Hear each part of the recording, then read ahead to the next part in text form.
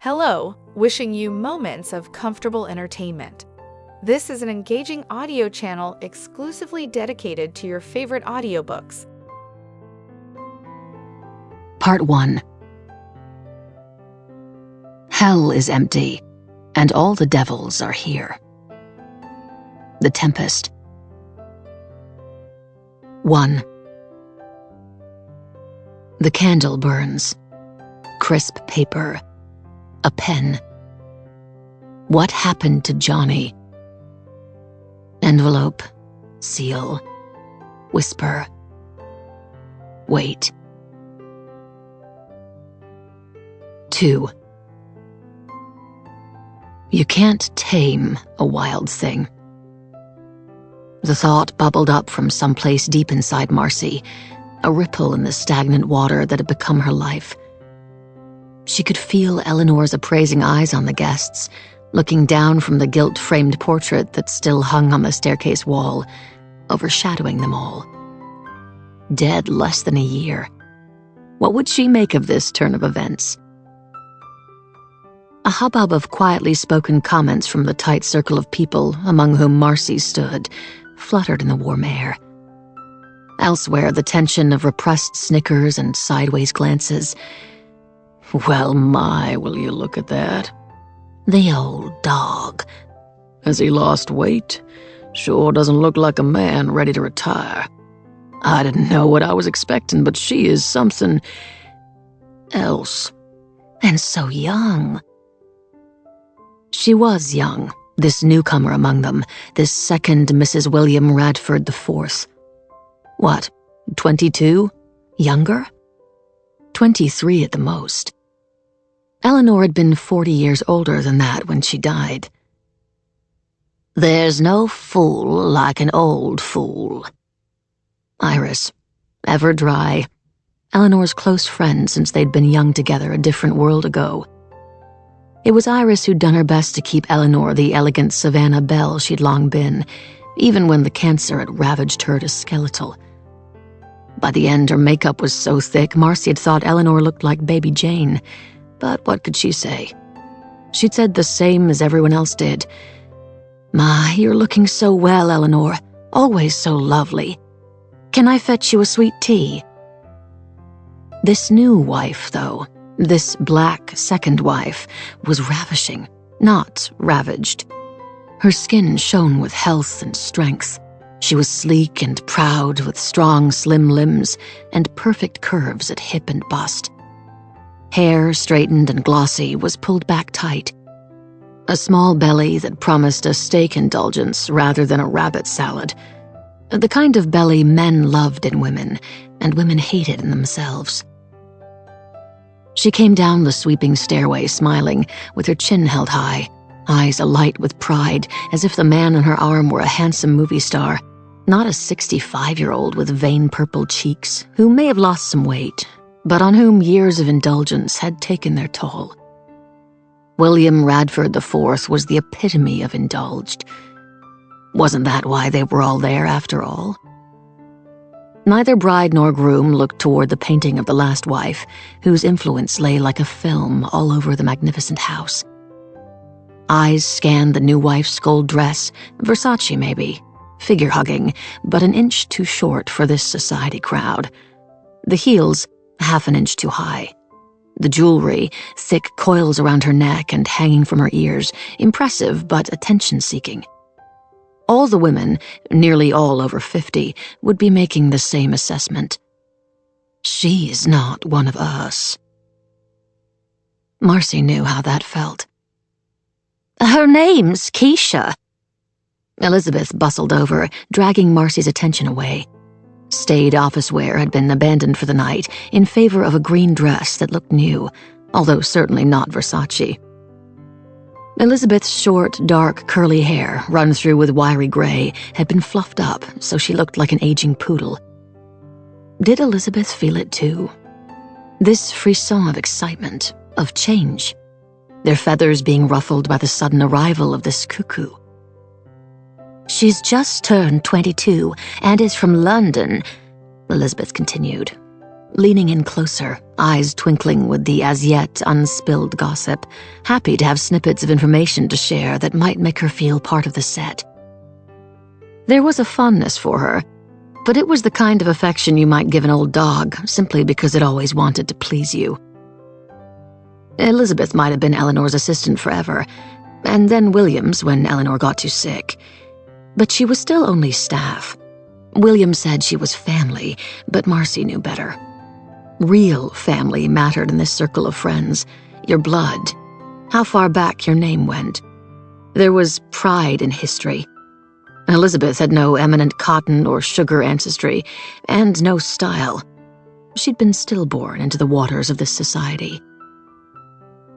That's where they met, London, 4 months ago. A whirlwind romance. William wanted to keep their early return as a surprise, but someone had to get them home and arrange all this. Elizabeth wafted a hand around as if she'd been spending her own money on the occasion. He swore me to secrecy, but thank the Lord for Julian and Pierre. They truly do organize the best parties. She smiled again. Here come the happy couple, Emmett muttered. William was always going to bring her to them first, his best friends, the club set. And then it was a flurry of exclamations and smiles and wafts of perfume as each of the women leaned in to air-kiss the pair. Marcy, the other second wife, the older second wife, took a few involuntary steps backward as the rest crowded in. Up close, Keisha was even more magnificent. Her skin was a deep, rich brown. She glowed. Eleanor had glowed once, too. Marcy watched her friends chirping their joy. The Queen is dead. Long live the Queen, vying to be the happiest at the new union. Iris, bird-like and papery old, but elegantly preserved, and her husband, Noah, the judge, portly, red-faced, and yet somewhat regal, the two of them cornerstones of Savannah society. Virginia, constantly smiling, her body starved to slim, but her full face under her Stepford wife blowout, forever betraying the larger size her God had meant her to be. She was a stalwart of the church, where she was adored almost as much as Jesus himself for the size of her charitable donations. Beside her was her foppish husband Emmett, slight and short and impeccably dressed. Also somewhere in his mid-50s, he brokered various stocks and shares to pretend to himself that he didn't simply while away his life on inherited wealth, using the club as an easy pool for investors. Sometimes, in the increasingly frequent bad moods that struck when this life threatened to suffocate her, Marcy wondered if she'd reach menopause early just by being around so much middle age. But now, in the wake of poor Eleanor's demise, here was youth among them, a shard of obsidian glistening in the staid, patted-down chalk. Freshness, excitement. And 22. 4 years younger than Marcy had been when she'd met Jason. An affair, a year or so of melodrama, an unpleasant divorce, goodbye, Jackie. And by 29, she had been the young second wife taking careful steps to find her place in this world. Now she was nearly 35, with Jason coming up on 53, and she was cemented, stuck, into the set. But Jason wasn't like the others in many ways. Not quite of the same stock, even though his family had been around for generations. And then there was the business with his father. He'd had to rise above that. No mean feat in this world. He'd crawled back onto the social ladder while married to Jackie. It was something they had in common, this tenacity to achieve more. And Marcy was determined they'd keep climbing. She looked at the chattering, gushing wealth embodied in her friends. How wonderful it must be to be born an Iris or a William, when people hung on your every word, wanted to please you. Royalty. Shame they didn't have anything of note to say. But then they didn't have to. She glanced toward Jason, wanting to share a quick secret smile at the ridiculousness of all this. But her husband's eyes were on Keisha. Marcy watched as his hand half-stroked the young woman's bare arm when he leaned in to kiss her cheek, as if he couldn't resist touching her. Unlike the women's, this was no air kiss.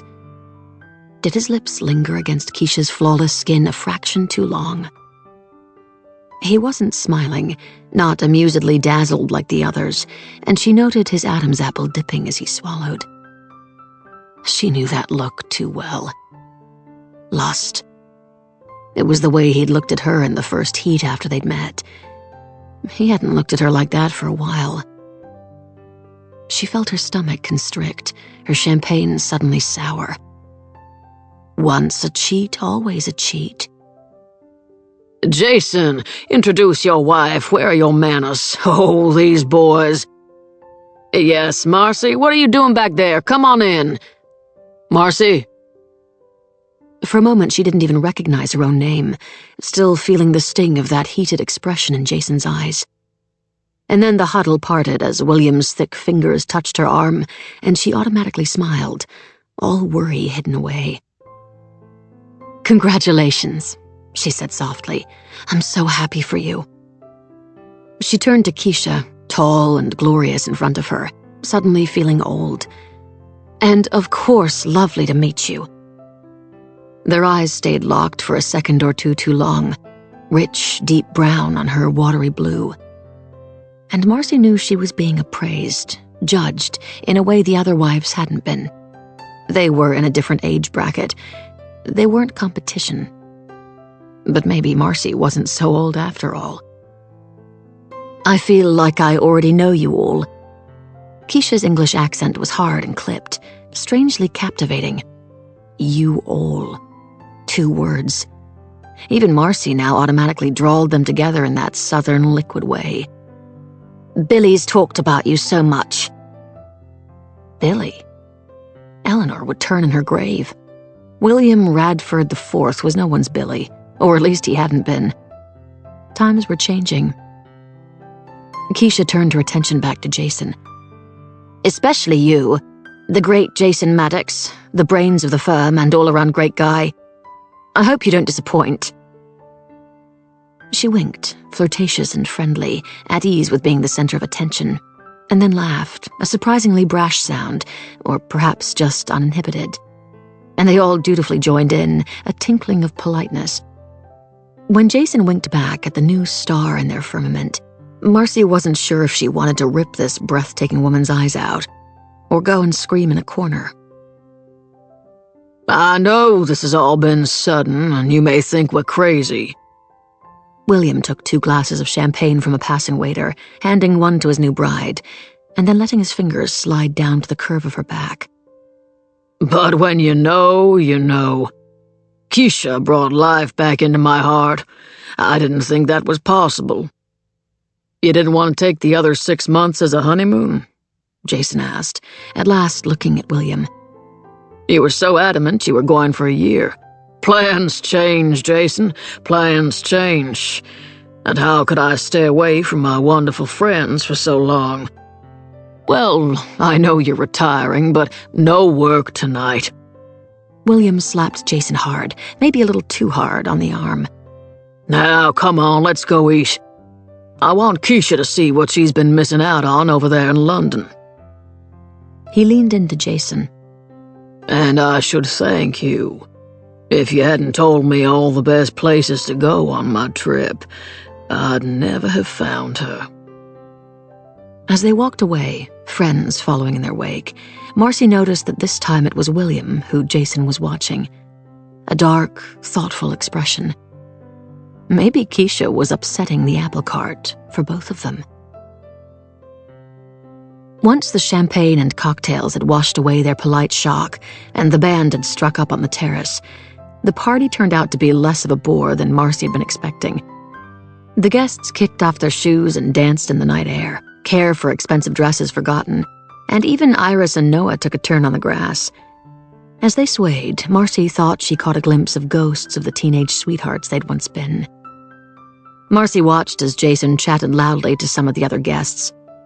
She couldn't get the look he'd given Keisha out of her head. He'd been pulling away for a few months, but she'd put it down to work, the responsibility of running the partnership while William was away, gearing up to take the next step of buying him out. Their sex life had dwindled down to occasional drunken screws, and she wondered if those were only to fulfill his need for a child, an heir, a social accessory they could send to Country Day and expand their affluent network. Looking at him now, the same questions swirled in her head as they had for weeks. Had he grown bored of her? Was she a challenge completed? Now, here, in that look that whispered thoughts of betrayal, there had been the first clear fracture in the structure of their marriage. She'd never seen him look at another woman that way. Never. Keisha had come to join them once or twice, increasingly unsteady on her feet, but still trying to twirl and shimmy to the music, head thrown back, laughing that raucous, fascinating sound. She lingered too close to where Jason and Marcy were sharing a lounger later in the evening. And although Jason did snatch the occasional glance her way, if Keisha was looking for further flirtation, she was disappointed. But still, that look. William, following constantly in his young wife's shadow, finally led her away, and they didn't see her again. Given her state, he probably had Zelda, his housekeeper, put her to bed. Virginia was all raised eyebrows, even though she wasn't beyond having 1 or 2 drinks too many when the mood took her, church or no church.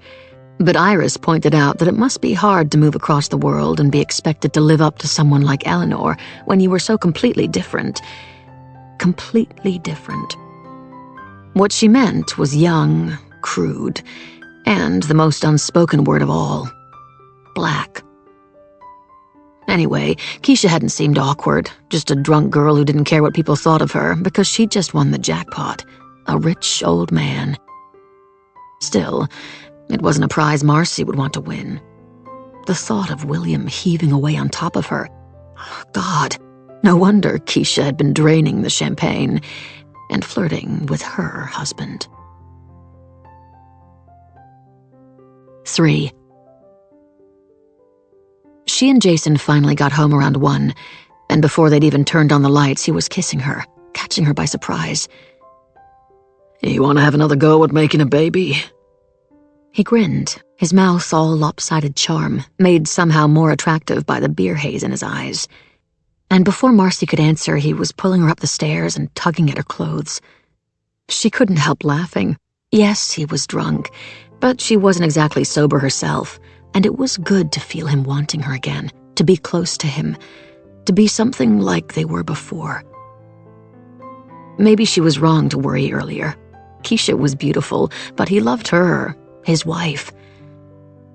They fell onto the bed, only half naked, a mess of panting urgency. She sought out his eyes in the gloom as he pushed her arms over her head, holding her wrists down with one hand. She tried to nuzzle at his face to get him to look at her, to kiss her. With Marcy's legs gripping his waist, he thrust himself inside her. She gasped. She always did. There had never been a man who could come close to Jason at turning her on. But his face stayed pressed into her shoulder, his breath dampening her skin as it quickened. He's not with me. The thought was a cold shower between her thighs. He's not thinking of me. He finished fast, and when he flopped over to his side of the bed, Marcy stayed breathless. It was one thing that they rarely fucked anymore, but until now, when they had, she'd always felt he was present. Not this time. Had he been thinking of her? It was nothing. It meant nothing. People fantasized all the time. She was overreacting. What was it about Keisha that unsettled her so? I love you, Jason said, perfunctorily, his hand reaching across and resting on her thigh. I know, she answered, and let out a chuckle she didn't feel. She couldn't make a thing of it. She wouldn't. Oh, so funny, Mrs. Maddox. He let out a long, contented sigh. Marcy's heart was still racing. I think she likes you, she said, the words blurting out. At least she sounded mildly amused, not jealous or insecure. His eyes were no longer shut. He was staring at the ceiling. Who? You know who. Why hadn't she kept her mouth shut? She felt stupid, obvious. Keisha. Ah, that's she. He stared at the ceiling a moment longer, expression unreadable in the dark, and then he rolled back on top of her and smiled. Your old man still got it. You better work harder to keep me. He kissed her, slow and soft, and she kissed him back, but she felt hollow. She'd worked hard enough to get him. She didn't want the rest of her life spent working hard to keep him. Was he even worth it? Half an hour later, when he was sprawled out and snoring, Marcy got up and padded into her dressing room beyond the his and hers bathrooms. Under the glare of the light, she looked at herself. She remembered how proud the new Mrs. Radford had been coming down those stairs. How beautiful. The way she danced, so drunk. She didn't care. That was it. She reminded Marcy of someone she herself used to be a long time ago, back before she'd met Jason, before she had entered this world. When had she started to feel so small? Was it when the house, much as she adored their new home, got so big? Or was it after the boutique failed and they, Jason, quietly decided that a life in business wasn't for her? No more expensive hobbies. When had she stopped being hungry for excitement? When she'd become a good Southern wife? Was Keisha a reminder of all she'd given up for this life? And was that why she felt so untethered around her? Too much time for self-reflection, she decided as she opened her small chest of creams and toiletries.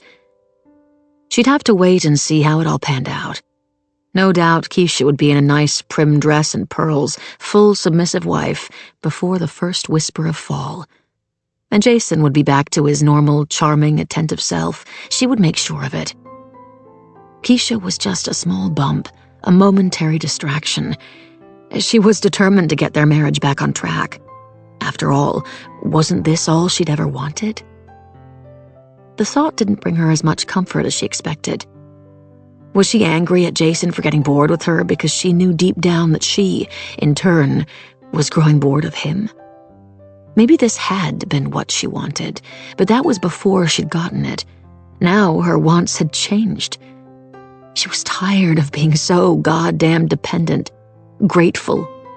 Even so wealthy, she felt like a second-class citizen. The other wives might tolerate her, but she didn't have any of their respect. And these days she wasn't even sure she had Jason's. She'd hoped money would bring that, to finally be a person of merit, no longer looked down on. But apparently it wasn't enough. You want to have another go at making a baby?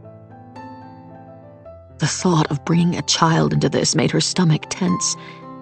If they divorced and she was saddled with a kid, then what? No man here would want her with baggage. She worried at her lip as she looked in the mirror. Making sure the door was locked, she carefully pulled away the inner lining of her vanity case and took out the strip of pills hidden inside. She stared long and hard in the mirror, and her eyes hardened as she popped one free. No, Marcy thought, looking up at the air conditioning grill on the ceiling as she swallowed the secret contraceptive. No, I don't want to make a fucking baby. 4. Marcy wished they'd had this late lunch at the house rather than on Iris and Noah Cartwright's boat moored at the end of the jetty. Perhaps then she wouldn't be forcing a smile through her nausea from the slight movement of the creek beneath them.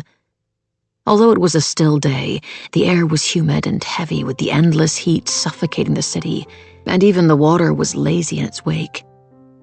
Iris knew Marcy got motion sickness, but Noah loved his boat, and they always entertained on it in the summer. It was a tradition, and it had been clear from the start that they wouldn't change for Marcy.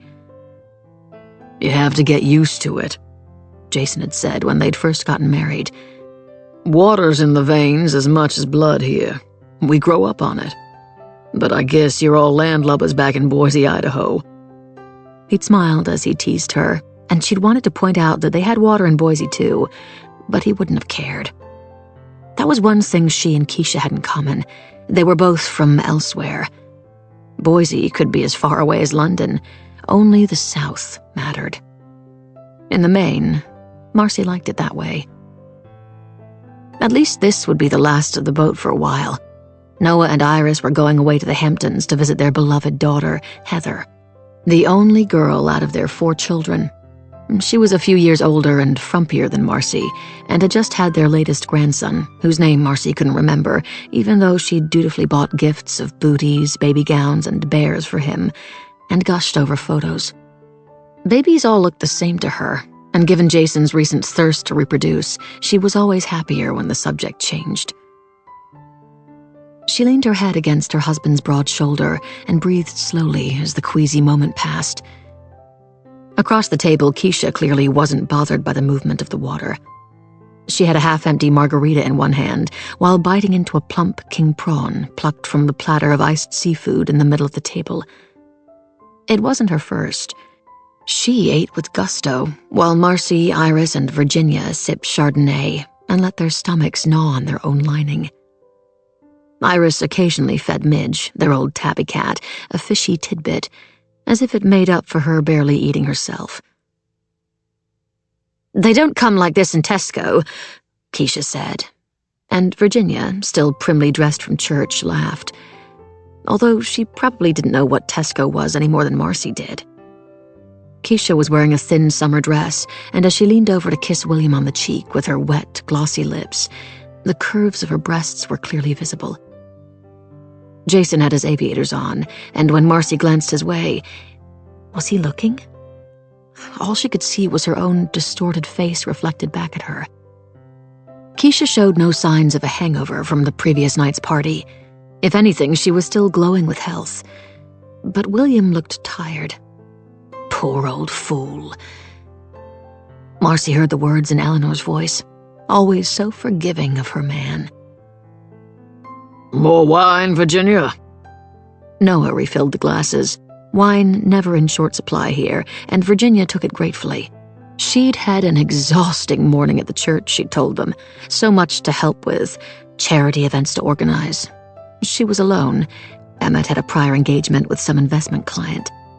The number of times he took meetings on Sundays was a clue to everyone bar his wife that he wasn't as keen on prayer as Virginia. Marcy imagined that the endless hours of fundraising and work at the homeless refuge that filled her hours could grate very quickly. "I called you this morning, William," Jason said. "Zelda told me you were on the treadmill." She didn't mention it." "It wasn't important, but jogging. I've never known you to do more than stroll around the golf course." Jason had called William? Marcy hadn't known that. When? Had she been in the shower? Had he hidden himself in one of the many empty rooms in their new house? Why would he need to speak to William on a Sunday morning when he knew they'd be seeing each other later? A thought curled like dark smoke. Had he been hoping Keisha would answer, maybe? "Never too late to get in shape," William said. "My new routine, up early, down to the treadmill, and then a coconut water to raise my energy. I tell you, I feel 20 years younger." "Are you sure that's the jogging?" Iris, ever the dry wit, raised an overplucked eyebrow and glanced at Keisha. "She sure helps," William conceded, and everyone smiled. Marcy tried to imagine him on the running machine. It wasn't a pretty image. The state-of-the-art home gym had been Eleanor's, and she'd used it religiously. A fat lot of good it had done her in the end. "Do you jog too?" Marcy asked. She imagined Keisha in tight gym gear and regretted asking the question immediately. That was not an image she wanted in Jason's mind. "No, I'm a night owl. Nothing wakes me before 10, sometimes even midday, but I'm trying to change. I know I've married an early bird." Marcy couldn't imagine Keisha changing, conforming. But then she had. It was amazing how you could contain yourself, imprison yourself if you really tried, if you loved someone. She looked down at her sweet summer dress from that new expensive little boutique on Broughton that all the club wives loved so much. Cuff sleeves, buttons down the front, deck shoes on her feet. 6 or 7 years ago, she'd have been wearing cut-off denim shorts that showed the curve of her ass and wouldn't be seen dead in something as old as this. Probably why her own store had failed. She hadn't known back then how sedately her customer base dressed. Well, that and all the bad-mouthing from Jason's ex-wife. Marcy should have let the dust settle before trying to do something for herself. Now she was trapped in expensive cotton and reliant on her husband's credit card. "Although I draw the line at coconut water," Keisha continued. "It's disgusting. It tastes like sperm. No wonder Billy drains the carton in one go." Iris nearly choked on her wine at that. Combined with the appalled look on William's face and the flush on Noah's, Marcy couldn't help but laugh. Jason joined in, and then so did Iris. "I'm so sorry. I have no filter." Keisha clapped a hand over her mouth, her eyes suddenly nervous as they glanced at William. For a moment, he looked like he might implode, and then, seeing that his friends weren't offended, his face relaxed slightly into a taut grin. "I'll take your word for it on the taste." He squeezed her knee, and looking at his fat, white hand on Keisha's young, dark skin made Marcy think of that English king, the one with all the wives she'd watched the TV show about. Old and fat, and with a beautiful young girl he believed loved him. Didn't end well for the women, if she remembered correctly. "It's so hot," Keisha said when the titters stopped. She leaned back in her chair and looked out over the water. "And muggy." "Welcome to the South," Noah drawled. He'd been virtually dozing for the past hour or so, an old beached walrus splayed on his seat. But now he picked up a piece of cornbread and tore away a corner to eat, despite Iris's side-eye. Noah could do with losing more than a pound or two himself. "Storms that come in fast and clear away as quick. Heat that clings to you like a needy child." "You'll learn to move slower," Virginia added, fanning herself with a coaster. "In this weather, you don't get a choice." "Oh, I love it. I can feel my whole body relaxing, but," Keisha said, unfurling from her chair like a languid cat, "I also can't resist the water." She kissed William, chased on the cheek, and then her shoulders were slipping free of her sundress, which slid to the floor, revealing a string bikini beneath it. "I'm going in!"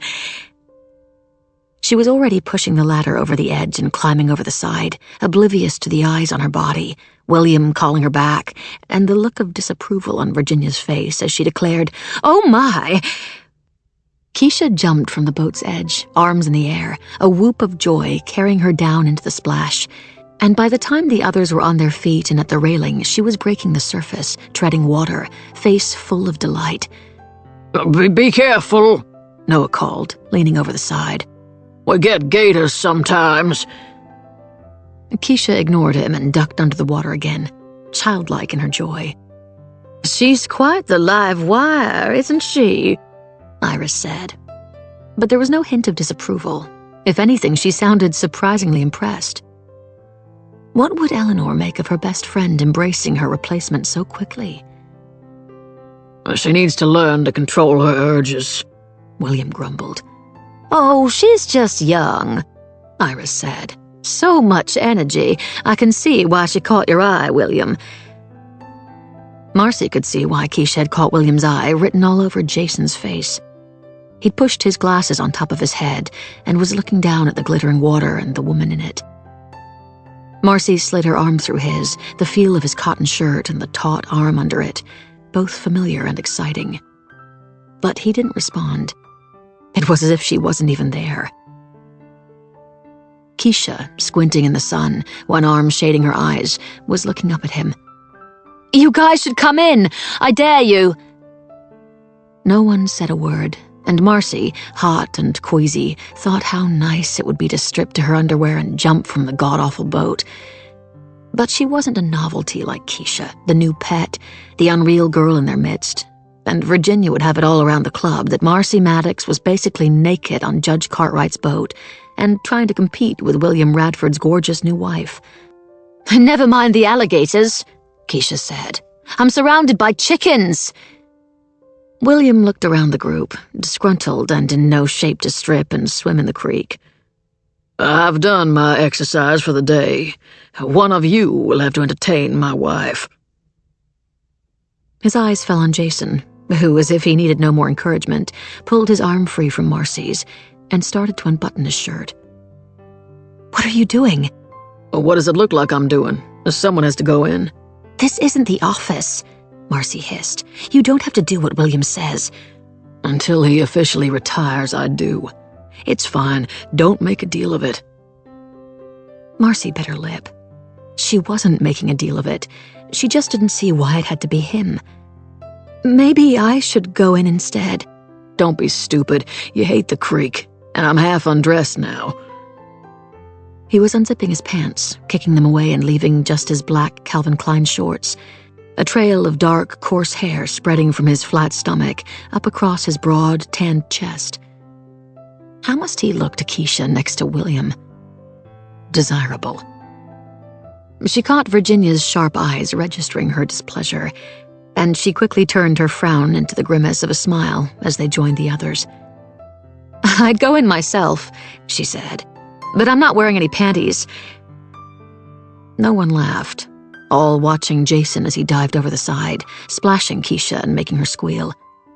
"I'm kidding." Marcy picked up her glass from the table and leaned over the railing. "Of course I'm wearing underwear." She was smarting. If Keisha had said it, they'd all have found it funny. What was so different?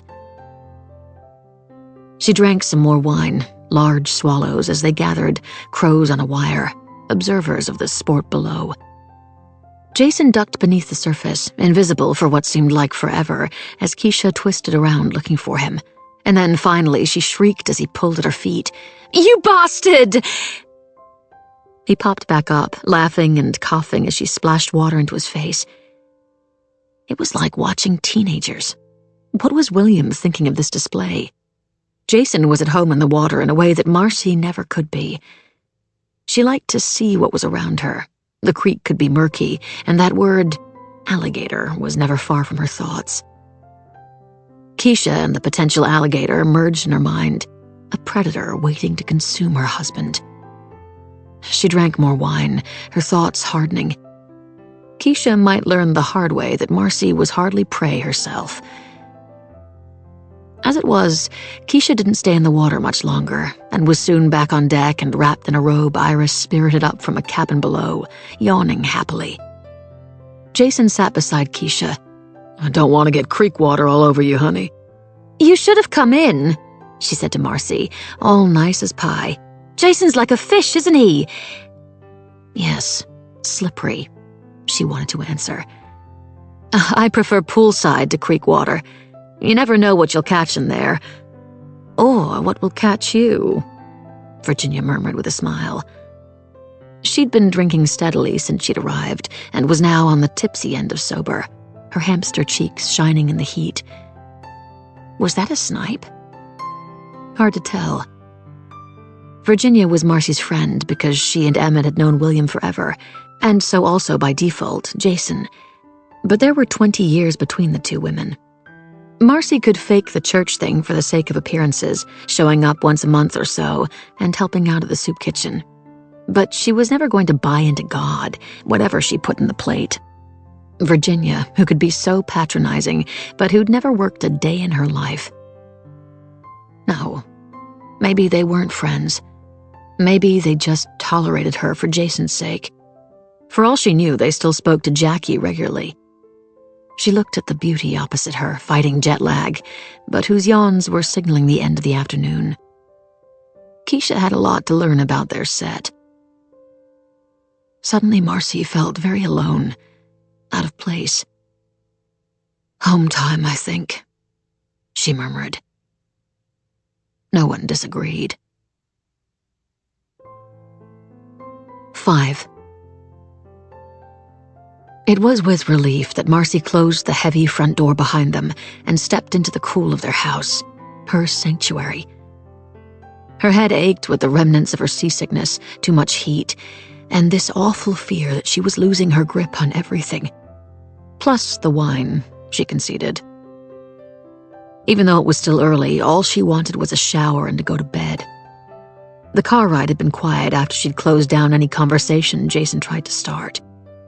His good mood had been bubbling over, his enjoyment of the afternoon in direct opposition to how dark she now felt. Once a cheat, always a cheat. Thrill seekers seek thrills, and that's all there is to it. Just be careful, dear.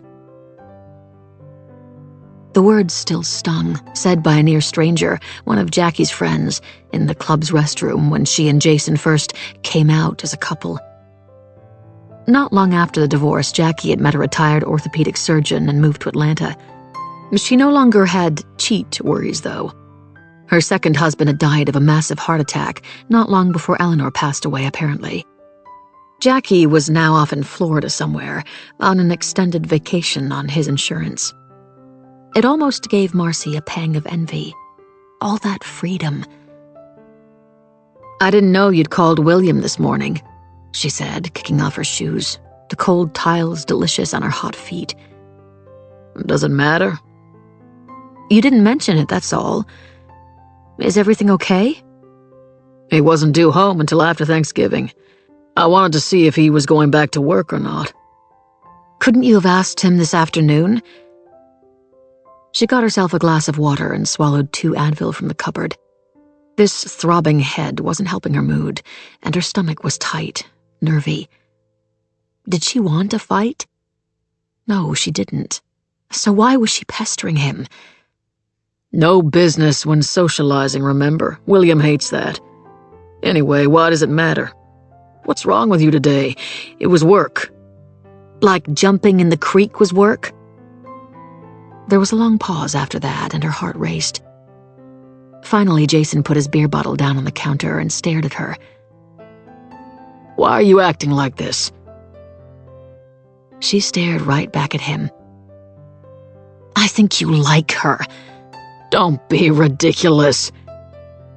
He looked so appalled she very nearly believed him, until he uttered the death knell of denial. "She's not my type." The words were a slap in the face. He did want her, and not just in a "yeah, she's hot, so I would" jokey way. "Really?" The word dripped from her, heavy with sarcasm. "For God's sake, Marcy, am I never supposed to look at another woman ever? Is that how you'd like me, castrated?" "That's not what I'm saying." What was she saying? "This seems different, that's all. It makes me feel odd, and I don't know why." She suddenly felt teary. She was making it worse. "I don't want to sleep with her," Jason said, softened by her upset. "I just find her refreshing, I guess." "Refreshing?" "You know." He shrugged. "A bit wild, young, different from our friends." "Your friends," is what she wanted to snap at him, but she bit it back. They weren't Marcy's friends. They'd simply absorbed her into them, scrubbed her up and made her respectable. She hadn't fought it because she loved him. She'd allowed it. "I'm not boring," she said. And he burst out laughing. "No," he said. "No, you're not. A bit crazy, maybe, but not boring." He reached out and pulled her close, kissing the top of her head. A sterile kiss. "She's young, that's all." He breathed hot on her scalp. "Too young for me." Thought no man ever. Later that night, when she snuck away to take her "no baby, thank you very much" pill, and had locked the dressing room door, she stood on her vanity chair and carefully removed the overhead vent cover.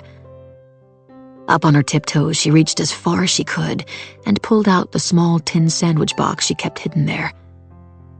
She calmed a little, just running her fingers over the surface. Why was she feeling the need to look inside? Keisha, Keisha, Keisha, that was why. Remembering how Jason had looked at her in the water, how desperately eager he'd been to abandon Marcy and jump in to join her, Marcy wanted to kill him. It was what men never understood. The little disregards hurt the most. The shift from adoration to feeling comfortable, taken for granted, disrespected. She had never wanted that. She didn't want that. Her blood ran too hot in her veins. She stared at the box, her reminder of how far she'd come, her anchor. Whenever this life she fought so hard for made her feel suffocated, all she needed was to look at the box. Yeah, life wasn't the perfection she'd hoped for, but things could be a lot worse. She didn't need to open it to know that the first item, the one that covered all her other memories, was a photo of her and Jason, her arms around his neck, both laughing. Free. Back when they'd first met, when everything was passion and they'd have died for each other. God, how she missed that passion. Thrill seekers seek thrills, and that's all there is to it. No, she thought, that's not true. People can change. People do change. Everything was going to be fine. Marcy and Jason Maddox were meant to be. Weren't they? 6. Keisha couldn't get back to sleep. She wished she could turn off the air conditioning and feel the night heat, which might help soothe away the ants in her brain that were keeping her awake. The worries, the sense of isolation, the anxiety and dark, muddled thinking that had plagued her since she was a child, and now were threatening to return. Her eyes kept glancing to the corner of the room where the shadows stretched longest. When she'd woken, she'd been sure she'd see him there, a ghostly boy emerging from the gloom, as if he'd followed her from her childhood and her dreams to this place so far away from home. She'd shivered, repeating the words that had been her mantra all her life. There was no boy. There was no ghost. Until her breathing evened out. Still, though, she felt panicky, lying so still and awake in the night. Billy wouldn't sleep with a nightlight on. He'd laughed at her when she'd asked him. He laughed at her a lot, or shouted. Don't fuck this up, she told herself. Fuck. Billy didn't like it when she swore, and she tried hard not to speak like she had at home, where cursing was part of the vernacular. Despite the Egyptian cotton sheets, soft against her naked skin, she was consumed with a longing for home. The traffic noise, the dirt, the tiny flat on the 10th floor of a building where the lift mostly didn't work, where the stairwells stank of piss and the corridors were filled with broken old people trying to hold on to their dignity in a changed, uncaring world, while teenagers tried to sell you crack. Everything was different here, and not just the way of life and the quiet, still nights. In London, her family and all the other girls at the club had laughed at Billy's pathetic romantic overtures until they realized what he was worth, and then it didn't matter that he was old and fat. Then they'd all made sure his pursuit of Keisha was serious. The dollar signs were lit up bright in everyone she knew. Think of the money, her uncle Yahuba had said, eyes flashing sharp with endless greed. Dolly had said the same, teeth gritting with envy, and all the other women nodding along. They were hard girls at the club, no goodness in them. Grifters, graspers, making hundreds of pounds by night, and none of them with the sense to save a penny. Smile, dance, and take the money, drink your way through it. More fool the men. But Keisha with her odd moods and erratic behavior, had not been like that. The dancing she could do, the feeling of being lost in music under a spotlight, real life forgotten. But not the men. And so she'd become a drinks waitress, her tight clothing staying on, no hands allowed to paw at her. She certainly didn't do afters, even knowing she could have made so much more, enough to break free of her uncle's control perhaps, to pay her family back what they said she owed them for raising her. And then maybe enough to run somewhere even her awful dreams couldn't find her. The air conditioning clicked and started to hum again. The sound enough to keep her awake, without the addition of Billy's sleeping pig grunts and snuffles beside her. Her sleeping prince, her hero, she had hit the jackpot with him. Her. Everyone had seen, a rich, lonely American widower. She'd have been stupid not to grab at it. And once her uncle and auntie had seen the gifts he'd bought her, she'd had no choice. Back then, at the beginning, she hadn't even minded. Billy was kind. He was fragile, almost. He was saving her, and maybe she could help with his fear of being old, dying, rotting away like his first wife. He was a man who had been forced to look in the mirror and realize that time was no longer on his side. Auntie Ngaio had told him there would be no lingering cancer for him after the long and awkward wedding celebration where Keisha had been forced to take him to Peckham and watch her relatives circling like sharks. They'd both drunk too much to get through it. Auntie Ngaio said he wouldn't die in his own shit. People believed her, said she had a gift, a knowing. It shone through, and Billy was no exception, although Keisha could see that Auntie Ngaio slightly scared him too. He'd fallen for Keisha harder after that, seeing himself as her knight in shining armor saving her from her wicked relatives. He'd said she was his lucky charm.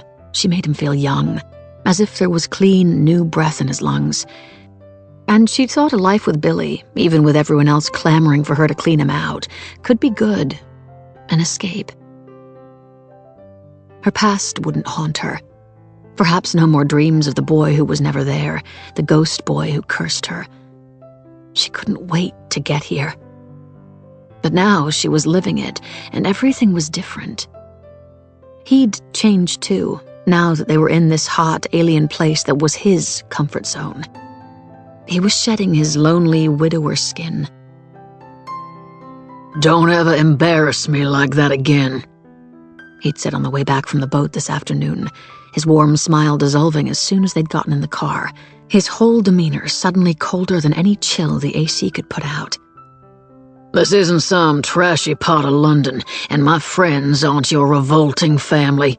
You can't talk like that here." She was so stunned at the sudden shift in his mood.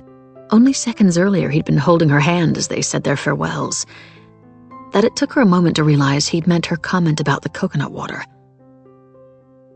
"Everyone laughed," she'd answered softly. "It was just a joke." "You sounded like a whore." His words were bile, raw acid hitting her. Only after she'd burst into startled tears, full of apologies, did he pat her on the knee, as if reassuring a scalded child, and tell her he loved her. It was a moment of revelation. Now that she'd married him, all the things he'd said wouldn't matter actually did. He was well respected, he had power. He didn't want to be embarrassed, not even by her, maybe especially not by her. He wanted her to be perfect. She took a deep breath. She could do this. "He'll be dead soon enough," Dolly had said when they'd hugged goodbye.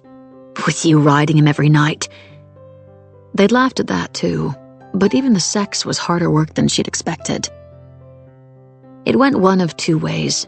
If he was feeling sweet and sentimental and hadn't taken a Viagra, he simply labored for hours with his head between her thighs, checking she was happy, while she fantasized until she finally came, or faked it like a porn star.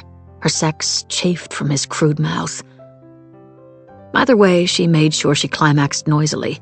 A man like William would never understand a true female orgasm. Quiet, intense, private. What validation would there be for him in that? Then there was the other sex, the Viagra sex, reclaiming his youth. All the things he'd never done with his saintly first wife he wanted to do now, with her.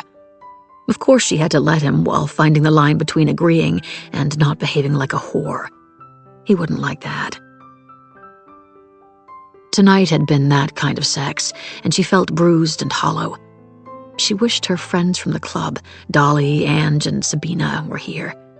They'd know how to play this better than her. It had all sounded much easier in London. She pushed the sheets back and reached for her robe, pulling the thin silk around her strong body. She was too restless to just lie there, corpse-like, as the hours ticked around until dawn.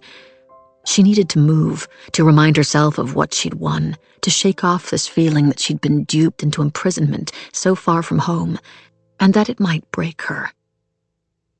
Downstairs, she went to the kitchen first, draining milk straight from the container to settle the acid burning her chest from an afternoon's drinking. She stared at all the stupid individual cartons of coconut water that Billy somehow thought would make him young again. It did taste like sperm, however much he may not have liked the comment. She wanted to twist one open and spit in it. She closed the fridge and padded out into the vast hallway. Eleanor stared down at her in the gloom, her expression unreadable, and Keisha shivered. There was no space for the boy here.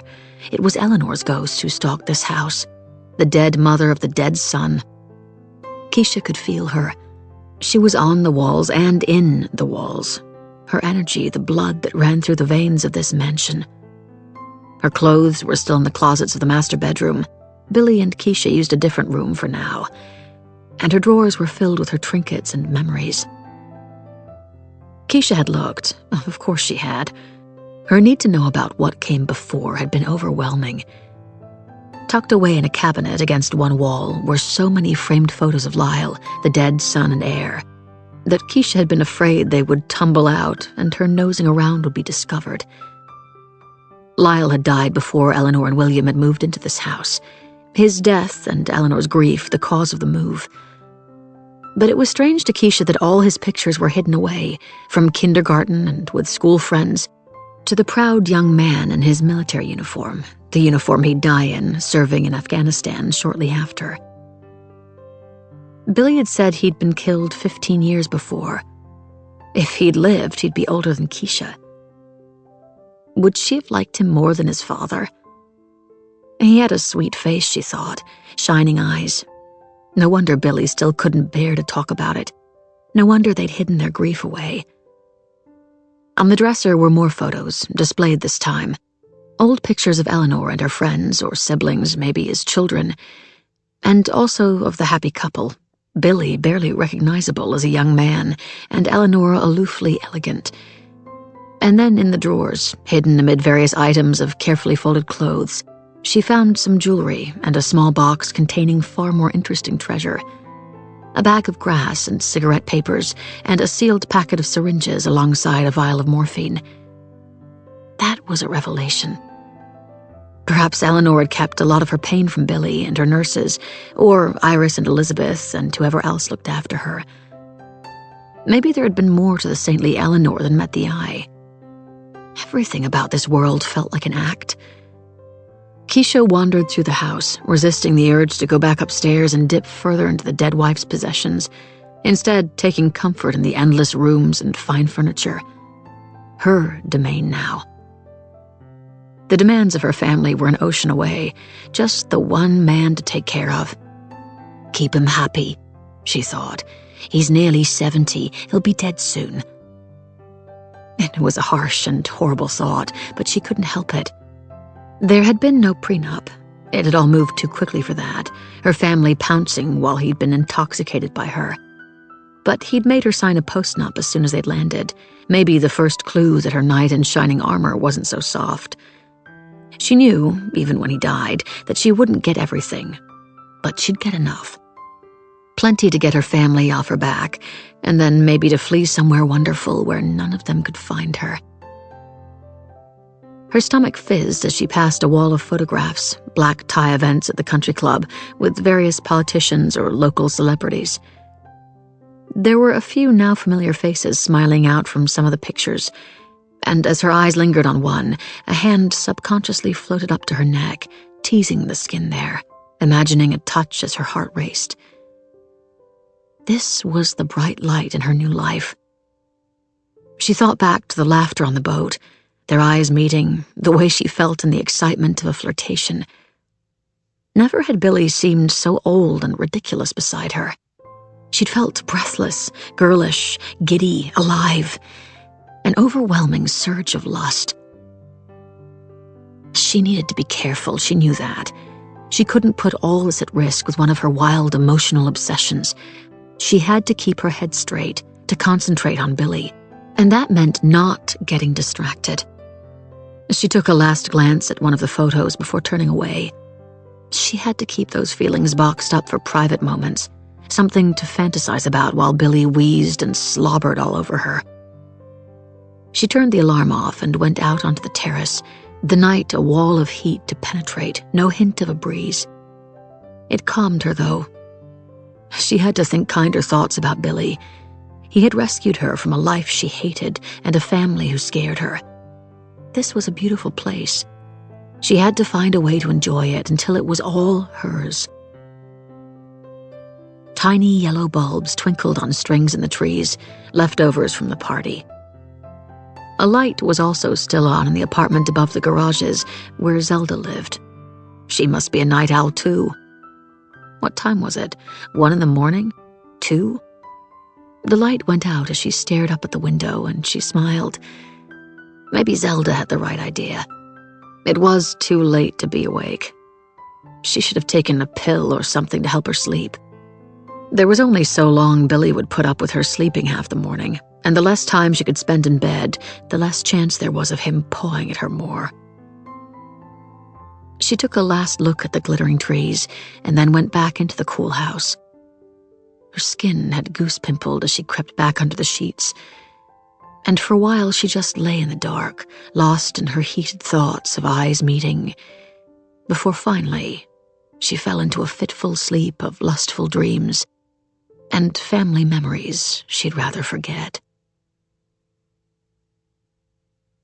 7. It was 10 when Keisha woke, the sheets tangled between her thighs like a drained lover, and she squinted against the light that streamed through the large windows. It made her feel good, a fresh start. Today she would be a good wife. She stretched for a moment before grabbing her robe and heading downstairs.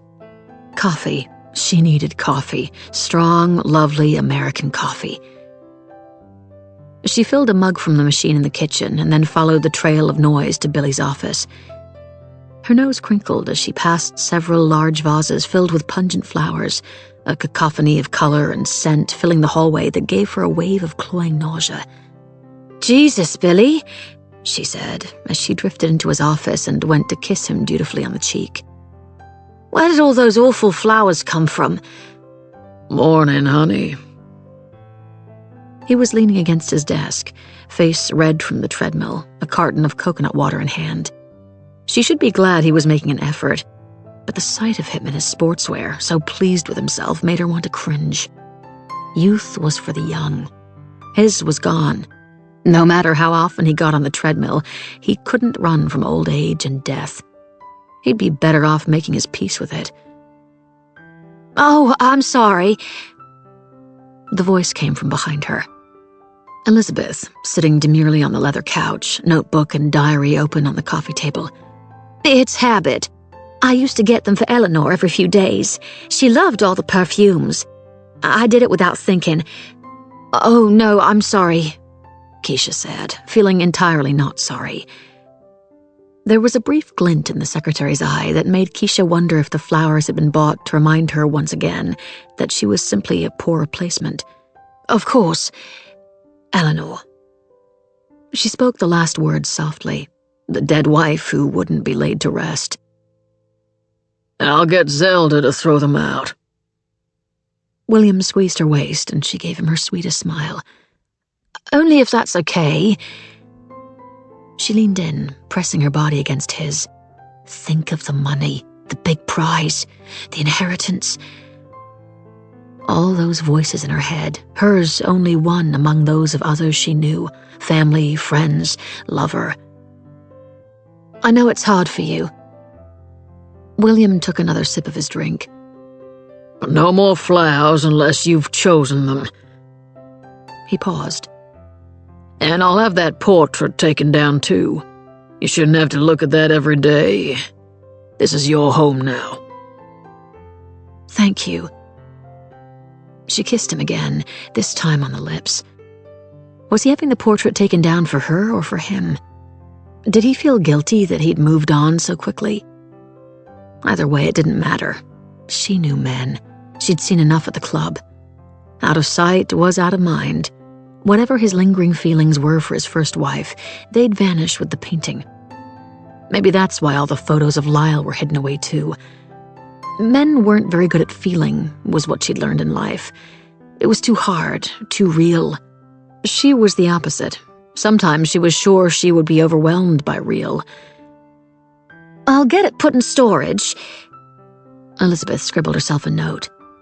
"And I'll speak to the kitchen designer about that faulty drawer. I have no idea how things are falling down the back into the space there, but maybe you don't keep your glasses or passport in there anymore." Thanks. William turned to Keisha.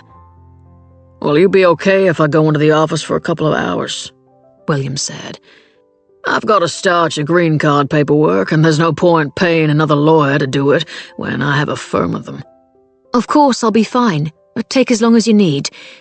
I also want to get a new life insurance policy and make some changes to my will. His eyes shone. Today he was in a good mood, her adoring puppy, not an old dog baring its teeth. Now I'd better go shower and change.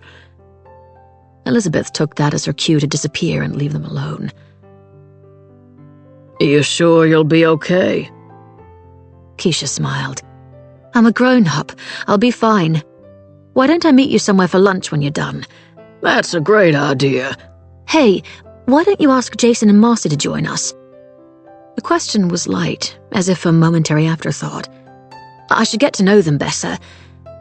He held her tight, and she didn't flinch from the cooling sweat and the gray hairs of his barrel chest as they rubbed on her skin. Life insurance. Will.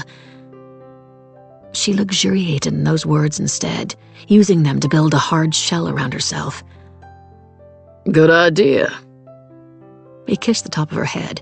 I'll speak to Jason and let you know where to meet us. It's a plan. Now shower, go! She pushed him playfully away. It was a plan. 4 months of Billy had left her aching for something else, something for her heart. And there was no crime in looking. She waited impatiently for William to dress and leave. A few hours to herself would be blissful. She'd take a Valium, keep the demons in her head quiet, play loud music, and have an hour-long bath to relax. First, though, once he was finally gone, she found herself back in Eleanor's room, carefully picking through the dead woman's jewelry boxes. She wasn't going to take anything, but she wanted to see if the pieces Billy had thus far given her, expensive as they were not just trinkets in comparison. How was her worth measuring up? Are you looking for something, ma'am? Keisha nearly dropped the string of pearls she was examining. Jesus shit, Zelda, you made me jump. I'm sorry, ma'am. I didn't know that Mr. Radford was happy for people to come in here yet. I must have been wrong. Keisha looked at the diminutive black woman in the doorway. There had been definite disapproval in her tone, a slight distaste in her expression. Keisha's hackles rose. There were too many people controlling her life. There always had been. She wouldn't take it from a housekeeper. Who was she to judge? Billy won't mind, Keisha said, breezing out of the room. We're only waiting for Iris to get back from vacation. Then this will all be sorted and cleared out. She paused and looked down at the housekeeper. Why was she even explaining herself? Anyway, it's my house now. I can go where I want. Yes, ma'am, Zelda said. I'd like some tea, English style, and bring it to my bathroom. She didn't even want any tea, but she did want to be respected. No one had respected her at home. That wasn't going to happen here. Zelda was going to have to change her tune, or Billy would be looking for new staff. She ran the hot water, swallowed a Valium, and tried to shake off her irritation, even managing a thank you when the drink arrived. Lunch, she thought, as she slid naked into the vast bath, submerging herself in the bubbles. Relax and think about lunch. 8. In Southside, it always felt 10 degrees hotter to Marcy, and her hands were slick with sweat in her plastic gloves, but there was no way she was going to take them off. The community center that served as the mission's soup kitchen stank of stale summer sweat and the thick, meaty stench of the paper mills, as if any breeze that passed over the city dragged it here, where it could settle away from the polite squares and strollers in Forsyth Park. There were worse smells, too, ones that emanated from the warm bodies, and there was no way she was going to touch any of the shuffling line of homeless degenerates lining up for stew and dumplings and a beaker of cherry Kool-Aid. Unlike the other volunteers who chatted together, Marcy kept herself to herself. They were all fully paid-up Baptists, and she didn't want to get absorbed into the inner congregation by accident. Another set. Savannah was full of sets. Out among the tables, Virginia was in her element, touching shoulders, relishing the gratitude. It was different for Virginia. She'd never been poor. For all the time she spent here, these people weren't real. She didn't see them as whole, good, bad, ugly, or somewhere in between. They were simply unfortunate, as if none had ever been part of his or her own downfall. Marcy didn't like being around the homeless, but at least she didn't diminish them. She glanced down the line to where an old man, Harold, was slowly moving forward. His face was a portrait of etched unpleasantness, and although she never acknowledged it, she was aware that his free hand went down to the crotch of his pants whenever he looked at her, a move designed to make her feel uncomfortable, a way to take a little power back. She slopped the stew over the side of the bowl, spilling some on him. "Oops, silly me." "Dumb bitch," he muttered. "It's not me who's going to die on a street corner one day, stinking of my own piss, though, is it?" She wanted to hiss back. Instead, she handed him a biscuit as they glared at each other. "Over here, Harold," Virginia called. "Lawrence saved a seat for you." Lawrence and Harold, the most ridiculous names for two old drunks, if those were their names at all. It's not like anyone here checked IDs. Crude and foul, though, both of them. The worst of the clients, as Virginia insisted the tramps be called. Jason couldn't understand why she always went back. Whenever she'd come home from helping, she would bitch about Harold this or Lawrence that. How could she explain it to him? She wasn't here just to cozy up to Virginia or fill a few hours with something after that embarrassing failure of her boutique. It ran deeper than that. She liked to remind herself of how life could turn on a dime. One bad deal at work, one divorce, a couple too many drinks, and then you're sleeping in a square all day with everything you love in a brown paper bag. Life changed, and it could change fast. It never hurt to remember that. These raggedy shells of humanity disgusted her on a visceral level, but she needed her disgust. Jason would never understand that. Sure, he'd had problems with his father, but he'd never been poor in his bones. He'd come from the right blood, and the right blood rallied around and helped pick him back up when Maddox Sr. had done the honorable thing in his disgrace and killed himself. She caught herself. That was blunt, even for her. Everything was setting her on edge. She felt claustrophobic. The plastic gloves on her hands felt too tight, suffocating her skin. The weight of this life, one she'd done so much to secure for herself, had at some point settled around her neck like a noose. Jason. She was embarrassed by her behavior of the day before. It wasn't like her to either feel so weak or show weakness like that, to allow the jealous paranoias of a younger woman. She cringed when she thought about it. Maybe she'd go and surprise him. Yes, that's what she'd do. Take him somewhere lovely for lunch, somewhere decadent and not like this. Try and get some of the good of their relationship back.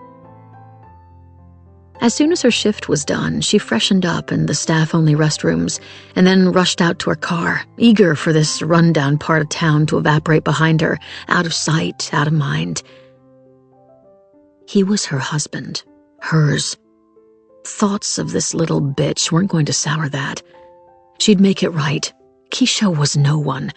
Jason might want her physically, but no matter who she was married to, Keisha didn't fit in, and she never would. As Marcy put the car in drive, she tried to ignore the quiet voice at the back of her mind that whispered, "But why would she ever want to?" "He never goes for lunch before 2. Marcy frowned, quietly fuming. It was only 1:30, and there was no sign of Jason in his office. She'd tried his mobile, but it was going straight to voicemail. So much for her big romantic gesture. Where the hell was he? He was with Mr. Radford, Sandy, the partner's assistant, told her. They left about 30 or 40 minutes ago, I guess. Did he say where they were going? No, just lunch. Did you try his cell? It's been a bit glitchy. I can't get through. How stupid did Sandy think she was? Or was she enjoying seeing Marcy on the back foot? Damn you, Jason, for embarrassing me. Oh, Elizabeth was here earlier, Sandy exclaimed. She probably made the reservation since I didn't. You could try her.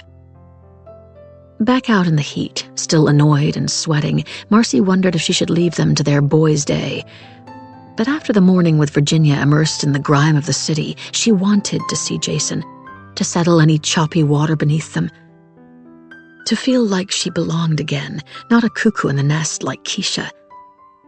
And what else was she supposed to do? Go home and drink wine alone? She dialed. Hey, Marcy! Elizabeth's voice crackled, distant as she answered.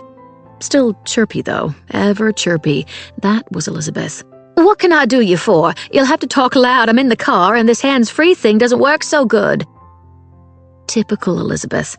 Surely she could afford something better, or get William to pay for it. She probably didn't want to be a bother. Elizabeth survived in this luxury jungle of theirs by not being a bother. I'm looking for Jason. Wanted to surprise him, but Sandy said he'd already gone for lunch. Why did she feel so ridiculous asking? It's not like she normally knew where Jason was every minute of every day. It hardly screamed problem in marriage. In fact, if she did know where he was all the time, that would be more of an issue. You're not with him? Obviously. Sorry. The irritation in Marcy's voice must have been clear, even if the line wasn't. It's just that I thought you would be. I booked the table for all four of you, the terrace at Carmelo's, for 1 o'clock. They'll still be there, I imagine, if you want to go find them. The food is great, but the service is slow. But William said to book somewhere nice to sit out. Marcy was barely listening and muttered a thank you before hanging up. She was supposed to be there? So why hadn't Jason called? All her unease. Her gut feeling that Jason was pulling away, wanted someone who wasn't her. She was right. There was something to it. Heat rose through her. She looked at her watch. It was nearly 2. All 4 of you. Jason and Marcy and William, and, of course, Keisha. Keisha. Sandy hadn't mentioned her, though, so maybe the men had decided to go on their own. She dithered by her car until the heat got too much. Perhaps she was overreacting. There was a reasonable excuse. It's only lunch, she told herself. Stop making a deal out of it. Just go. If the men were on their own, she'd be charming for 1 drink, and then leave them to it. 9. The men weren't on their own. Ah, there she is, the wife! That blunt, strange accent. Marcy's blood chilled, turning her stomach to ice water. Keisha was sitting between William on one side and Jason on the other. A very startled Jason, Marcy noticed, as her face flushed pink in a surge of something she couldn't blame on the weather. He quickly leaned back in his chair, but a moment too late to hide that he'd been leaning in, hanging on every one of Keisha's words, so much so that he hadn't even noticed his own wife standing by the table. Splinters of her heart broke off, and she wanted to stab him with them, stab both of them. I thought I'd surprise you for lunch. She ignored Keisha and tried to smile at Jason. Elizabeth told me where you were. I thought Marcy couldn't make it, William said to Jason, who hurriedly got to his feet to pull out her chair. She barely moved as he kissed her on the cheek. Contain yourself, she thought. Don't show weakness. Not where this gloating pig-in-shit stranger in front of you can see it. Keisha's hazel eyes, perfectly made up, of course, darted sharply between Marcy and Jason. Could she pick up on the tension between them? She looked beautiful. A low V neckline and her cream sleeveless pantsuit accentuated her bust, and the red sash tied at the waist made her look slimmer than she probably was, and Marcy once again felt her own beauty fade in comparison. "Thank you, darling." She took her seat, as did Jason. His white shirt was open at the top button, showing a slice of his tanned, strong chest. A little, but not too much. Why didn't men fade like women? How did they get to retain some allure that wasn't couched in ghosts of a tighter skin and past glory? How come they got to stay sexy, or, in fact, for a while, get sexier? Maybe that was the root of her problem. She felt her space in the group being erased. She'd been the youngest for so long. It was what she had, that quiet envy of their friends, and now it was being stripped from her by this confident younger usurper. "Sorry, Marsh," he said. "I thought you were at the mission with Virginia today." "I was, but I was done, so figured I'd find you for lunch. And here you are." "Well, that's great." William signaled over a waiter who poured Marcy the dregs of a bottle of Chablis before disappearing to fetch another. They were having a good time, it seemed. "The mission," Keisha said. "So you're a missionary kind of girl." So that's who'd been drinking most of the wine. The barbed innuendo was obviously lost on William, who answered for Marcy. "It's a food kitchen. Free lunches for the poor. Virginia organizes it with the church. You help out there quite a bit, don't you, Marcy?" "Beats going to church, and probably does more good." The waiter reappeared, and she ordered a small chicken salad as he topped up her glass. Maybe Jason didn't have an ulterior motive. She did usually do a later shift at the mission than she'd done today, so it was natural for him to think she was busy. But still, every fiber in her being screamed that Jason hadn't wanted her here. "Billy says everyone in this town loves God as much as they love a good time," Keisha said. "I'm not from here." Marcy was being snippy. She couldn't help herself. "Bad morning?" Jason asked. She ignored him. "You're one of us now, Marcy, and no fighting it," William said. "You're family, one of our congregation, and anyway, everyone believes in some version of God. Don't try to tell me otherwise. Nothing wrong with a little church going. It balances the soul." "I guess," she said. "But now that you're here, you can help with my dilemma. Keisha's trying to persuade me to go back to work." "Bored already?" She looked her nemesis in the face for the first time and smiled. They all laughed as if she were joking. Friends together. "No, of course not." A flash of dark eyes. The sting had hit home. "But you know what they say. Driven men die when they retire." "Thanks, honey." "I'm being serious. You read about it all the time. 6 weeks out of the office and then dead on the golf course. Anyway, I can't imagine you sitting around doing nothing all day, though I'm sure we could find something to pass the time." Keisha gave William's hand a squeeze, but her eyes darted to Marcy's. "And what will you be doing all day if he goes back to work?" Marcy wanted to ask, but didn't. That would put her on dangerous ground. Her one attempt at work had turned into a money pit, and Jason had snapped at her over her spending on the new house last week when the interior design quotes came in. "I like the idea of being a housewife," Keisha continued. "Preparing dinner for when you get home, sweet tea out on the porch, dinner parties with y'all, that kind of thing." "Y'all can cook?" asked Marcy, barely hiding the disbelief in her voice and mimicking Keisha's attempts to be cute. "Ha! We'll make a Southern belle of her yet, won't we?" William said, slapping Jason on the back and ignoring Marcy's barb. He sat up a little straighter, all testosterone now, with the thought of an adoring little woman waiting at home for him, and Marcy fought the urge to laugh out loud. Oh, she was good, this gold digger. Make it all about him when it was obvious she wanted him out of her hair as much as possible. "It's true, I have missed the buzz of work," William said. "Not at first, but recently." He sipped his wine, thoughtful. I could do a couple of days a week. No way you could, Jason said. Before you know it, you'd be in every day, stressed as all hell and going home late to a pissed wife and a burned dinner and a credit card she's maxed out to punish you. Marcy stared at him, incredulous. Where had that outburst come from? Jason laughed, suddenly aware of how sharp he'd sounded. Unless you're as lucky as me. He wasn't fooling anyone, and Keisha glanced over at Marcy, her look a blend of humor and victory. Marcy forced her whole body to stay relaxed, as if his words had washed over her into nothing. It'd take some spending to max out my credit cards, Jason. True. Jason gave William a rueful smile. The edge in the atmosphere softened, but Marcy had definitely heard some bite there. What was the matter with him? But that's a thought for another day, William said. Right now I'm enjoying being home and settling back in with my lovely new wife. We missed you while you were away. Marcy took another sip of her wine.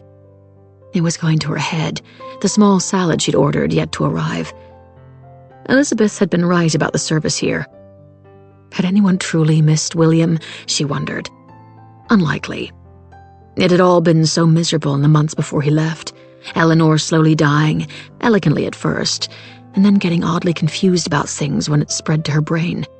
Crying about Lyle as if he'd only just died, rather than over a decade ago. Then that awful day. My pearls, my South Sea pearls, where are my pearls? Incessant and endless and so upset, hands fluttering, eyelids twitching, until Jason and Elizabeth finally found the necklace out by the pool house. Iris would wheel her around the club like some reminder of all their mortality while the men played golf, everyone pretending it was going to be fine when it wasn't. Even William started to shrink away from her toward the end, as if her impending death were contagious, flirting with some waitresses at the club to cling to life. Yes, he'd been heartbroken when Eleanor died, but he'd also been relieved. And when he took his grief to Europe for the year, that had been a relief for everyone else. They could get on with living their wonderful lives. Maybe that's why even Iris and Noah had taken to Keisha. No one wanted miserable William back.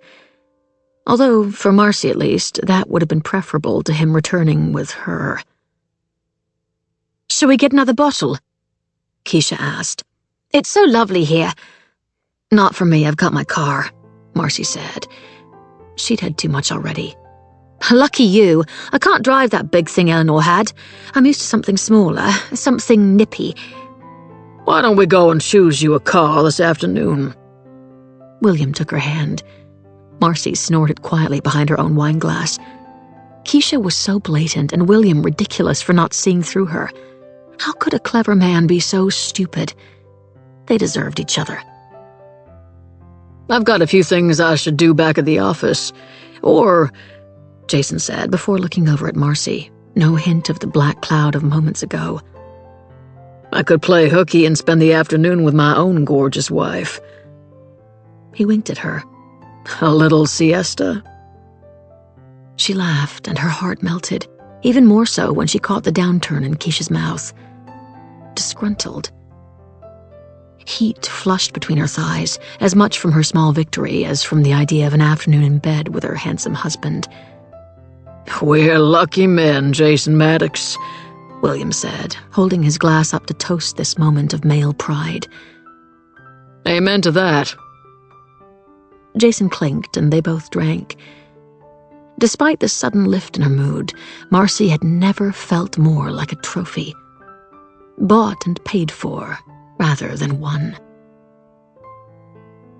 The sex they had that afternoon was wild and urgent, aggressive and mutually demanding. Nothing was off limits, like in the old days of illicit, thrilling meetings in hotel rooms. They were absorbed in each other, the heat and the wine and the late afternoon decadence bringing out the beasts in their blood as they laughed and panted and bit and wrestled. By the time they'd finally finished, she stank of him and he of her, and they were filled with the taste of each other. She ached deep in her muscles, but it was a pleasant pain, a reassurance that her marriage was fine. He wasn't bored. She wasn't bored. Jason rolled onto his side and up on one elbow, gazing at her for a long moment. Not studying her body, but looking her right in the eye. "What?" "I need you to be her friend." Goosebumps prickled across Marcy's skin. "How do you mean?" "Keisha." "I know who you mean, but why?" "This business of wanting William to go back to work. Change your mind." She was fully alert now, all sense of relaxed joy evaporating like the dregs of a glorious dream. Was this what the afternoon together had been leading up to? Sex was a woman's tool. Had it just been used against her? "He was supposed to be gone for a year." His eyes had moved away from her, staring out toward the French windows at the far end of the bedroom, focused on something she couldn't see. The chessboard of his mind moving pieces around. So? She needed more information. "I started making a few changes already. I don't want him coming in and trying to keep us as stagnant as we are. When I buy him out, if he doesn't change his mind on that, I was going to reach out to Barden and Briggs in Atlanta, see if they still wanted to merge with us. It would be a massive step forward." He paused. "And make us a lot of money." Her heart pounded in her chest so hard it echoed in her ears and throbbed in her hot feet. Was this why he'd been distant? Just work? Was it why he'd been making such a fuss of Keisha, too? To get her on his side?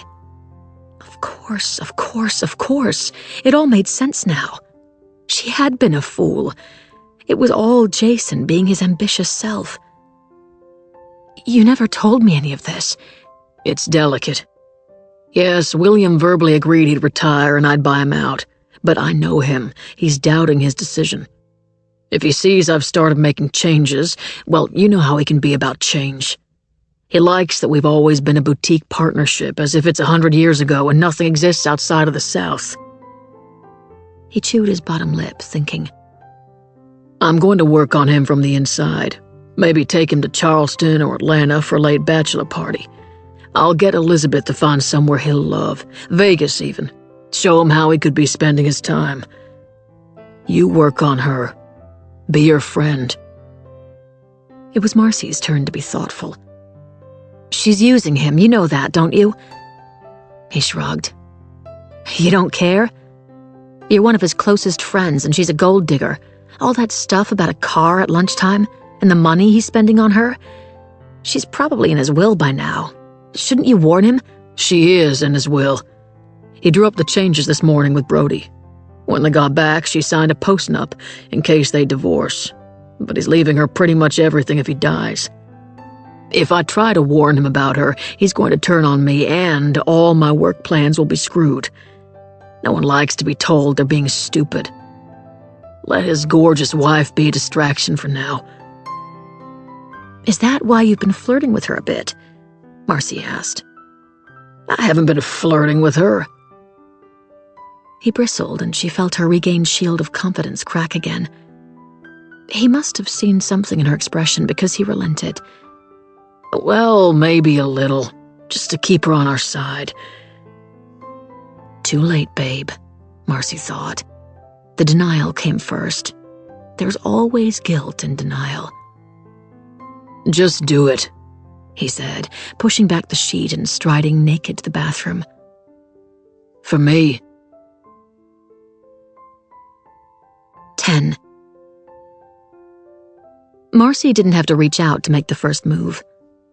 Elizabeth had called to say she was going to show Keisha a few of the sights and asked if Marcy wanted to come along. Want was a strong word, and it was turning out to be a long, hot morning. They'd done the Davenport house, where Elizabeth pointed out various supposedly interesting details of history, and Keisha and Marcy had trailed behind, listless, both obviously bored by the commentary. It might have made Marcy warm to the young woman if everything she said didn't seem to be related to Jason. "So, how long have you been married? Did you know his first wife? He must work long hours. How do you keep busy? Don't you want children? Does he stay away much? I have to come and see your new house. Jason said at lunch that it's amazing. You must be so happy." "Yes, I am," she'd answered. "Blissfully so. We both are." Keisha had faltered at that and changed the subject. God, she was so obvious, and only just married. What was the old saying? Someone who marries for money earns it. Did Keisha really think she could get away with a flirtation on the side? She was messing with the wrong woman if she thought she could pull the wool over Marcy's eyes with this sugary sweet routine. It might work with the others, but Marcy wasn't filled with that ingrained, unspoken racism born in the blood of their wealthy, classist generation that made them fall over themselves to be nice by way of embarrassed apology. Marcy wasn't like them. She saw Keisha for what she was, a serpent in their midst. But she'd play along for now. As they strolled through the quiet squares, scented with citrusy, honey-sweet magnolia perfume, pausing en route to gaze up at wrought-iron balconies on beautiful painted houses and the pretty, old-fashioned street lamps under the boughs of Georgia oaks, Elizabeth seemed so enthralled in the quaint charm she may as well have been a tourist rather than a late, middle-aged woman who'd lived here all her life. Savannah sure was a beautiful city, Marcy knew that, but she couldn't help but wonder how it compared with the hustle and bustle of a cold place like London. An alien land, no doubt. Keisha didn't strike her as someone who'd traveled beyond Europe a lot. There was too much city grit in her eyes. Marcy's used to have it too. "What's that stuff?" Keisha was looking up. "Spanish moss," Marcy said. "It's everywhere in Georgia." "Beautiful, isn't it?" Elizabeth joined in. "So gothic against the architecture." "I guess." Keisha didn't sound convinced. "It gives me the creeps. They're like the kind of cobwebs that would come at the end of the world, shrouding everything." "Maybe that's appropriate. After all, this is a city of live oaks and dead people, that's what they say. Which brings us to our next location on the tour." Elizabeth continued breezily, as Marcy groaned internally. "Colonial Park Cemetery," Elizabeth said as she led them through the arched gateway. "Opened around 1750, so pretty old for the States. There are hundreds of gravestones here, but about 10,000 buried bodies, so do the math on that one. Those with the stones are the lucky ones. There's a mass grave for 700 yellow fever victims, and we're probably standing on some other residents. In fact, they spread right out onto the streets." Keisha didn't look too impressed as she took in the vast space of tended lawns, paths running through them, and scattered gravestones. The heavy heat had driven sensible people inside, and Marcy could see only a solitary visitor. A large black woman with umber hair sitting on a bench in the distance, her walking stick beside her, under a wall of old grave markers. Keisha's mouth pursed. "Is this where Eleanor's buried?" "Oh, no, there's no new graves here. Eleanor's resting in Bonaventure with Lyle, God rest that boy's soul. Eleanor was born to end up there, if that doesn't sound too strange. It's so full of beauty and grace, just as she was. A lot of the old families have plots and mausoleums bought up years ago. That's a place you really should visit. Not Eleanor's grave, if it makes you feel too uncomfortable, but the cemetery. This one has historical significance, but Bonaventure has a life of its own, if you'll excuse the pun. So much atmosphere. People come from all over to wander through it. So peaceful. And the monuments and statues are definitely to see." "Not for me," Keisha said. "I don't like to spend time with the dead." "That's a shame. It's quite the wonder. I like to go sometimes and just sit and think. I've seen Zelda there too on occasion. All walks of life are welcome in Bonaventure. Death is a great leveler, isn't it?" "Does your family have a tomb there too?" Keisha asked. And Elizabeth let out a tinkle of amused laughter. "No, dear. My family isn't originally from this part of the South, and we're not really mausoleum people." Marcy could imagine. Elizabeth still had a mother somewhere. She'd gone visiting her for a while when William was in Europe. But her father's grave was probably in some gaudy cemetery, like those ones that advertise a whole afterlife package on late-night TV. "I don't think I need to see any more gravestones," Keisha said as Elizabeth's phone began to ring. "My Auntie Io says it's bad luck to disturb a dead man's bones." She smiled, but there was a definite sense of unease in her confidence. A crack in her armor, perhaps. Then let's go and wander along River Street and see the Waving Girl statue. There'll be more of a breeze there, too, and you'll love the cobbled street and all the little stores and restaurants. Oh, but oh my, the steps. With those shoes you're wearing, we may need to ride the elevator down. Just let me take this, it's William. Elizabeth smiled apologetically, turning away to answer and leaving the two women standing in awkward silence as she talked behind them. God, I need a drink, Marcy muttered eventually. Hell yes. Keisha flashed a grin at her, and Marcy was once again struck by her youthful beauty, and she ached with envy for that power. She'd been as glorious as Keisha at that age, before she'd started to fade. So sorry, Elizabeth said, tucking her phone back into her sensible purse. I've got to go run an errand for William that can't wait. Virginia and Emmett are at the house, and he's organized a late lunch for y'all. So, Marcy, why don't you drive Keisha back, and I'll meet you when I'm done. I'm so sorry to cut our tour short. We can pick it up another day. Can't wait, Keisha said drolly. And as much as Marcy didn't like her, she did almost laugh. Marcy watched as Elizabeth bustled off, untouched by the humid heat, and then pointed down the street.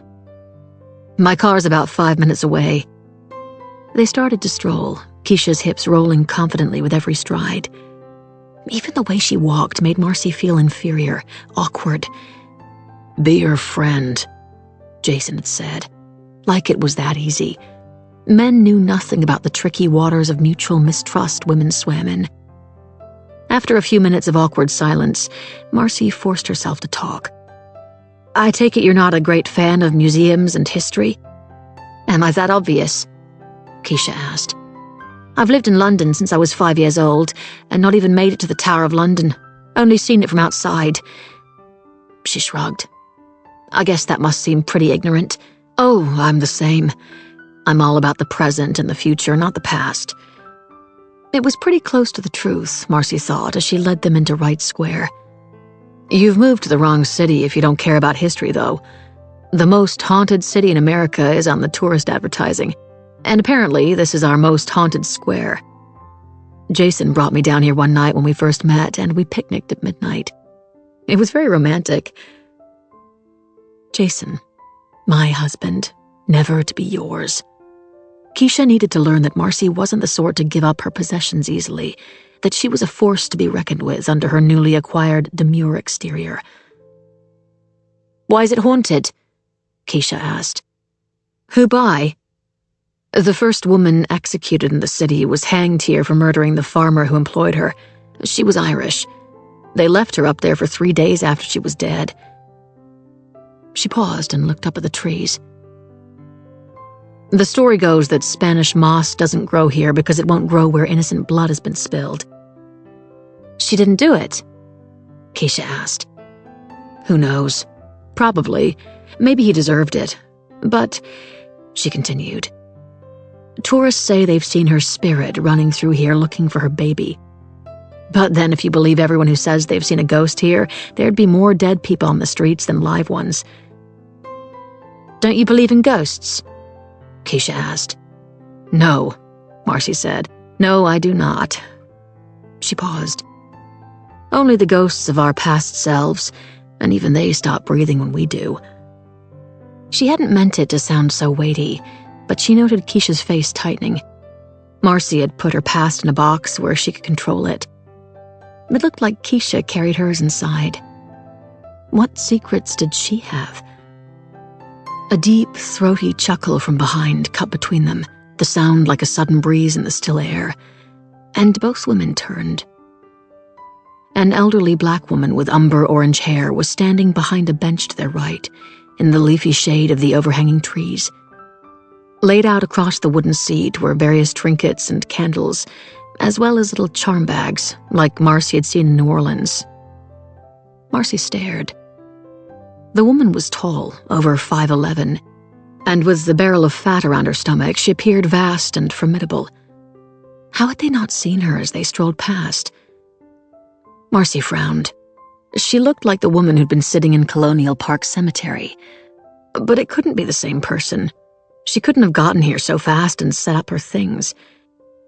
"Ghosts," the woman said, slapping her thigh and laughing harder, wiping her eyes before looking up at them. "Ghosts indeed. Ghosts you may be, but I see you," she said.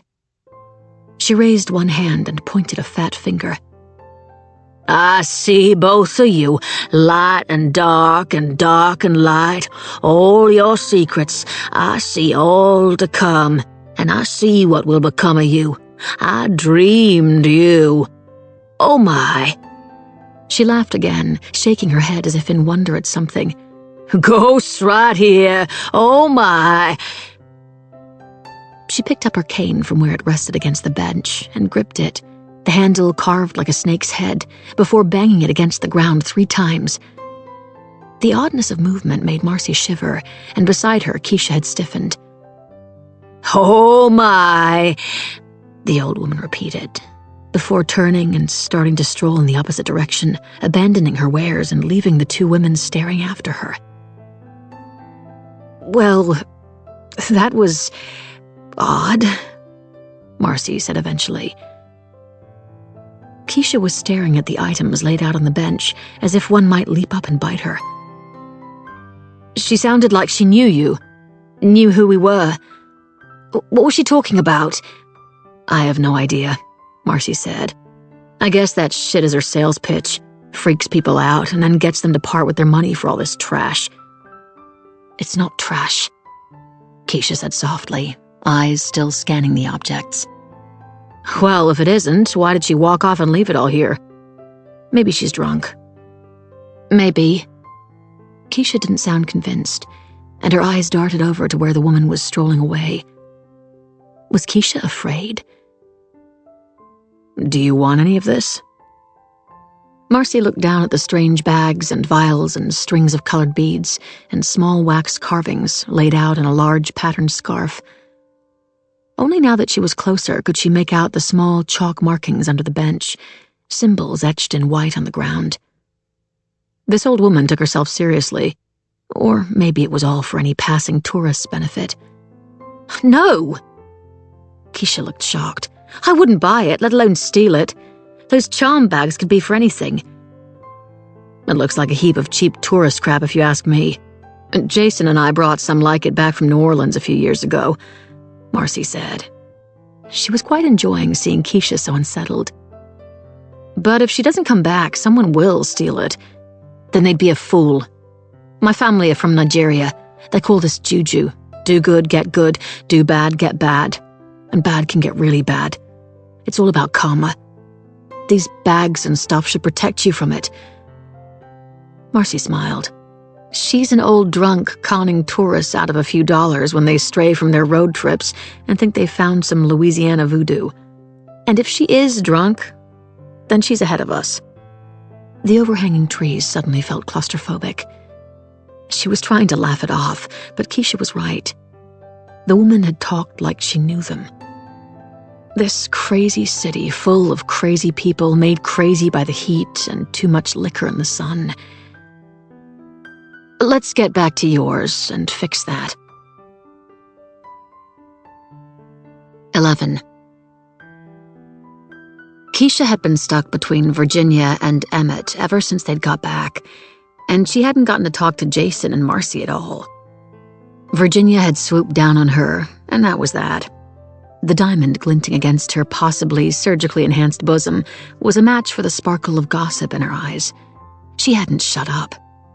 First, she'd gone on about her children, one in Paris studying fashion, one graduated from Harvard and living in New York, and the youngest, Richard, still here in Savannah, sharing an apartment downtown with 3 others, and setting up an internet startup that Virginia laughed about not understanding, even though she was paying most of the bills for the venture.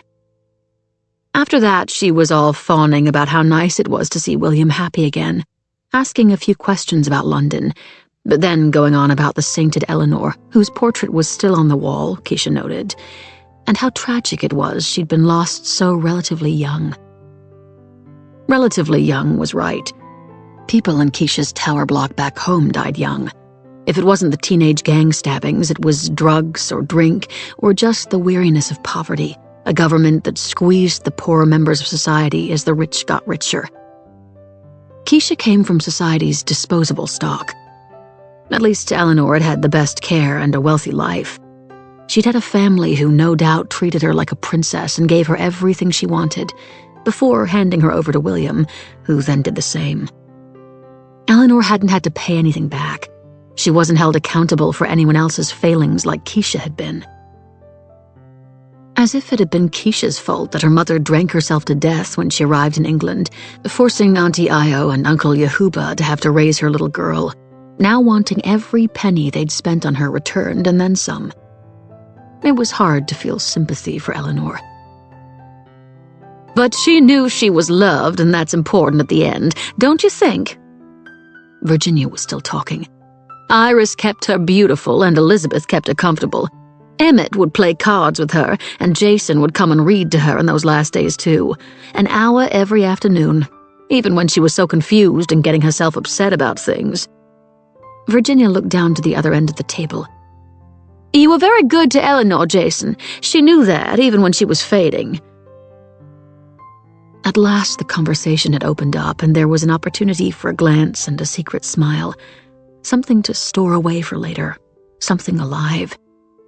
She'd felt smothered by the dead today, and although they'd made a joke of the mad old woman in the square, by the time they'd reached Marcy's car, there was something in her tone, her confidence, that reminded Keisha of Auntie Ngaio and her dark secrets. Maybe she'd Google later about Louisiana voodoo, or whatever Marcy had called it. Seeing those trinkets had left her feeling on edge.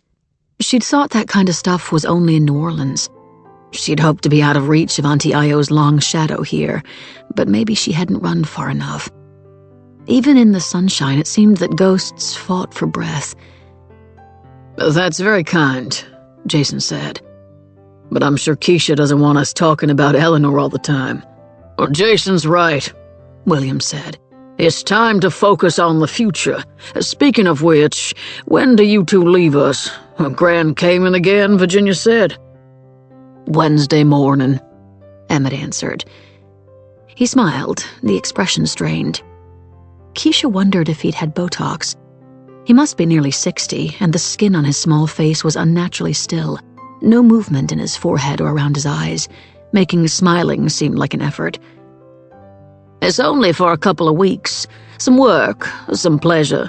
We may do some island hopping. It's such a relaxed way of life, Virginia crooned.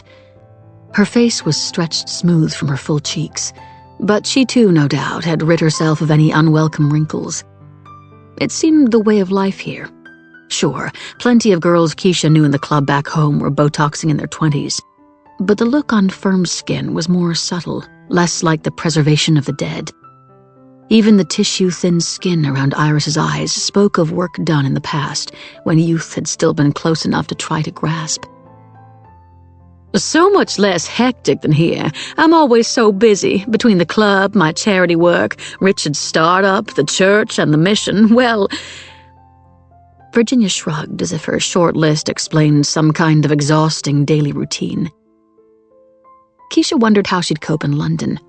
The pace of life here seemed so luxuriously slow in comparison, each day like a cat's stretch. It would be blissful if it wasn't for Billy. Her irritation with him was heightened by the proximity of Jason and Marcy. She knew that. It bubbled constantly under her skin. Why was desire so hard? Why was the danger so alluring, so self-destructive? She needed to rein in her impetuous heart. Thank fuck for her Valium. She'd take one later. How many did she have left? 50, maybe? She'd brought as many as she could get her hands on, but at some point she'd have to tell Billy she'd taken them for years to calm her anxieties and needed more. But not yet. They weren't his business. Maybe we should have a party here when you're back, William said. Something for the 4th of July. Noah and Iris will be home then too. It'll make a change from our usual dinner at the club. He smiled at Keisha. New wife, new traditions. Great idea, Emmett said, raising his glass. We'll be back before you know it. You'll still do Monday and Wednesday lunchtimes at the mission, won't you, Marcy? Virginia asked. Marcy shrugged. I'll try, but I'm quite busy myself. The house and everything. When I bought that house, I thought it was pretty perfect. Jason rested his elbows on the table as he leaned in, talking as if Marcy wasn't there. But apparently it needs a full remodel. Who knew? Marcy's perfectly made-up face tightened even as Jason laughed, turning the comment into a joke, and Keisha's stomach fizzed with intrigue. There was definitely some discord between them. She could almost taste it. She could use it. A quiet throb started down between her legs, even as she told herself once more not to let her loins fuck this sweet situation up for her. Oh, but she loved the longing, the distraction from the craziness that threatened her head. The itch of lust was almost as good as the act. Almost. Miss Elizabeth is outside, Mr. Radford, sir. Zelda had silently appeared in the doorway. She didn't glance at Keisha, even as she nodded at the other guests, and Keisha tried not to let it sting. We'd better go and see what she wants, honey. William heaved himself up out of his chair. His eyes were shining as he came and took her hand, his palms sweaty despite the AC, and she couldn't stop herself suddenly picturing his damp, salty crotch and the line of wet skin under the overhang of his belly. Y'all coming? They dutifully traipsed out front into the thick heat, designer sunglasses dropping quickly in front of eyes so that any injected skin wouldn't fight back and wrinkle further from squinting in the sun. Voila! Elizabeth said as they rounded the corner to the drive in front of the garage. She was holding her hands out sideways like a magician's assistant introducing an act. Not that the gift needed pointing out. Keisha's heart leapt as she let out a squeal of delight. Freedom. A little runaround to tide you over until the Mercedes arrives. Oh, Billy, it's wonderful. She kissed him without hesitation, pressing her lips against his red cheek. Thank you, thank you. It's not new, but only one owner. Low mileage. The best I could do at short notice. Keisha traced her fingers across the hood like she would a new lover's skin. It was sleek and low, a proper American convertible sports car, and the metallic red shone bright and clean. Even secondhand, it must have been at least 40 grand worth of car. And in a few weeks, her delicious $150,000 Mercedes would arrive. The sums added to the tingles in her body. She'd have to make sure all the paperwork was in her name.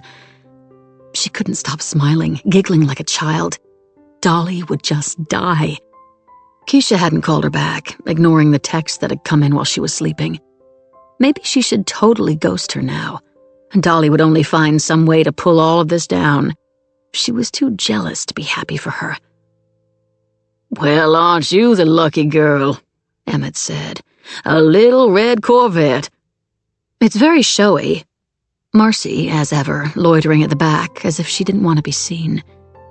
I like showy. Keisha plastered on a huge smile as she grabbed the keys from Elizabeth and pulled open the driver's door. The seats were low and the perfect leather smelled new. A rich, wealthy scent. This is why she had to keep Billy happy. She pushed the seat back to accommodate her long legs, and through the windshield she could see the others looking on, expressions unreadable behind their shades. Keisha wasn't fooled. They, well, maybe except one, liked her only because Billy did, but she didn't care. Billy was the bank account, her shot at freedom. He was all that mattered.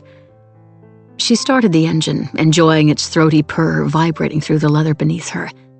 Can I take her out? Just for a minute? Get a feel for her? If someone goes with you, she's got some bite, and remember you drive on the wrong side of the road in England. Get in then, hubby. He was the Billy she'd met in London again, kind and generous.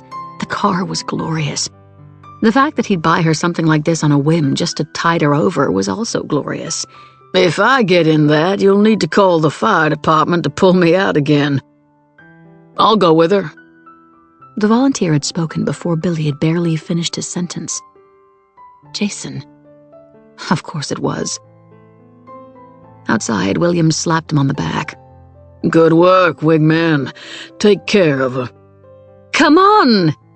She revved the engine. And buckle up! She laughed. She was still laughing as they pulled away, wheels screeching on the tarmac, one arm waving out the window at those they'd left behind. 12.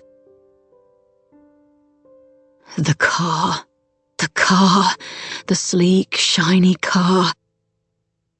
That, and the numbing buzz of the half Valium and wine, was enough to keep Keisha pliant while Billy's tongue pressed against hers as he panted into her mouth.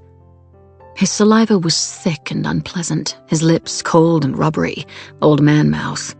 And rather than squirm her head to one side, she pushed his head down to her chest and arched her back, as if it were desire and not revulsion that made her shiver. His weight shifted as he followed her silent command, his fat fingers kneading her breasts, twisting one nipple while sucking at the other. That was better. She could get into her zone now, close her eyes, and drift into a fantasy of younger hands and warmer lips pressing her back onto the hood of her new red sports car. She pushed Billy's head down farther. She'd come fast tonight. She was too full of heat. She hadn't had such a crush in ages. It would keep the darkness at bay. She moaned as his tongue worked at her, and he groaned and grunted in reply. She wished he'd stay silent. She didn't want him shattering her fantasy, not now, not while she was so close. She concentrated harder, blocking him out. It didn't take long after that, and this time there was nothing fake about the orgasm that shuddered through her, expelling its excess energy in a loud gasp. Billy clambered back up the bed and lay beside her, his chest heaving as if he'd fucked her senseless for an hour. She rolled onto her side to face him and smiled despite her inner revulsion, before reaching down to his semi-erect cock. The car, the money, the future. She tried to think like Dolly. His skin was soft, no hint of tautness there, and she realized that semi-erect was a flattering exaggeration. He was pretty much flaccid.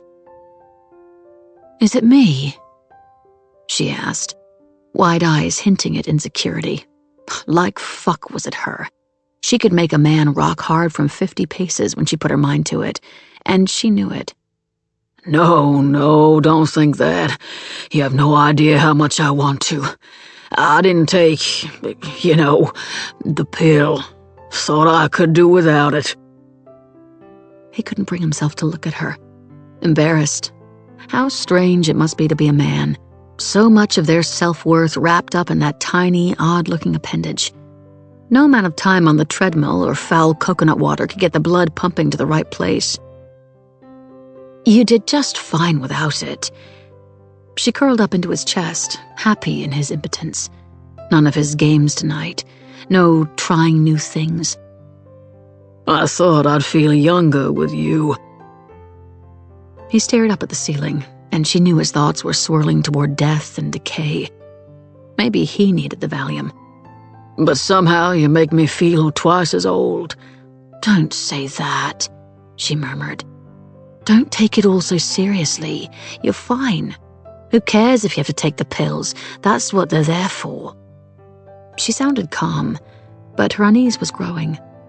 What if he changed his mind about her? What if she had to go home empty-handed? I want you to be happy, he said. There was an edge of disgruntlement, of irritation in his voice. Embarrassment in a man could be dangerous. She leaned up so she could look at him. I am happy. You know that. You've made me so happy and safe. And that's more than anyone else has in my whole life. I couldn't be any happier. She was amazed at how earnest she sounded, given the enormity of the lies. And, she continued, little blue pills or not, you satisfy me. He smiled at her then, and she relaxed. Crisis averted. If there was one thing she understood about Billy, it was that he'd never abide any hint of pity.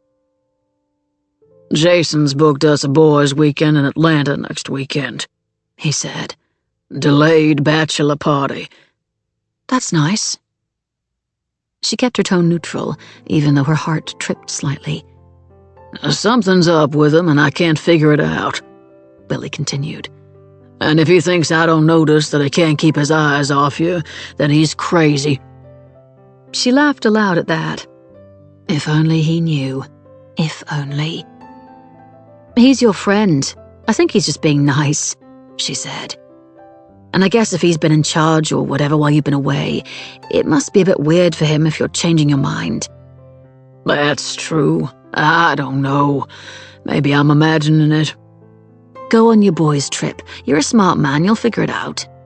You're right, he said, pulling her close to kiss her. You want me to do that again? I don't think I'm ready. She kissed him back, chaste, mouth closed. That was amazing. How about we just snuggle? Deal, he said, chuckling. He reached over and flicked out the light, plummeting them into darkness.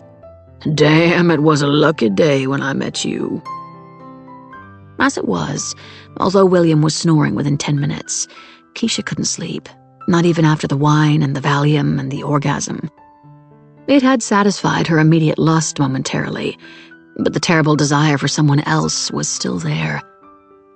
She got up and headed down to the warm night air of the terrace, taking her old UK mobile with her. The cicadas were chattering, echoing the buzz of thoughts in her head. There had to be a way for her to have her cake and eat it too. She couldn't live like this for much longer, with no excitement. It had been only 4 months with Billy, and already she was suffocating. If this went on too much longer, all her old anxieties would come back. She was never good when she felt trapped. Never. When she'd met him, she'd wanted the rich life far away from home so much she hadn't thought long-term. The same old man every night, keeping him happy while waiting endlessly for him to die, or until she'd gotten enough hidden away to leave him. How much would be enough? Enough to satisfy Uncle Yehuba and free her from fear of Auntie Ngaio. But also enough for her. She understood greed. It was a family trait, and greed took people to dark places. She wanted as much as she could get. What was wrong with that? She'd have earned it. And after that, she never wanted to be under someone else's control again. All her life, she'd felt owned. No more. But still, despite her hard and mean thoughts, she ached. Lust had always been her downfall and always would be. Pretending to love someone day after day was hard, when someone else she was sure she could love, who at least made her body hum, was so close at hand. Why couldn't Billy just die? She looked down at her old cell phone, chewing her bottom lip, before looking up again, hesitant, still thoughtful. She froze. Zelda was at her window, a still figure against a backdrop of light. She didn't move as Keisha stared up at her. What was she doing? Was she spying on her? A strange, unsettled feeling, a slight fear prickled at her skin, as if Zelda had been standing there for hours waiting for her to appear, as if she could see into the darkness of Keisha's thoughts. How did she appear from up there? As guilty as she felt? Box clever, she thought. Don't show how unsettled you are. She raised one hand to her forehead as if squinting in sunlight instead of darkness, and then flashed a smile and waved. For a long moment, Zelda remained so still, Keisha began to wonder if the housekeeper had fallen asleep standing upright. And then the figure stepped out of sight before a blind dropped down. She hadn't waved back. Fuck you, Zelda, Keisha thought, returning her attention to her phone, her fingers flying over the keys. I'm going to have the last laugh for once. Just you wait and see. 13. Jason's phone, beside the bed, was on silent, but when the text came in, the flash of screen light was enough to wake Marcy, even without the quiet vibration. If he hadn't moved, she'd probably have fallen straight back to sleep, but as it was, she felt the mattress shift as he rolled over to check it. That wasn't like Jason. He usually slept like the dead. His body tensed, and then he very carefully pushed the covers off and got up. She closed her eyes and kept her breathing slow and steady. First, there was only silence, a long pause in which she was probably making sure she was still sleeping. And then came the quiet sound of his tread as he crept, secretive, out into the hallway. She opened her eyes in the dark, her heart thumping. Why hadn't she just asked him who it was from? What instinct had kept her quiet? It was probably a work text. People don't text about work in the middle of the night. Unless it was an email. Yes, maybe one of the junior partners was working late and wanted advice on something. Not that she knew whether that was likely or not. She wasn't interested in Jason's work, mainly because she didn't understand it. Legal language was designed to make people like her not understand it.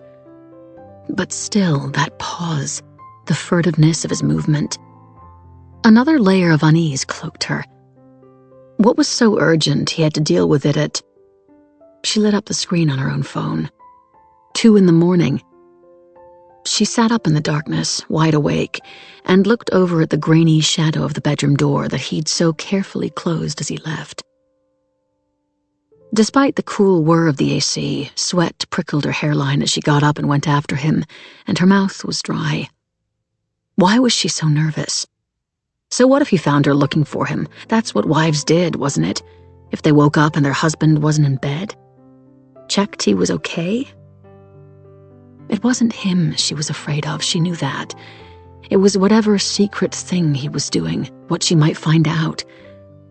More strands of the rope that tied them together fraying in her hands as he pulled away. Rope like his father hanged himself with. The creaking, that's what Jason said haunted him most after finding the body. That terrible sound that told him he was only moments too late. The stillness of death hadn't completely settled after the frantic movement of dying. Had Jason now echoed his father and put a noose around their marriage, choking the love out of it? He was in her dressing room. She could see the light through the crack under the door. Her heart thumped harder and she almost laughed, albeit slightly hysterically, at the irony. The dressing room was where she housed her secrets. No, not exactly secrets. Her private things. Stuff that had never impacted Jason and never would. Nothing he needed to know about. Reminders of how far she'd come for when she found it all so overwhelming. And, of course, her pills. She felt a twist of guilt. Those did concern him. But right now, as she pressed her ear against the door and heard his voice, almost a whisper, too infuriatingly quiet to make sense of, she was glad she had them. Why lock himself in her dressing room to make a call? Why not just go to his study? This was not a work call. There was too much urgency in his tone. She stayed a moment longer, goosebumps rippling across her skin, and then turned back, resisting the urge to push open the door and demand to know who he was talking to. It would be pointless.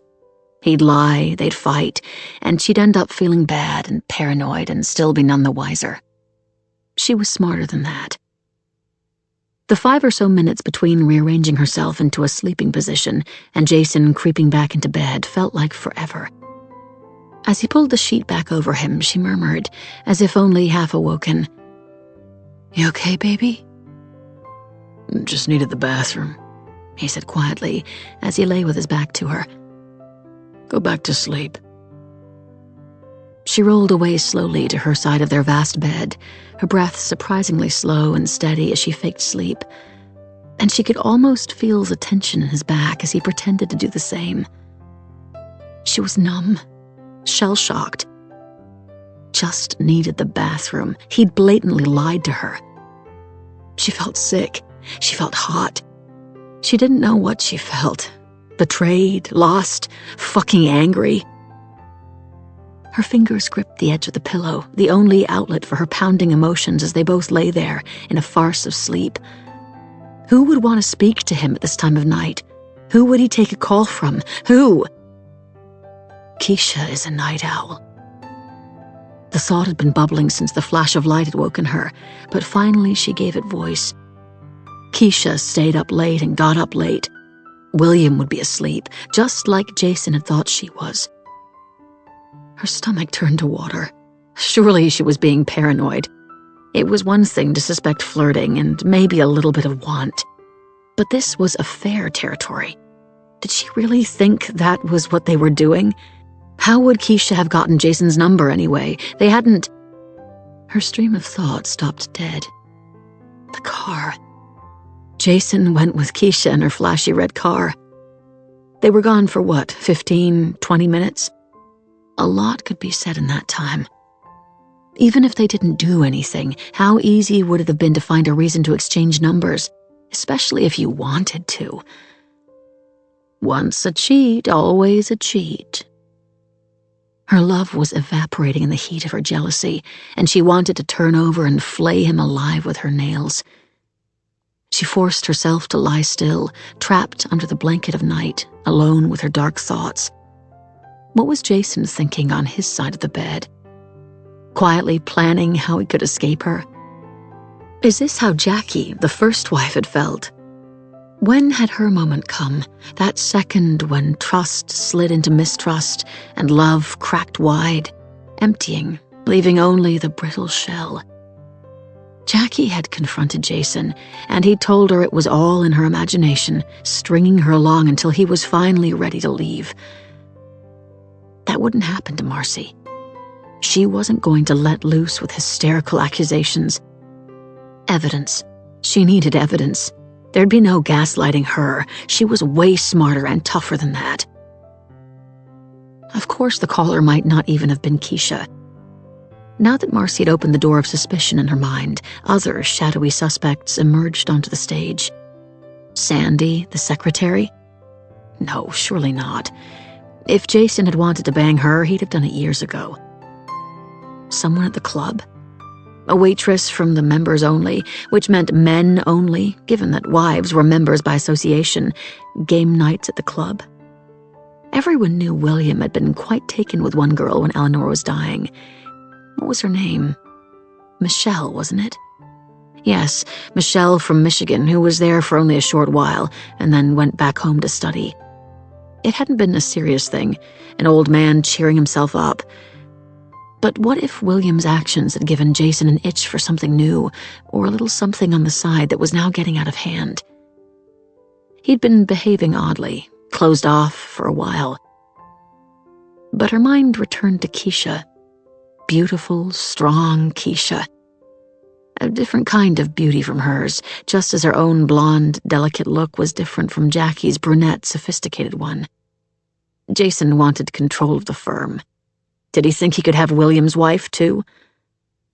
It was almost too audacious. But Jason was nothing if not ambitious. Her thoughts whirled around and around until she was sure she'd drive herself into a fever of madness. But instead, she exhausted herself into an hour or two of fitful sleep, the past and present colliding in her dreams, in which she screamed in frustrated rage at her faithless husband and Keisha and Jackie and others she'd thought she'd forgotten, until she woke, breathless and sweating at first light. She'd hoped to check his phone when he went to take a shower, but her breaking heart sank when he took it with him. Another tick in the guilty box. She wasn't deterred. She'd had plenty of time to think while he dozed before getting up. Jason didn't stay so good-looking without any effort. He was a man who groomed. He never spent less than 15 minutes in the bathroom, and 15 minutes might not be long, but it was better than nothing. As soon as she heard the water start to run, she scrambled out of bed and darted into his study, where his laptop sat on his desk. The leather seat was cold on her thighs through her thin robe as she quickly flipped open the lid and typed in his password, Atlanta_Braves89, and the home screen came up. She let out her breath, relieved he hadn't changed it. She moved the mouse to the bottom of the screen to find the iMessage icon. He may have taken his cell to the bathroom, but all his messages would still show up here. After a quick glance out to the corridor, she clicked on it. She frowned. Nothing. No messages. How could that be? He was always working in here, often having left his phone tossed on the kitchen island or by the bed. He didn't need it. He could make calls and answer texts from his laptop. He'd disabled it. That was the only answer. His phone was no longer connected to his laptop, and he'd deleted all his message threads. Why would he do that? Secrets. He was keeping secrets from her. New secrets. Maybe Keisha wasn't the first woman to text him, and he only just thought to remove all traces from the laptop. Cleverer men than Jason had been caught out by messages popping up on iPads and computers. She'd try WhatsApp. Not that Jason ever used it, but maybe Keisha was that kind of girl.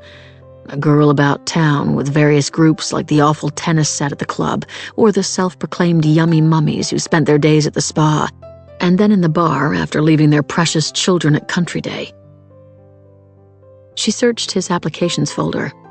No WhatsApp. That was gone completely.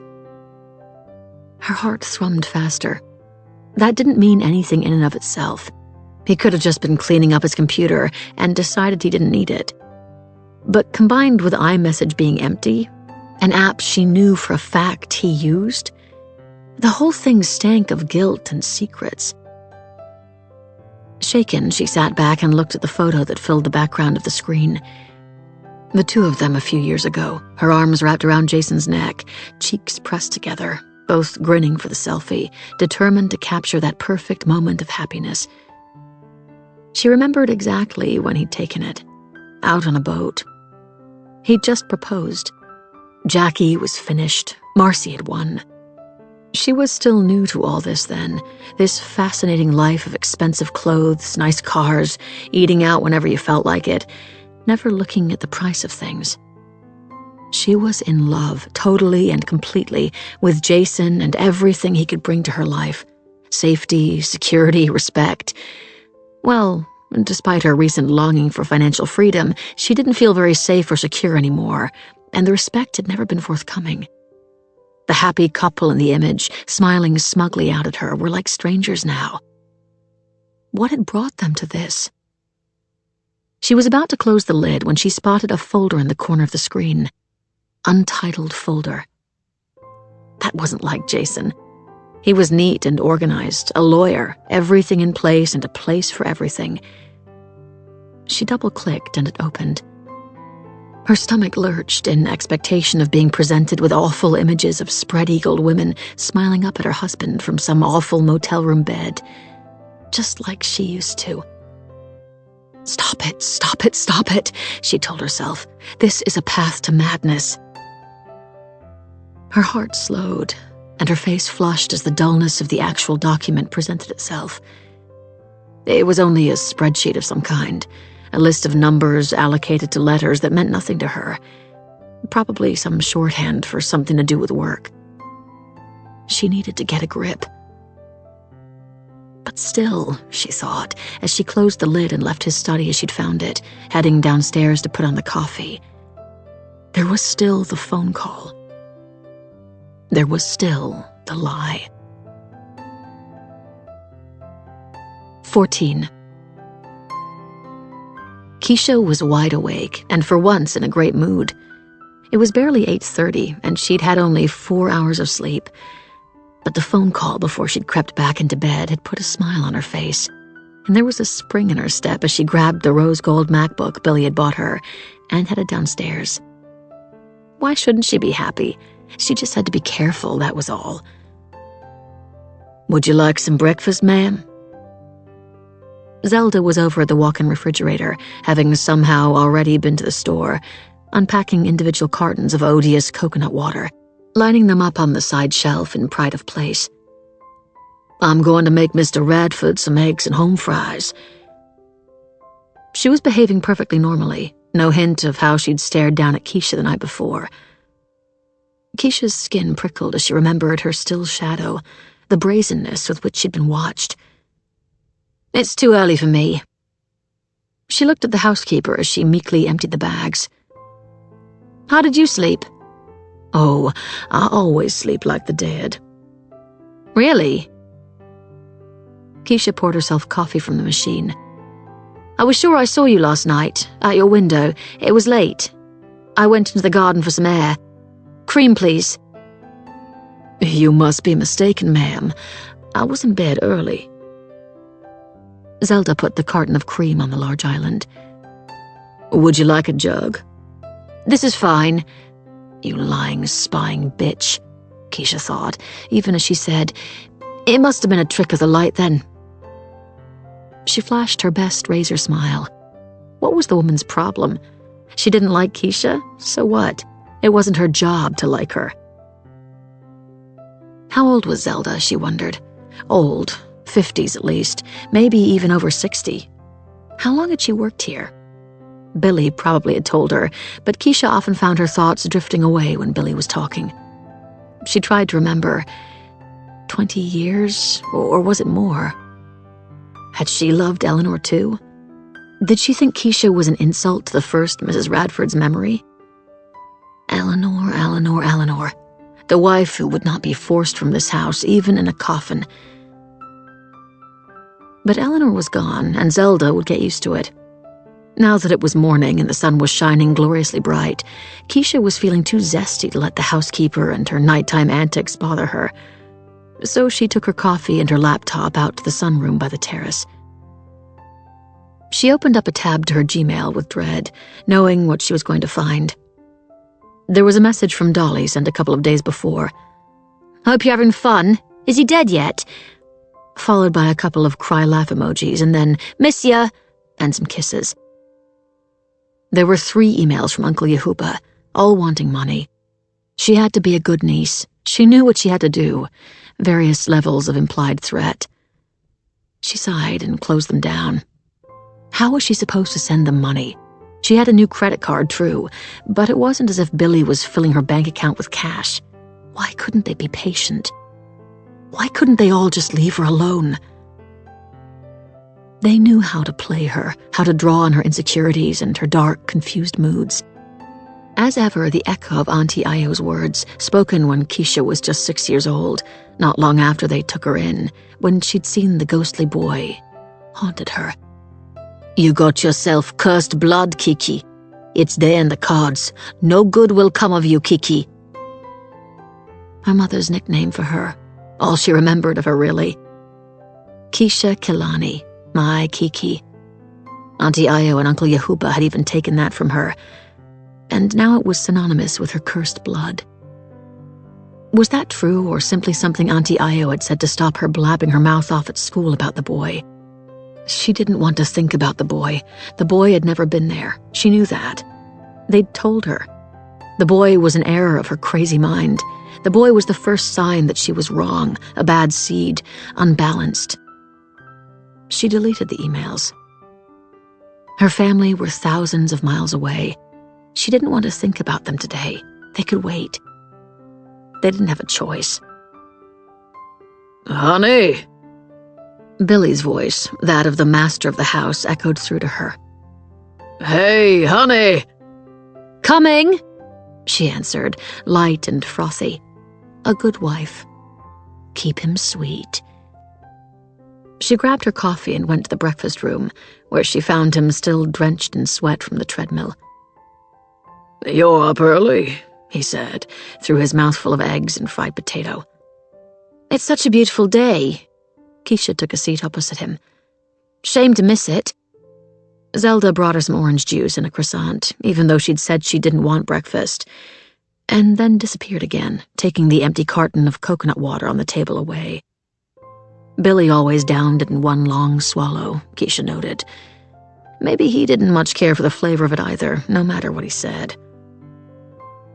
She peeled off the edge of her croissant, not really sure what to do with it, as there was no butter or jam on the table, and ate it dry while watching him shovel his food into his mouth. His cheeks were flushed redder than normal, bursting veined beetroots on his face. Had he run farther and faster to make up for his inadequacies in the bedroom, trying to recover his masculinity? "You're supposed to dip it in your coffee," he said, staring at her as crumbs fell down her top. "Like the French do. That's how Eleanor did it." He returned to his plate for a moment, easing his irritation with another mouthful of eggs. The pastries stuck to the roof of Keisha's mouth, and she cringed once more with her ignorance and the hurt of the open comparison with Eleanor. "Sorry," she muttered, before tearing off another piece and carefully dipping it into her drink. You'll learn. Anyway, we need to think about our 4th of July party. Billy finally rested his fork. You want to organize it? He smiled at her as if this were some great offering of trust in her wifely abilities. "I can try," she said, eager for his approval. Kind Billy was always preferable to mean Billy. "You'll have to help me with invites. I only know about 5 people. That'll change, honey." He reached for his coffee. Oh, that reminds me. I've booked you in for some tennis lessons at the club.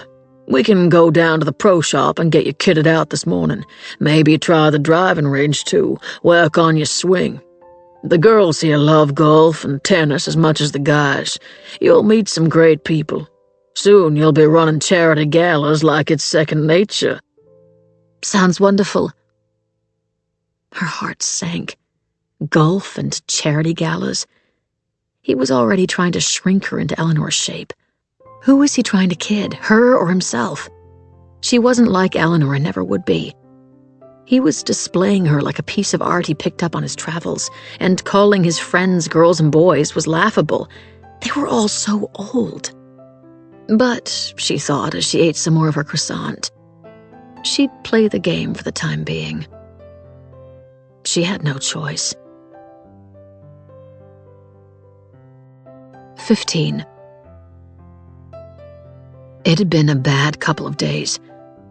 Alone in the house, Marcy stared into her box of private things. She tossed the photo of Jason and her over the side, resisting every urge to tear it up and flush it.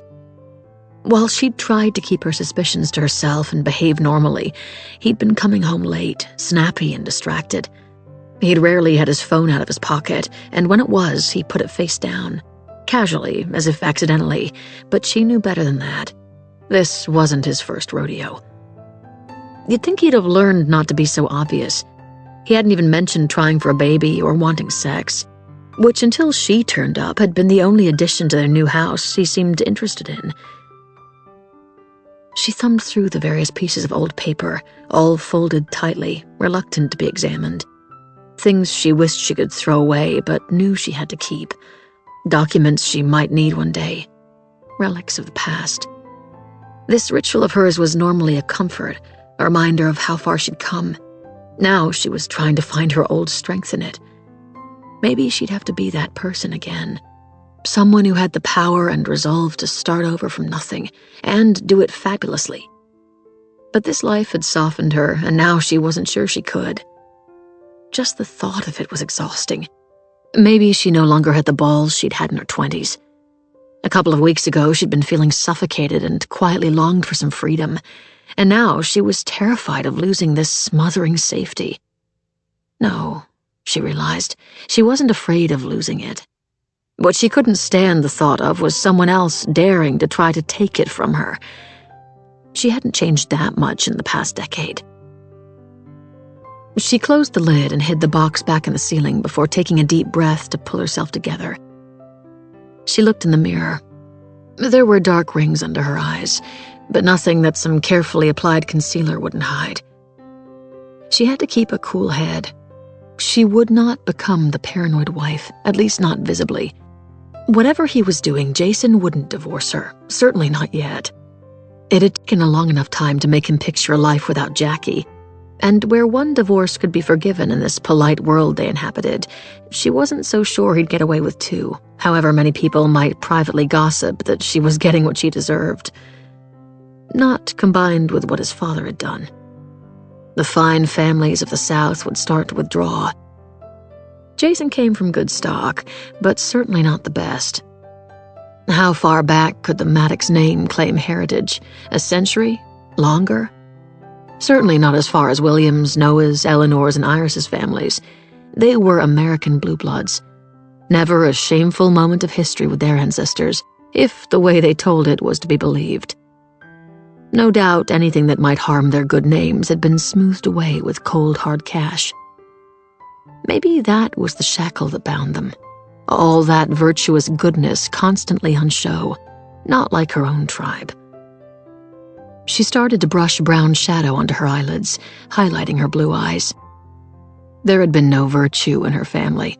Scrabbling for dollars, living on welfare, looked down on by everyone, resenting every new accidental mouth to feed as if it were the baby's fault, rather than that no one had thought to stick a rubber on his dick or get some birth control. Never enough money to go around. She imagined William's blood to be a rich red wine. Hers would stink of rust. Name had never counted for anything good in the trailer park in Boise. As each layer of makeup went on, she felt better. At least she'd taken a small revenge yesterday while Jason had been at work. She'd ordered 3 new divine pieces of furniture for the second dining room out of the back of the house. They were one-offs and handmade to order, eye-wateringly expensive for a room they'd probably never use, and which Jason had been insistent they didn't need to furnish straight away. Her stomach clenched at the thought of the argument to come when he got the bill, but she reminded herself he deserved it.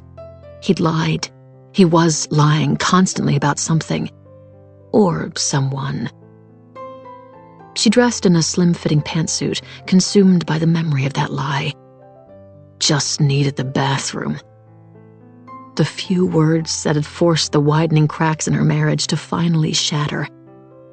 It hadn't helped that over the past day or so, she'd come to the lonely conclusion that she didn't even have a friend she could call and confide in, someone to reassure her and calm her down.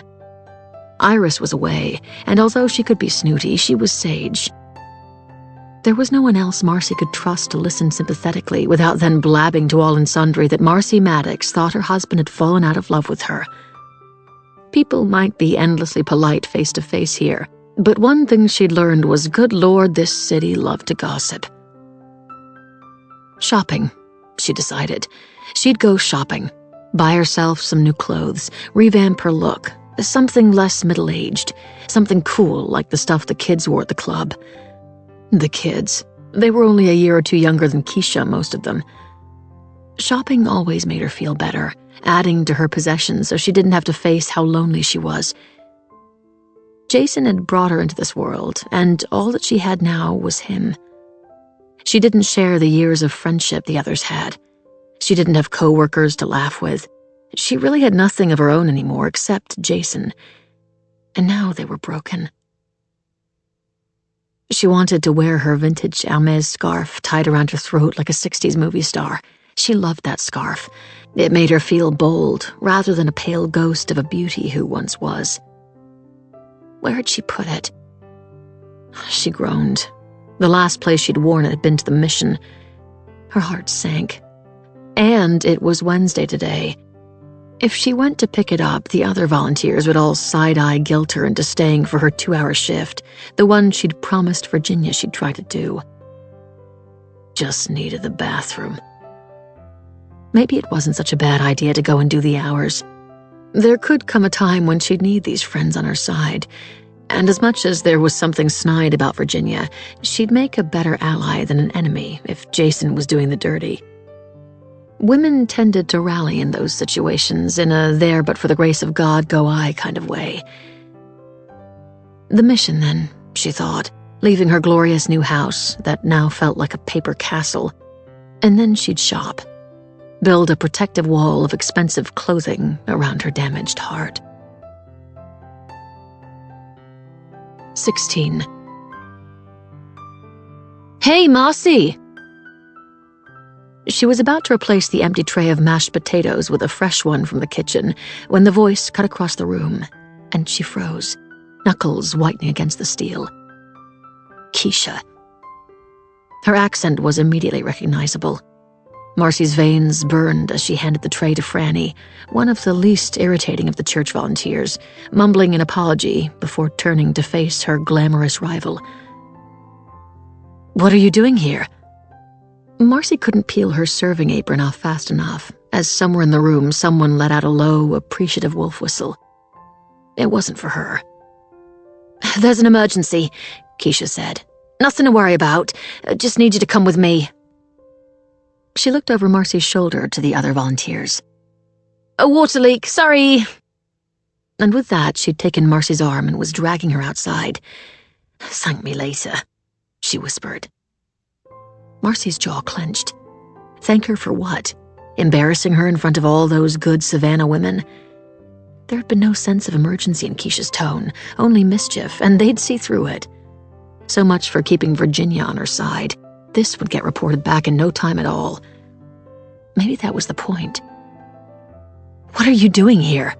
Marcy repeated, pulling her arm free. She looked back.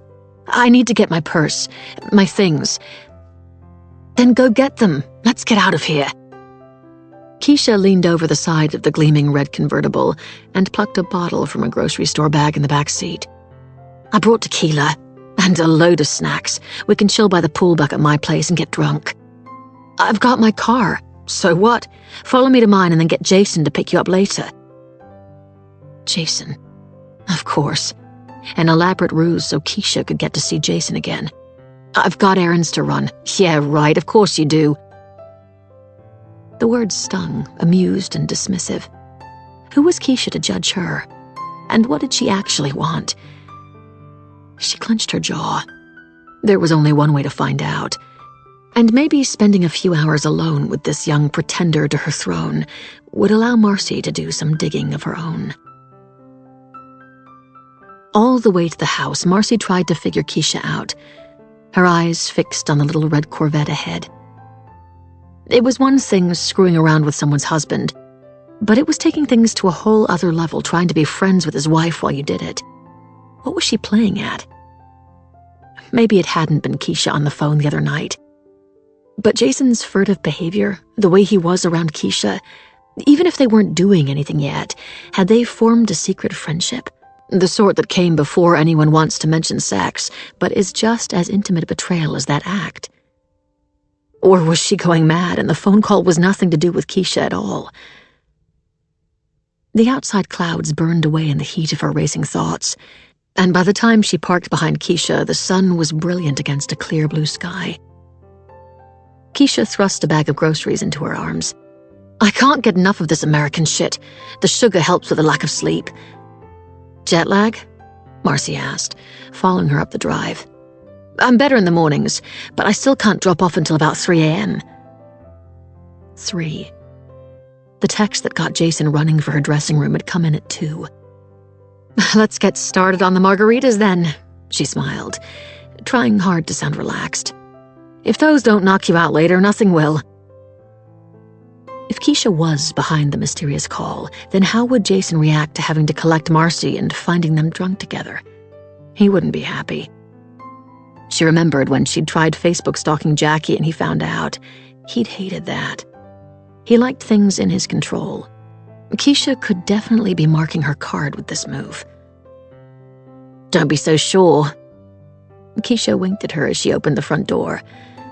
"I can drink like a sailor."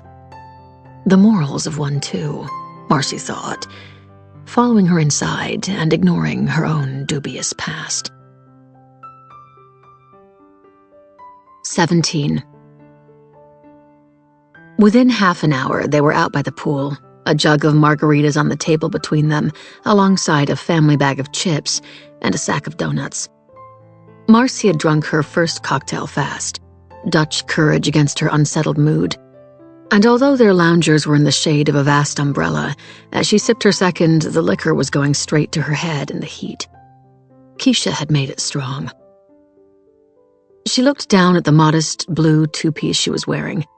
It was the best of a bad bunch of guest swimwear, no doubt picked out by Eleanor years ago, but couldn't compare with Keisha's red swimsuit, which plunged in a deep V down to her belly. A scrap of thread linked it to the super high-cut legs and thong by a gold hoop that somehow held the whole thing together, and every piece of skin on show was firm and taut. "I had a tennis lesson at the club yesterday," Keisha said, stretched out, luxuriating in the heat. "I hate tennis. I only went because Billy had already booked it, and I didn't really have any choice. Those people at Billy's club are never going to like me. I'll never fit in there." It was a surprisingly open admission. Keisha clearly hadn't learned yet that no one in this town, certainly not at this social level, ever showed weakness. It was a shark pool, and the women were the worst. Bored and half-drunk most of the time. What else was there to do but bitch, judge, and gossip about one another between charity events? You get used to it. Had she herself ever gotten used to it, really? Underneath all that money, some of them are nice. But it's like school, you know, different groups. Everyone worried about what people are saying about them and who they have to stay friends with for their husband's promotions or to get invited to the right parties. It's harder for you. Eleanor was born and bred local royalty. She and William and Iris and Noah, blue bloods. But people forget fast. This will be the new normal in a couple of months. Keisha sat up and refilled their glasses, waving away Marcy's slight protest. Must have been hard for you as well, given the circumstances, she said. Was Jackie popular? The circumstances. So Keisha knew they'd had an affair. Marcy's skin prickled, and she knew Jason's first wife's name. She'd been a busy little bee. Who had she been talking to? Just William? Or the women at the club, too? They'd love to spill some dirt on Marcy Maddox, she was sure. She took another long swallow of margarita. She was popular, yes. But the difference between her and Eleanor is that Jackie didn't die. She very quickly remarried, a retired orthopedic surgeon who died just before Eleanor, as it happens, and moved to Atlanta. She paused, which may be worse now I think about it. Keisha burst into a throaty laugh. So, she grabbed a handful of chips. What's your story? You're the only other person I've met who doesn't come from Georgia. No story to tell, really. Everyone has a story. Where are you from? What was it with this woman and questions? In Marcy's experience, most people just wanted to talk about themselves, and she liked it that way. Boise, Idaho, she said in a bored drawl, hoping to cut the conversation short. And if you'd ever lived there, you'd know why I left. That wasn't even a lie. No doubt she would know. Word choices could make the truth malleable, and it was always better to stick close to the truth. I figured if I didn't get out when I was young, I never would. Have you got any family? None that I want to stay in touch with. We were never close. My dad died. My mom remarried, had a new family. I was surplus to requirements. It sounded so much more sanitary than it was. An old and ordinary tale of young girl grows up and leaves town. The rest of it belonged to her alone, packaged up in the box in the ceiling. You? She asked. My mum was, well, not very stable, I guess. She died a long time ago, after we came to London from Nigeria. I was raised by my aunt and uncle, a long and boring story. They stay in touch, but I'm not planning on inviting them over for holidays. I'm kind of hoping they'll just fade away, you know? She did know. Maybe she and Keisha were quite similar. Maybe that's what Jason liked. Keisha was how Marcy used to be, even though he was the one who'd changed her. The same way that William was no doubt trying to change Keisha now, squeezing everything they'd liked in the first place into a whole new shape. But how did you end up here? Keisha continued. She was like a dog chewing over a bone for the soft marrow inside. In Savannah.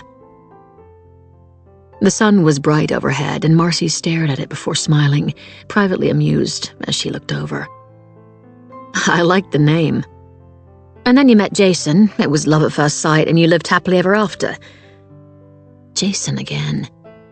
Well, Marcy said, it wasn't quite that straightforward, but yes. How did you meet? Billy's never really told me, I don't think. Just that you worked locally. Marcy sat up, drained her margarita, and poured another. If Keisha wanted to do this, so be it. They'd do it. She was tired of being something she wasn't. Her head buzzed. Tequila made her wilder. It also made her want more tequila. So what if Keisha told people? It would embarrass Jason, and he deserved some embarrassment. They're all such social snobs, she said, even though she'd killed to have the respect that Iris and Virginia had from the rest of the town society. Jason still tells new people that I was working as a receptionist at a client's office just outside of town. He's said it so often, even I've started to believe it. Keisha peered over her sunglasses. Not true. Marcy shrugged and shook her head. I was a broke waitress in a diner and living in a motel out by Hunter. Jason used to come in for breakfast when he had meetings that way.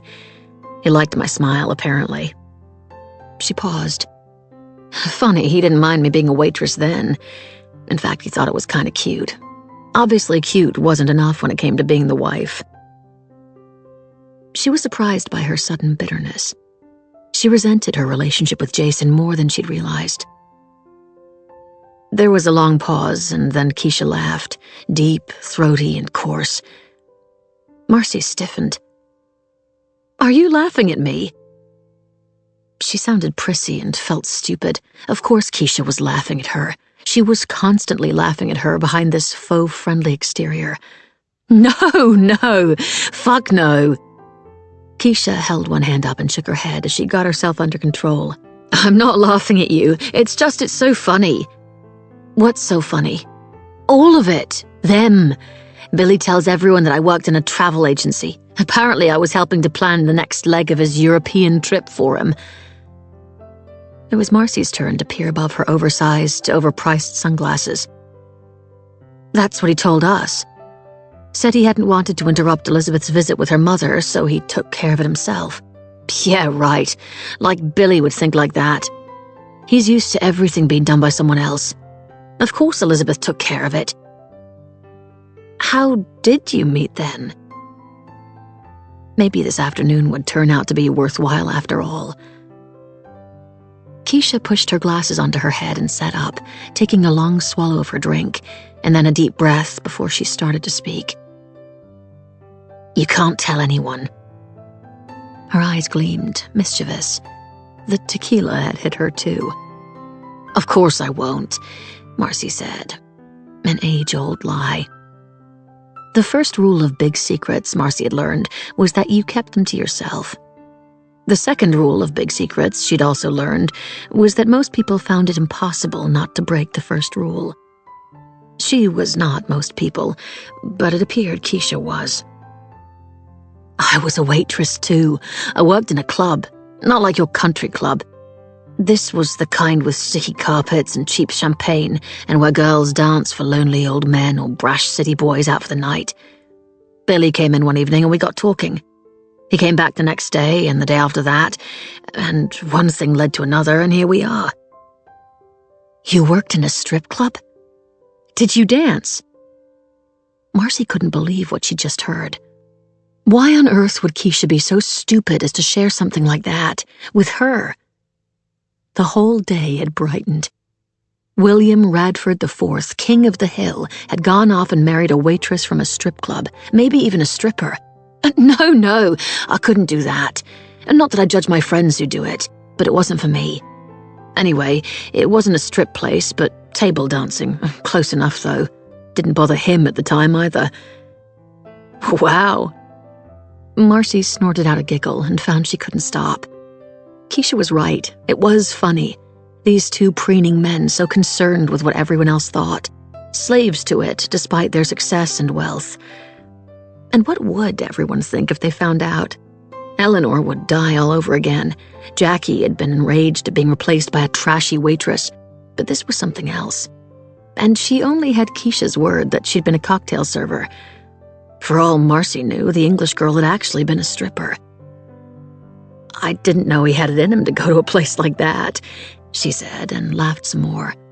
And then Keisha was laughing too, and within minutes their eyes were streaming and they were clutching their sides, and they weren't even sure what was so funny anymore.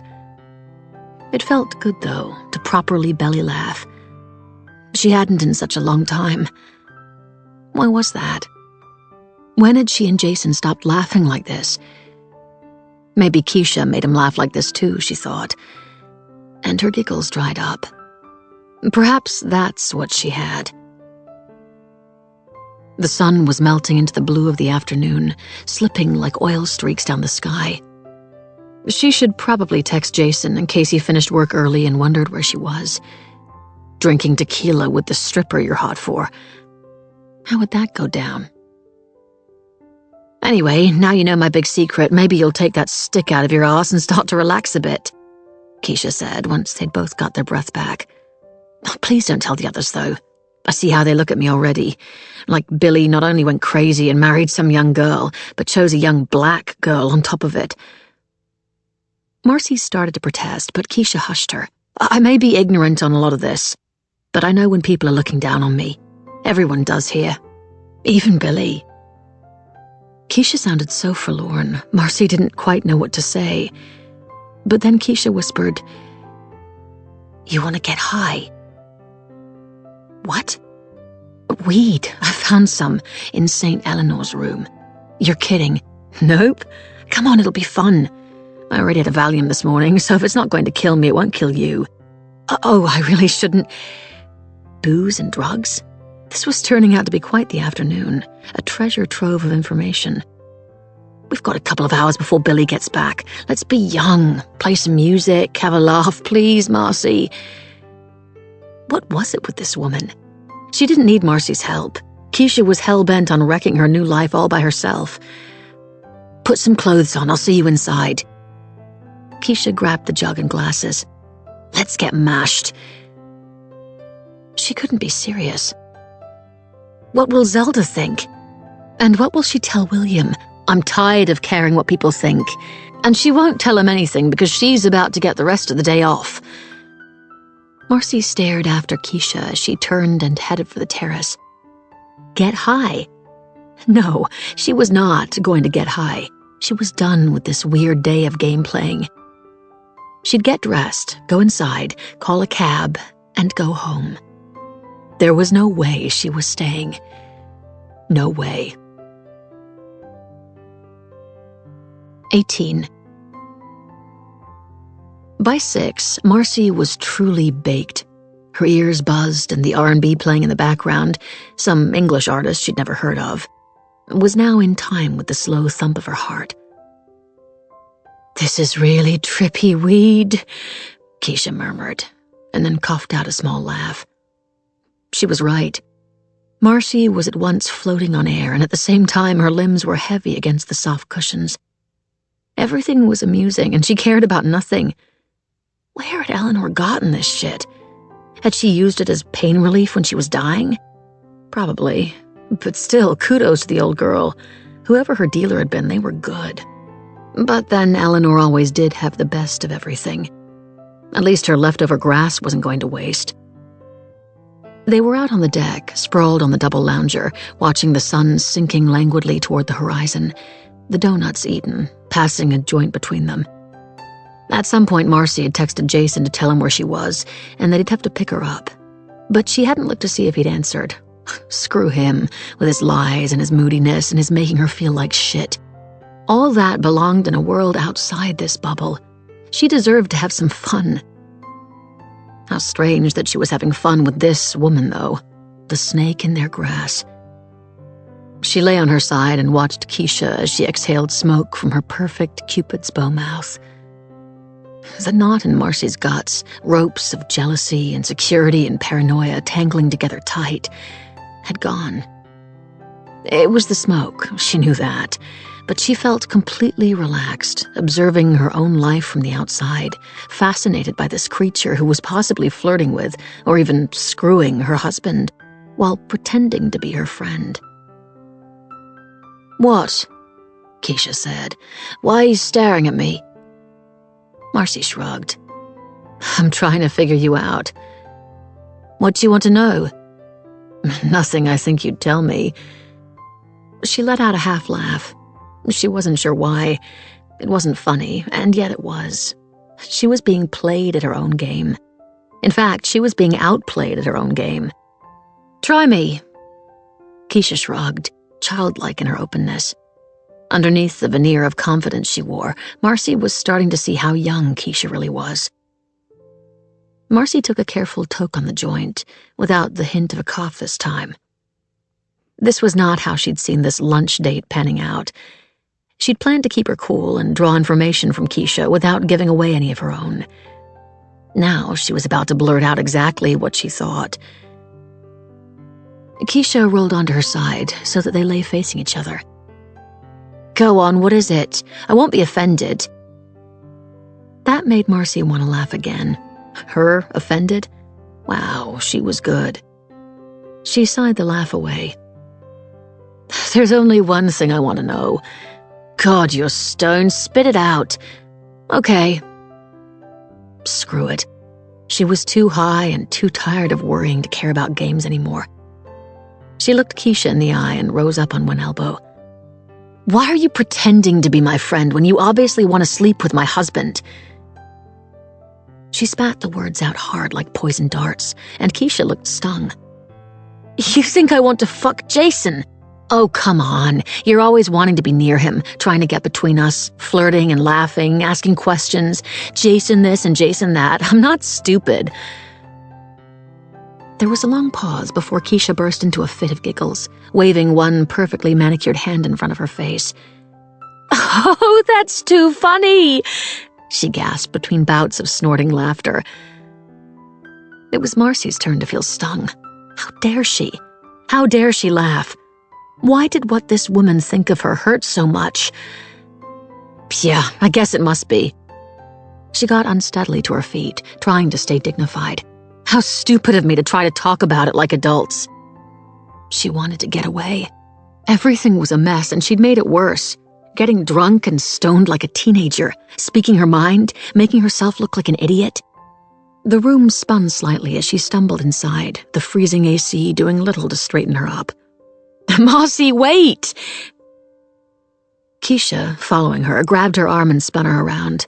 "Oh, for God's sake, I don't want to sleep with Jason." She stared at her. "Don't you get it? Of course I don't want Jason. I want you." Her grip softened and she let go, slightly embarrassed. "You! It's all you," Keisha continued. Marcy's world suddenly stilled. It didn't make any sense. "No, but I saw..." What had she seen? The way Keisha had looked up at Jason from the creek when they were on the boat? Marcy had been standing next to him and Keisha had been squinting. It wasn't Jason she'd been calling to come into the water at all, it was Marcy. She hadn't stayed in long after because the wrong person had joined her. Another memory flashed vividly. Marcy going to surprise Jason at lunch, and Keisha's greeting. "Ah, there she is, the wife." She'd been waiting for her. And all the questions about their relationship, they hadn't been about whether Jason was unhappy, but about whether Marcy was. Could Marcy have been reading the whole thing wrong? It was crazy. But what about the phone call in the middle of the night? Keisha paused. Was that a flash of something? And then frowned. "Not me." "So you don't want to screw Jason?" Marcy was still struggling to absorb this new information. Hazy as she was on weed and tequila, it was like a fever dream. Keisha shook her head. "I already have one husband, and that's enough for anyone. It was supposed to be enough for me. I was going to be a good wife. But when I saw you that first time, it was like lightning. I can't stop thinking about you." "Me?" Marcy's face flushed. Could that be true? Had she got it so badly wrong? But she was here getting drunk and stoned, not Jason. And why would Keisha lie about something like this? I'm sorry, I shouldn't have said anything. I don't want you to feel weird around me. You're the only good thing in this place." Marcy almost laughed. The thought of Jason preening, all male arrogance, launching himself at Keisha whenever he could, not knowing what a fool he was making of himself. Oh God, it was glorious. There was something so comically brilliant about it. For once, it wasn't all about Jason Maddox. "And I know you're married," Keisha said. "I get it. So am I, after all." "I love Jason," Marcy said softly. Did she mean it? If the middle of the night phone call hadn't been Keisha, it was still somebody. He'd still lied. He'd still been distant for months, so much so that she'd immediately thought he'd been trying to screw Keisha from a few looks. But what else was she supposed to think when he only wanted to fuck when he was drunk? She still felt she was walking on shifting sand in her marriage, like she should be grateful for any crumb of affection. He was flirting with you, though, wasn't he? I didn't imagine that. Keisha shrugged again, that helpless, charming gesture. Probably harmless. The music was still playing, and as the tune drifted through the patio doors, Marcy wanted to let it take her. When did life get so complicated? I want to be 19, dancing in a field somewhere in cut-off denims and a crop top, Marcy said, raising her hands above her head, finding the rhythm. It was a slow groove with a steady beat, and it made her uninhibited in her movement. The sun had lost its midday rage, but the air was thick and warm, and a slight breeze caressed her as she moved, a tentative lover's touch. She let her hips tilt side to side as her head rolled, her hair falling into her face. What was happening here? Why did she feel so good, so free? She pushed all thoughts aside. She was tired of thinking, of worrying. She was just going to be, for once, a reed in a river, carried on a current. She spun around, smiling. She liked the way Keisha was looking at her, as if she was everything. It was decadent, illicit, wrong. It made her feel alive. It was turning her on. "You want a blowback?" Keisha asked. Marcy nodded. It was good to be high. It felt so dangerous, all of it. A loose thread that could unravel a carefully wrought tapestry. This was not what Marcy Maddox did. Screw Marcy Maddox. Tonight she was someone else. Keisha carefully relit the joint, barely a stub left. "Don't put it in backwards," Marcy murmured. "You'll burn your mouth." "It's the last straw, I think," Keisha said, coming close until they were face to face. "You ready?" Keisha sucked in hard, the paper crackling as seeds inside popped. Her nose furrowed, cute, making Marcy smile as she opened her mouth. Keisha slowly blew, and the secondhand smoke was sweet and cool as Marcy breathed the stream in, her lips barely an inch from Keisha's. "I'm breathing her in," she thought randomly. Air from her lungs. She shivered and closed her eyes momentarily before quietly sighing the smoke from her own body. She stood, still, as the tingle ran from her toes to her scalp. "You are so beautiful," Keisha whispered, eyes wide with awe. Keisha looked up to her, respected her. It made Marcy tremble with delight. "No," Marcy said. "You are beautiful." She reached up and cupped the other woman's face, pulling her gently closer until there were soft lips brushing hers, and they were kissing. She should stop. She knew she should, but she couldn't. Her whole body was suddenly on fire. She traced her fingers down Keisha's sleek, elegant neck, and the other woman sighed into her mouth, her tongue darting forward, delicate and sweet. Electricity coursed through Marcy's veins. She was drunk. She was high. And she was kissing a woman. She was kissing Keisha. "Honey, you and Marcy here?" The voice was barely audible over the music, but it cut like frozen steel through the moment. And even as Marcy startled, Keisha had pulled away. They both gasped, kids nearly caught out. And Keisha turned the music down as she called, "Out here!" Looking around as she quickly smoothed her hair, Marcy expected to see evidence of their debauchery laid bare in an afternoon's worth of food and drink debris. But the solitary margarita jug, even empty as it was, 2 glasses and a bag of chips that were on the table, looked almost respectable. The dancing, the weed, the confessions, and the kiss all felt as if they belonged to a dream Marcy had been suddenly awoken from. William and Jason appeared in the doorway, both in polo shirts and pressed pants, straight from the golf course. The party was over. The men were back. 19. Marcy had managed to appear passably sober until they left. But as soon as Jason started driving, the motion of the car sent her head spinning and stomach lurching. She turned the AC up high and took deep breaths as she focused on keeping the contents of her guts where they were supposed to be. She hadn't felt this bad since... when? She could barely remember. A different life. "Not so fast on the corners," she muttered as her throat constricted with nausea. A cold sweat broke out across her chest. This was not going to end well. "How much did you drink? You're a mess."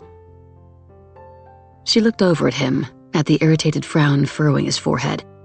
She shrugged and pointed at herself. "This much?" Her giggle turned into a groan. "I'm going to puke." "Jesus, Marcy, can you wait until we get home?" As it turned out, she couldn't. And even as, hanging out of the open car door, she retched up chunks of donut and the acid tang of tequila and lime, she could feel his disapproval coming from the driver's seat. Finally, when she was getting her breath back and the world had settled slightly back onto an even keel, he dug a tissue out of the glove compartment for her to wipe her mouth. "Better?" "A bit." She flopped back against the leather seat. "I just want to lie down." "You normally handle your liquor better than this." Jason's eyes narrowed. "Were you smoking?" The tone of his voice was really starting to irritate her. How many times had she looked after him when he'd rolled home drunk after a boys' night out? Okay, not so many times in the past couple of years, but she had. "Don't be so uptight. It wasn't cigarettes." No, he'd made sure she quit those as part of her transformation from hot waitress to high society wife. "Just a bit of weed." "Weed?" He twisted around in his seat to face her. "Where the hell did you get that from? Don't tell me you bought it from one of those tramps you feed. Who knows what could be in it?" "Calm down. It wasn't mine. Keisha found it." She let out a half laugh. "You'll never guess where. In Eleanor's stuff. Hidden in with her underwear, apparently. There was morphine and needles there, too." She raised an eyebrow at him. "So be glad I didn't try that." "Jesus." "Anyway, you're the one who wanted me to be friends with her." "Yeah, but I didn't mean turn into some kind of college dropout and embarrass yourself." "Oh, screw you, Jason." Her patience snapped. He wasn't her father. "It's not a big deal. You're going away for a whole weekend tomorrow, and you're pissed that I had some fun?" Some fun? She'd kissed a girl. She'd actually kissed a girl. "Yep." Jason pulled back onto the road, faster than he needed to. "Puking out of the car sure looks like fun." They sat in silence while her stomach roiled once more. She swallowed hard, pretty sure she was going to be sick again. "William will lose his shit if he finds out she looked through Eleanor's things." "I wasn't planning on telling him," Marcy said. "And you'd better not either. Can we let it go now, or I'll hurl again all over your legs?" She gave him a grimace of a smile, and he begrudgingly smiled back. "Sometimes I forget you're still pretty young." Yeah, she thought. Sometimes I do, too. It was dark when she woke, head throbbing and mouth acid dry. Her stomach muscles ached as she carefully sat up and drained the glass of water Jason had put there for her before she'd passed out. As she lay back down, she didn't reach for him as he slept beside her, one arm stretched out under his pillow. She was going to feel awful tomorrow. Was it the weed or the tequila or the combination that had wrecked her? Probably all of it. The grass had been strong, stronger than anything she'd ever smoked, and she was very much out of practice. Had Keisha been sick too? Probably not. Keisha. God, what an afternoon. Marcy still couldn't get her head around it. Everything felt upside down, all that hatred gone. They were alike, there was no denying it, both from tough backgrounds, both a lot younger than their husbands, both being forced into a mold that wasn't their shape. both alone. There were differences too, though. Marcy hadn't married Jason for his money. Yes, it had been attractive to have a man who could look after her, but she'd loved him when they got together. She still did love him. Didn't she? A worm of doubt wriggled through her veins.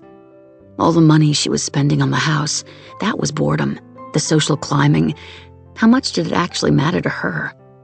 The way he'd been so quick to close down her business rather than help find ways to make it work. None of it made her want to have his baby, to tie herself to him forever. He'd swept her off her feet at the start, that was for sure. But how did she really feel about him now?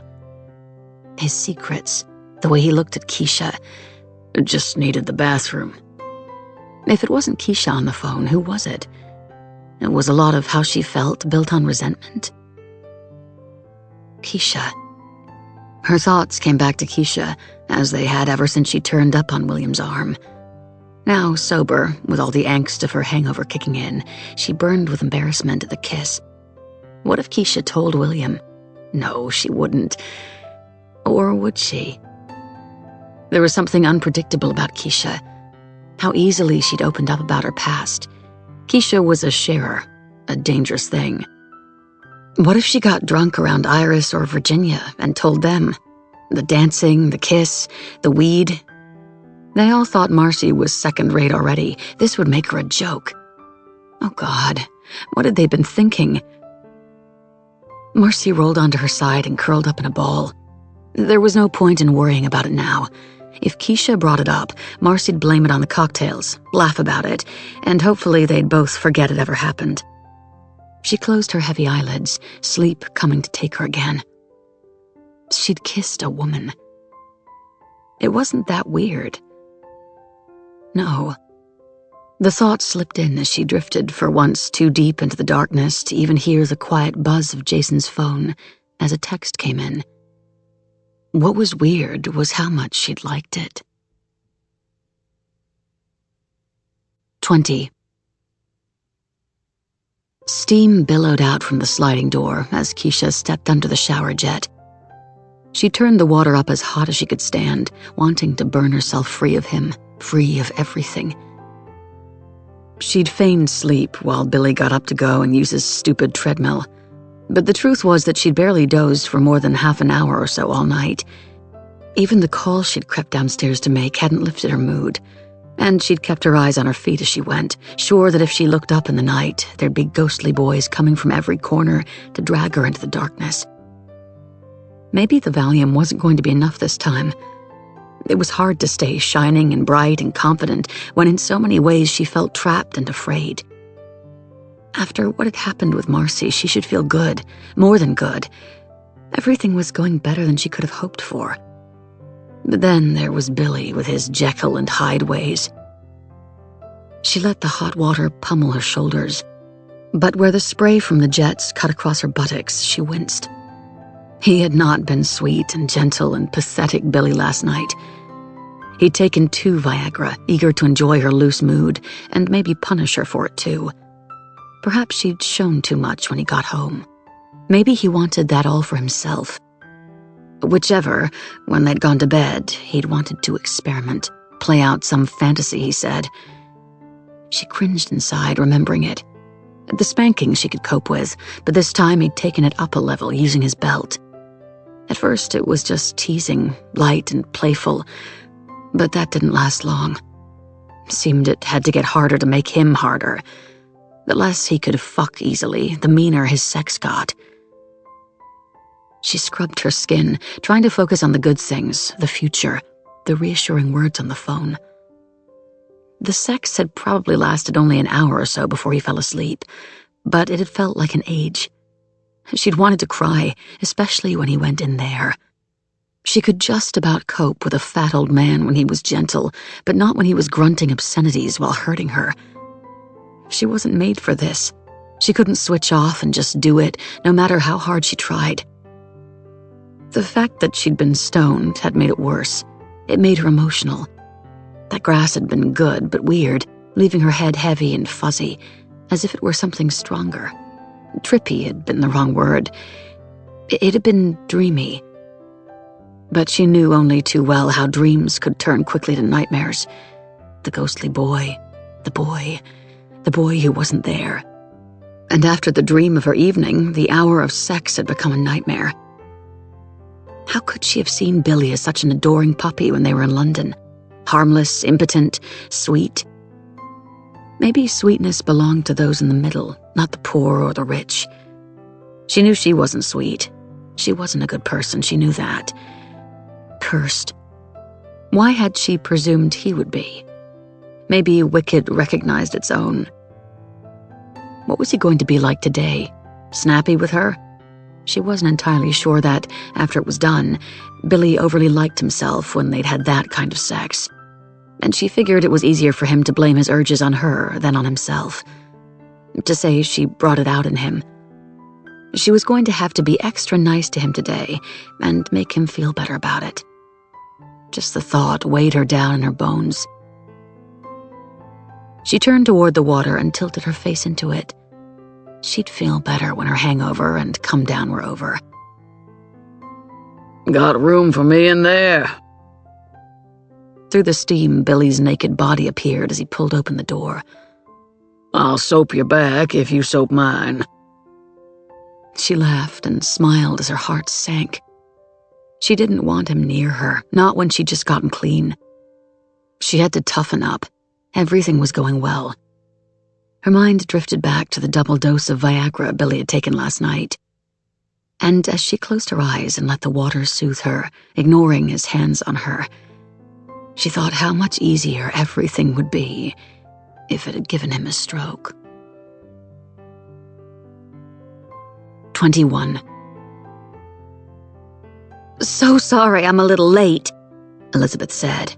I forgot I'd offered to go check on Emmett and Virginia's place to sort their mail, and that took longer than expected.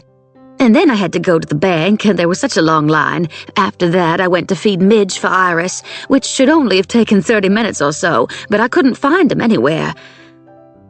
She wiped away an imagined hair from her forehead, her natural dark curls tight and short in the humid air. Marcy had never seen Elizabeth look so flustered. He hasn't eaten yesterday's food either.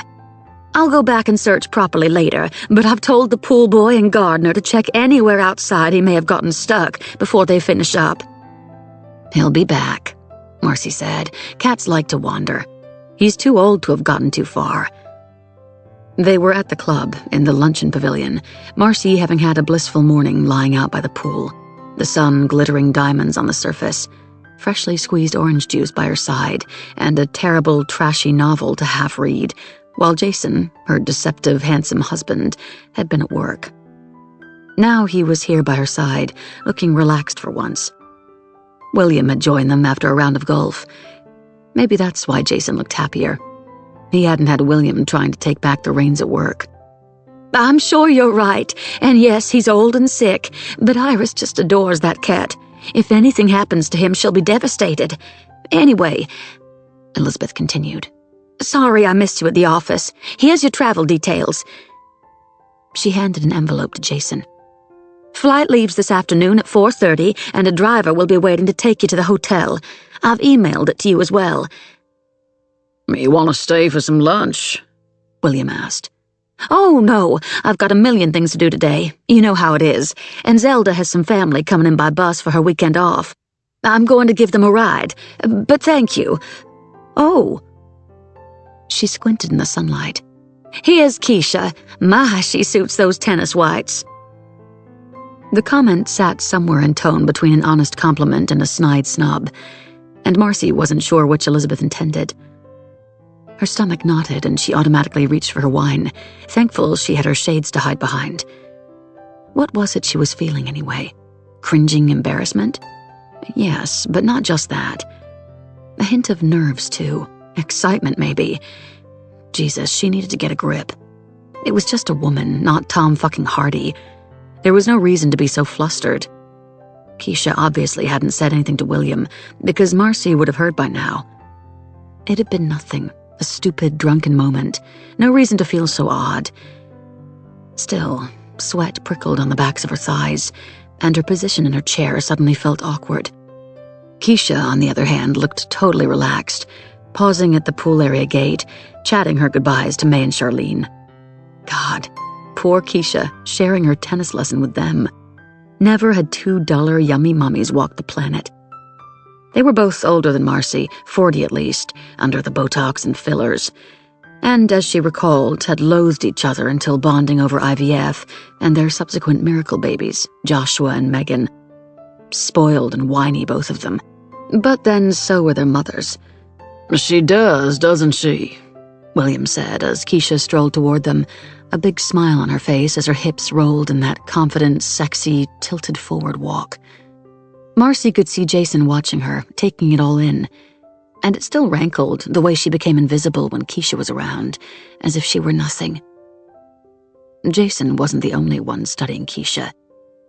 Behind the expensive, tinted glasses, all eyes in the pavilion were watching her, filled with mischief and gossip, eager to get a glimpse of the young black gold digger who'd replaced the saintly Eleanor Radford. Women leaned in closer to one another to comment with wry smiles. William, no doubt, the butt of the jokes. Keisha didn't notice as she sauntered by. Marcy had always noticed when they were whispering about her, felt each glance like a knife. Keisha was either oblivious or used to it. Maybe women always looked at her like that, as if she were a threat who had to be dealt with. At least Marcy had had the good grace to be meek when she'd slid among them.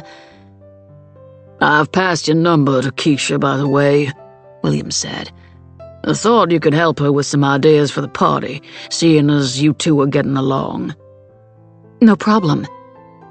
Marcy's heart was pounding as Keisha finally reached them, leaning forward to kiss William, a nice display for the crowds, and she tingled as she remembered the feel of those soft, painted lips on hers. So, Keisha said as she sat down, one hand holding William's. They're abandoning us for the weekend, Marcy. What will we do while they're gone?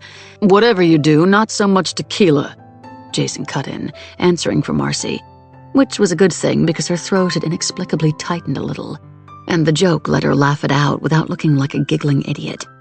God, no, she finally said. I think I actually died for a while yesterday. We should do something, though, Keisha said. While the cat's away and everything. We're going to be having a sedate weekend of golf and early nights, William said. So perhaps you two should have dinner here. I can make you a reservation. Save your energy for when I'm back, honey. Marcy wanted to laugh. What did William sound like? Save your energy? It was pathetic, really, this need in older men to impress younger women. Maybe they were the only women some men could impress. I'll call Julian and Pierre. We could have them over to your place for brunch and see what they can do for your 4th of July party. But it's not that far away. They may be booked up. They'll do it, William said. Julian used to be like family. His mouth tightened at the same time as a solitary wisp of cloud drifted across the parched sky, and Marcy couldn't tell if the shadows were from that or a slight darkening of his mood. Maybe he didn't overly like the boys. Maybe Julian had been a favorite of Eleanor's. She'd have thought the couple would have been too pansy for old-fashioned William. Hey, Keisha suddenly exclaimed. I almost forgot. Guess who Charlene says she was sure she saw at the mall yesterday? They all looked at her. Jackie. Charlene said she called after her, but she couldn't have heard. She was too far away to catch up with. Jason's Jackie, William said. Can't have been Jackie. Jason's voice was cold. She wouldn't come back here. Must have been someone who looked like her. Marcy barely noticed as the waiter brought her salad. Jackie, sneaking back into town, after she'd raged and cursed at Jason, even as she walked away with a lot more than Jason had to give her in the divorce, yelling, I'd rather die than come back to this snake-infested place, and I'm not talking about the wildlife. No, it couldn't have been Jackie. If it was, she'd have breezed into the club for lunch with one of her old friends to rub Marcy's nose in it. I guess not then, Keisha said, drawing her chair up closer to her oozing burger. Anyway, I'm starving. Let's eat. But if it was Jackie, Marcy wondered as she picked up her fork. What could have brought her back here? 22. It had been a long time since Marcy had slept naked, but after a shower she'd stretched out on the bed, the open shutters to the Juliet balcony letting the evening breeze in, enjoying the air on her skin. She'd felt such a surprising rush of freedom she hadn't even bothered to put any underwear on. It was odd being in the house alone. It was far too big for 2 people, let alone 1. And without Jason there, it felt enormous. A beautiful, Italianate 7-bedroom mansion that somehow felt like a mausoleum. For what, though? Our marriage, perhaps? Jason with his bad moods and secret phone calls? If it wasn't Keisha, then who was it? And eyes for other women. She hadn't heard from him since they'd landed, and she wasn't surprised. Distracted didn't cover Jason at the moment. And now, on top of everything, maybe Jackie was back. Was that bothering him? Did he already know? Jason liked to be in control, she knew that. But maybe he was learning that women often only gave the illusion of submission. God, she was bored of thinking about Jason, and now she had her own distraction. It wasn't thinking of Jason that had her sleepless in the night. She looked at her phone again. Keisha had texted almost immediately after William had left for the airport. "Let's do something this weekend. KX." Marcy hadn't answered, not straight away. She wasn't sure why. The quiet drumming in the pit of her stomach that screamed both danger and excitement. Was it the memory of that kiss? No, not even that. It was the reminder of who she'd once been. Free, wild, mad, bad, and dangerous to know. If she went back to that, who knew where all this would end? Running away in the grip of a scandal and working in a diner after screwing up her life? A person could only do that once with any sense of energy, and she'd used up her shot. It wasn't worth the risk simply to have the thrill of something illicit. In the end, she'd set up Sunday brunch with Julian and Pierre, and sent a formal text back to Keisha saying she'd see her then. There had been a pause, and then, "Okay, thanks. I'm about all weekend, so if you get bored before then, let me know." Still, though, Marcy couldn't sleep. It was one thing to tell yourself not to do something, but it was quite another to stop thinking about it. Her mind was turning over and over, her body tingling, while her head went places she never thought she'd go about someone she actually knew. Hot places, as if now that she was no longer worried that Keisha would tell William, something had been unlocked inside. Doing the kind of things she'd only seen in porn. It was ridiculous, and yet she couldn't stop. She stared at the ceiling. Keisha had said that when she'd seen Marcy, it had been like a lightning strike. Is that how it had been for her, too? She could still vividly see Keisha coming down the stairs on William's arm, wearing that too-short Versace dress, so glorious it had almost hurt to look at her. Had her envy and fascination actually been attraction on some subliminal level, and she hadn't realized? God, it was all so confusing. But she couldn't stop herself fizzing with fantasies of what might have happened if the men hadn't come home so soon. She stared at her phone again. Still nothing from Jason, and all she felt was irritation rather than hurt. Even when he'd gone to Europe last year for some client or other, and she'd been stuck at home with an awful stomach bug in their cozy old house, he'd at the very least texted her every evening before bed. How times had changed. Maybe they'd been changing then. She opened her message thread to Keisha again, her heartbeat getting faster. Screw it, she decided. There was only one way to find out what she was really feeling. She typed quickly before she could change her mind. "Let's go out tomorrow if you like. Get some late drinks or something. I'll let you know where in the morning. Sorry if this woke you." It had barely been sent before a reply pinged back. "Wild. See you then, X." Wild. God. Her stomach knotted. No going back now. She stretched out on the bed, her legs slightly parted. It felt good. She felt sexy. She slid her hand down under the sheets. There was no crime in fantasizing after all. Maybe she just needed to get it out of her system. She closed her eyes, and remembered the kiss. She woke later, startled, and sat up, her body on sudden alert, instinctually aware that something wasn't quite right. A noise. Was it someone in the house? She listened, heart thumping in the hum of silence, for soft footfalls or a creak of wood. There was nothing. Not in the house. Outside. An engine running. That was all.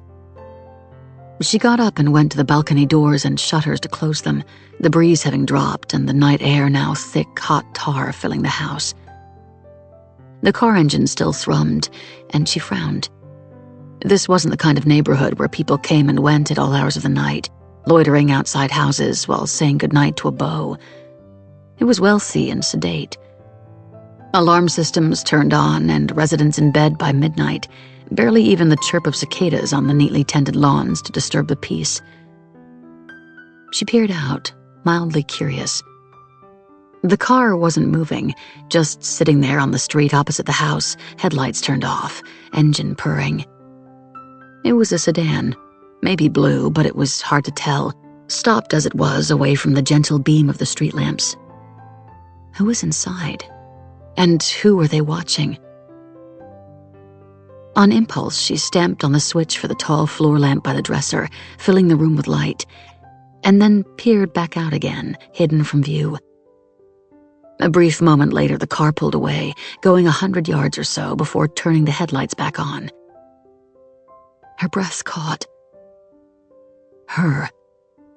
They'd been watching her, or Jason, or studying their new house. She stared into the silent darkness a little longer, until she was sure the car had gone. Who would want to watch their house? Jackie. Maybe Jason's ex-wife really was back in town. She turned the light out and the AC on and got back into bed. Could it have been Jackie texting Jason in the middle of the night? Surely not. The divorce had been so bitter, there was no way she'd want him back now that she was single again. That love had long ago turned to dislike, if not outright hate. Marcy closed her thoughts down. It was 2 a.m, and she'd long ago stopped losing sleep over Jackie. Screw it. Tomorrow she'd go and buy something new to wear, and then she had a night on the town to look forward to.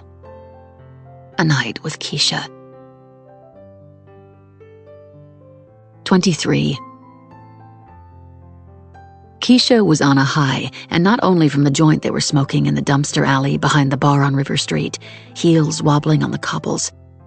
The air was filled with jazz and live band music, combined with the scent of seafood cooking, all spilling out from the lively bars and restaurants looking out over the water. This was Keisha's kind of place, and the night was going great, better than great.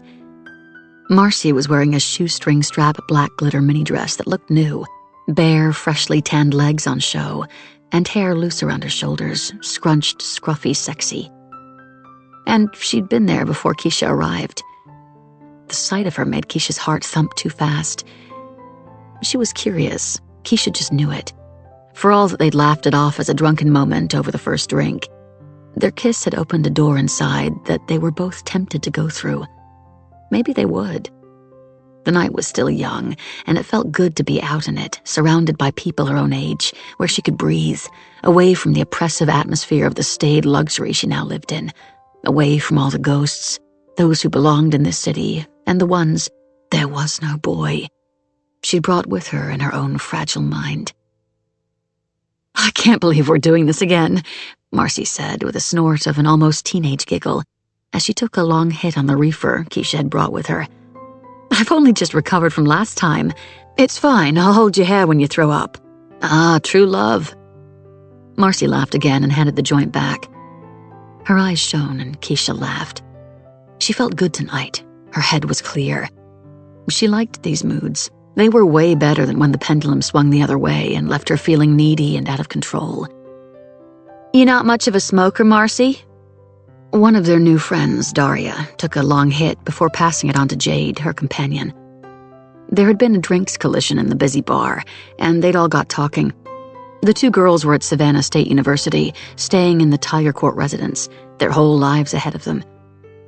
Daria did shifts as a waitress to make extra money for her tuition, and Jade was thinking of dropping out and traveling for a year, working her way around beach resorts in Goa and Thailand. They were normal. No trust funds, no little Mercedes from Daddy. They were almost like some of the girls Keisha had known back home. "Marcy's been married too long," Keisha teased. "She's forgotten how to have fun." Marcy pulled a face at her. "You laugh, but give it another 5 years with William and your joint days will be long over. Joint pain management is how you'll be spending your time as you push his wheelchair." 5 years? I was kind of hoping he'd be buried by then. They all laughed, Keisha the loudest. Maybe her mood was slightly manic, the excitement in danger of tipping her over the edge. Breathtaking highs or terrible lows, those were the landscapes of her emotions, an inheritance from her dead mother. Cursed. She pushed the word away. "And they say romance is dead." Jade glanced at the time on her cell. "Anyway, great meeting you, but we gotta split." She tugged Daria's jacket. "Come on, I told Laz we'd be there by 11:30. He won't wait, and then we'll never find him." "Hey, you two should come with us," Daria said. "Gonna be wild. A kind of underground club night in the woods down by the Truman Parkway. Music, drink, food, all kinds of tents set up and stuff given free. Happens every year. Goes on till dawn for those who have the energy." "What do you think?" Keisha asked Marcy after a pause. "Could be fun." "I don't think so. I'm not really a staying up till dawn partying kind of girl," Marcy said. "We don't have to. Just stay for an hour or so." "Okay, let's go." "Wow, quick turnaround. I didn't realize you were so easily led. That's good to know." Marcy rolled her eyes at Keisha's teasing, but a blush had crept across her cheeks, and Keisha thought she looked beautiful. "So you guys coming?" Jade said, fingers flicking over her iPhone. "I'm getting an Uber." "Sure." Keisha flicked the roach to the ground. "We love a party." "Oh, you're going to really love this one." Daria's eyes gleamed. Craziest night of the year for those in the know. 24. Marcy held her breath as they hurried past the pile of garbage sacks that acted as a border between normal life and the homeless town that existed under the parkway. The mountain of uncollected waste stank, and she dreaded thinking how much vermin was probably living in it. "Nearly there," Daria said. "We don't have to go through that, do we?" Keisha nodded toward the camp of battered tents and beaten people living under a concrete sky. Here and there, faces stared out at them, impassive. Not overly threatening, but definitely unsettling, huddled by fires that cracked in oil drums under graffiti-daubed pillars. The underbelly of the city that no one wanted to see. "Don't worry," Jade said. "We're going into the woods. We'll be fine." "Glad you sound so sure. Like I said, it's a special night." Marcy wasn't convinced. What on earth was she doing out here, following two women she'd only just met to some, no doubt, illegal party? For all she knew, they were about to get robbed, or worse. This was the sort of impulsive shit she'd done as a kid, but not now. She was here only because Keisha had obviously wanted to come. Keisha. As Jade led them up a narrow path into the woods, Marcy reached for the other woman's hand and gave it a reassuring squeeze. There was no going back now. She may as well try to relax and enjoy it. It was a few minutes' walk in the dark, only cell phone lights to guide them, thankfully also showing full signal. And then Marcy heard the first hints of sound, a thrum of life somewhere up ahead. The path reached a peak, and then, as they ducked under some branches, it dipped down sharply to a surprise large clearing, half the size of a football field. "Wow," Keisha said, as Marcy looked around wide-eyed. Okay, so they weren't going to get robbed. Lights were strung in trees at the edges, and there were tents and stalls set up here and there, a large unlit bonfire down at the other end, candles burning, food cooking, and a lot, maybe 100 or so, of people dancing and laughing. Music hummed in the air, a sensual rhythm, heavy on the drums, as if it pulsed through the earth itself. St. John's Eve, baby! Jade leapt into the arms of the shaven-headed black man waiting for them, her legs wrapping tightly around his waist. He was so tall he made her look like a child. "Hey, Laz, we brought a couple of friends," Daria said, "and we all need a drink." The man, Laz, extracted himself from Jade, and then led them to a small table where a middle-aged hippie woman was filling paper cups from a punch bowl. "Welcome to the party," he said as he handed them each a cup. "Drink, eat, dance, and be merry. Tonight our wishes come true." "What is it?" Marcy asked, peering inside. "Tafia, homemade rum." She watched as the others, including Laz, drank theirs, her instinctual paranoia about her drink being spiked, causing a brief knot in her stomach. But the rum had to be safe. It had all come out of the same bowl. She glanced over at Keisha, who winked at her. "Bottoms up." Marcy stared into the cup for a moment, took a deep breath, and then drank. After that, the world swirled and time stretched like molasses as they moved through the thick, hot mess of nature and people. They'd lost Daria and Jade to Laz, but Marcy wasn't bothered. She didn't feel drunk exactly, but somewhere close. The tafia burned her throat, but relaxed her body, and as she and Keisha wandered through the crowds, it felt perfectly natural to have their hands linked and to feel Keisha rest her head on her shoulder when they paused at this stall or that to look at what was cooking or what was being sold. Heat. That's what Marcy felt as Keisha led her further into the steadily growing throng of people. Somewhere up ahead, the bonfire had been lit, and as it blazed, the air was becoming an acrid mist hanging low. A passing man with short bleached hair and wide, trippy eyes lined with black coal that was harsh against his white skin grinned as he refilled their cups, shouting, "Drink to old John Bayou! Tonight is his night!" An elbow dug into Marcy's back as dancers jostled for space, and she tugged at Keisha, nodding her forward to where there was more space. Yes, it was near the bonfire, so they'd be hot, but at least they'd be able to breathe. The music had gotten louder and more energetic, and the dancers, sweaty-faced and slick-backed, were happily keeping up. Thank God Keisha didn't look like she wanted to join in either. In fact, she was frowning slightly, peering off to her right. "You okay?" Marcy leaned in and shouted.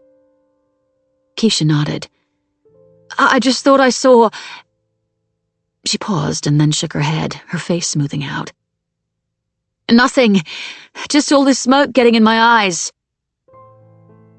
Marcy took the lead and pulled her out of the heaving crowd to a small space at the edge of the clearing.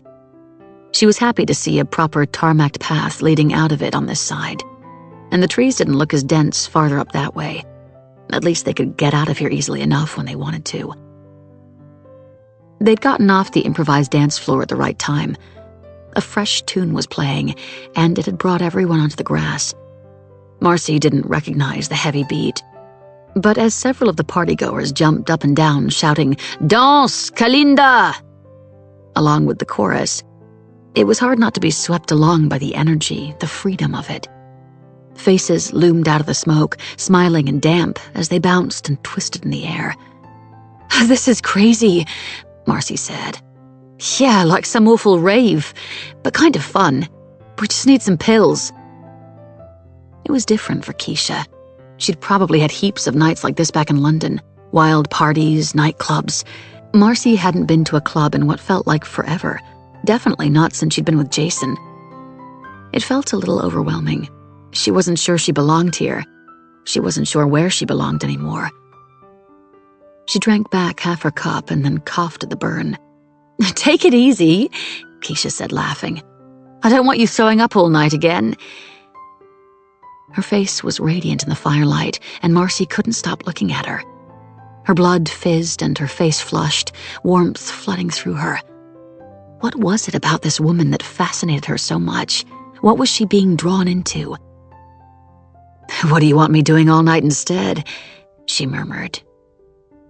She trembled slightly, and the noise around her dimmed as if she were underwater.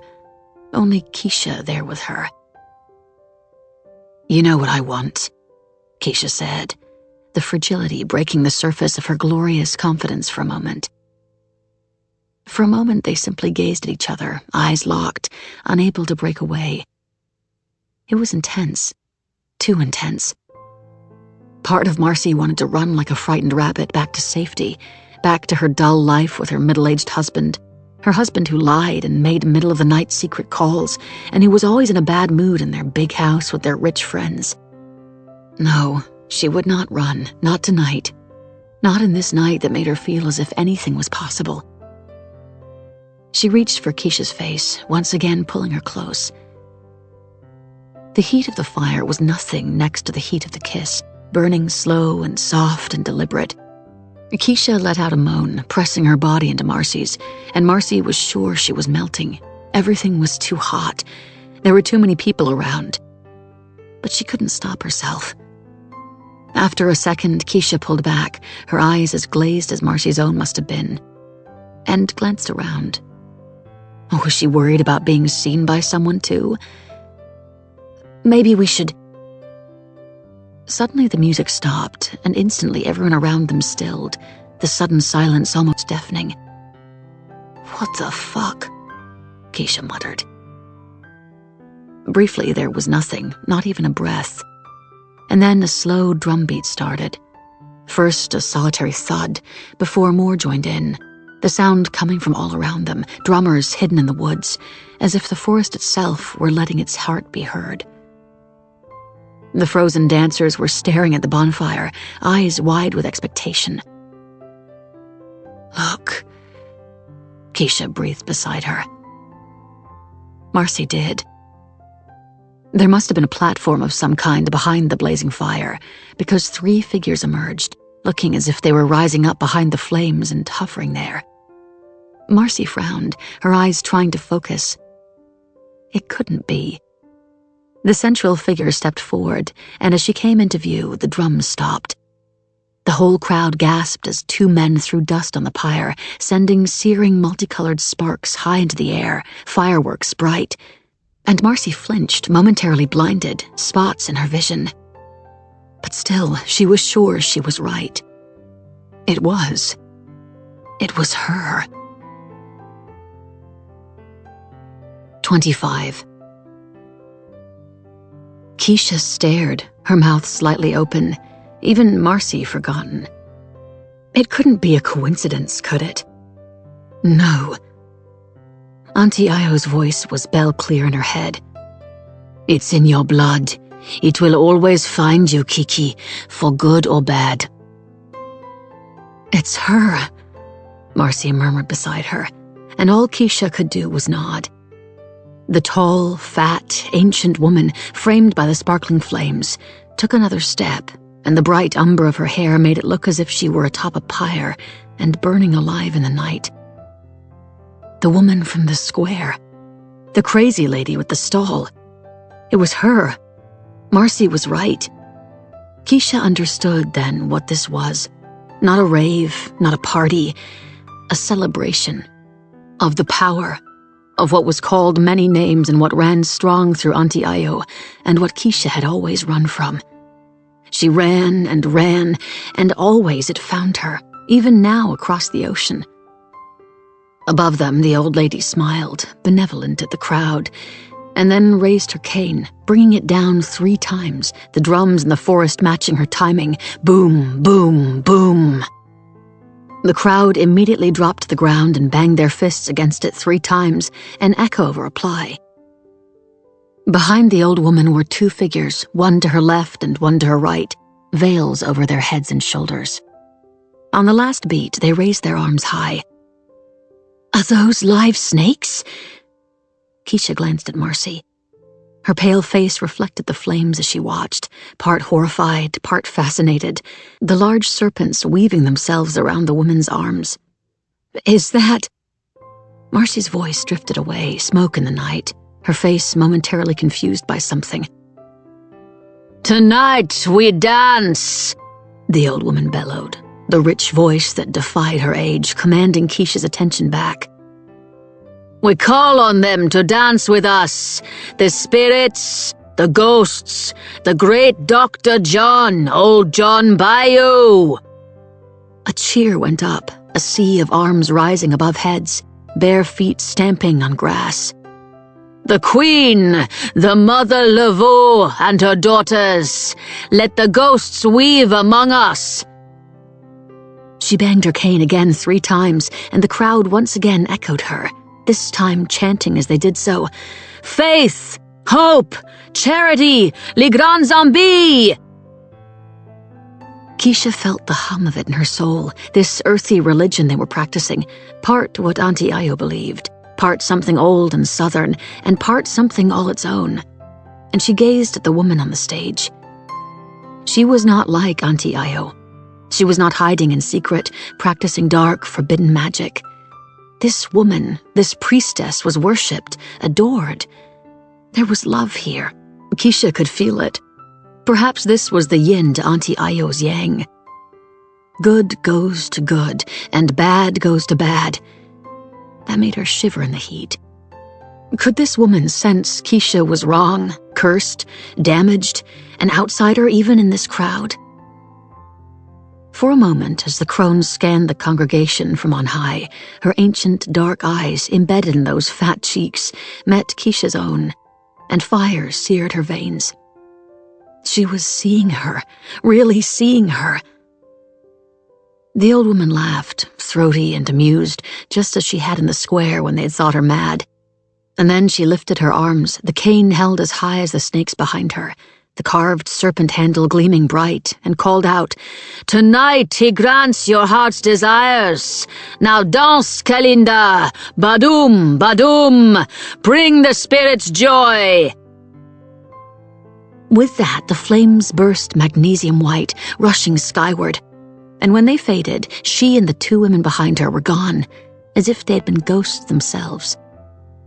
The music roared back to life, no drums this time, but instead bursting from speakers, and Keisha felt a surge of energy. There had been more in the punch than just rum, and from the slight rushing tingles on her skin and the smooth joy that filled her, she'd guess a dash of liquid MDMA. It should have bothered her that they'd been spiked, but it didn't. Everyone had shared. It was communion wine. She felt blissful, at one with everything. What was that? Marcy was startled, disconcerted, if a little hazy from the drink taking hold. Voodoo shit? That woman from the square again? She was looking around the bonfire as if willing the woman to appear. Those women with the snakes. I was sure that... She frowned, confused, and drank some more. Stop thinking, Keisha said, pulling her close and swaying to the music. This time she reached for Marcy, kissing her again, her heart alive. He grants your heart's desires. It was a sign. Everything was going to go just how she wanted. Billy would be dead soon, and she'd be free and rich and have love. Maybe Auntie Io was wrong. Maybe she wasn't cursed. Maybe she was blessed. She could feel it. Oh my God, Marcy said. Look at everybody. Keisha turned. Bathed in firelight, the revelers were still dancing, but they were also entwining, hands touching and pulling at clothes as mouths met, a hand on one person, lips on another, clothes peeling off and being abandoned as bodies became joined. Keisha's mouth dried slightly, the heat she suddenly felt nothing to do with the fire or the night air. Aren't you going to join in? The voice made her jump, and she turned to see Daria, hand held in jades as Laz drew them into the mass of people. She kissed him, and as his hand slid under her t-shirt, jades joined it, pushing the thin fabric up, exposing her pale breasts. Daria broke away from the kiss to pull Jade in closer, one last grin at Keisha and Marcy, and then the 3 of them were on the ground, lost in their own moment, absorbed into the sea of flesh. Maybe we should go, Marcy said. Her words were breathy, and her eyes were fixed on the seething mass of bodies, licking and sucking and sighing and fucking in front of them, lost in their own worlds, filled with sensory, heady pleasure, simply being and enjoying one another. If there was a god or the spirits, surely this was what they wanted from people, this joy.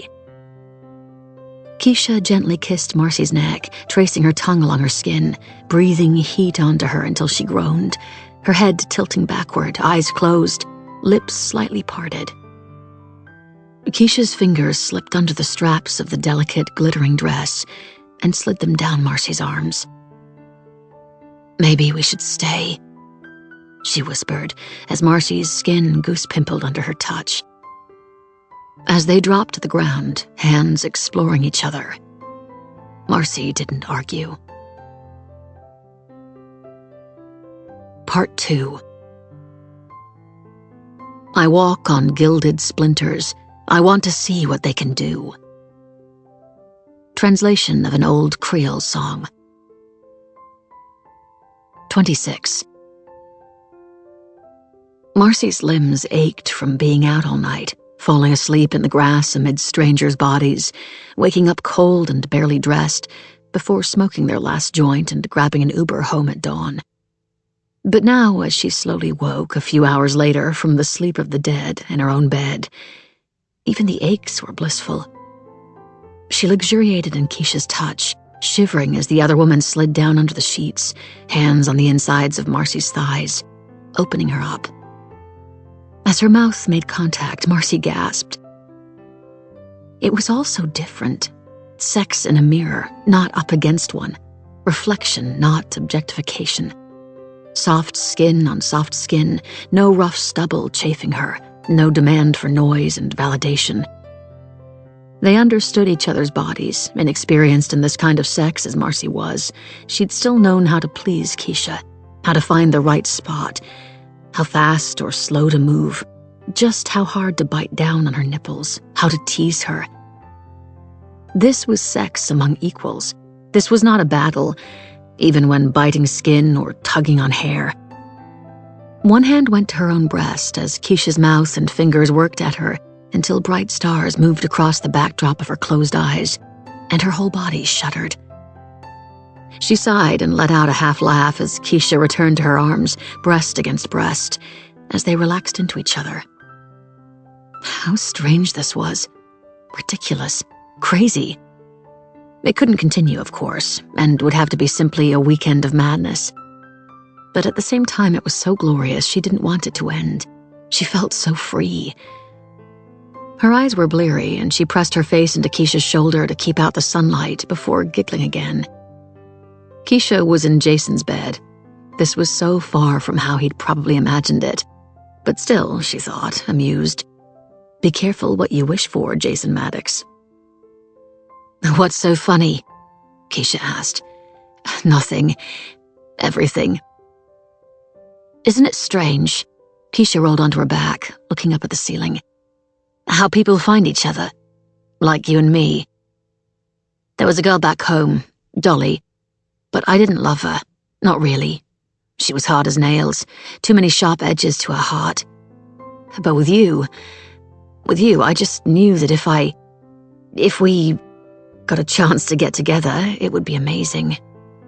Let's not forget that we're both married," Marcy said. "Minor detail. We could always leave them, take a settlement and run." Keisha said it lightly, but Marcy's stomach constricted. "Haha, I can imagine that. Both of us working in some club or diner, too poor to party, too tired to screw, resenting each other. That's what I like best about you, Marcy, your positive outlook on life." They both smiled and then lay in comfortable silence for a while, Marcy tempted to doze some more. It had been forever since she'd had a lazy, decadent day of sex and laughter in bed. "When Billy dies, I'll be a rich widow," Keisha said. "You'll want me then. All the girls will want you then." Marcy rolled over, grinning. "The boys, too.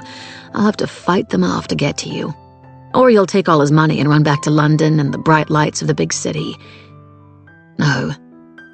Keisha's face clouded. "I'll never go back there." She glanced sideways at Marcy. "Did you make a wish last night?" "What are you talking about?" "At the thing. What the old woman said. Dr. John will grant your heart's desire." She said the last in an exaggerated, dramatic voice, but she didn't look like she'd found it funny. Don't tell me you believe all that. It was quite sweet to see the side of Keisha more and more, a little fragile, childlike, not so confident as she appeared. My family do. Marcy sat up. Really? Voodoo? In London? Keisha shrugged, awkward. Something similar. It's all from African heritage after all. Ours was darker, maybe.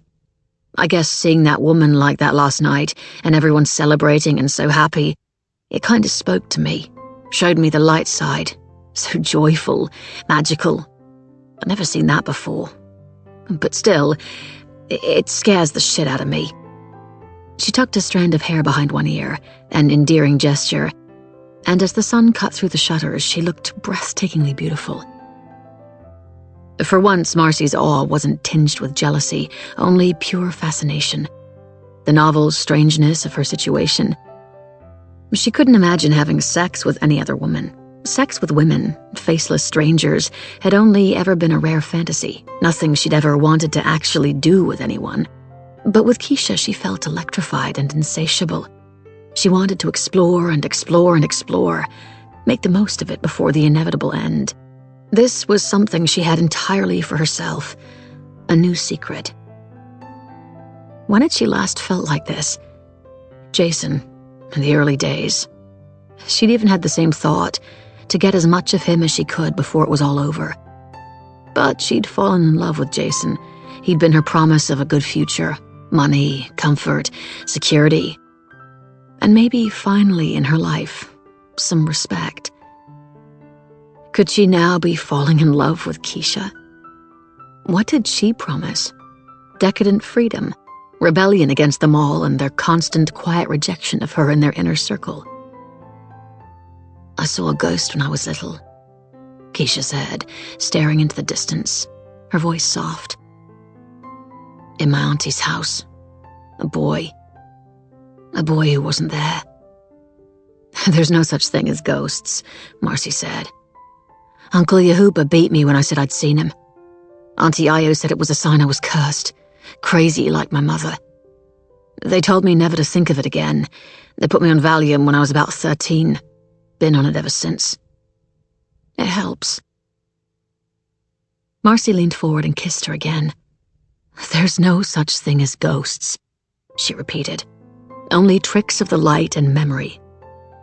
Now, let's make the most of our morning and no more crazy talk. Keisha smiled, shaking her thoughts away, and suddenly she was bright and happy again, her mouth on Marcy's as her back arched with desire. Mercurial. That's what her moods were, Marcy decided. Light and dark and back again in an instant.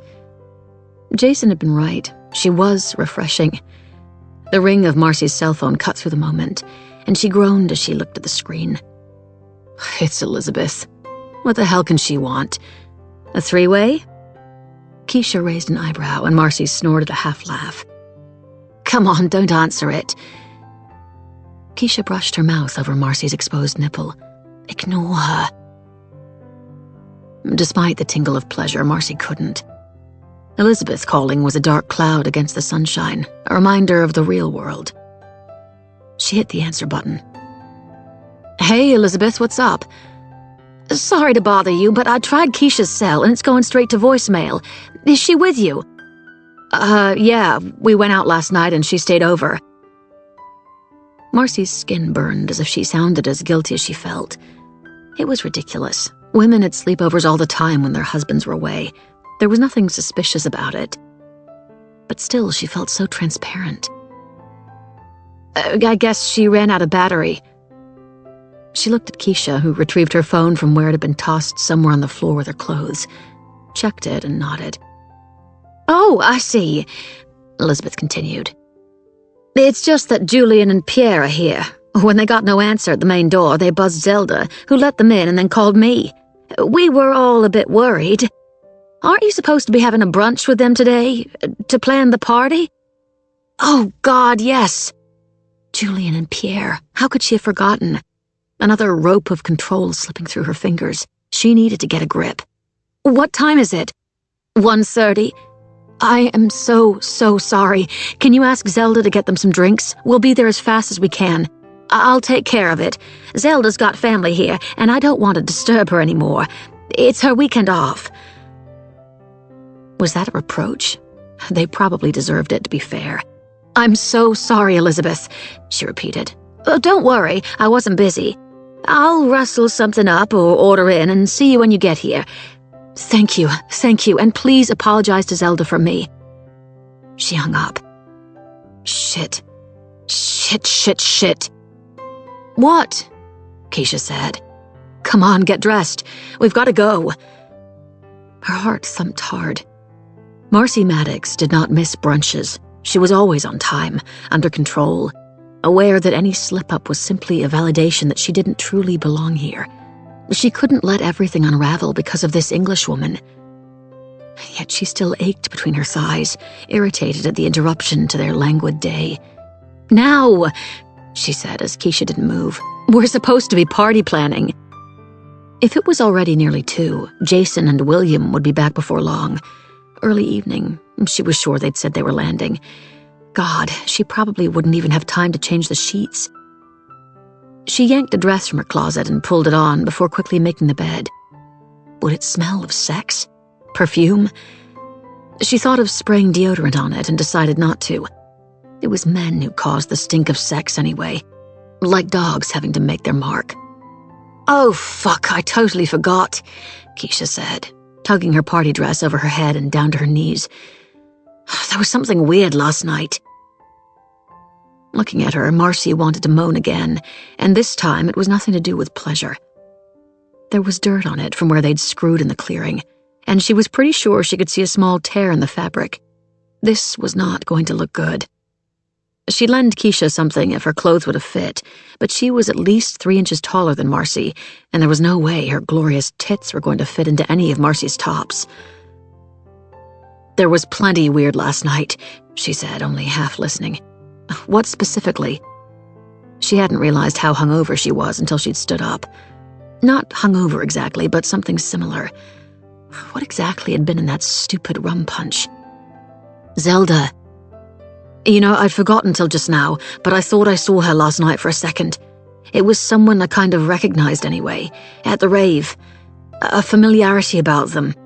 Can't remember properly now. It's all a bit hazy."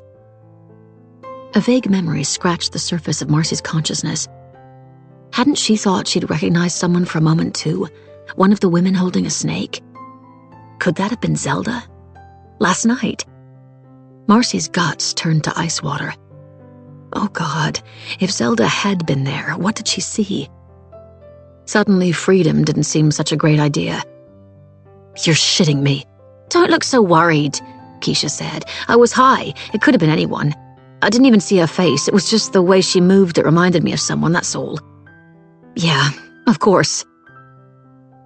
Marcy forced a bright smile on her face. "Let's go." She steadied her breathing. It wouldn't have been Zelda, she knew that. It was coincidence enough that they'd ended up at the same place as the crazy woman from Wright Square. There was no way Zelda could have been there too. And all the stuff that went on, the drinking, the sex, that wasn't exactly the kind of party you'd take relatives who were visiting to. But still, pulling her shades on to protect her thumping head from the bright day, just the thought of someone they knew being there had shaken her. This whole thing was madness, she told herself for the 1000th time. It had to stop. Under the lust and the craziness, she was filled with a sense of foreboding. If this didn't end soon, it would wreck everything. Her marriage, Jason's job, everything she'd worked so hard to have. If this came out, it would humiliate William. He would never stand for that, and it would be Marcy who took the brunt of the punishment. She'd signed a prenup before marrying Jason. She hadn't wanted to, but she'd had no choice. And she might not be broke if they divorced, but she sure wouldn't have the fancy life she had now. She took a deep breath as they slid into the car. It would be fine. She'd talk to Keisha about it later, and she'd understand it had to end. She wasn't going to want to lose everything either. Her phone buzzed, a text coming in as she started the engine. "Okay, Elizabeth," she muttered, irritated. "We're coming." Well, we would have been if she hadn't called. Keisha said with a laugh. Marcy didn't join in as she stared at her phone. It wasn't Elizabeth, it was Jason. All good here, but missing you and looking forward to being home.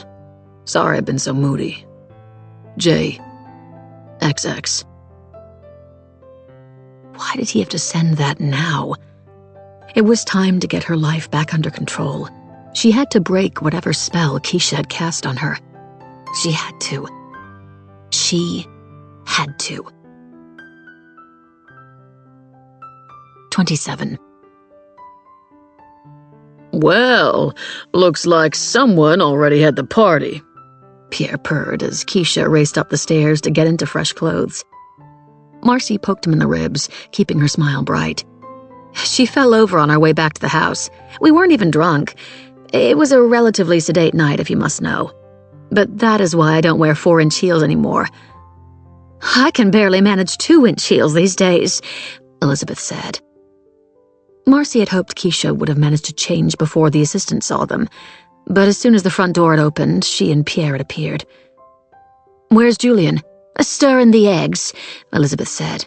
"I should have known he'd take over. That boy always did like to cook." He's hell on my waistline, Pierre added, razor thin as he was. "You're a lucky man." Elizabeth was dressed down for the weekend, high-waisted, sensibly cut jeans with a comfortable blouse tucked in around her thick middle. "And you know it."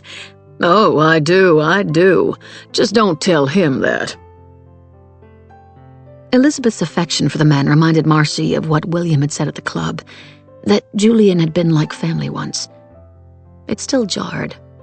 Julian and Pierre were so flamboyant she couldn't imagine William really ever wanting them around. "If y'all are set now, I'm going to head home." Elizabeth grabbed her purse from the hall table and swung it over her shoulder. "I've got a pot roast on at home, and I don't want it burning." Of course. Marcy felt a flood of relief. She was in no mood for Elizabeth to be clucking around them like a mother hen. Elizabeth probably didn't want to be here when William and Jason got back, because she would no doubt then suddenly have a few more tasks to complete before bed, despite its being a weekend. There'd been no mention of Zelda, who must have been back in her apartment or out with her family. It couldn't have been Zelda whom Keisha had seen the previous night. If it had been, surely she'd be here to gloat or extort money from them or something. Plus, wasn't she a bit old to be at that type of thing? Whatever that thing had been. On the remote chance Zelda had been there, surely she wouldn't want that known by anyone either. Relatively sedate night, Pierre said quietly as Elizabeth waved goodbye and left. My perfectly toned ass. Okay. Maybe we drank a little more than we should have, but no need for anyone else to know that. Girl, you don't have to apologize for partying to a party planner. Speaking of which, while we're waiting for the new queen to join us, let's go and see that other queen in the kitchen. They were seated at the kitchen island when Keisha reappeared, looking slightly flustered, but at least showered and fresh in a summer dress. She'd been upstairs only 10 minutes, but looked perfect, leaving Marcy all the more aware of the night's grime still clinging to her own skin. "I'm so sorry," Keisha said. "I honestly didn't mean to be late. I'm embarrassed, and William will be so angry." She was doing a good job of looking like she meant it. Marcy could see how William would have fallen for the little girl lost act if it was anything like the one Keisha was putting on now. We'll keep it just between us, Pierre said, leaning in and squeezing her hand. Isn't that right, Julian? Secret safe with me. Julian was putting the finishing touches to scrambled eggs, smoked salmon, French toast, and home fries. It's not the most elegant brunch, but something tells me you two ladies need this before we start planning your extravaganza. We've only just met, but I think I love you. Keisha stared hungrily at the food as she pulled up a chair as if she were a guest in her own kitchen, while Julian found plates and cutlery and condiments. Sorry, girl, but you haven't got the right equipment to love him. Pierre, stop it, Julian said, serving up. Let's eat, and then talk about what we can do for you. I'm amazed you were free, Marcy said. I was sure you'd be booked up this week. It's fine, we had a cancellation. Julian slid a plate toward her. Where Pierre was full camp, Julian turned it on and off when it suited him. Today was a toned-down day. Maybe that was why Pierre was full throttle. Cancellation, Pierre snorted. A look flashed between the two men. What? Keisha asked. God, I hope I haven't caused a problem asking you to plan for us. Not you, honey. Pierre squeezed her hand again. I'll do anything for a sister, and you are too fabulous to refuse. It's honestly not a problem. We just moved a few things around, that's all. Which, of course, we don't mind. Pierre cut across his boyfriend. Because, I'm not gonna lie, this is going to be far more fun than our original booking. But if you could remind your new husband that the money his late wife gave us was a gift, not a loan that we have to work to pay off, that would be delightful. Marcy's fork stopped halfway to her mouth. That was quite the irritated reveal. Enough, P, Julian snapped, and then forced a smile. Ignore him, he's just being a bitch. Now come on, eat before it gets cold. Don't worry, Keisha said. You'll get paid. I want this to be fun for all of us. Aside from anything, she added shyly, I think you two are people I could really be friends with. Why, aren't you quite the doll? And Julian's right, don't pay any attention to me. I think I got out of bed on the wrong side today, but this looks delicious. He raised his fork over a tiny portion of smoked salmon and salad. No eggs or French toast. And I'm famished. If I ate like that, I'd have your figure, Keisha said, tucking into her full plate. Marcy let their banter flow over her as she watched Julian, questions buzzing in her brain. Eleanor had given them money? Had that been to start the business? When had Julian and Pierre burst onto the scene anyway? They'd just sort of appeared, and she'd never given any thought to who they were or where they came from. Were they accepted simply because they'd been introduced by Eleanor, and so were immediately acceptable? They were smart, too. Quiet homosexuality might still be silently disapproved of here, but Pierre and Julian made such a show of it, being every stereotype expected from a pair of gay party planners, that they had become an objet d'art to be admired. Are your parents French, Pierre? She asked eventually, once she'd pushed enough food into her mouth to stop her stomach growling and drunk half her fresh orange juice. Pierre laughed. Oh, how I wish they were. I'm a Louisiana boy, born and raised. My mama was a nurse, my dad the school janitor. He glanced at Julian. No silver spoon private education for me. I got financial aid, Julian cut in. You must have French heritage, though, with a name like Pierre. This time both men laughed. What? For a second, Pierre's theatrical persona slid away. Even the way he sat changed, more upright, broader across the chest. A flash of a handsome, serious young man. You try being a gay black man in Hicksville, Louisiana, he said. I was born Peter. I became Pierre. A reinvention. Marcy smiled. I get that. We all have to be whatever it takes to survive, Keisha said quietly. And they will always try to screw us over, Pierre added, before flourishing a hand. My glamour is my armor. And what fabulous armor it is. The mood lifted again as Pierre and Keisha continued their bonding. Jackie had flown the two men to Atlanta to help organize her second wedding, and so Marcy had never used their services for any soirees of her own on principle. She hadn't disliked them, but she'd taken them at face value. Now she felt a quiet kinship with these three people around her, all who struggled in life, all trying to be something else in order to get ahead in the world and leave the muck behind. Maybe not Julian so much. Sounded like he'd gone to country day. One of Lyle's classmates, perhaps? She couldn't see that going down well with William. A gay kid on financial aid hanging around the house. But Eleanor had obviously liked him. How much money had she given him? It was so odd, Marcy thought. You arrive in people's lives and forget that so much went before. She couldn't imagine Eleanor and William young, or even with a child. Lyle was barely a ghost of a whisper spoken. Jason rarely mentioned him. No one did. Too painful was always the explanation. She'd never questioned it. She'd never really cared enough. But thinking about it now, it was odd. He'd died a while back. Didn't most people like to talk about those they'd lost after a while? Wasn't that the natural way? A masked ball! Keisha clapped her hands together, an excited child. Let's make everyone else hide who they really are for once. Isn't that a little shades of gray? Julian said. We're short on time to organize something like that, Marcy said. A masked ball. It was like the fantasy of a teenager.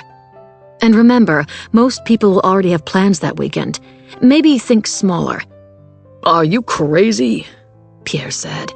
The great William Radford IV holding a masked ball with his indecently young New English wife? I don't care what people had planned. If they're invited, they'll come. We'll invite enough to make it sensational and leave off enough to create an envious buzz. The perfect way to organize a party. He glared at Julian. And there will be nothing 50 Shades about it. Well, we can't speak for what happens after the party, Julian said with a wink. Did Eleanor ever host something like this? Keisha asked. No, Julian said. Or if she did, it was longer ago than I remember. Good. Keisha sat back, satisfied. If people are going to compare me to her all the time, let's give them something to really see. A night to remember. Fire eaters, contortionists, mimes, all dotted around the garden. Give it a theme. I know, the beautiful and the damned. I went to a club night with that theme in London last year. It was crazy. Let's make it sexy. What do you think, Marcy? A loaded glance. Sounds amazing. Marcy nodded, indulgently amused, even though her stomach was knotted again. Keisha was wild, and there was no caging that. If she could just be a little more contained, then perhaps this delicious thing between them could continue for a while. But how could Keisha be trusted not to let it show? To understand the danger. We'll be the belles of this ball. Keisha leaned forward and whispered loudly. Let them see what second wives can do. Even Marcy had to laugh at that. Okay, where do we start? We start with a Bloody Mary, Pierre said, pulling his iPad Pro and notebook and pen out of his sleek Dolce & Gabbana bag. And then we make the magic happen. What he means is, Julian cut in while collecting up plates. We'll look at my spreadsheet of who's currently in and who's out. But first, handsome man, you make the drinks. Pierre shuffled closer to Keisha. Now, my English/African queen, let's talk color schemes. We want something bold, right? They were still talking when William got back at 4, and when he swept through the room all smiles and kisses, Marcy took it as her cue to leave. Jason would be home, and she didn't want him to get pissed at her when he'd sounded in such a good mood in his text. It seemed like the men had fun. Probably not as much fun as the girls, she thought wryly, but fun all the same. We'll be right behind you, Julian said, as she gathered her stuff to leave. Give the honeymooners some space. Marcy wasn't surprised. For all the gushing welcomes and William pawing all over Keisha on his return, there had definitely been tension between him and the 2 party planners. And even though they'd been polite, there was no sense that Julian had once been anything like family. Still, why did she care? This wasn't her circus. I'll see you out. Keisha slid from her bar stool and followed. When they reached the front door, she leaned in and kissed Marcy chastely on each cheek. But there was nothing chaste about the hazy look in her eyes, or, in fact, the sudden warmth between Marcy's thighs. I'll text you tomorrow, Keisha said with a mischievous grin. I think I'm going to need your help with this party. Hands-on help. I'll do my best to oblige, Marcy replied. It was so tempting, this desire, this passion. Maybe they could do this if they were careful. Just once more. She was trembling with anticipation already. 28. What's the matter? Keisha asked eventually. How could Billy's moods change so fast? He'd been fine when he'd gotten home, but since coming downstairs from his shower, he'd been in a shitty mood and didn't seem at all interested in or impressed by her party plans. He was the one who'd wanted her to do all this stuff. He could at least pretend to care. An hour ago, he'd been all over her with kisses, his hand grabbing at her ass. But now she was walking on eggshells as they picked at the pasta she'd made. Is my cooking so bad? I thought you'd like it. I made it from scratch.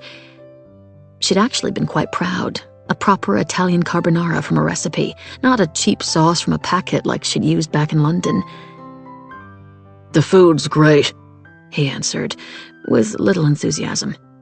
Well, something's not. He put his fork down and looked at her, and for the briefest moment she thought he'd seen into her soul, and knew she wished he'd just hurry up and die. Your dress was on the floor in the bathroom, and I went to hang it up so it wouldn't get wet or damaged. Seems I was too late. From the state of it, I'd say you had quite a night. I fell over. Keisha's skin was getting hotter and hotter. Sounded so lame.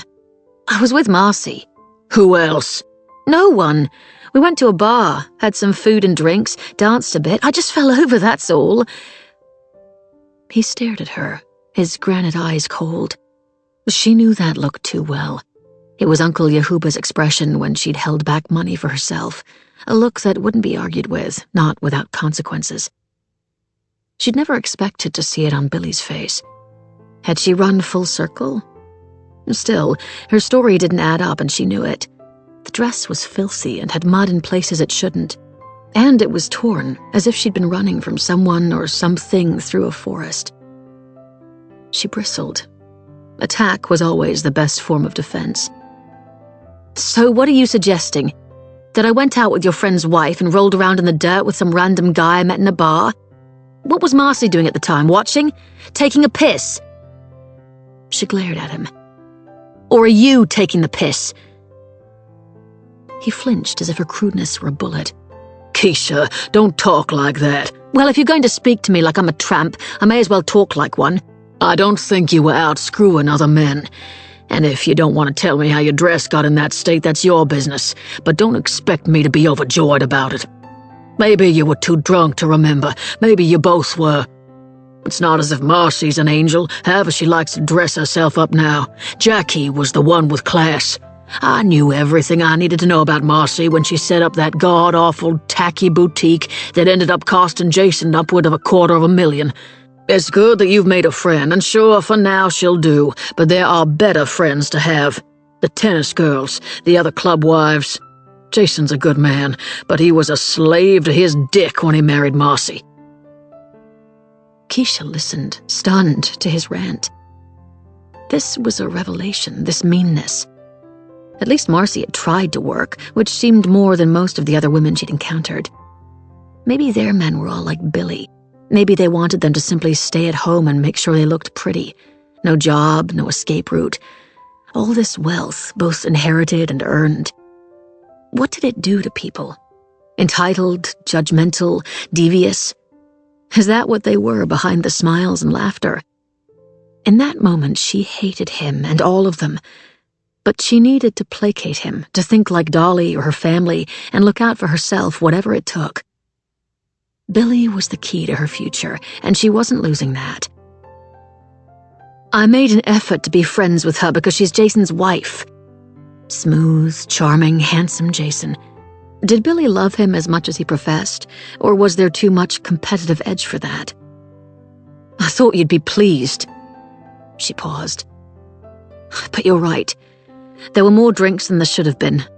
I don't know if we were trying to impress each other or feel more relaxed or whatever, but we definitely drank too much and ate too little. I tripped in the garden at her house by the sprinklers. That's why there's grass and mud on my dress. I was so embarrassed I didn't want to tell you. The relief flooded his face.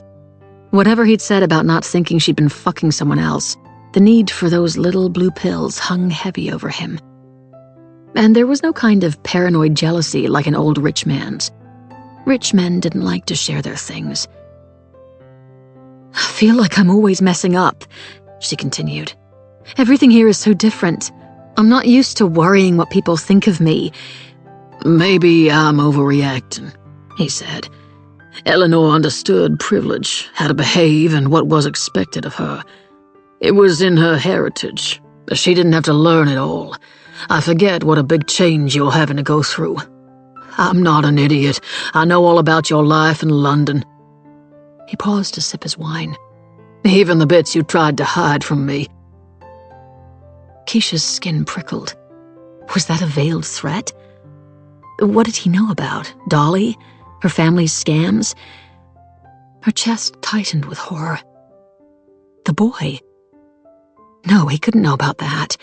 The boy was a ghost. No one knew about the boy, her made-up boy, the boy who was never there, but always there, the vanishing boy, the cause of her curse.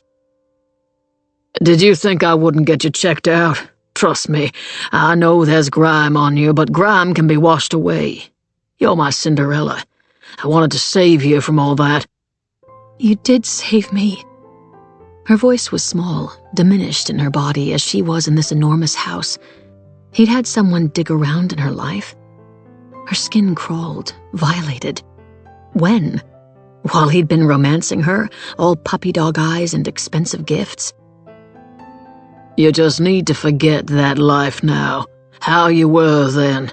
That's not you, I can see it. You're better than that. You're not Cinderella anymore, you're the princess." He saw this as a fairy tale. He'd just told her he spied on her, and now he was trying to make it romantic. Did he really see himself as Prince Charming? A mockery of one, maybe. She was tired, and her mood was spiraling downward, dipping toward the darkness she feared one day falling into forever. Tears stung her eyes. This was so much harder than she'd thought it would be back at the start, way back at the beginning in London, a lifetime ago now. That snake-like voice in her ear. Marry him, then get rid of him. "Hey, don't cry," he said, suddenly tender, the tree of his mood swaying once more. "It's so lovely." She hiccuped a laugh. "No one's ever called me that, princess, before. I'm so sorry I disappoint you." No, you don't."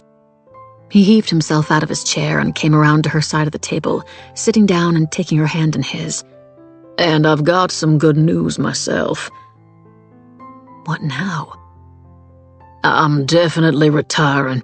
I discussed it with Jason this weekend, and he's right. Life is too short. I mean, look what happened to Eleanor. I want to spend my time with you."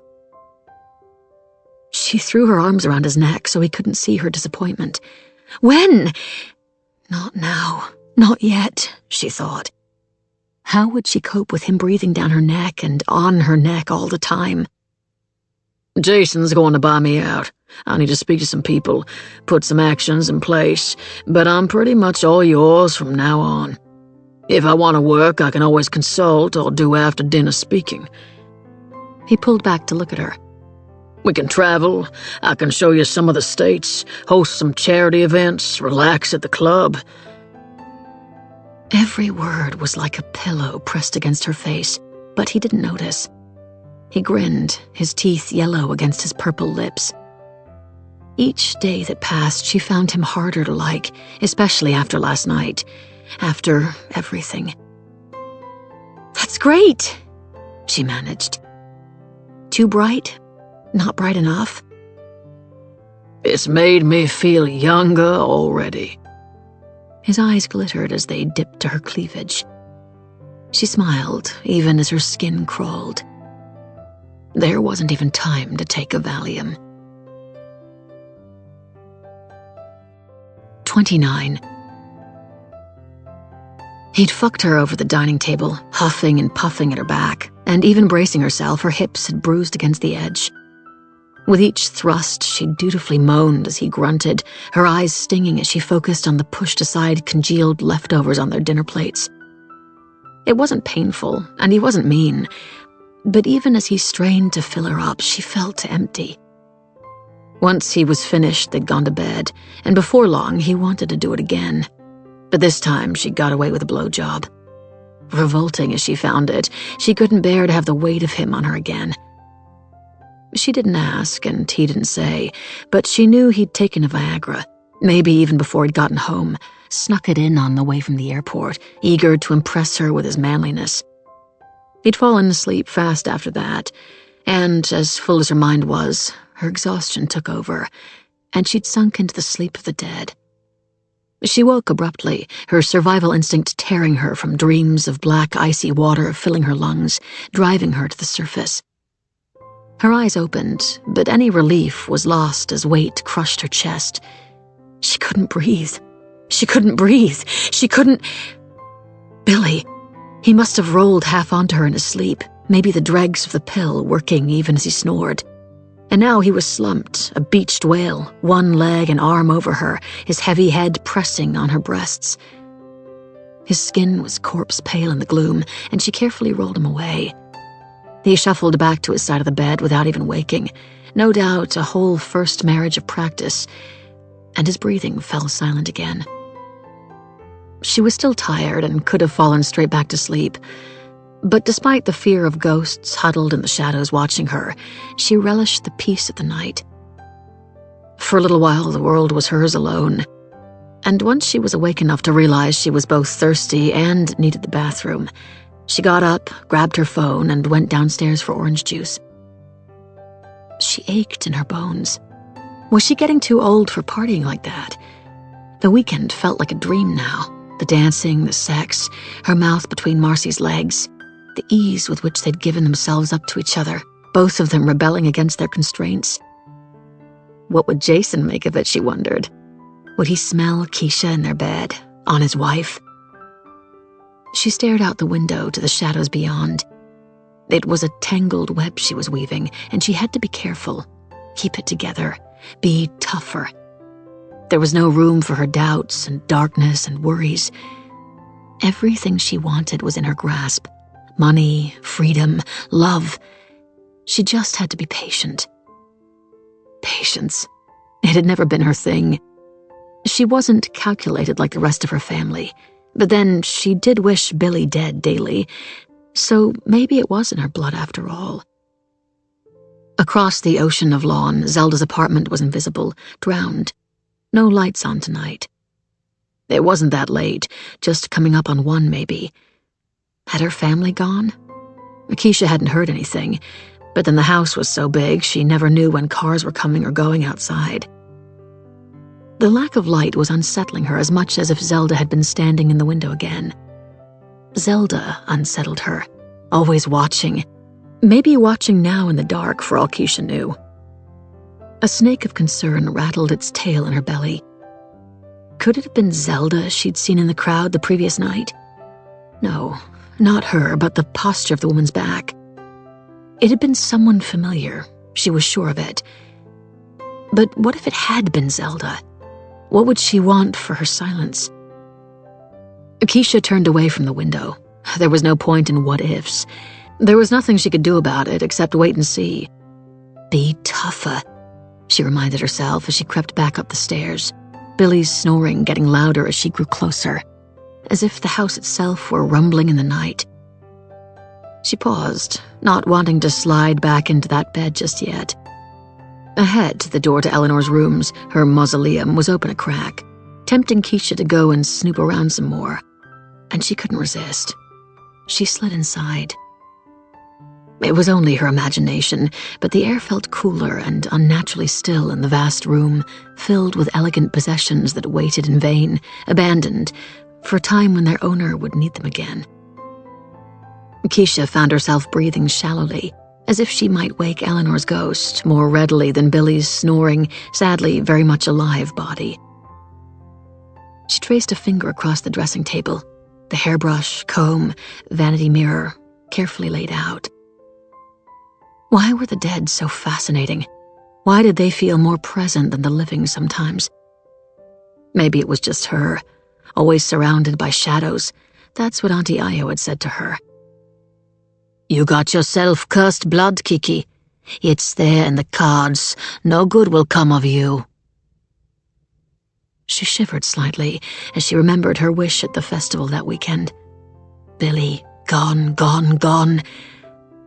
There had been nothing good in that. She might not be cursed, but she knew she was wicked. His death was what she wanted, even more now with her body aching from the weight of him and the echo of his sex present inside her. She flicked her phone open and idly Googled, how many Viagra would it take to kill someone? Billy was that very male combination of arrogant and insecure enough to maybe take too many one night. The results weren't encouraging. Billy was vain, but not stupid.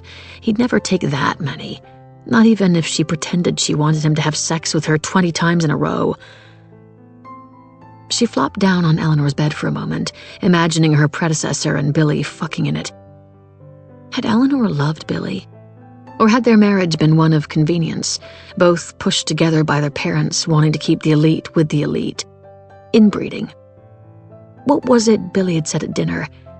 Eleanor knew how to behave and what was expected of her. Had Eleanor sometimes screamed silent, frustrated rage into her pillow at night? Not just this pillow, but all of them from childhood. Dress this way, walk that way, speak this way, be a good girl.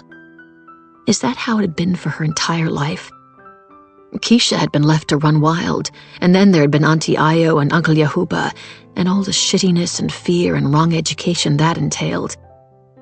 But maybe Eleanor's youth hadn't been that much better. More luxurious, yes, but just as imprisoned. For the first time, she felt a nugget of sympathy for the dead woman. She turned the small table lamp on, checking the door was still pushed to, and got up to look at the photos on the dresser. The glass across the surfaces shone. Zelda must still come in and polish them.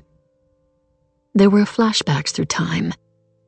Did Eleanor look happy in them as she stood beside Billy at various stages of their marriage? Smiling, yes, but happy? Keisha didn't think so. Certainly not in the later ones. There was a coolness in her eyes and a stiffness in her back. Was this after Lyle's death? Keisha looked closer, comparing two, taken at some kind of function, but maybe 10 years apart. Billy had his arm around Eleanor's waist in both, but in the more recent image there was definitely a wider gap between them as they stood, as if maybe Eleanor didn't want her husband pawing at her, proprietorial. She looked elegant, yes, and was smiling politely, but something was missing. There was another. This time Jason was in it, looking much as he did now, with a woman who must have been Jackie, dark and slender, with a bird-like, brittle beauty. Her hand was firmly gripping Jason's, making the gap between Eleanor and Billy seem more pronounced. As if Eleanor was maybe trying to pull away, and Jackie was trying to cling on. Was Jason already seeing Marcy when this was taken? So many stories, so much history. Keisha looked at the pictures in the rows behind, some from when Eleanor had been a child. Most were posed family shots where she'd been taught how to sit prettily and tilt her head this way or that, her parents standing behind her, occasionally with a hand resting on her shoulder, presumably meant to look affectionate, but somehow seeming as if she was being held in place. Only in one did she look like a normal, joyful girl. The old black and white photo was crumpled in its frame, and there was nothing staged about it. Eleanor, recognizable by her blonde mid-length curls, was laughing on a swing at the bottom of a vast garden. A boy in knee-length shorts leaned against the frame, and a smaller girl was sitting cross-legged on the grass looking up at her. There were remnants of a picnic on the grass. Who'd taken the photo? Keisha wondered. Someone who didn't mind kids being kids. She tracked Eleanor's life through the pictures, each year older, a little more contained and mannered, as each year Billy got a little fatter and more red-faced. How ironic that it was Eleanor who was now gone, who'd rotted and died in this very room, while her overindulgent husband got to marry again, a fresh young woman to mold.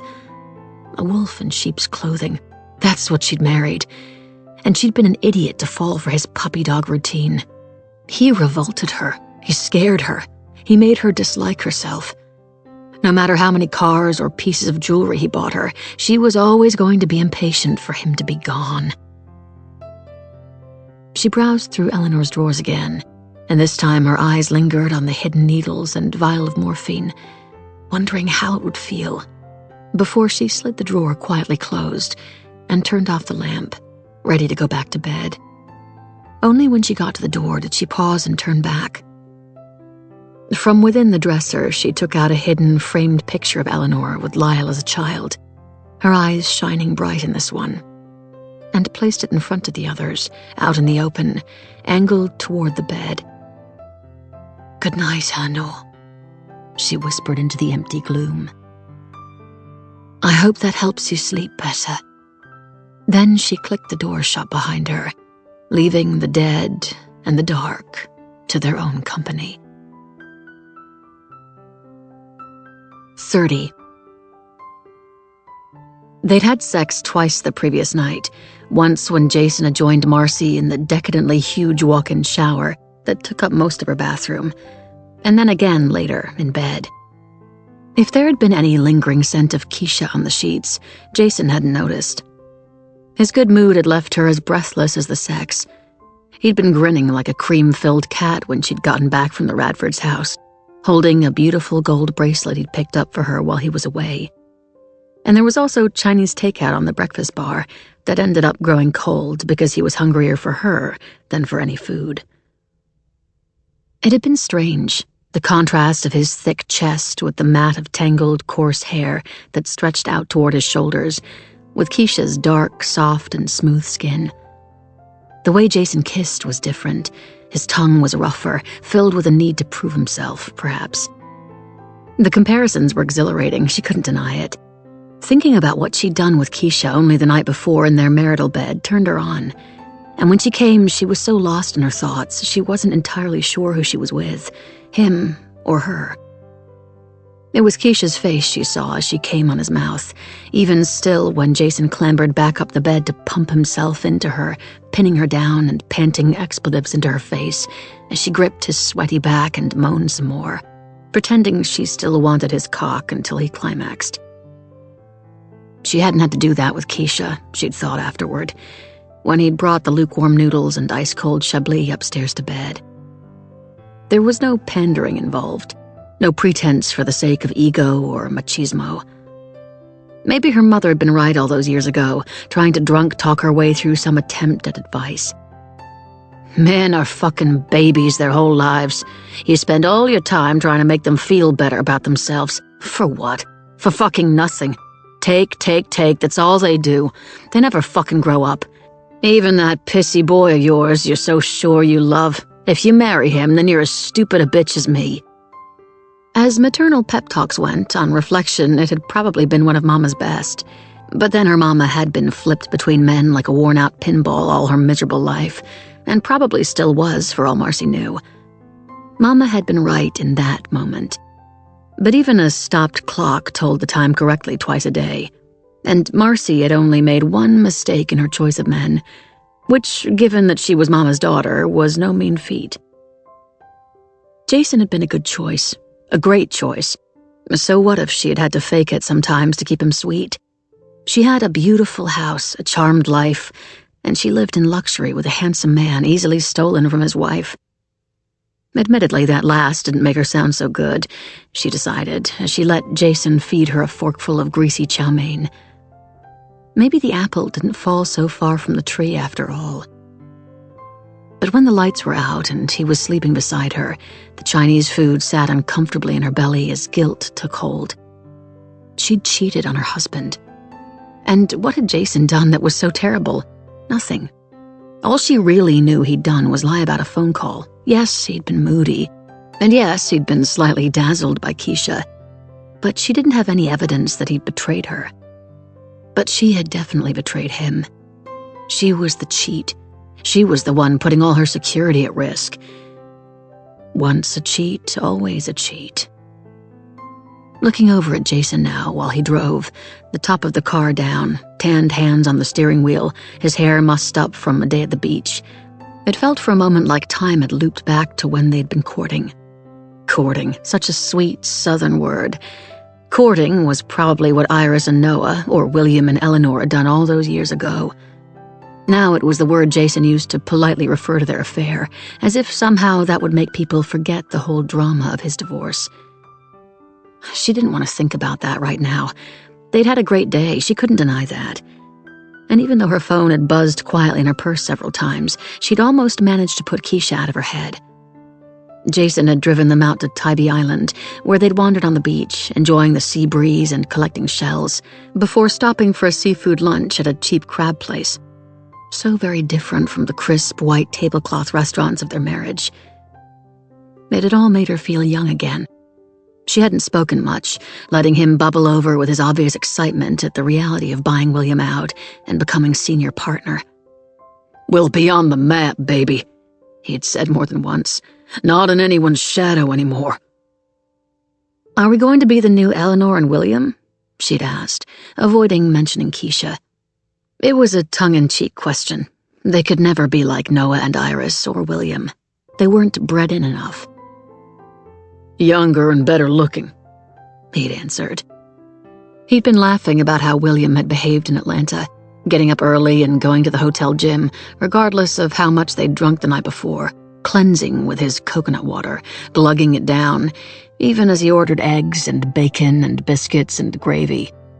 All to impress some English girl he'd bought and paid for already, and who was only after him for his money. He'd laughed, and Marcy had joined in. As they snickered, smug, she wondered if maybe terrible people were drawn to terrible people. She was pretty sure neither she nor the man she'd married was very nice. "Why don't we grab a cocktail at Saatchi's before home?" Jason asked. Marcy flipped down the visor to check the mirror. "I look awful," she said. It wasn't true. She was windswept and decidedly dressed down, but awful? No. If anything, she looked fresh and young. "You look beautiful," Jason said. She looked at herself again. There was something about her today. Is this what a woman's touch could give you? This glow? Maybe it was the heat of having a delicious secret, a slight revenge on her husband for his middle-of-the-night lies and outrageous flirting. The occasional buzzes from her purse had unsettled her, though, and as soon as they handed the car to the valet, she excused herself to the restrooms and checked her texts. All from Keisha. While there was nothing particularly incriminating about them, which was a relief, there was definitely a sense of neediness in her bitching about William's retirement. "I won't be able to breathe. How am I going to get time for doing my own thing? How will I be able to hang out with you so much?" The smiley face emoji was loaded with subtext, and it made Marcy cringe slightly. Yes, there was that draw that Keisha had, the magic pull on her she found so hard to resist. But she was also a childlike liability. She read farther down the messages. "Please tell me you guys haven't been in bed all day." That was followed by a puking emoji. "Answer my texts and save me from boredom. For some party planning stuff next week. I need you." It was like having a bouncing puppy pawing at her legs. And now that she had Jason home and in such high spirits, even with her suspicions about his recent behavior, she wasn't ready to wreck it all by having Keisha causing trouble. Out of Keisha's orbit, Marcy's sanity was returning. She'd been longing for her freedom and youth, that was true, but she wasn't going to lose everything she'd worked for because of some crazy infatuation, and definitely not because the person she was infatuated with couldn't keep her mouth shut. Especially now that everything was going so well for Jason. When they were about to join the true elite, the women of the city would be turning to her for their lead on charity events and luncheons. No one would look down on the second wife anymore. Not when her husband had access to all their private financial and legal affairs. Her fingers flew across the keyboard. "Having a day out with Jason. Sorry," she replied. "But yes, we'll text tomorrow about party planning. See you in the week." Not unfriendly, but not intimate. She tucked her phone away again, satisfied. She would take control of this. Control was something she was good at. She swept through Saatchi's, nodding at familiar faces here and there, enjoying how casual her beaten soft white jeans and blue and white cotton shirt looked, compared to the carefully couturied outfits on display and the old-fashioned leather wingback chairs that filled the gloomy interior. Saatchi's was a home away from home for most of the club crowd, somewhere central and yet familiar in decor and ambiance. servers dressed impeccably as they delivered perfectly mixed cocktails before whispering away across thick pile carpet. When in the cool, softly lit bar, it was hard to remember that it was 80 degrees and humid outside. But thankfully, the courtyard and back was a more relaxed affair, and Marcy was pleased they'd gotten a table outside. She was enjoying the freedom of the sunshine today, and she didn't care if it meant her back would be slick with sweat under her shirt before too long. She froze as she stepped outside into the bright light, the stage set before her, as her brain tried to process what she was seeing. Jason had his back to her at the table, but even from several feet away she could see how stiff his spine was. Marcy's own was suddenly a bolt of lead through her core, even as her hands trembled. A dark-haired woman was standing beside the table, leaning forward. All the cat-like angles of her face seemed sharper in the bright sunshine, her expression hard as she whispered into Jason's ear. "Jackie." Marcy no longer felt the heavy afternoon heat. Instead, a chill prickled over her skin, as if she were still inside the fiercely air-conditioned bar. Keisha had been right. Jackie was back. Those feline eyes looked up, as if their owner shared that animal's 9 lives and sense of danger.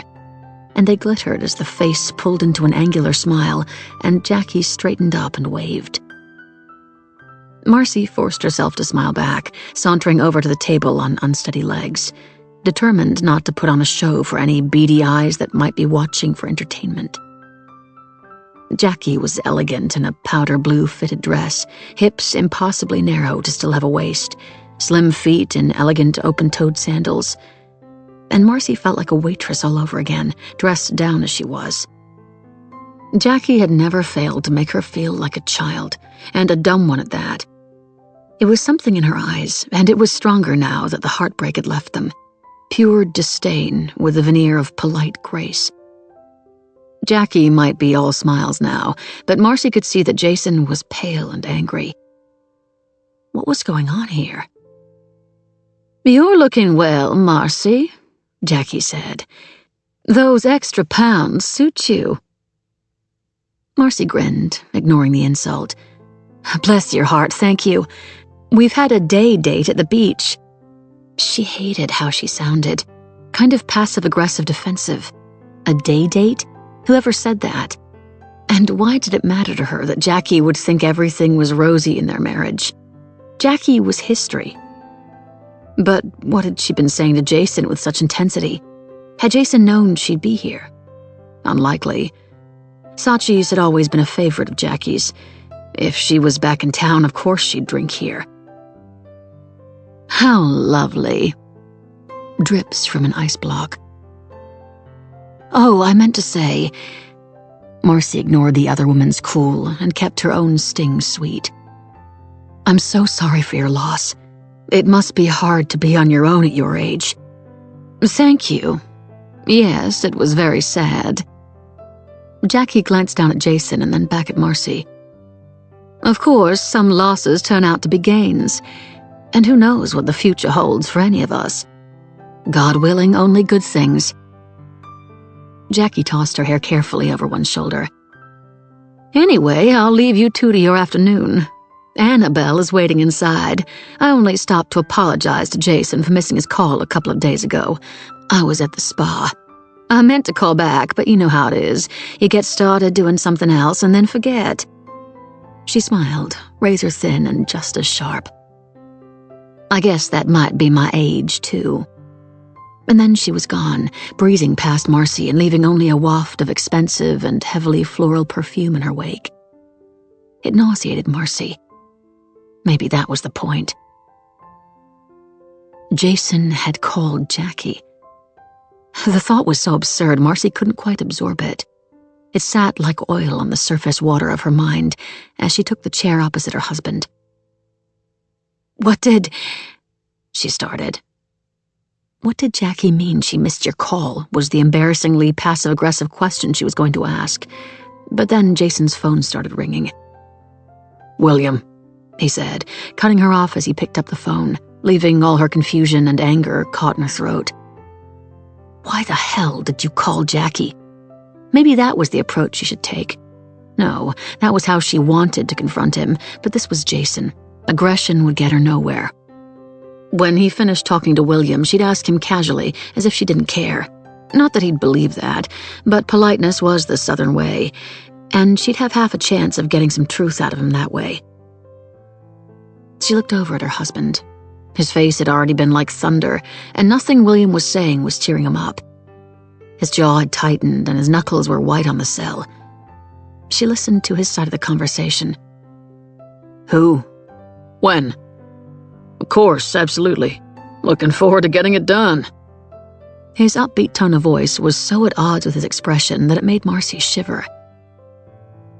The waiter came by and she murmured an order of 2 margaritas, even though Jackie's unwelcome presence had killed her enthusiasm for an hour at Saatchi's, and no doubt Jason's too. But why should they give her the satisfaction of driving them out as if they should still be ashamed? Jackie was the past, forgotten, and Marcy had never been ashamed anyway. All was fair in love and war. All was fair in life if you got what you wanted. Finally, Jason hung up.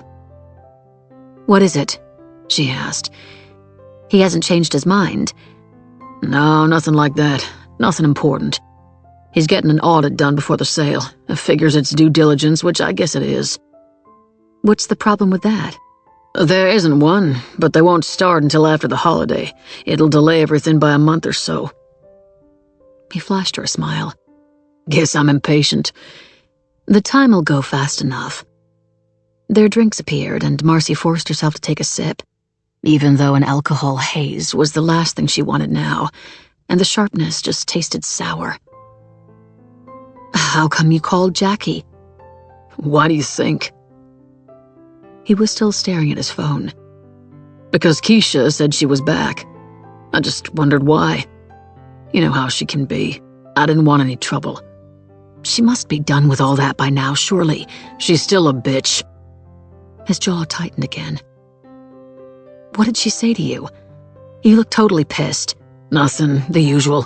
How shitty I was. He looked up, irritated, and sipped his drink.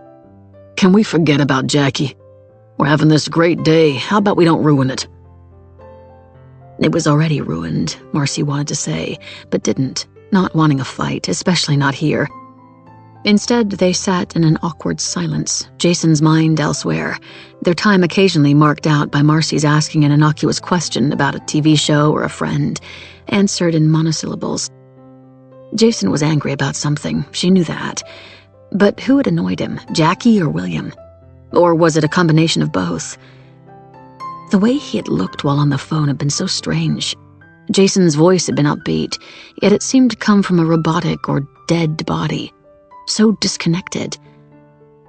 They finished their drinks and left, Marcy claiming to be tired from a day of sea breezes and fresh air, but in reality wanting to get out of the goldfish bowl of Saatchi's.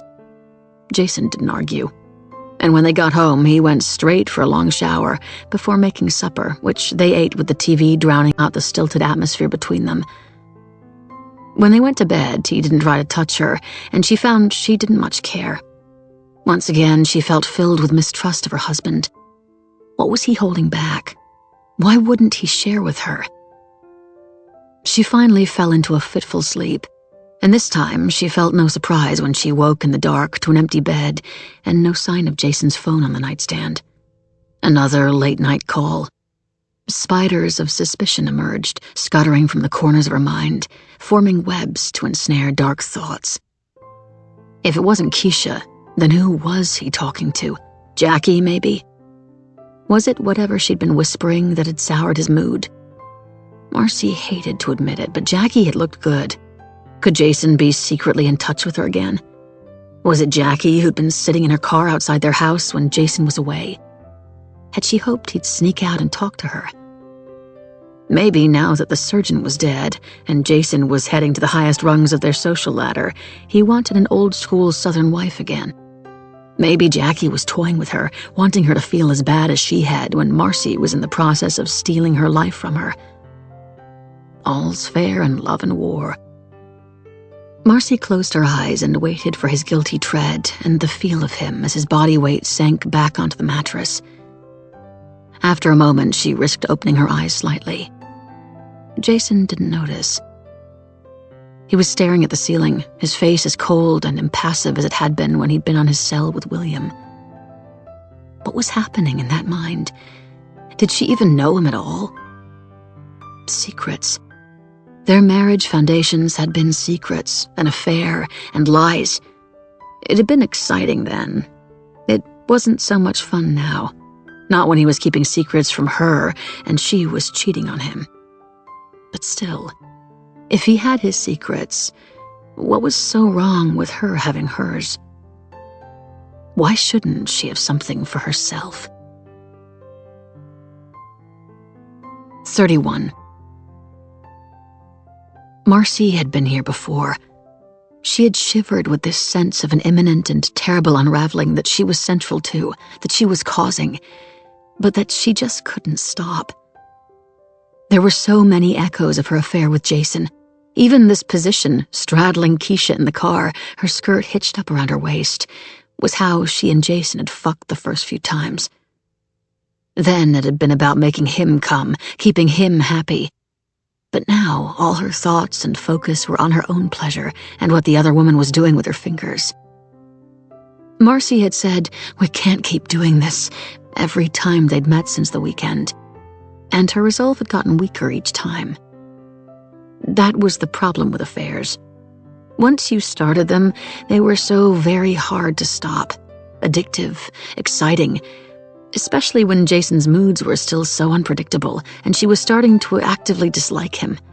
And there was something flattering, if dangerous, in Keisha's neediness for her. It was so opposite to how Jason had become. It was nice to feel wanted and special and to have her own secret, "Screw you, Jason." Even if there was a slightly worrying edge to how hard and fast Keisha had fallen for her. "You're so beautiful," Keisha murmured. "I could watch you come all day." Marcy pressed herself down onto those long, beautiful fingers as she shuddered to a climax. "I could let you," she whispered, smiling. It was strange how Keisha was so fragile in the emotional side of the relationship, and yet so confident in the sex. Marcy liked it. Despite Marcy's constant proclamations to the contrary, the Englishwoman had wormed her way inside her head. And when she wasn't wondering what duplicity Jason was up to, she was thinking about Keisha's soft skin and dirty laugh, which no longer seemed crude and coarse, but joyful and fascinating. She leaned forward to kiss her, hair falling across both their faces. "You're so good at that. Do you want me to—" "No, I'm okay. Making you happy makes me happy. Anyway, they'll be waiting for us at the club." Keisha rolled her eyes. "I swear to fuck, the only way I get through him touching me is thinking about you." Another thing Marcy liked about Keisha was the way she cursed. It reminded her of her own youth, when life was grittier and her lungs felt raw with every breath just from the power of surviving. "Don't start on that again," she said, sliding back over to the driver's seat. "What are you going to do, leave him? You're kidding yourself. And I keep telling you I'm happy with Jason. Things are good for us. I'm not going back to having nothing and being nothing. You need to understand that." "You're not happy with him," Keisha said. "I can tell. The man's an ass." "Happiness is relative," Marcy said, adjusting her underwear. Sex with a woman in the underground garage on Whitaker Street. It made her want to both laugh and also slap herself around the face for the stupidity. She was in that moment of post-sex clarity, a window of sanity before all her desires resurfaced and lust took over once more. Maybe the sex would wear off and they'd get bored with each other. That would be the best outcome. "We're not like you and William. Jason doesn't revolt me. And maybe I'm not as in love with him as I used to be, but I did love him." "What does that mean?" Keisha looked stung. "You know what that means." Marcy softened, leaning over and kissing her cheek. "I don't think badly of you for it, because I totally get why you did it. But if you marry a man for his money, sweetheart, you will always end up earning it. We could be happy poor." Keisha was like a hopeful puppy. "No, we couldn't. I couldn't. And you want money as much as I do, otherwise you'd have left him by now, post-nup or no post-nup. So forget about it, please." I thought getting married to Billy was everything I wanted, but it's everything everyone else wanted. Keisha's eyes were clouded with hurt and anger. And he's not who I thought he was. No one ever is, Marcy said softly. Now come on, go get in that little red Corvette and let's go tell those dull men of ours all about how decadent this party is going to be. It is, isn't it? Keisha smiled then, suddenly all light and life again. She was so childlike. Marcy had seen it again when Julian and Pierre had talked them through the various food options for the night. Keisha had found that boring. Marcy could tell by the way she'd backed off and let Elizabeth, who'd joined them at the start to discuss various food intolerances of some of the guests, take over. Only once Elizabeth had left and they'd started looking at the various red and black satins and velvets to be draped across marble plinths and decorated with gold snakes wound around them, glittering lights sparkling from open-fanged mouths, had Keisha lit up again, clapping her hands together with delight. They hadn't chosen their dresses yet, but Julian had promised to show them a selection that would make the rest of the partygoers simply die with envy. For the first time, Marcy was actually looking forward to one of William's parties. Now, shoo, I'll go ahead. Keisha leaned over and kissed Marcy, her tongue sliding between her lips.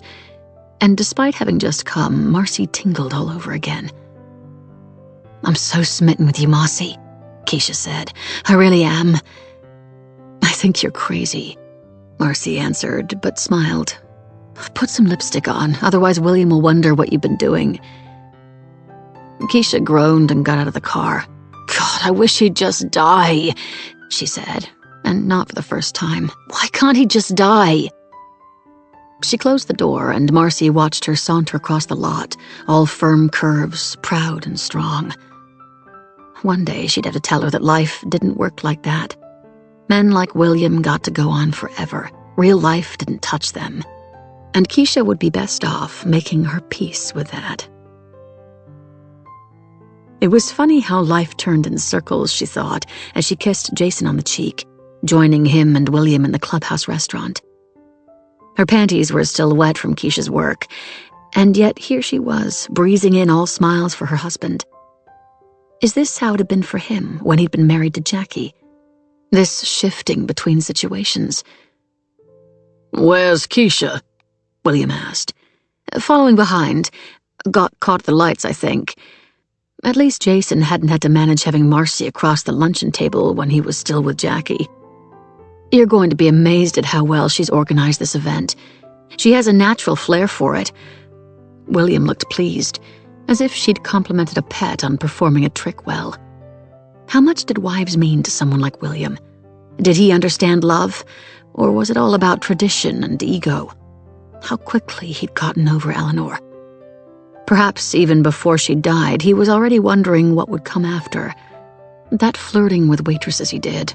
Eleanor had been a dead weight before she died. Was Jason like that too, underneath it all? Did he understand love, or just possessions and social placement? All this politeness and refinement had been sucking the life out of Marcy, a slow puncture she hadn't noticed. She may not want to leave Jason, but neither could she bring herself to give up this passion. Not yet. Men got to have their cake and eat it all the time. Why couldn't she? Have you ordered? She asked. I'm starving. I think I'll have a steak. Jason looked at her, surprised. I ordered you a salad. You always have a salad. Not today. How ridiculous it was, all these women nibbling on air when they could afford the finest mouth-watering dishes. They weren't staying thin for themselves, that was for sure. They were starving their bodies and plumping their faces to fend off the secretaries and the second wives. Marcy used to look at the larger women dotted around the lounges and bars with disdain. But maybe she'd gotten it all wrong. Maybe they were the happy ones. Their marriages weren't based on image or a financial power imbalance. Those were the kinds of women the rest of them, herself included, probably should aspire to be. So I guess you'd better change the order, she finished. She was in a fiery mood, ready to spit and crackle at anyone, Jason included. Great sex did that to her, and Keisha might be a little crazy, but she was great sex. And suddenly there she was again, and Marcy's heart tripped. "I'll have a steak too." Keisha slid in beside William after kissing the top of his balding head, her lips barely touching his liver-spotted skin. "Looking at all those canapé options this morning has left me starving," she grinned. "But then I'm always starving. I have a large appetite." "Marcy says you're doing a great job with the party," William said. And Marcy saw one fat hand slide under the table, where it was probably squeezing Keisha's knee. Poor Keisha. No wonder she was so desperate to get out. "It's not going to be like any other around here, that's for sure," Keisha said proudly. But Marcy noticed William's face darkening slightly. Worry? Not wanting anything too different, too young or too wild. Nothing that might embarrass him with its gaudiness. "When we get home, I'll talk you through our ideas. Then we can change anything you don't like." William relaxed. The king was appeased. "I've said it before, and I'll say it again," Jason said. "You're a lucky man, William."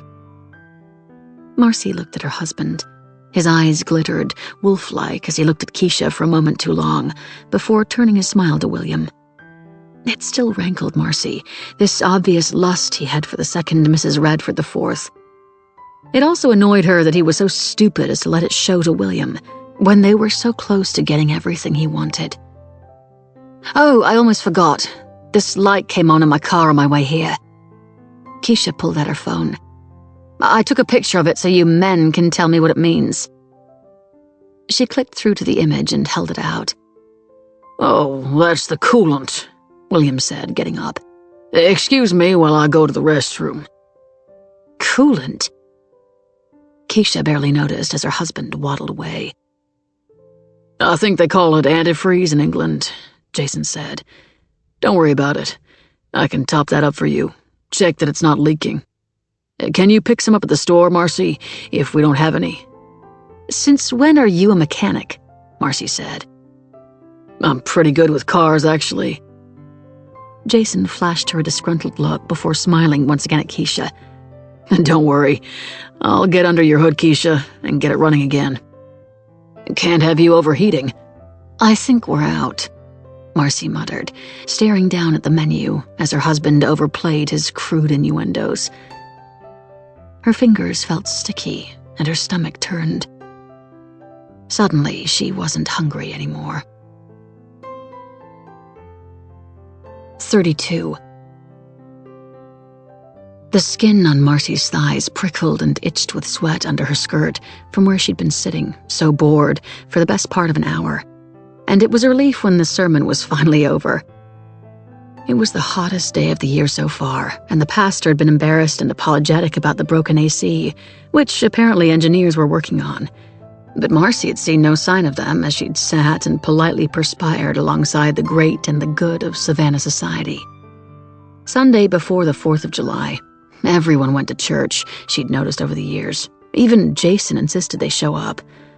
As if God were one of them and Jesus wore a cap that said, "Make America Great Again," instead of a crown of thorns. The doors had been left open, but the air was so stagnant they would have been better closed. Keisha had gone outside, looking slightly off-color 10 minutes before the end. And as they all rose to file out, Marcy noted William didn't look all that pleased about that. Virginia, tanned and glowing from her trip away, happy to be back in the bosom of her church, had whispered, "Maybe she's pregnant," into Marcy's ear.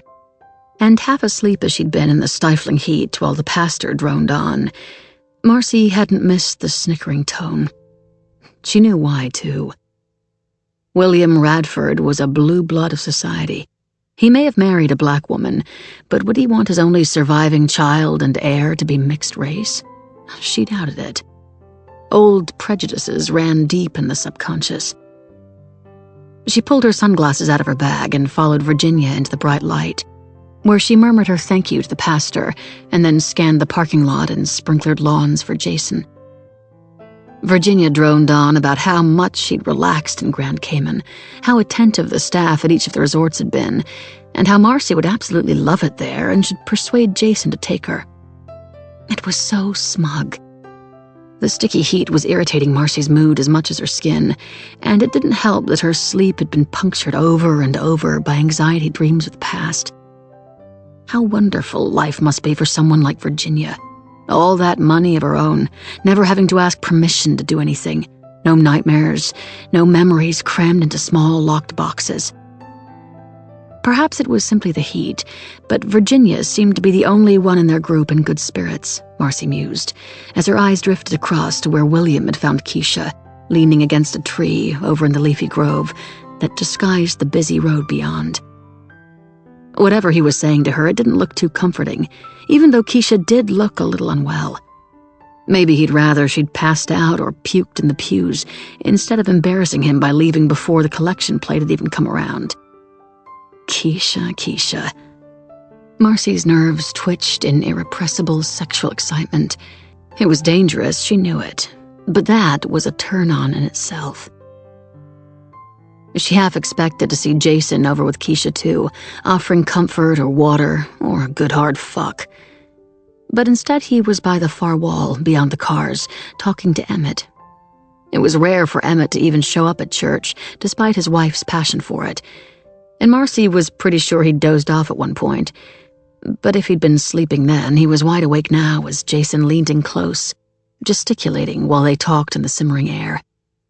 Marcy frowned, unable to make out any words from this distance. Jason looked very intense, even as Emmett shrugged and smiled with all his natural ease and foppish charm. How about brunch at mine? Marcy jumped slightly, startled as William's question broke her musing. Sure, she murmured. She glanced back at her husband. Whatever he and Emmett had been talking about, it was done now, and they were strolling back to their wives as if they didn't have a care in the world. Jason's going to top up Keisha's coolant, William continued. I told him Elizabeth would take it into the shop, but he says he can do it. Oh, yes, Virginia piped up. He used to have a little old racing car, didn't he? Put it together himself, back when he was first with Jackie. My, she sighed. Where does the time go? Virginia, ever the bitch, all misty-eyed for Jason's first marriage. Jackie's back in town, Marcy said, if you hadn't heard already. It was always better to own information that could be used against you. That was Marcy's policy. Virginia's eyes widened, and there was a hint of glee in the sparkle. Her mouth opened, no doubt to say something spiteful, couched in concern, but Marcy didn't give her the chance, turning and heading to the car. Only William Radford would have air conditioning in his garage, but thank God for it, Marcy thought, as she leaned back against the passenger door of their own car, while Jason pulled the Prestone from the trunk. You should go inside with the others, honey, Jason said. No point in all of us being out here. Can't exactly see you as the type who likes to get covered in motor grease. Marcy hadn't been entirely sure why she'd stayed in the garage. Her heart was thrumming in her chest despite her outward calm, and she felt slightly sick. But now that Jason was trying to get rid of her, she was damned sure she wasn't moving. I may learn something, honey. She emphasized the last word with a sweet smile, and saw his jaw tighten at her barb. Did she sound jealous, knowing he wanted some alone time with Keisha? Did she even care what he thought? Okay, then. He opened the hood on the Corvette, propping it open and peering inside. Yeah, you're definitely low on coolant. I think the light on the dash already told her that, Marcy said, and Jason glared at her. No one likes a smartass. Jason ran his hands along the hoses. This one's a bit loose. He held his damp fingers up. It's been leaking out of here. He leaned in and twisted something, almost grunting as he did it. Marcy wanted to laugh. How macho was he trying to be? But that should take care of it. And now to refill her. He picked up the coolant and took it over to the sink. Just need to mix it in something. Hope you're watching, ladies. I'm all eyes, Keisha said, dropping him a wink. She flirted like breathing, Marcy decided. She couldn't help herself. and Marcy watched Jason puffing up under Keisha's gaze as he looked around the vast space. She'd never thought Jason to be a fool before, but maybe all men were when it came to women. There was something slightly hysterical about it. An hour ago, Keisha had been near fainting in the church, and now she was flirting, all coquettish smiles and thrusting hips, almost a parody of herself. Was she trying to make Marcy jealous? Did she even know what she was doing? For all she laughed about Jason with Marcy, Keisha was flirting back. Something was definitely off with her today. Jason found a funnel high up on a shelf and an old empty water drum under a workbench, which he half filled with water. He wrenched the cap off the coolant, and Marcy's stomach twisted as he spilled a great glug of brightly colored liquid onto his shirt and over his hands. Shit. So much for watch and learn, Keisha said, folding her arms across her chest, amused. Maybe you'd better take that shirt off. That's how real mechanics work, isn't it? Sweaty chests naked in the heat. Or is that just in porn films? Jason laughed, shocked, even as his eyes reappraised Keisha, evaluated this new snippet of information. A woman who watched porn. Why had Keisha said that? Did she like Jason too? Maybe she was screwing them both, some great sick fantasy. Marcy squashed the thought. It was stupid. Keisha was simply playing with him, but still, this whole situation was setting her nerves on edge. Wash your hands, Marcy muttered as Jason stripped the waste. Don't get any in your mouth. That stuff is poisonous. Yes, Mom, Jason said, and she fought the urge to punch him in his stupid, smug, handsome face. Laughing at her to impress Keisha, she wanted to take the coolant and pour it down his lying throat. Even Keisha giggled, tinged with some strange energy that Jason didn't seem to notice, but added to Marcy's claustrophobic, unsettled feeling. The coolant wasn't the only toxic thing in the garage. They were all poison one way or another, and maybe she was the only one honest enough to see it. Marcy felt better once they were back in the main house, filled with bright, natural light, and no stink of chemicals or gasoline. Even if it did mean more dull conversation with Virginia and Emmett, who were still talking William through how divine and much needed their vacation had been, as if their lives here were full of woe. Keisha became the doting wife, reassuring everyone that she'd only felt faint for a moment at church, and it was nothing serious. And Zelda took Jason's shirt to wash it while he went upstairs to clean up and borrow a polo shirt of William's before they ate. He must have taken a shower because by the time he came downstairs, tucking the comically too big shirt into his pants under his sports jacket, Marcy was on her second glass of wine. And when he came over and kissed her, asking if he smelled better, she could almost forgive him his pathetic show of flirting earlier. It was strange how they all fell back into their roles. Sitting next to Jason as they ate, his arm draped casually over the back of her chair, it was hard to remember the passion of screwing Keisha in her car, the freedom of that animalistic desire. It was like a dream now that the status quo was restored. The only pieces not locked into place were Iris and Noah, and they'd be back in the next few days. There was a safety in this boring life, she knew that. And even as she sipped her wine and then coffee and let Jason take her hand as they left to head home, in that moment she wanted to cling to it for a while. She looked back at the open garage door as they drove away, the little red Corvette sitting proudly in the gloom beyond, and her skin trembled and her mouth tasted sour. Later that night, when the city was asleep, and for once Jason wasn't creeping around the house taking phone calls, Marcy locked her dressing room door and stared into the contents of the box. A rare twist of guilt curled like burning paper in her guts. Whatever secrets Jason was keeping from her, she had the feeling that the ones she was keeping from him were worse. 33. Nothing good. Nothing good will ever come of you, Kiki. Not if you don't change, don't behave. Don't stop talking about boys who were never here. You're cursed, baby girl. You know it and I feel it. You got to work harder at being good, at closing your eyes." Keisha had never forgotten about the boy. She couldn't forget about the boy, no matter how much she'd tried, even when she'd stopped entirely believing he was real. And now she knew Auntie Io had been right. She was cursed, and she couldn't run from that. Nothing was good, everything was rotten, and she was the black core of it. She'd been stupid to think she could be happy, to think she could have everything, to have believed in the joy she'd felt dancing in the field with Marcy. Danse, Kalinda! Yesterday, it had all come back to haunt her. It was Sunday morning before church, and she'd felt good. Looking back, she'd felt too good, even with William breathing down her neck. She'd gone outside into the glorious heat. Gardeners were working hard, pickups coming in and out as they pruned and watered and weeded the already perfect lawns and flower beds. The pool was also being cleaned. There was a delightful joy in the hubbub of others, while she had nothing to do. It appeared that maybe here Sunday was only a day of rest for the rich. That's what she remembered thinking as she strolled barefoot on the grass while William showered.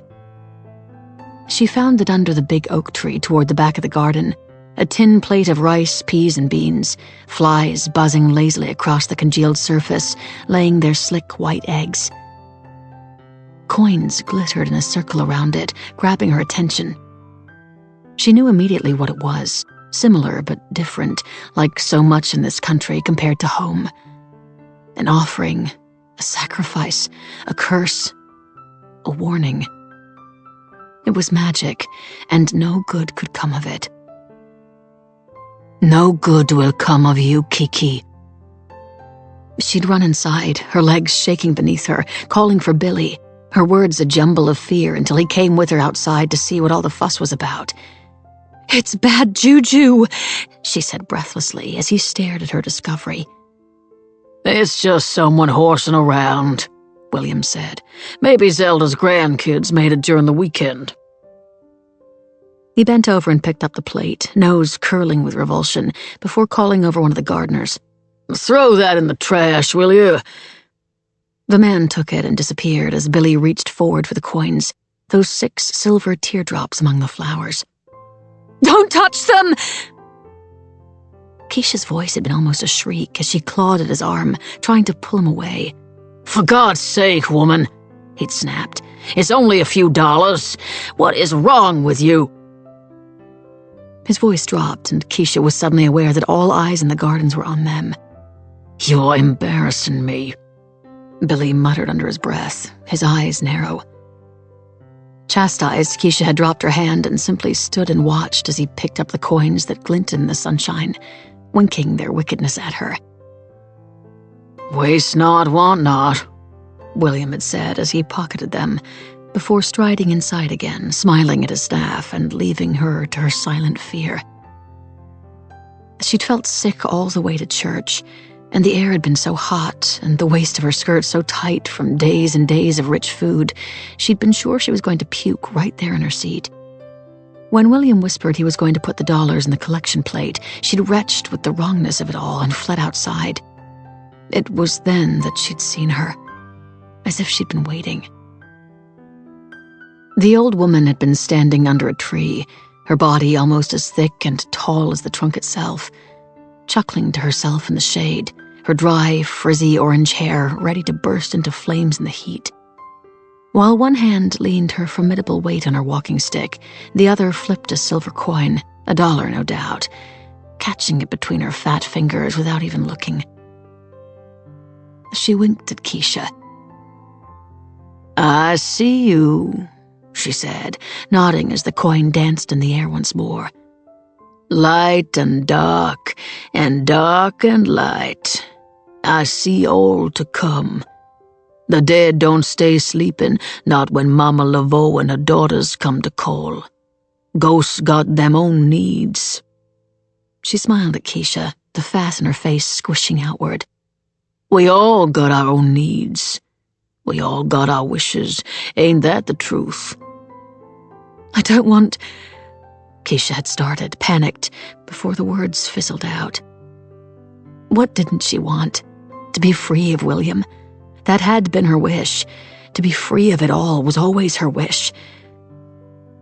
"We can't help what we want, honey," the old woman said, turning and shuffling away, back out to the street. "We all got our wishes." She paused before banging her cane 3 times hard on the pavement, chuckling and shaking her head, amused at something and everything, before going on her way again. Keisha had said nothing more after that. She'd sat on the low wall by the parking lot and taken the second Valium she'd brought in her purse, and waited until the drugs worked their own magic and soothed her trembling soul. She needed distractions from the darkness. She needed to be wild, to be free. She needed not to care, to be numb to it, the wickedness that followed her. She'd tapped at the side of her head, trying to knock her hysteria away. She couldn't break now. She couldn't. And she hadn't, not yesterday. She'd flirted with Jason in the garage. She'd laughed with dull Virginia in the house. She'd ignored Marcy as best she could. She'd drunk too much wine, and then she'd fucked William like the whore he probably thought she was. But today was a different story. Today, Valium and wine or not, her mind was breaking. Spiders ran amok in her thoughts, scattering her rationale. The coins were one thing. The conjure ball was something else. Auntie Io had made a conjure ball once. Keisha had seen it. When Auntie Io's best friend, Winnie, was left broken-hearted and with her bank account emptied by her cheating husband, Frank, Auntie Io had shut the doors to her special room, melting wax and earth and blood and whispering the darkest of words, and not come out for 2 days. Keisha had seen, through the crack of her bedroom door, when her aunt had come out and shown a lumpen black sphere to Uncle Yehuba, who'd muttered with a contained displeasure that he didn't have the balls to ever really release. Keisha hadn't known what it was then, the conjure ball, but she heard Auntie Io, drunk on rum, tell the story later, after the funeral. She'd slipped it, weighty with dark wishes, into Frank's jacket pocket, and a month later he found the first lump in his unfaithful testicles. It was, of course, too late. He went downhill fast. Too fast to divorce Winnie for his floozy, and Winnie got the house he'd never actually put in her name, and the money stashed in accounts he'd never told her about. Auntie Io hadn't done too badly out of it either, but Winnie didn't come around so much after that. Not after she'd brought the envelope of money, a gift of thanks. Not asked for, but definitely expected. Winnie sold the house and moved north somewhere, and she dutifully sent cards, but she never visited again. Maybe Winnie had still loved Frank a little at the end, or maybe she'd never realized the depths of Auntie Io's power before, what kind of woman Auntie Io was. Maybe Winnie had gotten a little scared that what she'd wished for in a moment of bitter heartache could come true so easily.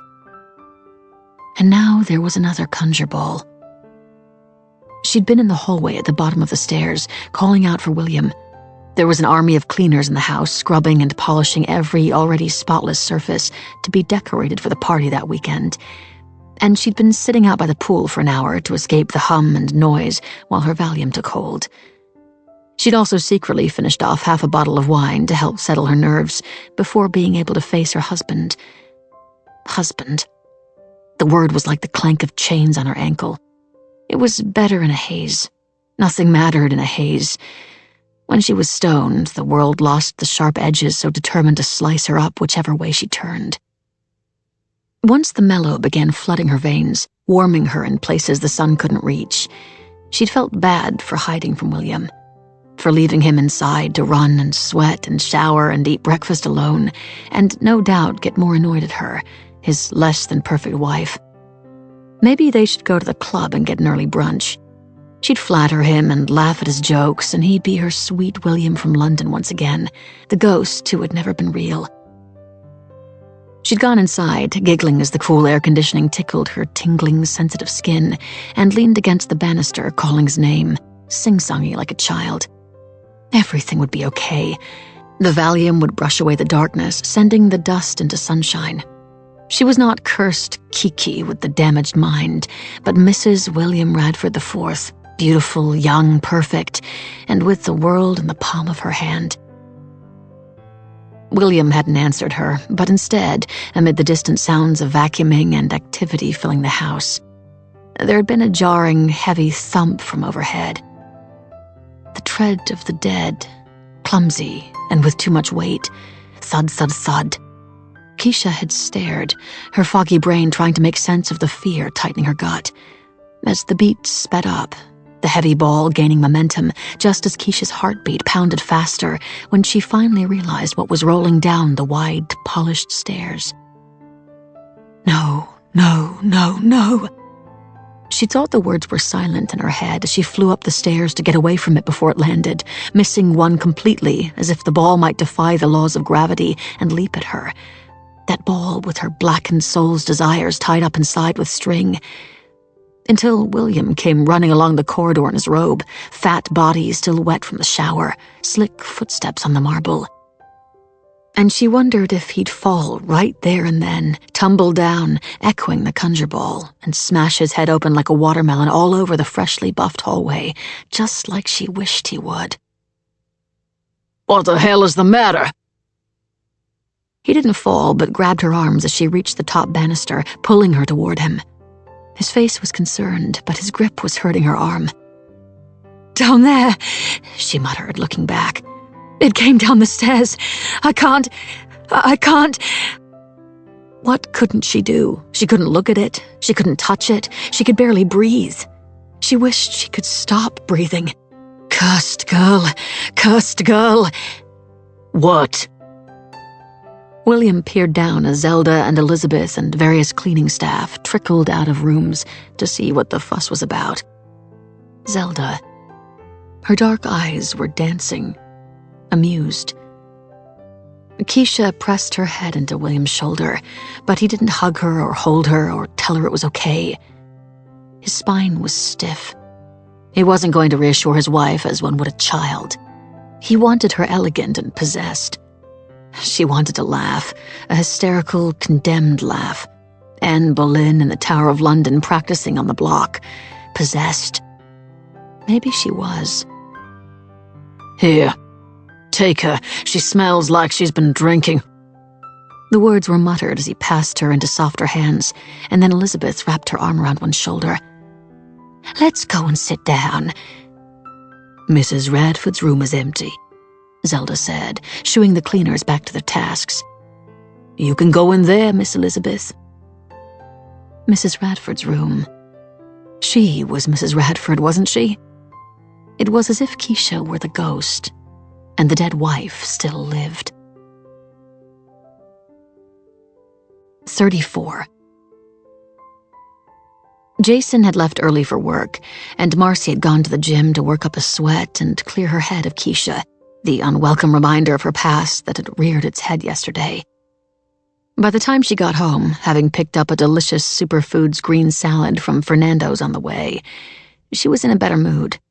She knew she still had good muscle tone, but it didn't hurt to make sure everything stayed perky and where it should be. A touch of Botox could take care of the occasional wrinkle, but her body was all down to the effort she put in. And more than that, she liked to feel strong. Keisha was strong rather than skinny, and her body was beautiful. Keisha. Just thinking about her body, about the things they'd done together, made Marcy's tired body tingle. It was fine, her brain telling her she had to stop, but her body had other ideas.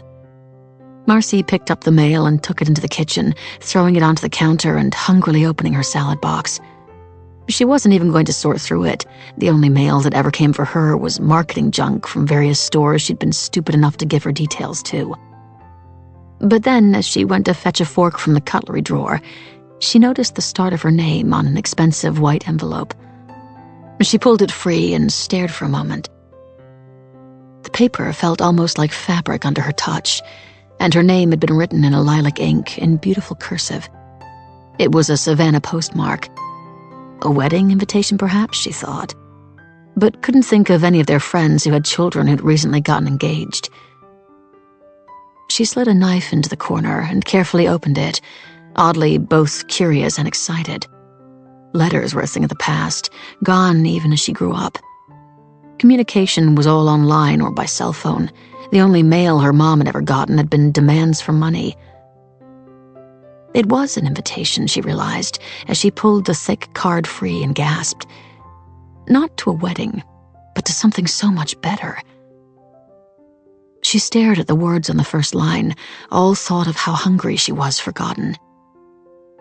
Dear Marcy, we would like to invite you to the next luncheon meeting of the Magnolias. The Magnolias? Of all the ladies' lunch clubs and organizations in Savannah, the Magnolias were the most prestigious. Iris was in the Magnolias. Eleanor had been. Marcy wasn't even sure that Virginia was. The Magnolias was for the wives of the movers and shakers of Savannah, the powerful men who, each in his own professional way, were the blood of the city. Word that Jason was buying William out must have been spreading, and now Marcy was becoming someone the ladies of the city wanted to keep close, to be friends with, to allow into the inner circle. Her heart was racing. No one would look down on her again if she was a Magnolia. As much as she bitched and moaned about the Savannah sets, the Magnolias were more of an organization. There were maybe 50 Magnolias. Too many to be a clique, but still aloof, private and powerful, respected. She sat down at the breakfast island, placing the card carefully in front of her where nothing would get spilled on it. At last, after a lifetime of being looked down on or laughed at or judged, this girl from Tommy's Riverbank Mobile Home Park, whose mama drank too much and slept around and could barely pay the bills or rent on their crappy trailer, was now going to be one of the most respected women in Savannah. She had to make this marriage work. She had to. It was time to grow up. And more than anything, she had to stop this crazy situation with Keisha. 35. Elizabeth had gotten her a glass of water and put a cool compress on her forehead, the two women sitting side by side on the dead wife's bed. "Are you all right?" Elizabeth asked. "You look pale. I hear you nearly fainted at church, too." Keisha still couldn't speak, but sat trembling as the damp cloth and the icy air conditioning fought the heat that raged in her. "Are you maybe—" Elizabeth smiled and then looked down at Keisha's stomach. You know." Keisha tried to laugh, but it was close to a sob. "No, I don't think so." "She smells like she's been drinking." "I wouldn't drink if I was pregnant." Would she? Maybe she would. Maybe she didn't deserve a child of her own. Would the child be cursed too? She broke things, that's what she did. She was selfish. She was Kiki and always would be, not Mrs. William Radford IV. The conjure ball. She shivered again. She'd wished harm on William, more than wished it, and now the bad juju had come for her, the cursed girl. She'd die here, she knew she would. William appeared in the doorway, brow furrowed and cheeks redder than normal. His expression screamed, "I don't need this shit, not in front of all these people." "It was nothing, just some ball of mud. They've thrown it out." Mud, dirt, graves. Keisha was sure she could taste rot in her mouth. "A ball of mud?" Elizabeth frowned. "Who would have brought that into the house?" She wasn't as dismissive as William. It gave Keisha a thread of sanity to cling to, something to stop her from drifting into the terrifying darkness. The ball wasn't normal. It wasn't an accident. Someone had brought it in here on purpose. "Zelda says 2 of the maids had their children with them today. They were playing outside earlier. I guess they made it." He paused. "They won't be working here again." He looked at Keisha, but didn't come any closer. "Are you feeling better?" She nodded. What else could she do? "Good. I'm going to get dressed, then decide what to do while all this chaos reigns. This party had better be worth it."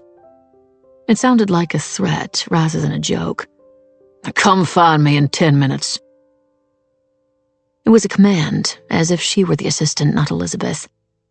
Maybe they were all bought and paid for, interchangeable, robots with different function settings. He paused, his eyes catching on something to his right, and then he frowned. More than frowned. If an expression could growl, that's what William's face was doing.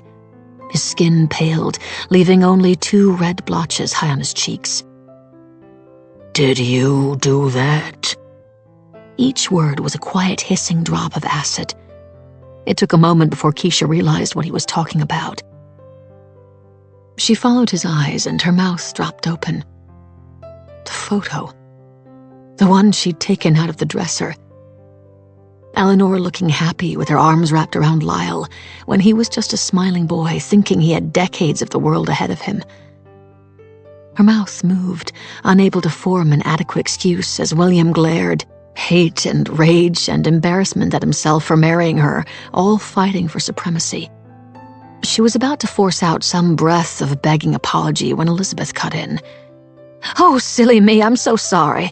One of Eleanor's charities wanted a less formal photo for a fundraiser in her name. I was looking for one and must have left that one out. She shrugged, almost helpless. I'm so sorry, William. I know how you don't like to be reminded of Lyle's death, how painful it is for you. I'll put it back. But what about Lyle's life? Keisha wanted to ask. Surely that was something to treasure. Surely that was worth a little pain. Another boy who was no longer there, like the ghost she saw. Did Lyle exist only in dreams now? That place where no one can hide from themselves, where the doors to all hidden worries and fears swing open at night. William didn't look convinced, but he nodded curtly before turning his back on them. 10 minutes. He called back to Keisha, no warmth in his voice, only irritation. She didn't answer. She wanted to cry. There was a long pause after he left, the 2 women sitting in quiet, before Keisha looked at Elizabeth. Thank you. You didn't have to do that. I take it that was you? Elizabeth tilted her head, a curious bird. She had deep crinkles around her dark eyes, and they looked like laughter lines, and Keisha thought it might be nice to one day be old and have skin that creased in confession to a happy life. Why? Keisha sighed. I don't really know. I don't know why I do half of what I do. I just thought, you'll think I'm stupid. I just thought, well, if there is such a thing as ghosts, and I feel like she is still here, then it might help her rest more easily. All that love and loss shouldn't be hidden away like it never happened. Elizabeth smiled. That was very sweet, Keisha. I think you're a very sweet girl. I'm not, she said, afraid she might cry. I've never been good. Well, I think you are. I'm sure you're no saint, don't get me wrong, but goodness is something else, and I see it in you. Maybe it's hidden away because it's had to be, but it's there. She took the cold cloth and carefully folded it, even though it was no doubt going straight into the laundry, before getting up and putting the photo back out of sight. Why are the photos all hidden away? Keisha asked, wanting to think of anything but the sickening thud of the conjure ball on the stairs. I could kind of understand if Lila died recently, but it was years ago, right? Didn't they want to remember him? To see him around the house, even if it was just in pictures? Oh, Eleanor would have had them everywhere, especially in this house, where there were no memories of raising him. It nearly broke her when he died. She didn't want him to join the military, but you know how boys are. Lyle wanted to impress his father, and he thought that would work. Of course, almost immediately, the conflict in Afghanistan started. That was just poor Lyle's luck. He died very quickly, one of the first U.S. casualties. Oh, God, Keisha said. That's awful. It nearly killed Eleanor as well. I've never seen someone in so much pain. But she was strong. She got through it. And William?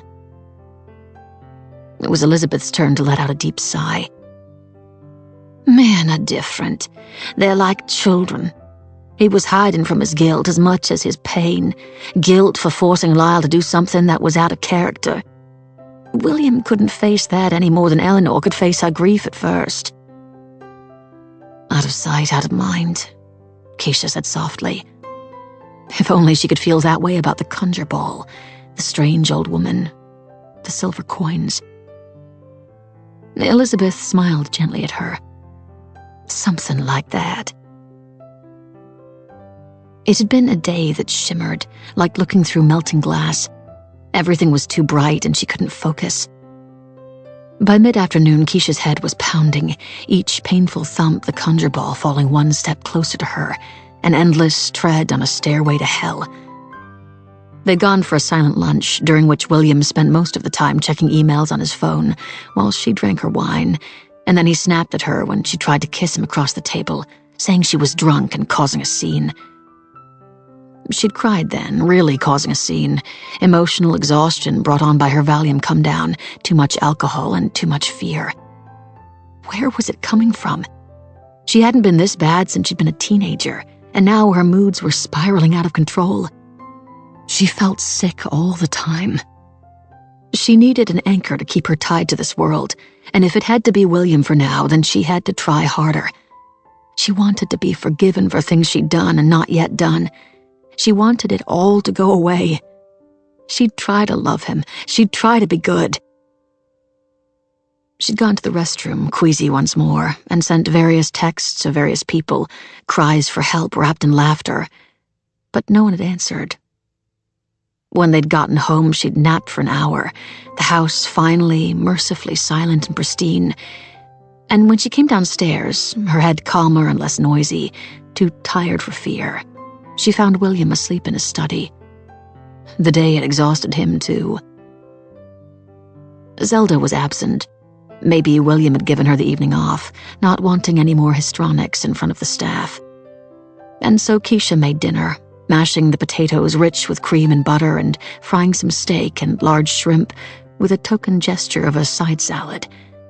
Food to break a heart, just as he liked it. When it was ready, she woke him, and even though they ate in relative silence, she thought perhaps he was calming down. "I'm sorry about this morning," she said. "I know I overreacted. It was that ball of mud or whatever. Something about it reminded me of Auntie Io. I never told you, but she's into some—" "Your aunt isn't here," William cut her off. "And it was nothing to do with her." He reached into his pants pocket and pulled out the tightly bound plastic bag of pills that had been hidden away upstairs in her Tampax box, where she'd thought he'd never find them. He placed it carefully on the dining table between them. "I knew you were taking something. I'm not a fool." She grabbed the bag, but he was too fast, repocketing it. "It stops now." "You don't understand," she started softly, scared and desperate. I have some problems. It's not to get high, it's—" "I won't be married to a pill-popping lush," he said. "You have to straighten up. No more day drinking unless you're with me, and then only 2 glasses. I'll get you some therapy, whatever you need, but no more pills. No more incidents like this morning." He stared at her, and it dawned on her that he meant the look to be affectionate. But all she could see was control, irritation. A man who decided he was in love and was determined to stick to it. "London is gone," he continued. "None of that exists here. I want you to be happy, Keisha. You've come from nothing and I've given you everything. Don't let me down." His sentences were guillotine blows, and the bottom fell out of her world. Happy?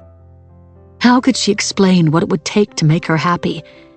How could she explain that she needed those pills? She couldn't control herself without them.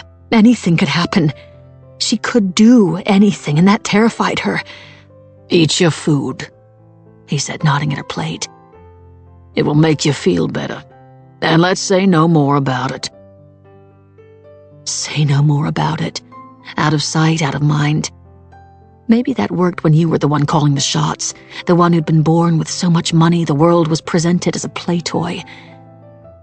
She scooped a forkful of potato into her mouth and tried to ignore the way it clung to her dry throat. Maybe he'd give them back to her later. Maybe he'd ration them when he realized she needed them. She could cut down on the drinking, she could do that, but she couldn't do without the pills. Another wave of nausea washed over her, leaving her unsteady. She was meek and humble as best she could be, but he still flushed the pills down the toilet, and still the sex was rough, purposefully rough, as if he was making a point rather than losing himself in the moment. And it went on, becoming a wearing trial for the both of them, slaves to his Viagra. Afterward, while he snored, exhausted and lying in his sweat-soaked sheets, she wondered again how much hate there was in this new marriage. She hated him, that was for sure. She could barely hide that now. How would she cope without chemical help? She snuck out into the gloom, as had become her habit, the night her only friend. The safety of it worth her nervousness about what spirits might emerge from the shadows, and poured herself a large brandy from his cabinet, sure that he'd have checked the level on the half-full bottle of wine left from dinner. The ants in her head were starting to emerge from where they'd been sleeping in their nests, and soon they'd be pouring free. She made a call, but there was no answer. No answers to any of her earlier texts either. Alone. She was entirely alone. It was a dizzying feeling, as if she were already dead and forgotten. She poured another drink and headed out to the garden, unable to breathe in the house that stank of William and cloying cut flowers, and where all she could hear was the ghostly thud of the conjure ball on the stairs, Eleanor watching it fall from her place on the wall where she hung, frozen in time. Outside, at least the air was fresh, if still, and she could walk on the grass and pretend she had the strength to run far, far away from all of this and be free. This situation could not continue. Something had to break, and she was afraid it was going to be her, snapped in half by her own greed. The shell she'd built around her crazy mind was cracking. They'd all see her for who she was soon enough. Cursed. A wife to be kept in the attic, not out on display. Up in Zelda's apartment, a candle burned in the window, only darkness beyond. The flame flickered yellow and orange and white, and Keisha's heart burned as angry as that flame. This was Zelda's doing, she knew it. The conjure ball, the silver coins, even the old lady. This was all down to Zelda. Maybe she had seen her at the crazy rave. What had been in that drink, other than probably some MDMA? Had all this started then with a potion slipped inside her? Zelda wanted Keisha gone. She wanted her destroyed. She stood beneath the window, her glass in hand, swaying in the darkness as a black rage gripped her. "I know what you're doing," she shouted up. "I know how this works." She laughed then, a surprise even to her, a burst of energy fused from fear and exhaustion. "You can't curse a cursed girl, though, so more fool you, Zelda." Tears pricked the back of her eyes. "More fool you," she repeated more quietly. The window didn't open, and no one shouted at her to shut up. Instead, after a few long moments, the candle went out.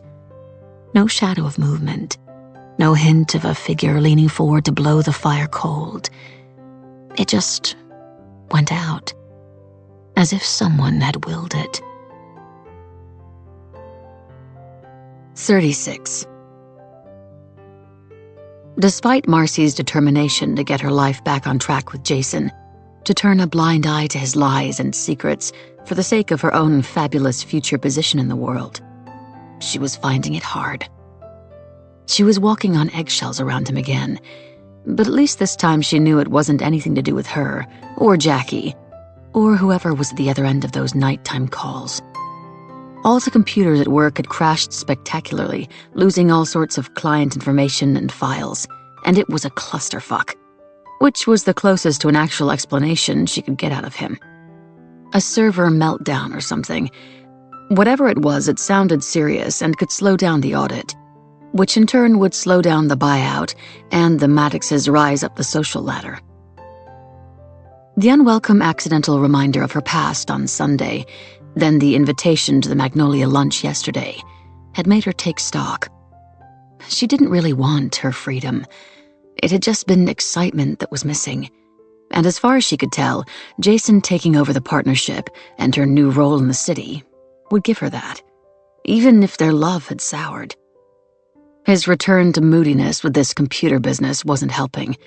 It was hard to like him when he was being this way.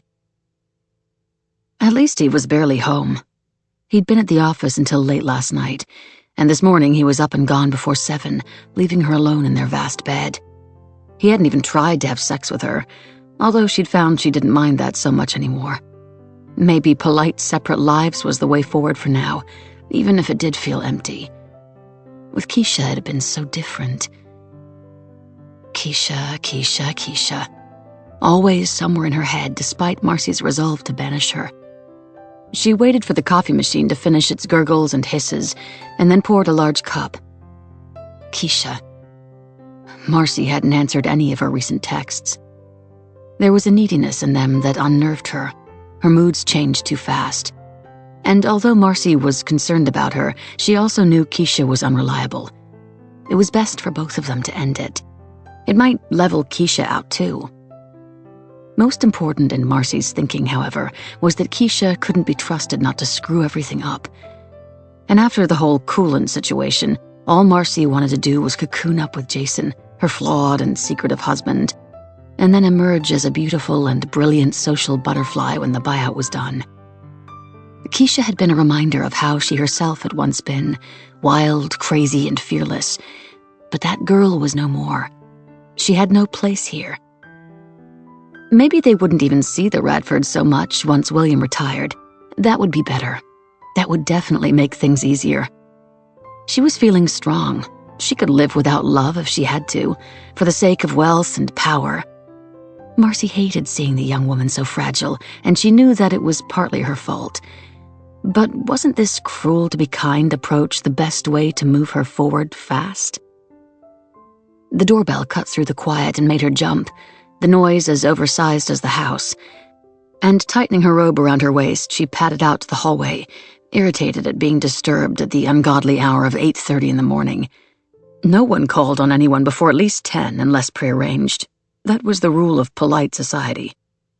She pulled open the door, ready to snootily send whoever it was away, but her breath caught in her chest. Keisha. Keisha was here on her doorstep. Like Marcy's thoughts had summoned her. "You look like shit." It was the truth. Keisha looked awful. What the hell was going on with her now? "I can't think straight. I can't sleep." She had no makeup on, and she twitched as she picked at the skin of her bottom lip.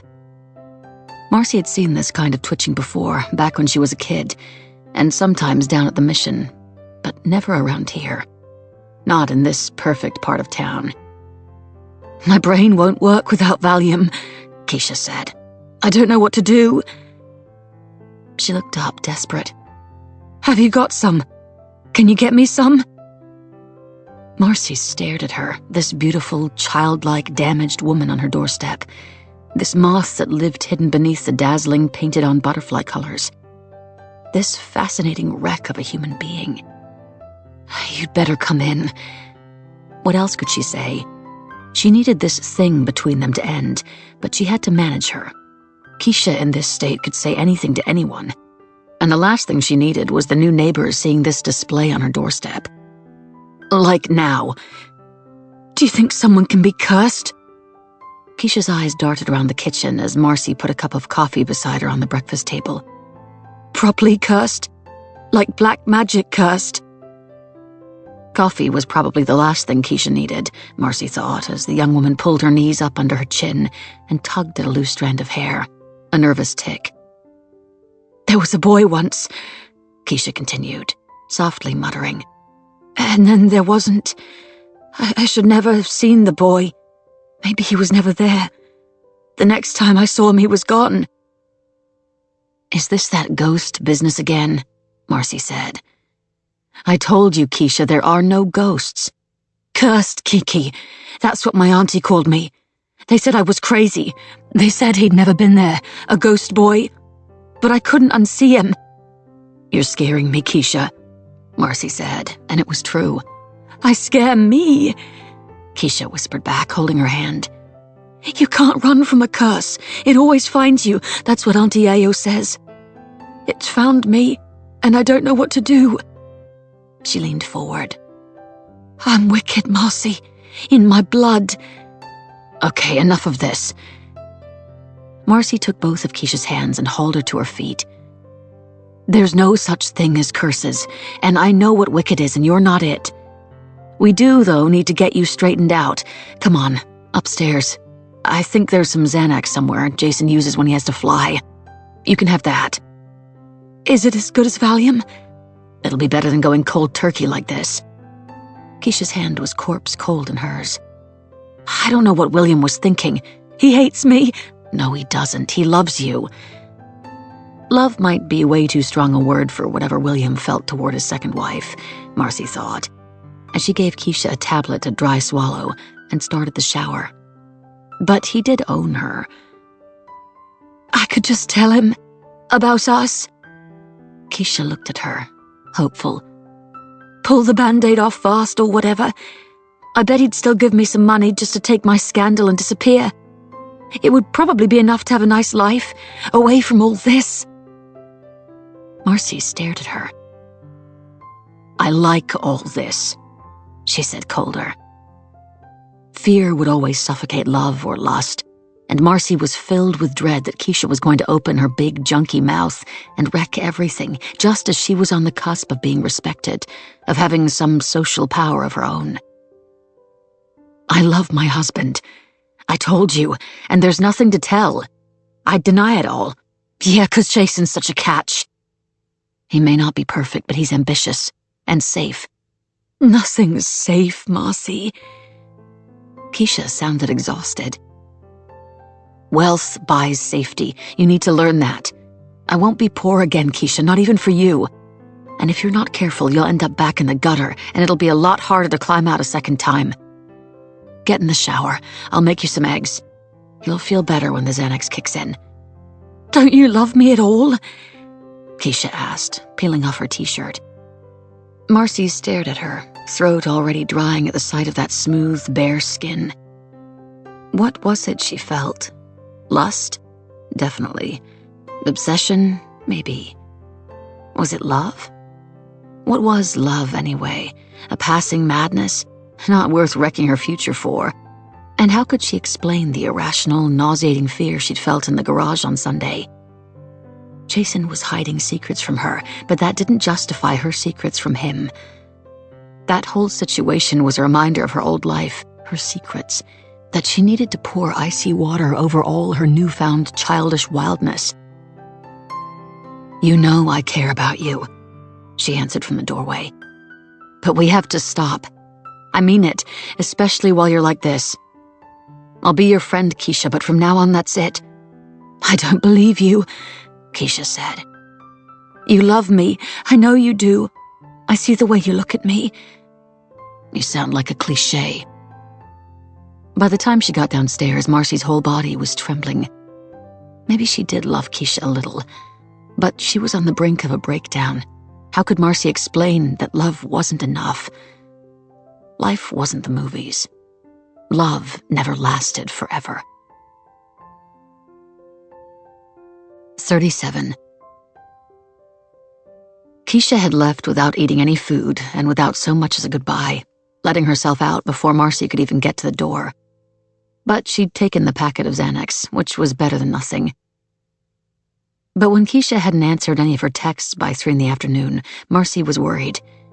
She tried calling and it had rung out, unanswered. What if she'd done something stupid? Gone and got blind drunk somewhere downtown, or even hurt herself? She wasn't thinking straight, so strung out with withdrawal, and anything could have happened. What had all that crazy talk been about? Curses and boys who weren't there? Had Keisha had a baby once? Was that it? And it had been given away or something? Maybe an abortion. That could screw some people over. But it could be anything. Who knew what was really going on inside that pretty, unhinged head? Still, she thought as she poured herself a large gin and tonic. Her concern was turning into annoyance. How hard would it be to answer a text or call? She'd given her the Xanax, hadn't she? She may have been hard on Keisha's emotions, but she'd helped her. It wasn't only the Englishwoman who was getting her pissed. Jason was notably absent today, too. She'd called and texted him, and the only answer she'd had was a solitary, busy at the office, speak when home. But if she was honest, she'd half expected that. Jason had always been self-absorbed. Keisha wasn't. Keisha had never shown this much control when it came to Marcy. Was she not answering to punish Marcy? That was the downside of getting involved with a woman. There was no hiding from the games they were capable of playing. But she just wanted to know Keisha was okay. Was that too much to ask? Her day had drifted away in irritation and quiet internal rants at one or another of the people in her life. So when the doorbell rang again at 3:15, she was so sure that it was Keisha that she was very nearly spitting out an expletive while yanking the door open, before she realized it wasn't her. William. This time it was William, and he looked pissed. Oh God, had Keisha told him? For a moment it seemed as if the vast house around her had turned to ash in a breeze. "Jason's not here," she mumbled, trying to catch her breath. "He's at the office, I think." No, he's not. No idea where he's been today either, but that's not my immediate concern. Either? She held the door open to let him inside. Where the hell was Jason if he wasn't at work? With Jackie? An eel slithered in her stomach. Lies and more lies. William came into the hallway, but no farther. His shirt was slick against him, stained with patches of sweat, which was odd given that he'd have gone from an air-conditioned house to an air-conditioned car, and then just a few steps to the door. Stress? Anger? Could those things seep through his skin? The way he was huffing and puffing, she figured so.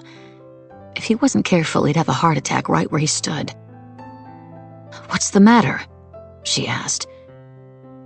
Have you seen my wife? My wife. Keisha? She has a name, she wanted to add, but frowned instead, delicately puzzled. "No, I haven't. I mean, she popped by this morning, saying she was off to sort out the final catering or something for the party, and asked if I wanted to go with her." She was going to have to send Keisha another text when William was gone, to make sure their stories matched. Lies begat lies. But I had an awful heat headache, so she went on her own. She smiled and shrugged. She probably lost track of time. You know how she is. She didn't ask him if he'd tried calling her. He was gripping his cell tightly in one fat hand.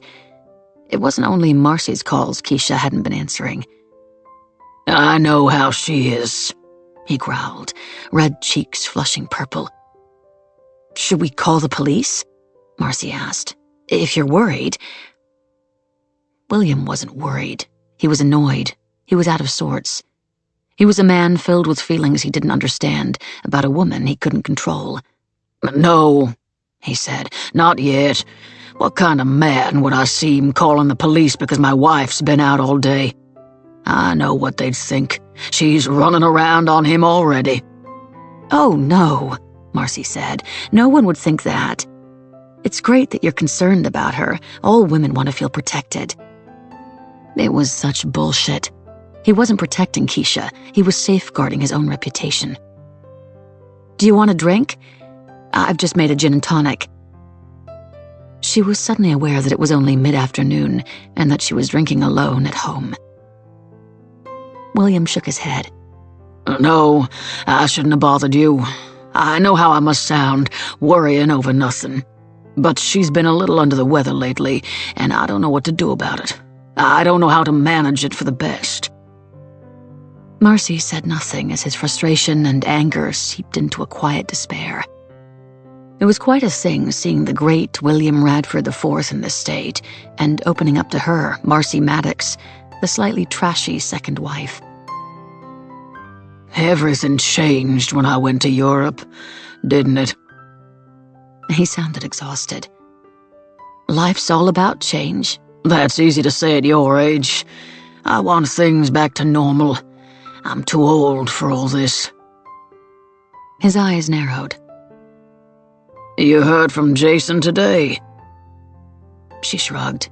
I tend not to bother him when he's working. It was a blatant lie. Right from day one, she'd often disturb him at work to go for lunch or to just say hi, especially back then when they wanted to inhale each other 24/7. How times had changed. Working? William grunted. I'll take your word for it. He'll be in a meeting somewhere for sure, she said. Do you want me to get him to call you? He shook his head. No, and if Keisha shows up here, don't tell her I was looking for her. I'm sure it's like you said, she's just got caught up somewhere. I won't say a word. But remember, it's a big party to plan for her, and it's the 4th tomorrow, and no one's really going back to work before this weekend, so she knows everything needs to be ready today. Marcy smiled. I know she's been nervous about it, so she's probably with Julian and Pierre. I think the masks she chose were coming today or tomorrow. For a moment, a flash of something close to guilt passed across William's face, as if he had realized that perhaps he'd been hard on his new, young, foreign wife. It didn't last long, though. Nothing was ever William Radford IV's fault. Clouds hung heavy and damp over the late afternoon, and the humidity crept into the house through the narrow gaps around doors and windows, clinging to Marcy's skin like her dark mood. Jason got home at dusk, tired and uncommunicative. How was your day? She asked perfunctorily. Tiring. He grabbed a beer from the fridge, one silent, judging eye on her gin glass. Been sorting shit out of the office all day, making sure everything is on track to be back online. Most are taking a half-week vacation from tomorrow. Sorting shit out of the office?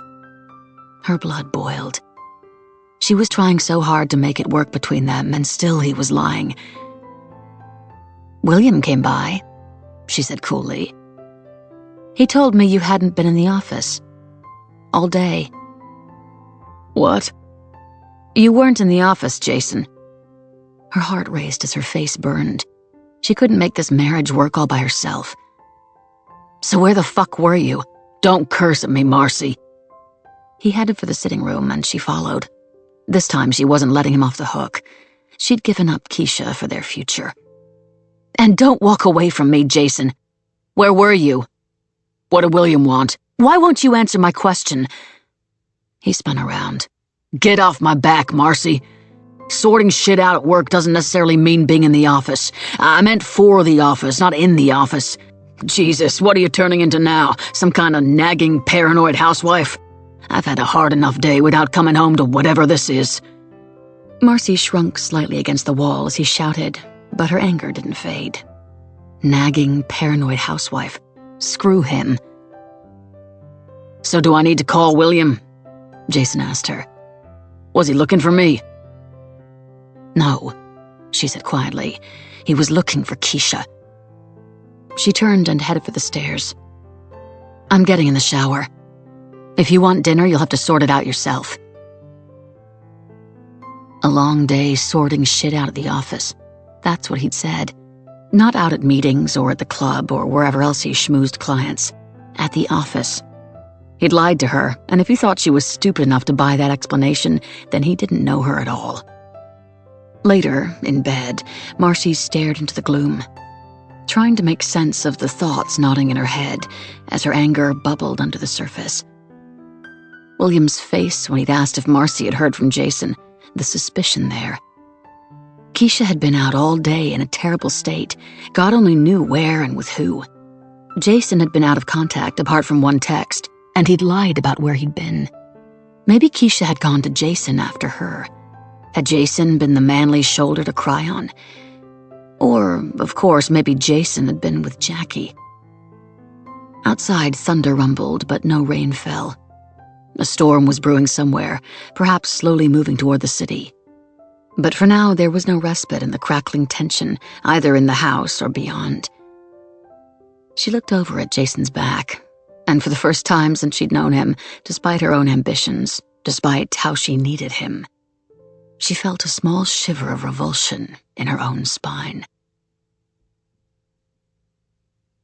38. The storm hadn't broken, and the tension in the air was almost unbearable.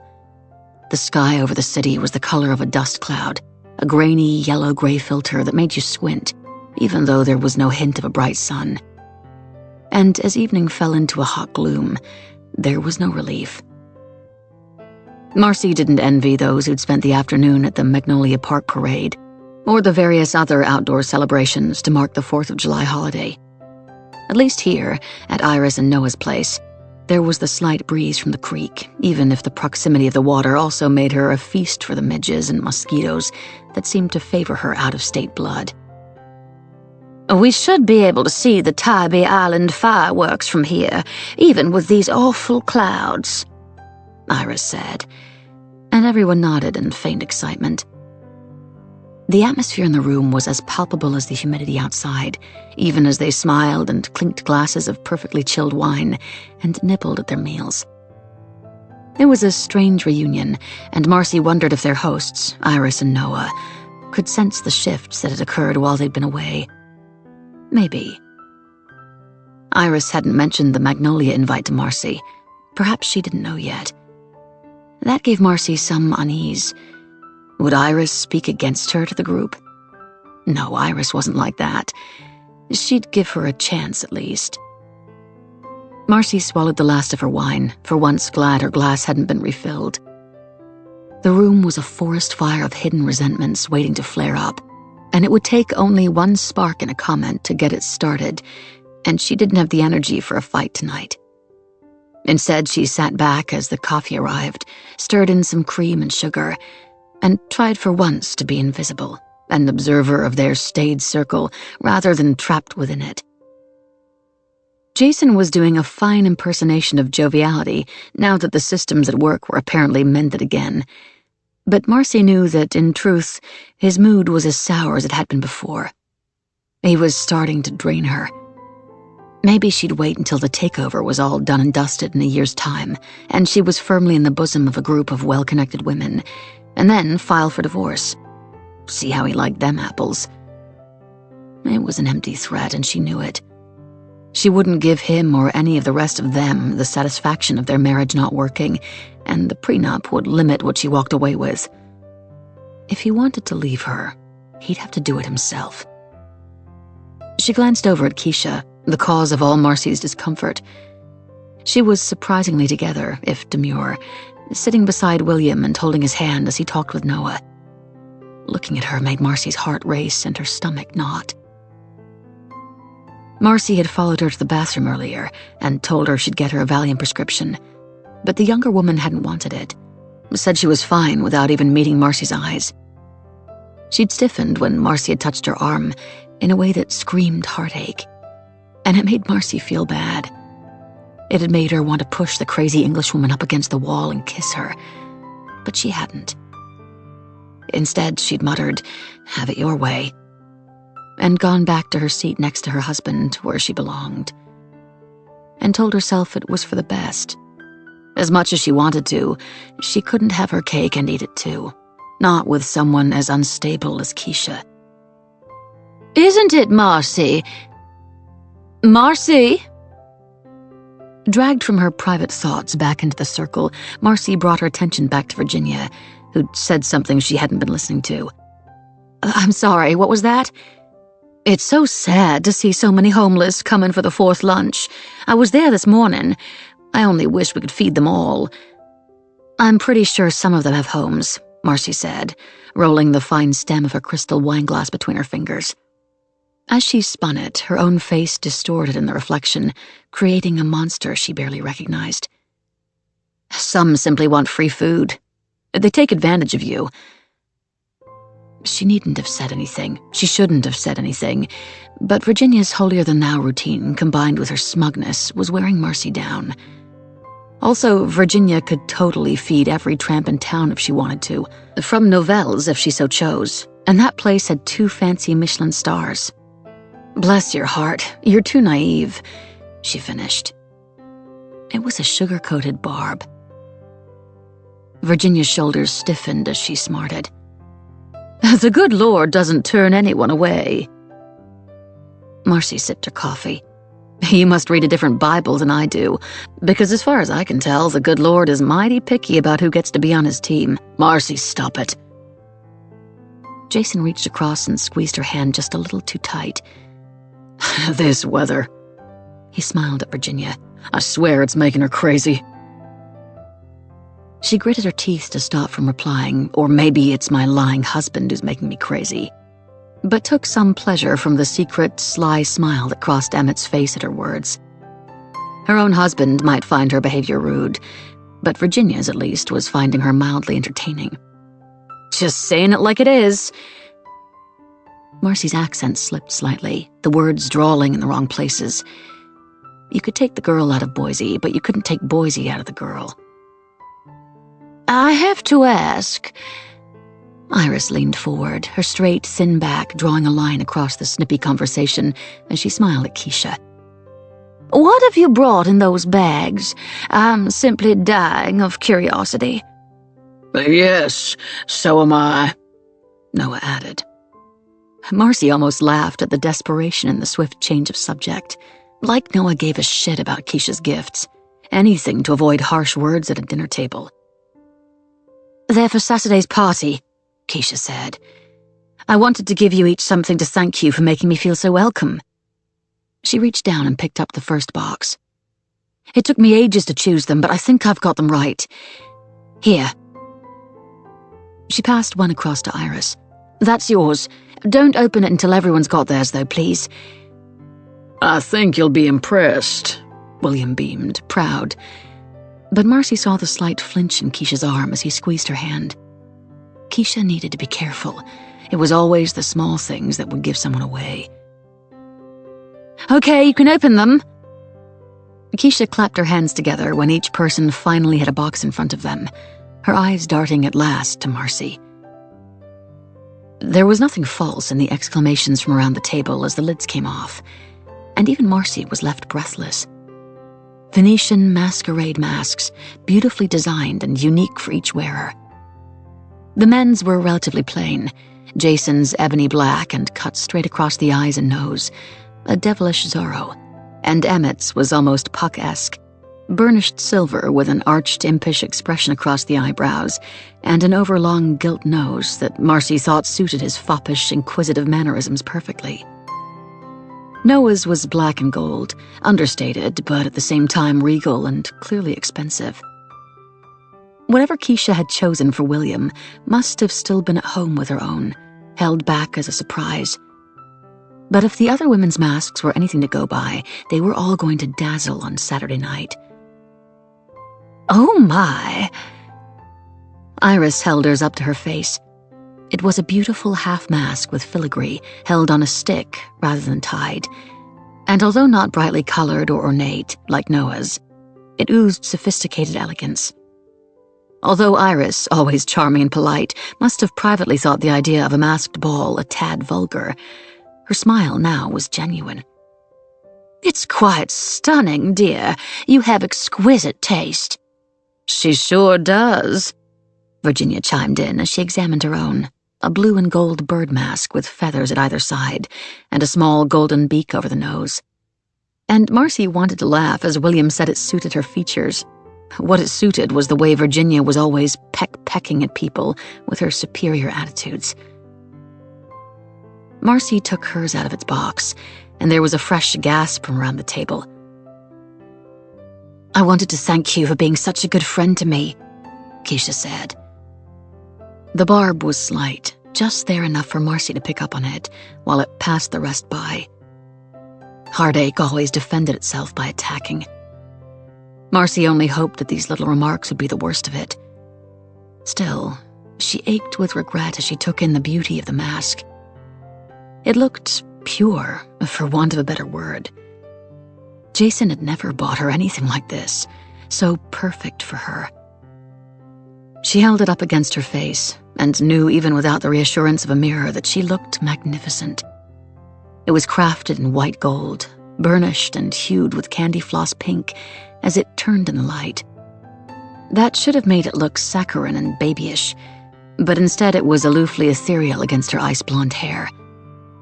Where the metal edge around one eye curved up cat-like, around the other a butterfly wing emerged, glittering, inlaid with what Marcy was sure were hundreds of tiny sparkling diamonds.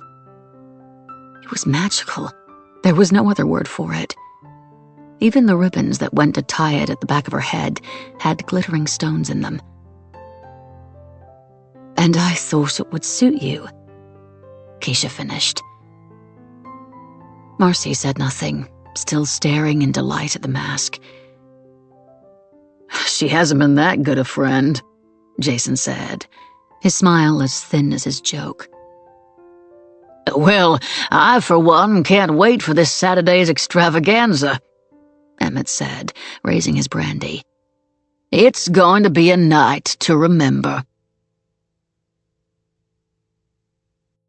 39. Marcy didn't want to go to the party. She wanted to curl up in bed, pull the covers over her head, and stay there until she died. She wanted to be sick. She wanted to cry. She wanted to be anywhere but here. But once it was all over, the story told, Jason had said nothing for a long time, and then growled at her that they were leaving in 20. He had to see William. They couldn't miss the party. He was insistent. And she was pretty sure that if she'd protested, he would have wrapped his hands around her throat and let all that pent-up anger out until her tongue was thick and blue, and her eyes bulged lifeless from her head.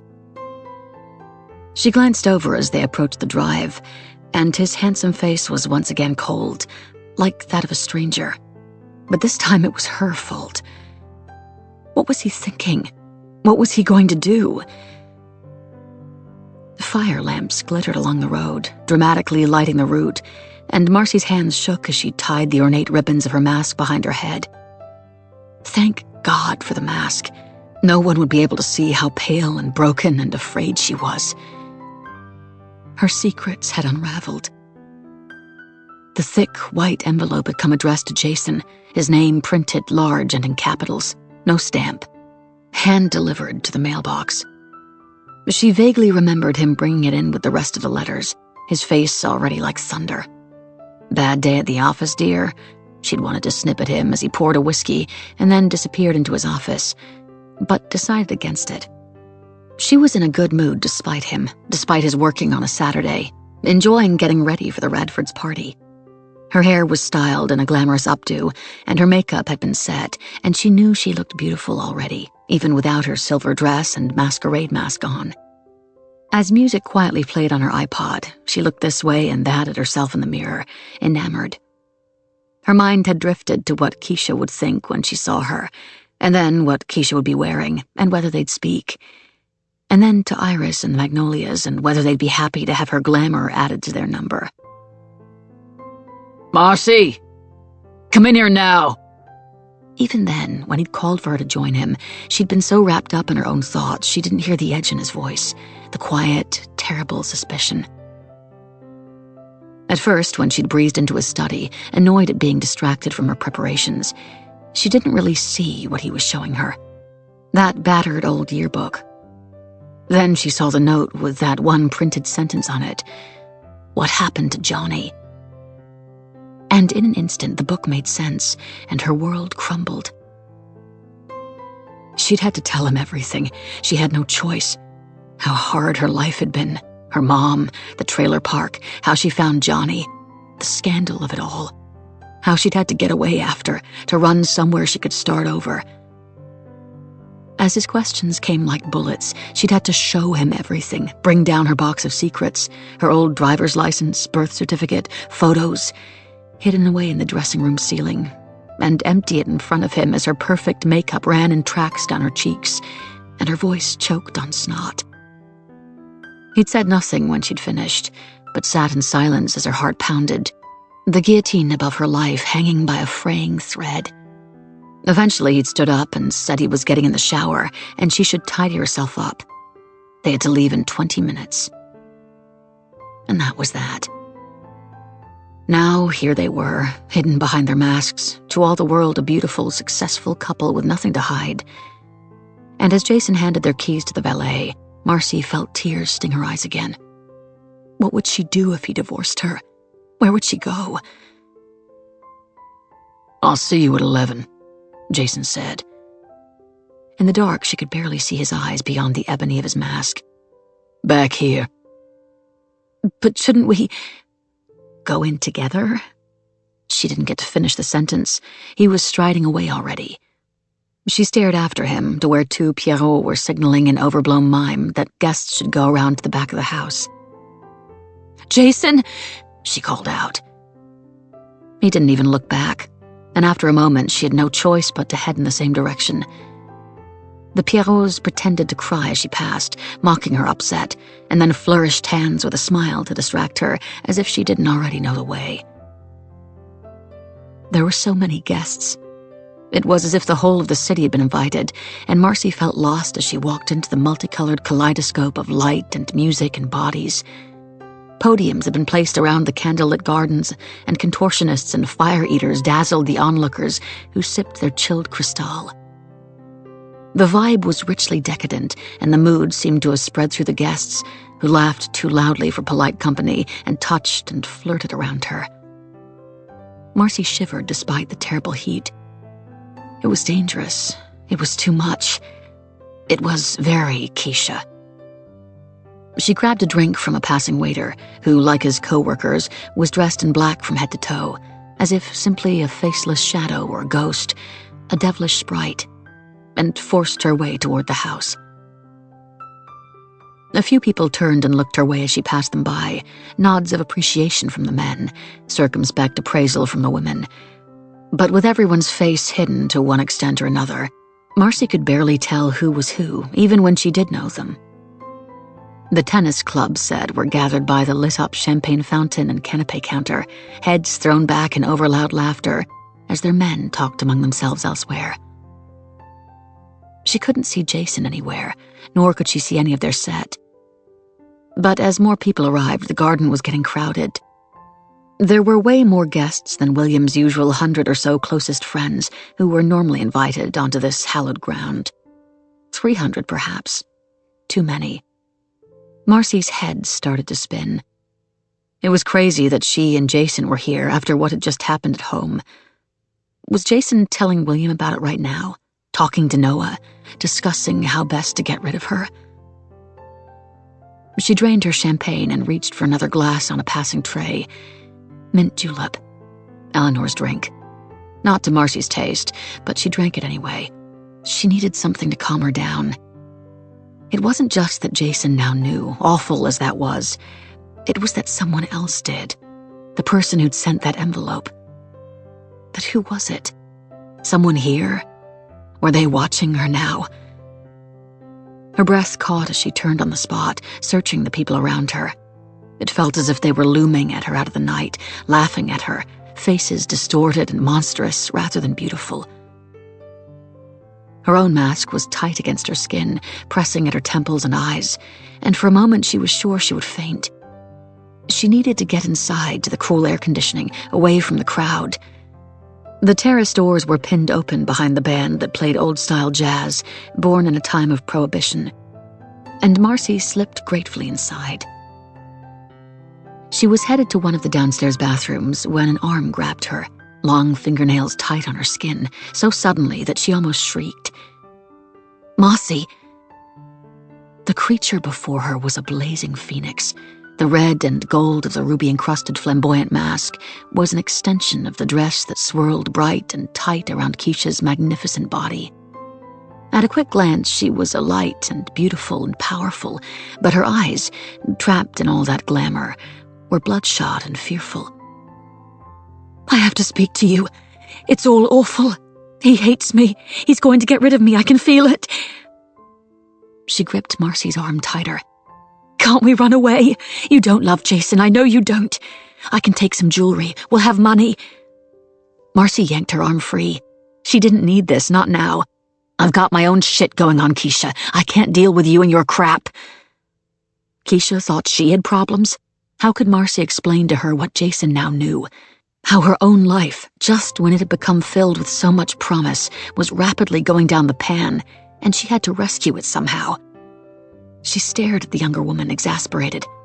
"I've told you before, I can't be poor again. I won't. Where could we run with nothing? Nowhere." "But you don't understand. I can't go on like this. I can't," Keisha said. "And today he got a—" "I can't deal with this." Marcy cut her off. "Not now. Take care of your own shit." She turned away and moved quickly, not so much as glancing back until she was safely locked in the bathroom, finally alone. She ripped the claustrophobic mask from her face and pressed her head against the cool tiles. She wanted to cry, self-pity welling up inside her.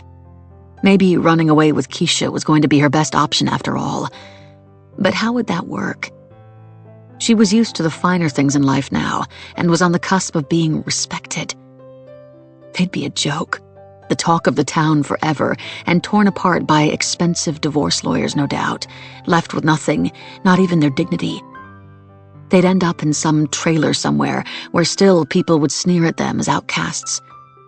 It would be worse than it had been before. Her stomach tightened and she took a few shaky, deep breaths to stop herself from throwing up. "Pull yourself together," she told herself. "It's not over yet." Jason wasn't going to come at her with a divorce straight away. He'd want to think his options through. Plus, this was high society, where appearances were everything. Wasn't that why they were at the party? Things between them would probably never be the same, but surely he'd want to paper over the cracks. He didn't need another divorce, and it wouldn't do him any good at all if anyone else found out about her past. Mud would stick. He'd already had one scandal with his father. He didn't need another one with his second wife. She stood up straighter and dabbed at her face with a paper towel. Anyway, he was keeping his own secrets, wasn't he? Those calls, the lies.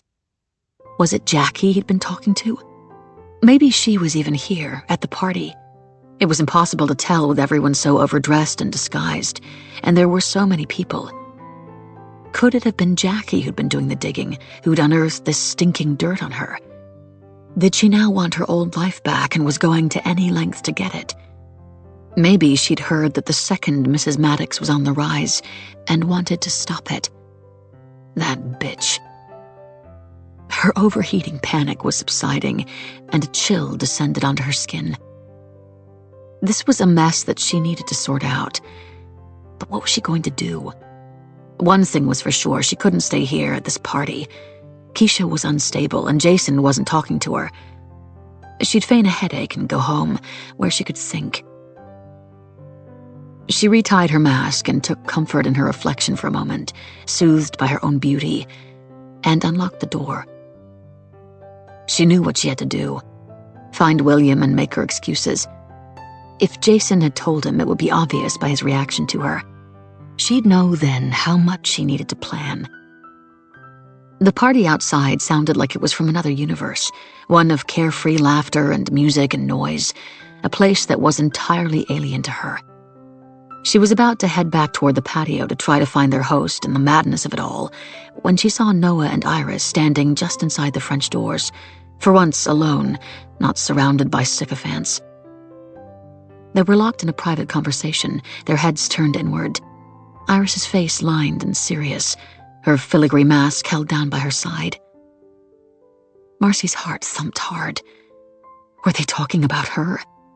Did they know? Maybe Jason wasn't the only one to have gotten an envelope delivered about her. Her stomach tightened again. That didn't bear thinking about. She needed to deal with the problem in hand rather than inventing more. She retreated farther into the house, not wanting to face them, whether they knew or not. Her head was pounding and her body exhausted. At least it was cool inside, and with Julian and Pierre operating from their glitzy catering truck, the house was blissfully quiet and dark, thick walls protecting it from the decadence that raged in the heat of the gardens. It was creepy, though, devoid of life, and Marcy couldn't help but think of Eleanor wheeling herself around as she slowly faded, her body eating her up while her mind stayed sharp. And now there was Keisha, beautifully powerful and healthy, but with her mind collapsing. A cursed house, a cursed girl. Maybe they were all cursed in one way or another. She shivered. Maybe she wouldn't try to find William. She could sneak away unnoticed without saying their goodbyes. Would Jason care? Had anyone even asked him where she was? A mistake. That's all you can say. In the silence, the voice made her catch her breath. A sharp retort, bullets in the night. Was that William? She froze in the corridor, stilled by his tone. He sounded impatient, angry. But who with? Keisha? Marcy crept forward, past the sweeping stairs of the main house, following the words like breadcrumbs, until she drew closer to William's study. Had he called Keisha in there like a headmaster would a naughty schoolgirl to reprimand her for some misdemeanor? His voice dropped as she drew closer, as if aware that someone somewhere might hear him shouting, and that would never do. For God's sake, you should be able to explain it. It was the system crash. Jason. That was Jason, not Keisha. What were William and Jason fighting about? To hell with the system. The system couldn't do this. The audit starts Monday, Jason, and if this isn't made good by then, it will be. It's an error, that's all. A transfer gone wrong somewhere. This stuff happens. You're worrying over nothing. Are you all right? The hand on her shoulder was like a cobweb brushing against bare skin, and Marcy almost shrieked as she spun around toward the worried face. Elizabeth. It was just Elizabeth. Marcy, are you okay? Elizabeth had a mask painted on, quite a delicate design of flowers and birds, expertly done. But it was already starting to run at the edges, where her full cheeks crushed the skin around her eyes whenever she smiled. She was in danger of becoming clown-like. Poor Elizabeth. She didn't belong here either. No, I'm not, I'm afraid, Marcy said. I've got an awful headache. I was looking for Jason to tell him I'm thinking of getting a taxi home. She glanced toward the office door, thinking fast. She'd been caught eavesdropping, so there was no point in pretending otherwise. But it sounds like he and William are having words. I was too nervous to interrupt. Men always do sound so angry, don't they? Elizabeth said. I don't know why they need to half the time. Sensible conversation is so much more productive. The office door opened and both men came out, silencing Elizabeth. And for an instant Marcy didn't recognize either of them, their expressions demonic half-shadows behind their masks. Then they saw the two women a few feet away, and light smoothed the darkness, as if it had been simply a figment of her imagination rather than an insight into who perhaps they really were. What are you doing here? Jason was looking at her with such disgust, such irritation that she couldn't find any words. Marcy isn't feeling well, Elizabeth said. I'm going to run her home. I just need to lie down for a while in some quiet, Marcy muttered. Marcy wasn't sure if she was sad or relieved when Jason didn't offer to come home with her, but instead just nodded. If you're sure. I won't be home late. I've got a headache. William sounded as snippy with Elizabeth as Jason had been with her. Have you got any Advil in your purse? Whatever it was they'd been talking about, it was far from resolved. Elizabeth flushed slightly and shook her head. No, I'm sorry. Surely you have some in the bathroom. William glared at her as if the effort of the stairs was too much. But why don't you go get a coconut water? She said. They always rehydrate you. I'll stop at the drugstore on the way back. Can't have you not enjoying your own party. She smiled, trying to lift the moment.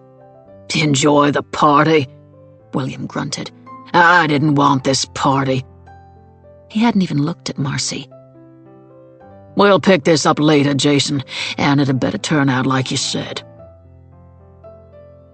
He walked away toward the kitchen, and Jason stared after him. Is everything okay? Marcy rested her hand on Jason's shirt sleeve. Through the fabric, she could feel the strength in his arms that used to turn her on so much, and she'd thought would protect her forever. Go home, Marcy. He shook his arm free, not hard enough to make a statement, but with enough force to make her feel quietly abandoned. I'll see you later. Screw you, Jason, she thought, tears stinging the backs of her eyes.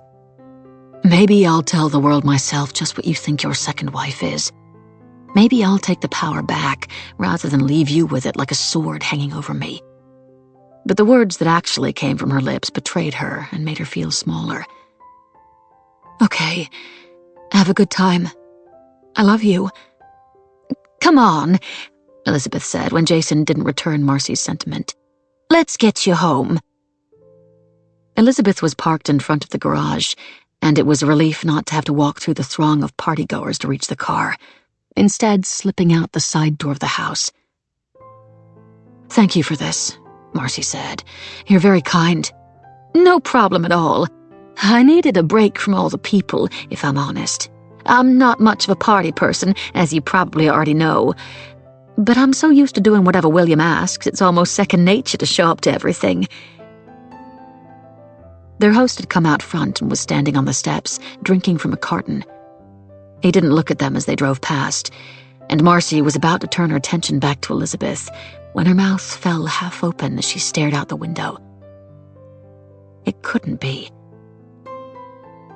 A fresh gaggle of guests were arriving at the house, climbing out of limousines in 5-inch heels and expensive dresses, laughing and chattering as they made their way toward the gardens. One figure was hanging back, a tight black dress hugging her narrow frame. Dark hair thickened by extensions and piled up in curls on her head, eyes sharp as she watched Elizabeth's car leaving. Her face was half covered with a glittering black mask, but Marcy would recognize that slash of a bitter smile anywhere. Jackie. Jackie was at the party.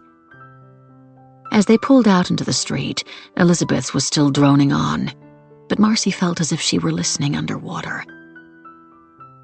Jackie. Maybe she needed to go back. 40. Keisha had floated like an unwelcome ghost through her own party, at times sure she was entirely invisible. In so many ways she had been. An object, a delight, a curio. And then, of course, by the end of the night, damaged goods, a mockery. But not a person, not a breathing thing of her own. A hum of unsympathetic whispers as she'd drunkenly taken flight, ushered out by Iris and Elizabeth and Virginia. Even here, in the quiet, dark gloom of Eleanor's bedroom, it felt as if the first wife had more energy in the house than Keisha had, her own dark skin absorbed by the grainy night, leaving her almost incorporeal. There would always be earth and grime under her shaped and polished nails. She shivered and beat her fist at the side of her skull. Who could she talk to? Who would listen? Could she even make any sense of her jumbled, cotton wool thoughts? What time was it? 2? 3? Probably later. Everything had become a haze, the past 48 hours a jumbled kaleidoscope of images and memories. She should have taken the Valium script Marcy offered. Always proud, Kiki. Your pride is your downfall, like you could ever have quit when you'd finished what you'd gotten. Who were you kidding? Always kidding yourself. A lie to a fool. Yes, Auntie Io, please shut up in my head. I know there was no boy. Please leave me alone. The tension with William as she'd quietly climbed the walls when the Xanax ran out. And then this evening, as she dressed and preened and pretended makeup and clothes and money could make everything better. A mask behind a mask, always hiding, always hidden. Concentrate, focus. Everything is crumbling, drowning, cut to pieces. The shouting as he held the photo out at her. Head thrown back, laughing, peeling her top off as she danced, breasts out in the night air, whole body wild and full of dark magic, like how Auntie Io used to be behind her locked door, slamming the door on Julian and Pierre as their heads turned as one toward the noise as they glided across the marble beyond. The memories wouldn't stop stabbing her. William's face so red, spitting at her, hot and wet as he raged, his words just noise as she'd wished he'd die right there on the spot, that throbbing vein in his skull that taunted her when he was angry and when he was huffing and puffing and fucking her. The loathing in his eyes, so obvious even with her junky itching skin and thoughts so confused no wine could ease them. I'll deal with you later. I've got bigger problems than a drunk, slutty wife, and to think I believed I could make something of you. Make something of her. Reshape her, break her. He was worse than her family back home. He didn't cancel the party. How could he? The show had to go on. Appearances were everything. She'd tried to be witty and charming and elegant. She really had, but her brain was on fire. And once she'd seen William talking to Noah, eyes darting her way, no doubt discussing cutting her out of his life like a cancer, she'd become too loud and too bright, like one of the circus acts she'd hired rather than a woman of substance, spinning and whirling from one group of people to another, welcomed by none without her rich husband by her side. Then there was Marcy, take care of your own shit, who wouldn't even listen to her and then had vanished. She'd drifted then. Drifted and drank. Flashes of the night came to her. Emmett and Jason around the side of the house, away from the crowd. Jason shouting, gesticulating. Emmett shrugging and walking away, leaving the handsome man to beat on the wall. Jason hadn't even wanted to speak to her, instead barging past to go inside. Julie and Pierre exchanged a look, darkly entertained. Keisha not the only one watching the party from the outside. Emmett and Virginia dancing, Emmett with his eyes on William as he talked to Iris. Everyone smiling and laughing and pretending to have fun, but all the while simply vipers in a nest, watching and waiting to strike or be struck. That's how she'd felt. She'd wanted to cry and laugh and dance all at the same time, and that's when she'd seen her. Zelda, just standing there on the grass watching, the spider in her web. Who else would have taken that picture and sent it? Who else wanted Keisha gone so badly? Keisha couldn't remember much of what she'd said or how she'd said it, but she stormed through the party and raged at the housekeeper. Noise came out of her, coarse, crude words, angry, upset, accusing, and then there were Iris's dry, cool hands. "Good Lord, dear, what on earth has upset you? What's the matter?" Virginia's arm wrapped around her, surprisingly strong, so much floral perfume on her skin. They pulled her away inside, sending Elizabeth running to get a glass of water in the kitchen, where she collided with Jason coming the other way. And then Elizabeth sent him to help get Keisha into a quiet room, as if she were an invalid like the last wife. It was like some poor farce. She couldn't remember if he helped. She couldn't remember much before being left alone upstairs while the party emptied out. Iris and Virginia smoothing everything over with a wave of their hands. Guests melting into the night as the music stopped. Julian and Pierre left to survey the desolation that had been their great pièce de résistance, before even they were ushered out. Keisha had waited like a frightened, chastised child, until finally she and her husband were the only ones left. William hadn't spoken to her. He hadn't even come to their bedroom, but instead had gone straight to a guest suite. She'd been relieved and panicked at the same time. She didn't have to have him near her, and she didn't have to face his wrath. But it was also obvious that their farce of a marriage was over, and they'd made a laughingstock of each other. He would not forgive that. He would want to destroy her for it. Maybe if he'd let her have the pills she'd needed, then none of this would have happened. If he'd been a kinder husband, if. Now he was going to take everything and leave her back where she started. Worse than where she started. Back in the gutter, stripped of her Versace and dressed only in stinking humiliation. Her breath caught in her chest. It had all crumbled so fast. She got to unsteady feet, one hand still gripping the bottle of champagne she'd brought up from the party wreckage downstairs, and drained to try, in vain, to help her sleep. What would happen tomorrow? A small suitcase? A plane ticket? Flies buzzed in her head, scratching at her skull, making it hard to process anything. She should have gotten that prescription. She'd maybe have been able to think on her feet like she used to, found a way to explain that photo, make him feel sorry for her all over again. But still, that was done. It was all done. She went to the window and stared out. How many nights had Eleanor gazed out from here while she was dying, too afraid to sleep, looking down at the wonderful gardens and thinking how bittersweet their beauty was, how soon she'd be nothing, like her boy had become.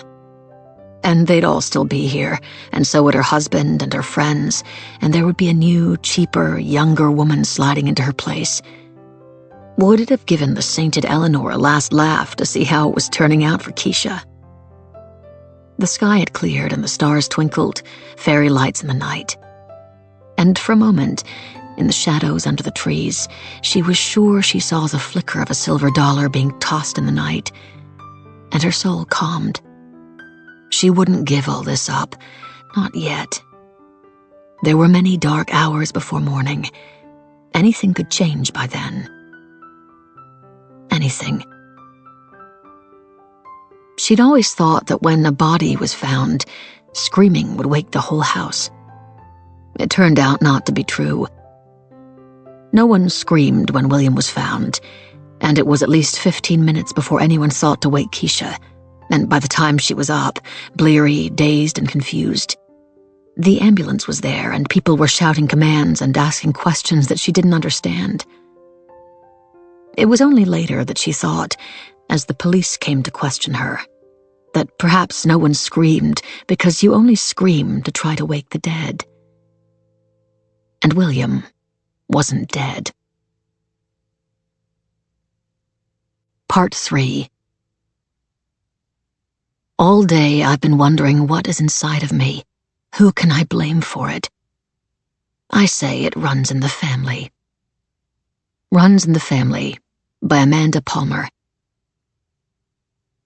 41. They think it was some sort of stroke, or heart attack, something awful like that. He'd been on the treadmill. I guess that must have brought it on. Zelda found him just after 10. She'd let Elizabeth in to coordinate the party cleanup. As he collapsed, he hit his head on the corner of the desk. There was blood everywhere. Shocking. He was so cold, Zelda thought he was dead. Must have been lying there at least an hour or two. Thankfully, Elizabeth found a pulse, didn't you, dear? I was just lucky, but dear Lord, my own heart nearly stopped. He looked deathly. Where was he? In his study. Straight to work, you know William. It's so shocking, I can't believe it.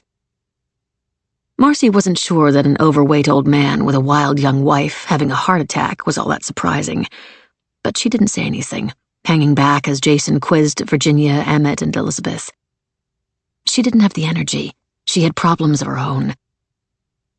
Jason hadn't come home until late, after 1 a.m., muttering something about Keisha having a meltdown, and when Marcy had asked if he wanted to talk, he'd simply gotten up and gone to sleep in one of the guest bedrooms, leaving her lying awake and worrying. Jackie had been at the party. Is that what had kept Jason there? Some illicit rendezvous in plain sight of everyone? He'd always liked taking risks. He'd taken them with her. Why would he be any different now? No one changes. She'd finally fallen asleep at around 5, and the next thing she'd known, Jason had been shaking her awake, telling her to get dressed, and that they had to get to the hospital. Seems like Jason hadn't gone to sleep till dawn either, because they'd missed several calls and slept through various texts. And now here they were at 4 in the afternoon, surrounded by their friends and catching up on the horror of this Sunday morning's excitement. Even Jason had come alive as he'd questioned the others. There was a spark in his eyes again, wolf-like. She wasn't sure she liked it. Where's Noah? He asked. At William's house, Emmett said. He arrived at the same time as the paramedics, apparently.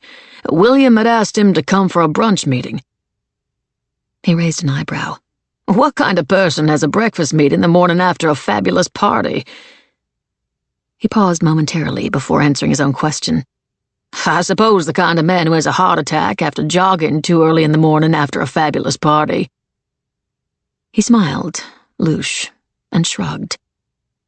Anyway, he stayed behind while Elizabeth came here. Making phone calls, I imagine, taking charge. Something was bothering him, Elizabeth said. Yes, his old friend nearly dead on his study floor, I should imagine, Virginia cut in sharply, and Elizabeth said no more.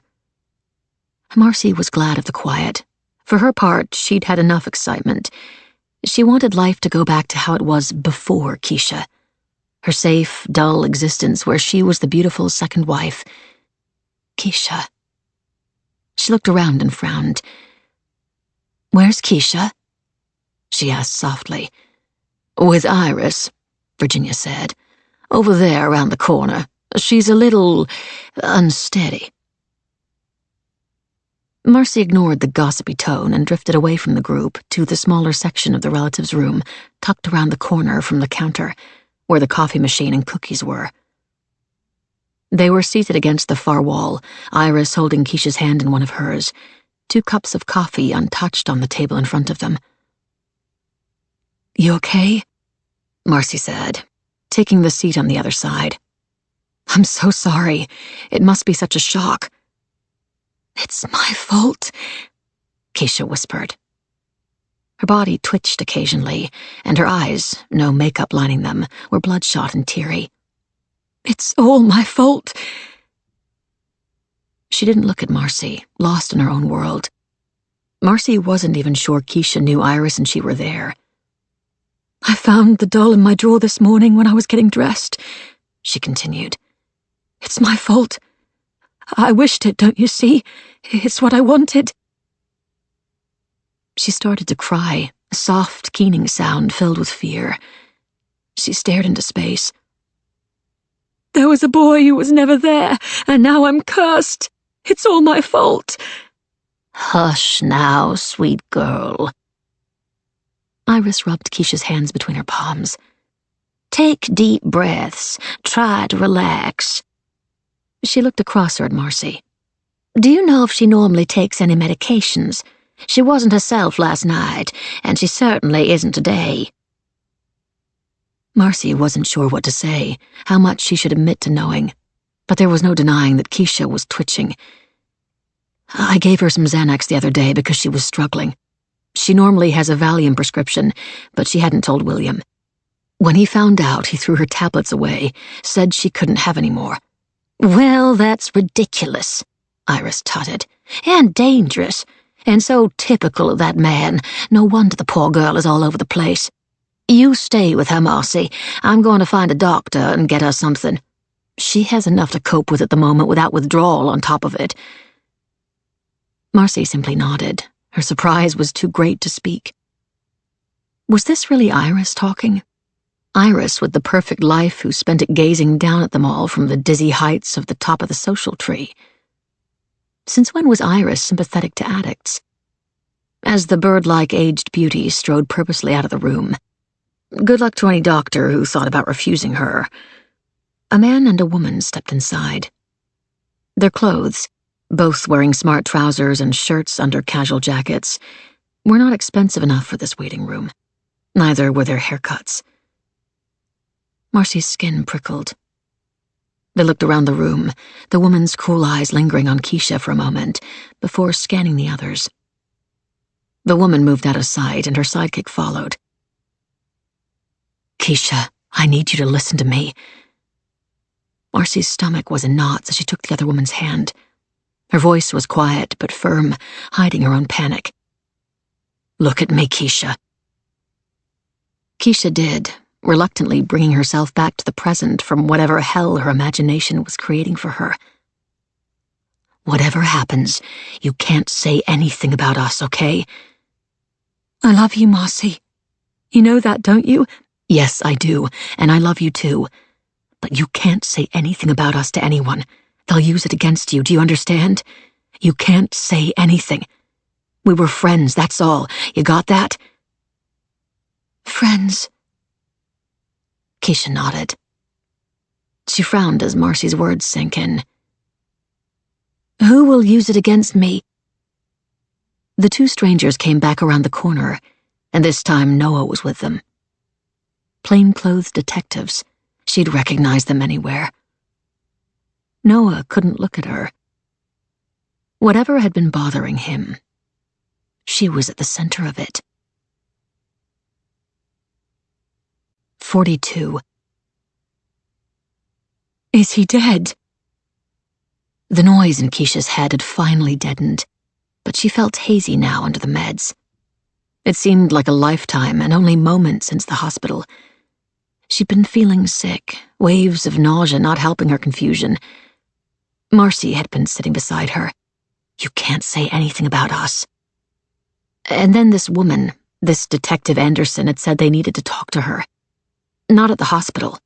They had questions about the accident. And then she'd been crying, and Iris had been there with some medication, trying to get the detective to take it with her, while Marcy shrank back into her seat, and she was sure that Jason had almost laughed as they took her away. And Keisha had been left to wonder how Iris was suddenly her only friend. She'd gone into a full meltdown then, hating the feel of their hands on her as they took her into the station. She remembered hysterically crying, wanting to go home, wherever home was. A doctor came and gave her something to calm her, and then the world had faded, and she'd spent the night cocooned in her nightmares in a strange, unnatural sleep. A different doctor came back in the morning and gave her a pill that she presumed was some sort of Valium. She didn't recognize the name, and she didn't much care. Now she was in an interview room, and she had a stranger beside her who'd told her he was here for her and that Iris had arranged it. She didn't say much to him either. No one had ever really been there for her, so why should she believe this man now? She was so tired. She wanted to sleep, and yet, even as the sedative calmed her body, soothed the itch, her mind twisted and turned. Had she done it? This terrible thing they were asking her about? It was all a haze after her rage at Zelda. Even that was just noise. She remembered her anger. She remembered drinking. When had she finally fallen asleep? Could she have done something awful? By accident? Because she was drunk? Dan Temple, her appointed defense counsel, leaned toward her ear and once again told her to talk only to answer questions when he said it was okay. He was frustrated, she could tell. When he'd arrived, she'd been muttering about Auntie Io and the boy and everything that had gone before, and she'd seen in his face that he'd thought Keisha was crazy. Is he dead? She asked the question again, her heart racing. Detective Kate Anderson, short, squat, and with sandy hair, scraped back in an unforgiving bun, and her hulking sidekick, John Washington, hadn't said a word about William yet, and she couldn't bear the not knowing. No, Anderson answered eventually. Not yet. Your husband, however, does have severe liver and kidney failure, has lost his sight, and is in a coma. Needless to say, the prognosis isn't good. All that from a heart attack? A stroke? Or was it the fall? Keisha's hands picked at the skin around her nails as tears threatened her again. Cursed. That's what she was. And now the curse had taken Billy. It was what she'd wished for. He's lucky to be alive at all, Washington added. His accent was pure deep south, and in other circumstances Keisha would have found it warm and comforting, a voice for bedtime stories. If Judge Noah Cartwright hadn't called us yesterday and told us about William Radford wanting to take you out of his will and divorce you, and that perhaps his fall and subsequent injury could be the result of a physical fight rather than an accident, we would never have gone back to search the house yesterday evening. Our forensics team wouldn't have seen the yellow mark on the carpet, and he'd be dead by now. What yellow mark? She ignored her lawyer's signal to be quiet. While Iris had been comforting her, Noah had been calling the police. What happened to him? You tell me. Keisha's eyes stung with frustrated tears as the lawyer spoke for her. My client has already told you she doesn't know how Mr. Radford came to be ill. Shall I tell you what we know? Detective Anderson leaned forward. Would that make this thing move along quicker, Keisha? Save us all this my client isn't able to answer that question at this time from your attorney while we play cat and mouse? We've had a long night of talking to people and we're all tired. I know I am. Keisha nodded. What could they know? There was nothing to know. For the purpose of the tape, Keisha Radford is nodding, Washington said, before Anderson took the lead again. We know that the victim was the only person in the house who drank the cartons of coconut water kept in the kitchen refrigerator, and it's been confirmed by his housekeeper, his friends, and his personal assistant that he always drained a carton after running on the treadmill in the mornings. That was his routine, and he stuck to it. Furthermore, we know that the night of the 7th of July, your husband spoke to Judge Noah Cartwright about changing his will to remove you from it. They were meeting yesterday morning to discuss it further. Given that you signed a postnup, this would leave you with nothing, even in the event of your husband's death. It's also been confirmed by several sources that during the course of the evening of July 7th, your behavior was erratic, and you screamed at the victim's housekeeper, Zelda Williams, in full view of your guests, blaming her for your husband's displeasure and saying that she was trying to get rid of you, with such force that the party was ended early. All good so far? Keisha glanced at the lawyer beside her before muttering, "Yes." If they said it was right, it must be right. We found an empty bottle of champagne in a bedroom in the victim's house, the room that had been occupied by the previous Mrs. Radford, now deceased. We're testing the rim for your DNA. I couldn't sleep, Keisha said. It's calm in there. I took the champagne with me. She did remember that, hiding in Eleanor's room, trying to get the haze in her crazy head to settle. You couldn't sleep because of the argument? Partly. A lot of things. Within the panicked confusion of her brain, a solitary thought punched the surface. Why hadn't they mentioned the photograph yet? Why hadn't they asked about that? That's what Billy had been so angry about. So why weren't they talking about it?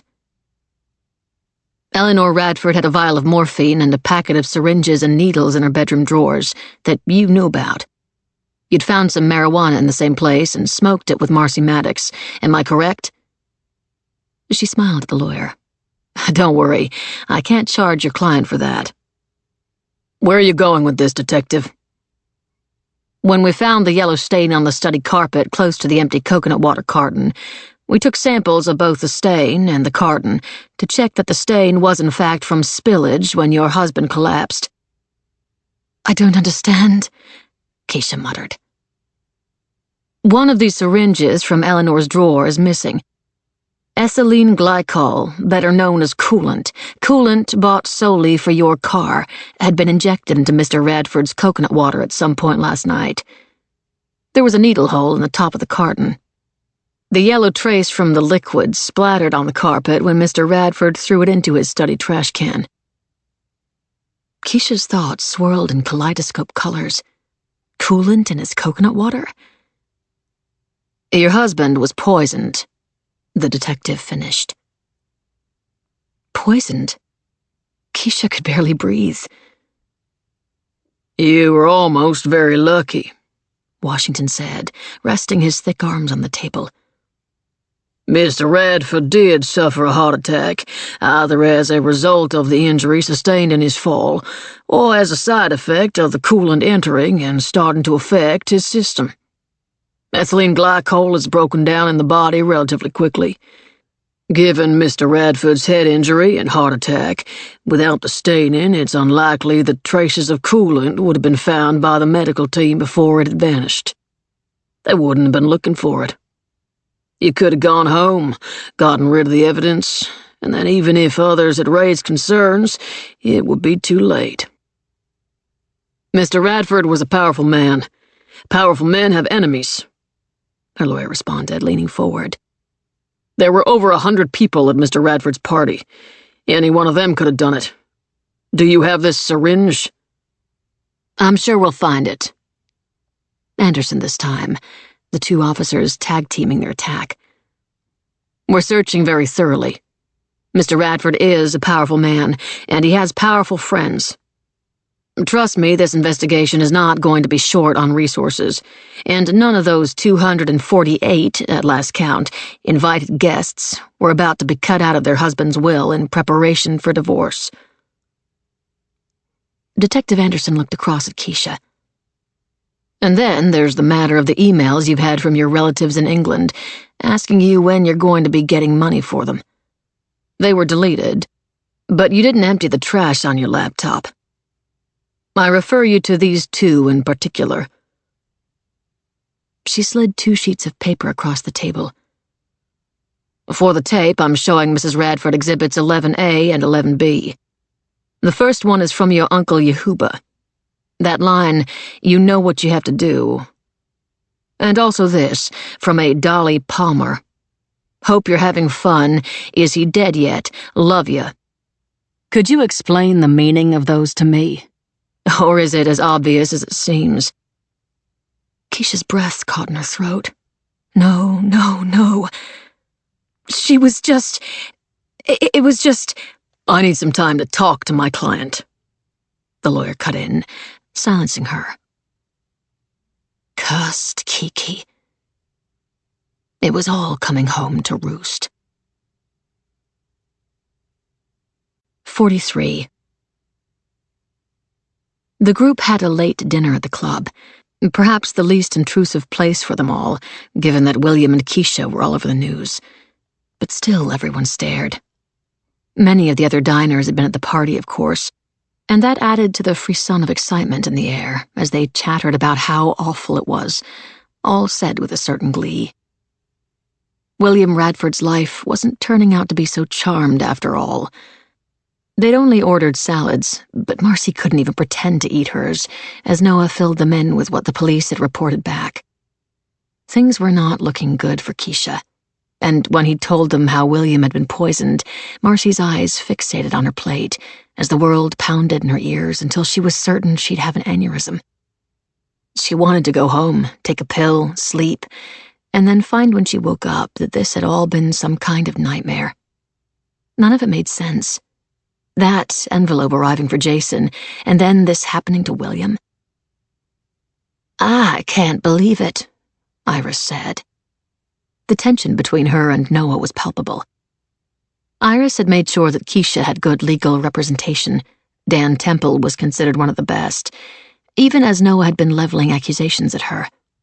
"That girl may have problems, but I don't see her doing something like this.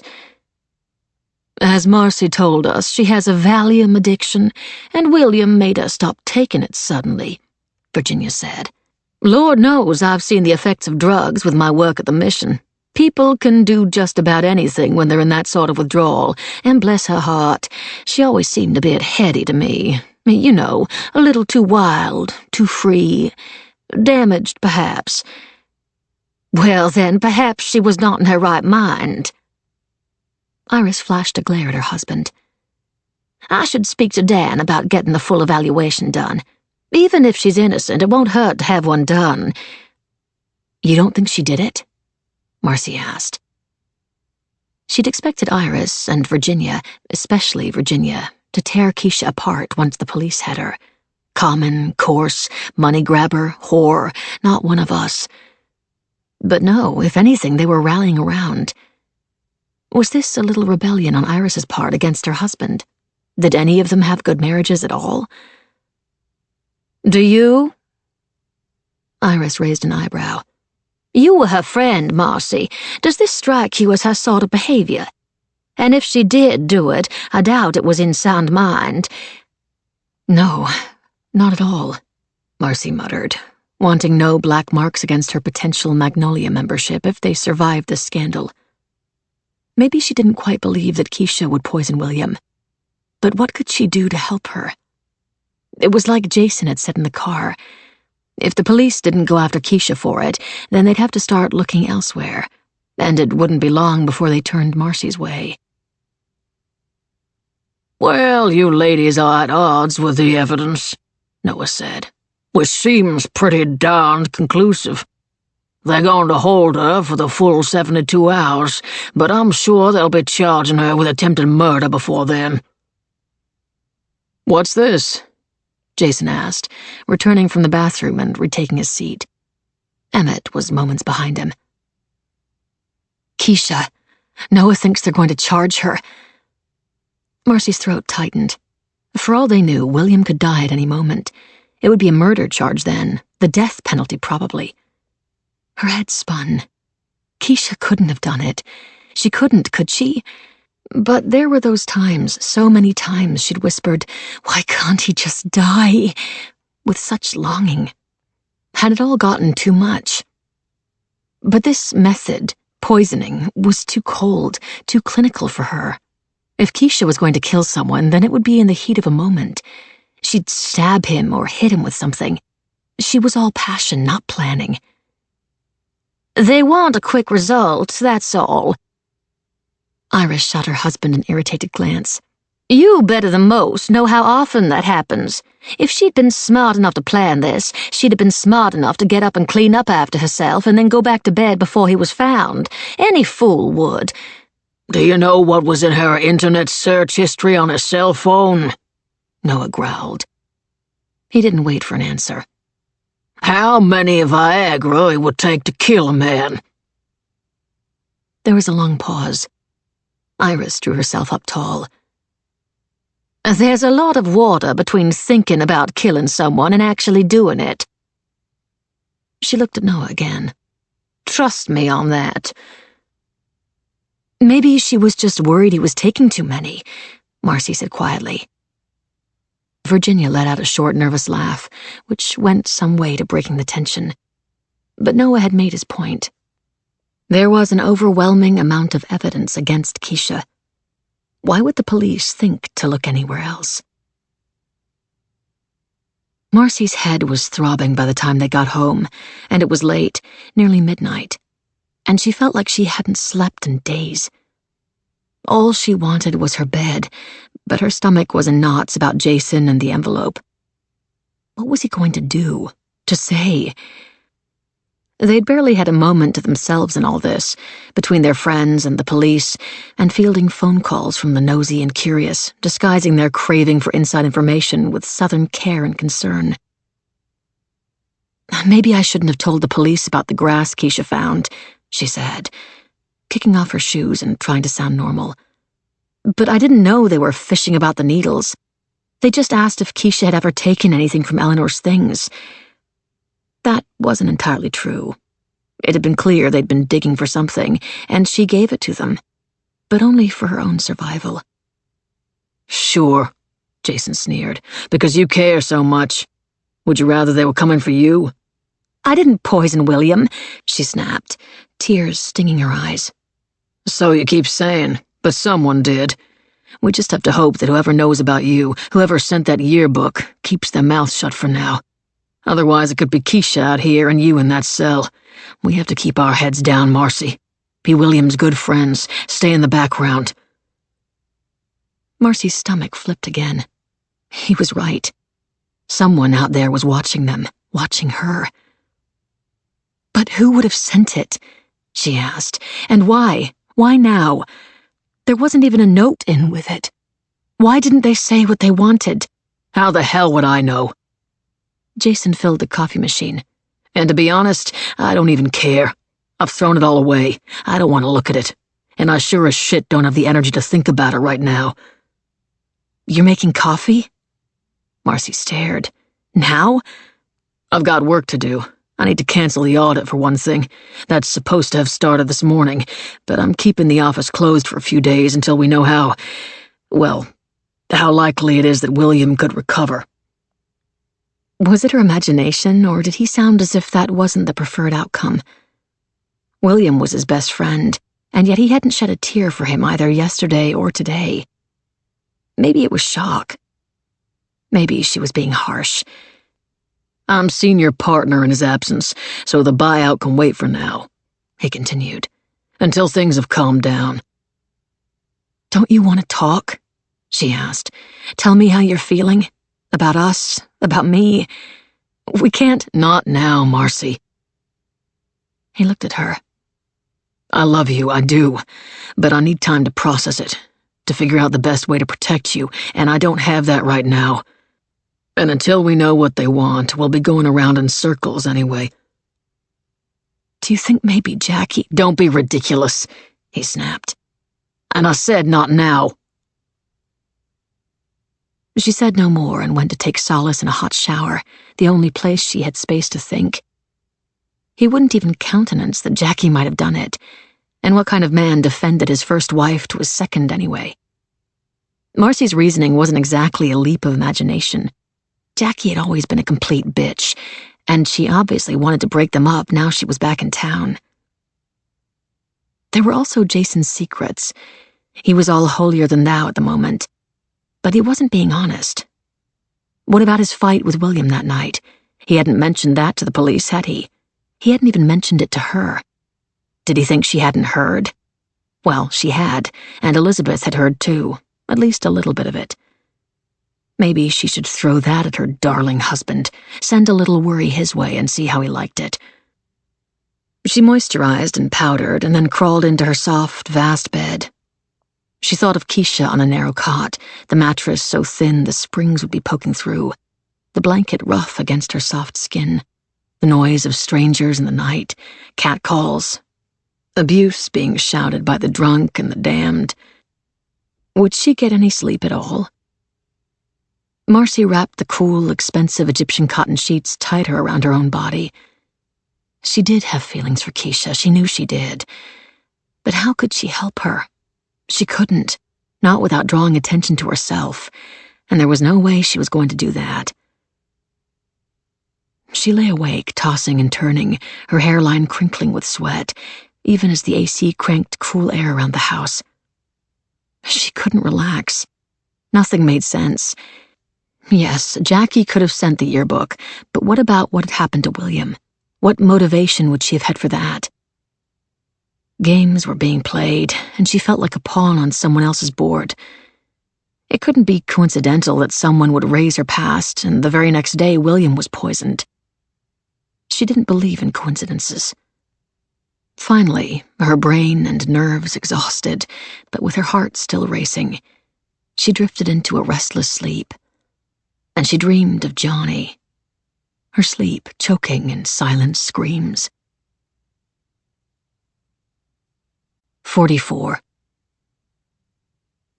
When Marcy woke, tired and sweating, it was to the tread of Jason's feet as he came along the corridor and stopped outside the bedroom door.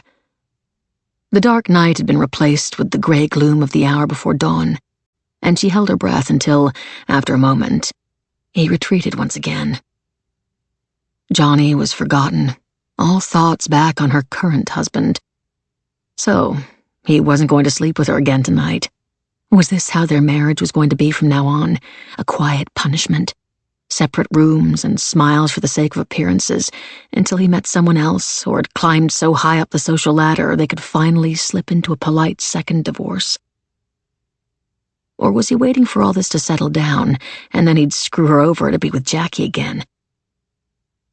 She lay there for a long 30 minutes, and then pushed the covers away. What had he been doing all night? More late-night phone calls? Probably. He'd have his phone with him, so she couldn't check that. But what else? She crept through to his study and turned his computer on, relieved to discover the password hadn't changed. She went to his sent emails, and this time she read them all, not just looking for something that might hint at an affair. He'd certainly been busy. A raft of messages sent to clients explaining that William was gravely ill, and that given that they were a boutique firm, there might be a knock-on effect at the partnership for the next week or so, and asking for client patience, but he would be doing his best to make sure everything was running as smoothly as possible, and to email him directly with any queries about their accounts. Next, there were 2 to the auditors, putting the audit on hold indefinitely, and in no uncertain terms. Then there was one to Emmett, sent first, at just after midnight, telling him to pick up his phone. She sat back in the leather chair and stared at it until the words blurred. Why would he want to speak to Emmett in the middle of the night? Jason and Emmett weren't even that close, were they? She closed down his email and stared at the homepage, her mind whirring. All those late-night calls. Could they have been Emmett? But why at night, when she was asleep? Because Virginia was asleep too? What had they been discussing? Money. Investments. That's what Emmett did. Had Jason invested money with Emmett? She looked at the screen again, and then she noticed. The untitled folder, the one containing the spreadsheet of numbers, had vanished, the only one on his screen to have been deleted. Jason had been tidying up. The computers at the office all crashing, the argument with William. What had he said?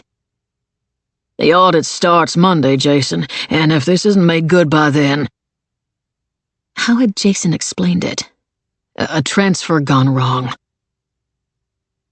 She couldn't breathe. The rush of information to her brain like pure oxygen, leaving her dizzy. That trouble with his father years ago that left his name tarnished and Jason having to claw his way back. Had Jason become like his father? Had he been embezzling from the company? Money, not a woman. His foul moods, the late-night calls, all down to money trouble, not a woman. Not Keisha, not Jackie, not some cheap, scheming waitress looking for a rich husband. But Jason covering his tracks. The fights over her expensive furniture and remodeling choices. This house. How had he paid for it? Other people's money? And here he was, judging her for her secrets, when he was on the cusp of ruining them both. The fucking bastard. She woke him with breakfast in bed. Scrambled eggs, bacon, and home fries, and a pot of fresh, strong coffee. There was even a flower in a small vase on the tray, like he used to bring her when they first got together. She put the tray beside the guest room bed, as he blinked, confused at the noise waking him. What are you doing, Marcy? He glanced at the tray as if it were as dangerous to his health as William's coconut water had been to his. I'm not hungry. She pulled the drapes wide, letting bright sunlight stream in. Jesus. She turned to face him. We need to talk. He groaned, one arm blindfolding him. I need another hour's sleep, and then I should go see how William is doing, show my face at the hospital. She poured 2 cups of coffee and sat on the side of the bed. Since shutting down his computer, she'd veered between laughing and crying, and now she just needed to know the extent of the shit they were in. It was his turn to squirm a little. Don't you worry? She asked thoughtfully, before pausing and sipping her coffee. Their best china for a morning like this. Worry about what? He snapped. That whoever found out about my past also knows about you. For the briefest second, his whole body froze, and then he rubbed his face as if impatient with her. No, what about me, Marcy? I'm too tired for this.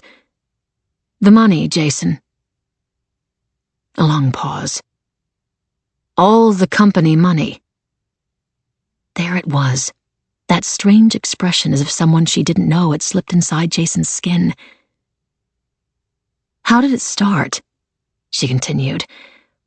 The occasional borrow from a client account, then heavier dipping and having to move funds around, borrowing from Peter to pay Paul. Did it all get out of hand? Did you invest some client funds with Emmett, hoping to make enough to replace what you'd taken and still buy William out of the firm? She felt sick as she voiced her suspicions. When had things gotten so bad?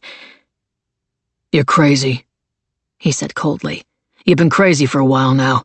Me? Really? You've been moody as hell for the best part of a year, and don't tell me it's all in my head. That bullshit won't wash with me. Just tell me if I'm right. I need to know the truth, Jason. He pushed the sheets off and got out on the other side of the bed. I need to shower, and so do you. We have to go to the hospital. You're really going to ignore me? She found she wasn't surprised. Handsome and charming he might be, but Jason had never been good with confrontation. He closed down, refused to discuss. He'd done the same with Jackie when he'd divorced her. At the time, Marcy had been young and stupid and thought he was being strong, but she'd been entirely wrong. He'd simply been too weak to face the woman he was leaving. No wonder you're so happy the police have taken Keisha. All that evidence they have against her stops them looking at both of us, doesn't it? Not just me, but you too, you sanctimonious prick. The cussing tasted good in her mouth. He'd earned it. Keisha wasn't the only one with something to gain by William's death. This is all working out quite well for you too, isn't it? Jason paused in the doorway, spots of color blotched on his suddenly pale face. What are you implying? He looked aghast. Are you asking if I poisoned William? Of course I didn't. And for what it's worth, I don't think you did either, so forgive me for being slightly relieved for both our sakes that it looks pretty obvious that Keisha did. Marcy stared at him. So you did steal the money? I didn't steal it, I borrowed it. There was a long pause, and then his spine crumpled, his shoulders rolling forward as he sighed. It got out of hand. I was in the process of putting it all back, I promise you. But there's been a delay, and I could only cover so much. I wasn't expecting William to organize the audit, not so quickly. But why? She asked. Why do it in the first place? Having her suspicions confirmed had knocked the anger out of her, and now she was confused and afraid. Was there anything real in their marriage at all? If this was to come out, they'd be ruined, imprisoned. Who'd believe that she hadn't known? I could see the way you looked at them, he said, shrugging helplessly. William and Eleanor, Iris and Noah, even Virginia and Emmett. I wasn't stupid. I knew we were the poor relations of our friendship group. You've never been poor, Jason. Far from it. Everything is relative. Happiness, health, wealth. You envied them. So did you. We had that in common. I did. But mainly I wanted to make you happy. First your store didn't work out, and then you were so insistent about having this house. You stop right there, Jason Maddox. Marcy couldn't believe what she was hearing. What kind of bullshit was this? Are you really trying to put this on me? I didn't make you steal anything. You did that all by yourself. She wouldn't have been so stupid to have risked their whole lives just for a bigger house. Why the hell had he? We could have stayed in our old house, she said, quieter this time. I wouldn't have minded if you'd explained that money was tight. Was that true? If she was honest, she preferred their old house. It was warmer. But this house, this was impressive. It commanded respect, and that counted for something, didn't it? No, it's not your fault, of course not. I'm just trying to explain. Jason was so pathetic, his voice almost whining. When we met, you looked at me as if I could conquer the world, and that made me believe I could. You never put me down like Jackie had. I wanted to keep that feeling, but it changed. The more you saw of this life, the more you wanted it, and I can't blame you for that. He looked up at her, his eyes full of despair. I'm so sorry. I wanted you to be happy. In a week or so, all the money will be back where it should be, I promise you. I'll never do anything like it again. It's been killing me, it really has. So much deception. I couldn't look at you or William, I felt so bad. He took her hand. But I didn't hurt William. I swear to God I didn't. I love you, Marcy, I really do. Marcy was at a loss for words, instead wanting to pummel all her feelings out against his face. Did he really think she was going to believe that pile of horseshit? That he'd done it for her? She looked at him again, his face so earnest, and realized that yes, he did think she'd go for it. Maybe he was even convinced of it. It was easier than taking the blame himself. She gritted her teeth. Did she want to have this fight right now, or was it safer all around to just let it ride? I love you too, she murmured in the end, squeezing his hand back. But what a mess. Despite her conciliatory words, her heart thumped with no small amount of anger. So she wasn't the only one with a secret to protect in this marriage. Her beloved Jason wasn't so pure himself. Beloved. Did she love him anymore? She wondered, as he leaned in and kissed her, his mouth hot and stale from lack of sleep, his tongue probing for comfort and forgiveness from hers. She let him move her back on the bed. Of course they were going to have sex, an affirmation of their union, a reminder that they were in this together, for better or for worse. What she normally took for passion felt needy as he gripped her neck and hair and pulled her close, panting and pushing himself into her. She let her body move in rhythm with his, and even as her nerves tingled, responding, she felt somewhat detached. He'd been horrible to her for months, and then made her feel like it was her fault. He'd gaslighted her, and now she was supposed to forgive him just like that. At least her secrets hadn't affected him, not until now. They'd stayed hers, private, irrelevant. She ran her hands over the familiar firmness of his chest, around to his back, lingering in the curve of his spine, before teasing the line down to his ass, trailing a finger along the crevice of his butt, knowing how the hint of the illicit excited him. She wanted him to come, and quickly. She wasn't ready to have sex with him. She wasn't sure she even wanted to ever again. She was angry with him. She pitied him. It was all so different from how sex was with Keisha, how everything was with Keisha. But Keisha was in jail, and Jason was here, and they all had bigger problems to deal with than who she preferred fucking. Thankfully, he came fast. 45. Keisha hadn't slept all night. Not because of the unfamiliar bleak surroundings and the unforgiving excuse for a bed. In fact, the bare cell had been almost comforting. It was almost a relief to find herself back in the gutter where she belonged.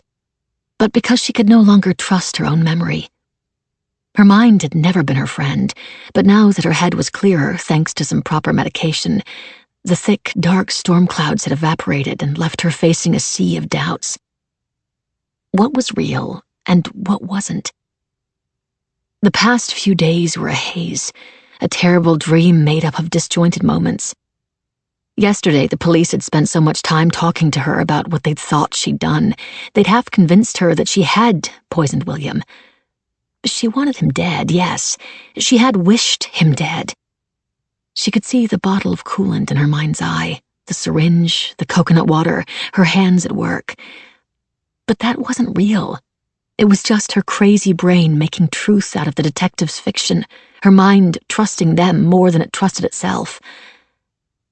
No, she hadn't tried to kill William in any normal way, but she had wished for his death, surrendered her desire to old John Bayou, and in that she was guilty. Who knew what she'd caused by bringing that bad juju on them? She could barely look at the items on the desk in case they sang of her guilt. Say nothing, her attorney had repeated when he'd arrived early again this morning. He needn't have worried. She'd never felt less like talking. She stared at the two items on the desk that the detectives had just referenced for the tape, and swallowed hard. The two dolls, one male and one female, were coarsely hewn and small, but the female one was weighty all the same. Detective Anderson might not feel that, but Keisha did. The dolls were made from her clothes and William's, she knew that. But the weight in hers was what disturbed her. What was inside it? The other detective, Washington, kept looking too. Perhaps he had some grit in his soul, a history of night and earth. Maybe some relative somewhere in the city still practicing the old ways. Maybe she had tried to kill William, she thought, staring at the ugly charms. But if she had, then she'd been hexed into it, and if she hadn't, then she'd been hexed into taking the blame. You say you found one of these dolls in your drawer in the morning of July 8th. Is that correct? Keisha looked at her attorney, who nodded. Yes, she said quietly. When Elizabeth woke me up and said Billy had had a stroke or something, I rushed to get dressed and found it on top of my underwear. Did you react? I didn't want to touch it. I wanted... She bit her lip. She couldn't finish what she'd been about to say. I wanted Marcy to come and make it better. I still want Marcy to come and make it better. She couldn't mention Marcy. She'd promised her. That memory wasn't jumbled. Because you recognized it as a voodoo doll? Something like that. The second doll, the male doll, we found with the victim, on the desk in your husband's study, where he collapsed. Did you see that one? Keisha shook her head. No, I was too worried about Billy. Did you tell anyone about the doll you found? I'm not sure. I think so. Iris, maybe. It freaked me out. It wasn't the first thing like that. Yes. There was a ball of some kind in the house. Is that right? Made of mud. You found it on the stairs and caused a bit of a scene.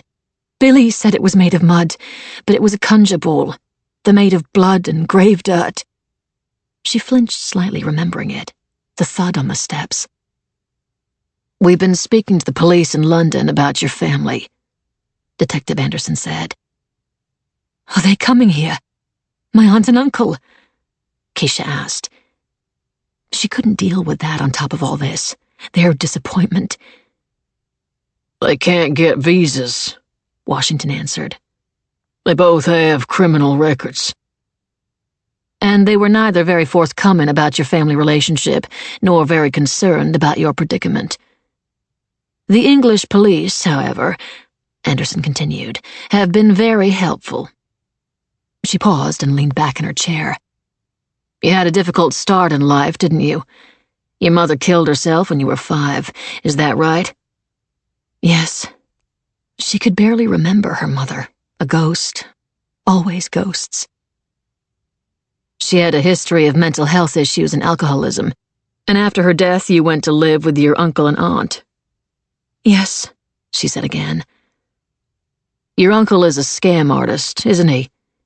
Advertises his services as a witch doctor and promises to solve people's problems for cash. A lot of cash. Some of which clients are coerced into paying against their will for fear of repercussions. I don't know what my uncle does. Oh, come on. Anderson smiled. Her front teeth were crooked, but the expression suddenly made her pretty. He wrote text for his website. I know he provides a service. I don't know about any scams.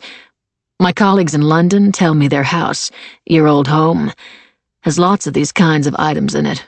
Voodoo or some equivalent. Books, charms. It must have been very unusual growing up there. It was normal to me. So you saw these items on a regular basis?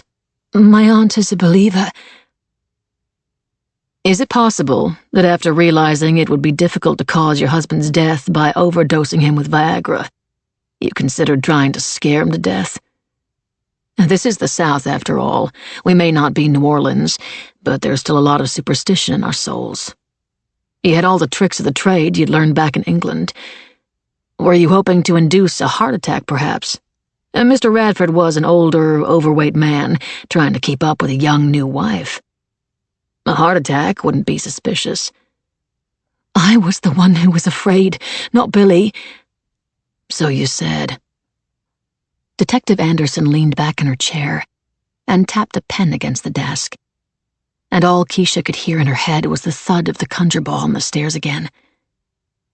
Were you in it with your family? Anderson asked. Did they send you here with the dolls and tell you what to do? Judging from their emails, they were certainly keen for Mr. Radford's money to start coming their way. No, Keisha said. No. Auntie Ngaio would never share her gifts with me. Never. It was Washington who leaned forward this time, his thick, gym-heavy arms resting on the desk, his eyes narrowing. He could sense what Anderson couldn't. Keisha's belief. And why's that? He asked. Keisha looked him straight in the eye.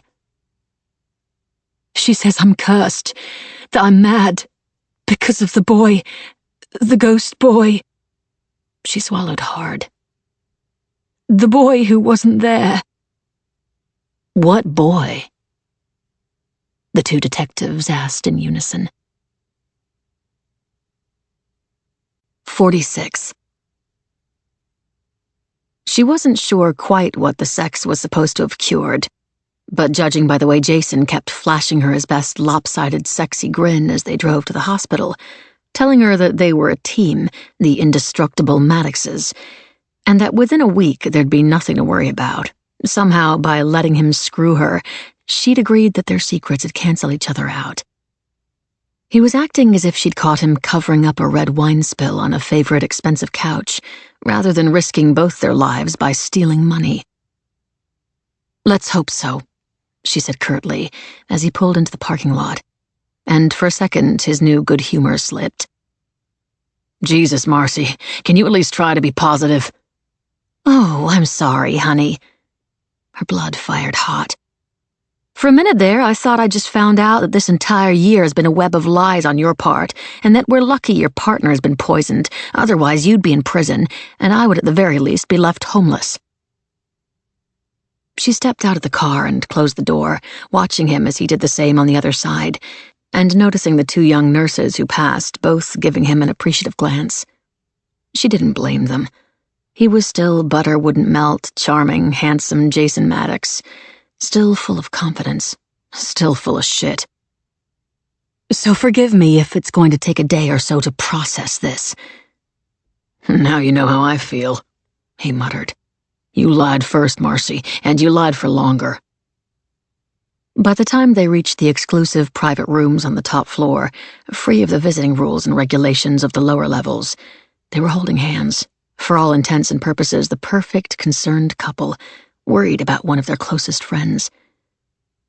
As Marcy signed their names in the register, Jason spoke in hushed tones to the nurse, who then led them down a silent corridor, decorated with bright modern art and vases of crisp, fresh flowers that made Marcy believe even more that William wasn't going to make it. The whole place stank of somewhere that the rich came to politely die. They didn't need the nurse to point out which of the vast rooms was William's. There was only one door with a plainclothes officer sipping a cup of coffee outside. She'd half expected to see the rest of their set already in the room, but there was only Elizabeth, looking tired and older than usual, wrapped in a cardigan, a far cry from her usual staidly smart self, sitting in a reclining armchair by the bed. It was hard to recognize William, his formidable form suddenly diminished, now simply a fleshy, pale hub for the wires that snaked out of him to various machines humming in the background. Looking at him made her think of the yearbook sent to Jason, and she felt haunted all over again, once more a pawn in a game she didn't understand. "Have you been here all night?" Marcy asked as Elizabeth stood to greet them. "Most of it." Her eyes were bloodshot. "I couldn't sleep at home, so I came back in. The doctor said he still has his hearing, so I thought I'd talk to him for a while in case he's afraid in there. I did some reading when I ran out of things to say." She nodded over at the bedside table, where a battered paperback lay. "Moby Dick. I've always wanted to read it, so I figured I'd do so out loud." "Is he going to get better?" Jason asked. He sounded hopeful, and Marcy wondered what answer he was hoping for. Life would certainly be easier for Jason if William at least took his time getting back on his feet. Elizabeth shrugged, her eyes filling up, and signaled them to a corner, glancing over her shoulder as if William would be straining to eavesdrop. Marcy figured William was too busy straining to stay alive. "It's so awful. Who would have thought coolant could do such terrible, agonizing things to a human body? His kidneys are failing, his liver is very damaged, and the specialists are running tests to see how much. He's lost his sight and is in a coma. There may even be brain damage. An ounce more in that drink and he'd have been dead, or a deaf, blind vegetable for sure. But still, the next 24 hours are crucial." Her face trembled as she fought back more tears. "But even if he lives, he will never be himself again, not fully recovered." "Did the doctors say that?" Jason asked. "Not in so many words, not yet. But they did say that if he made it through the next few hours, then they'll have to evaluate the extent of the long-term damage. He may need constant care, even if he can be discharged. That's so awful, Marcy muttered. Why had she come here? These were details she didn't need. I can't help but think he'd rather be dead. That decision is in the Lord's hands. If he lives, even if he lives like this, the Lord must have a purpose for him. I guess so, Marcy said. Do you want me to go get you some coffee or breakfast? Anything to get out of the room. The sight of William, so ruined, was making her skin crawl. I'm fine, Elizabeth said. Really, the nurses have gotten me so much coffee this morning, I'll probably never sleep again. I'm still in shock, I guess, like everyone else. I can't believe that something like this could have happened. The police are preparing to charge Keisha, Jason said. That's what Noah told us last night. I heard. That's shocking, too. I don't understand why she'd have done something so obvious. Maybe she panicked when he said he was ending it. The post-nup stopped her getting his money in a divorce, but she stood to inherit plenty if he died. And I mean, a lot. But from what the police say, she nearly got away with it, Jason said. Marcy didn't like the gossipy tone in either of their voices as they talked, so she left them chatting and went to the restroom, where she could breathe freely without thinking she was sucking in William's poisoned air. She took far longer than she needed washing and drying her hands, scrubbing herself clean until her skin was pink and raw. And when she finally returned, Jason was thankfully making their excuses to leave. I'm heading home myself in 30 minutes or so, after I've seen the doctors again, Elizabeth said. I'll get some rest and take a shower. I have to check how things are at the house, too. The police, I expect they're still looking for the syringe she used. I dread to think what kind of mess they're making.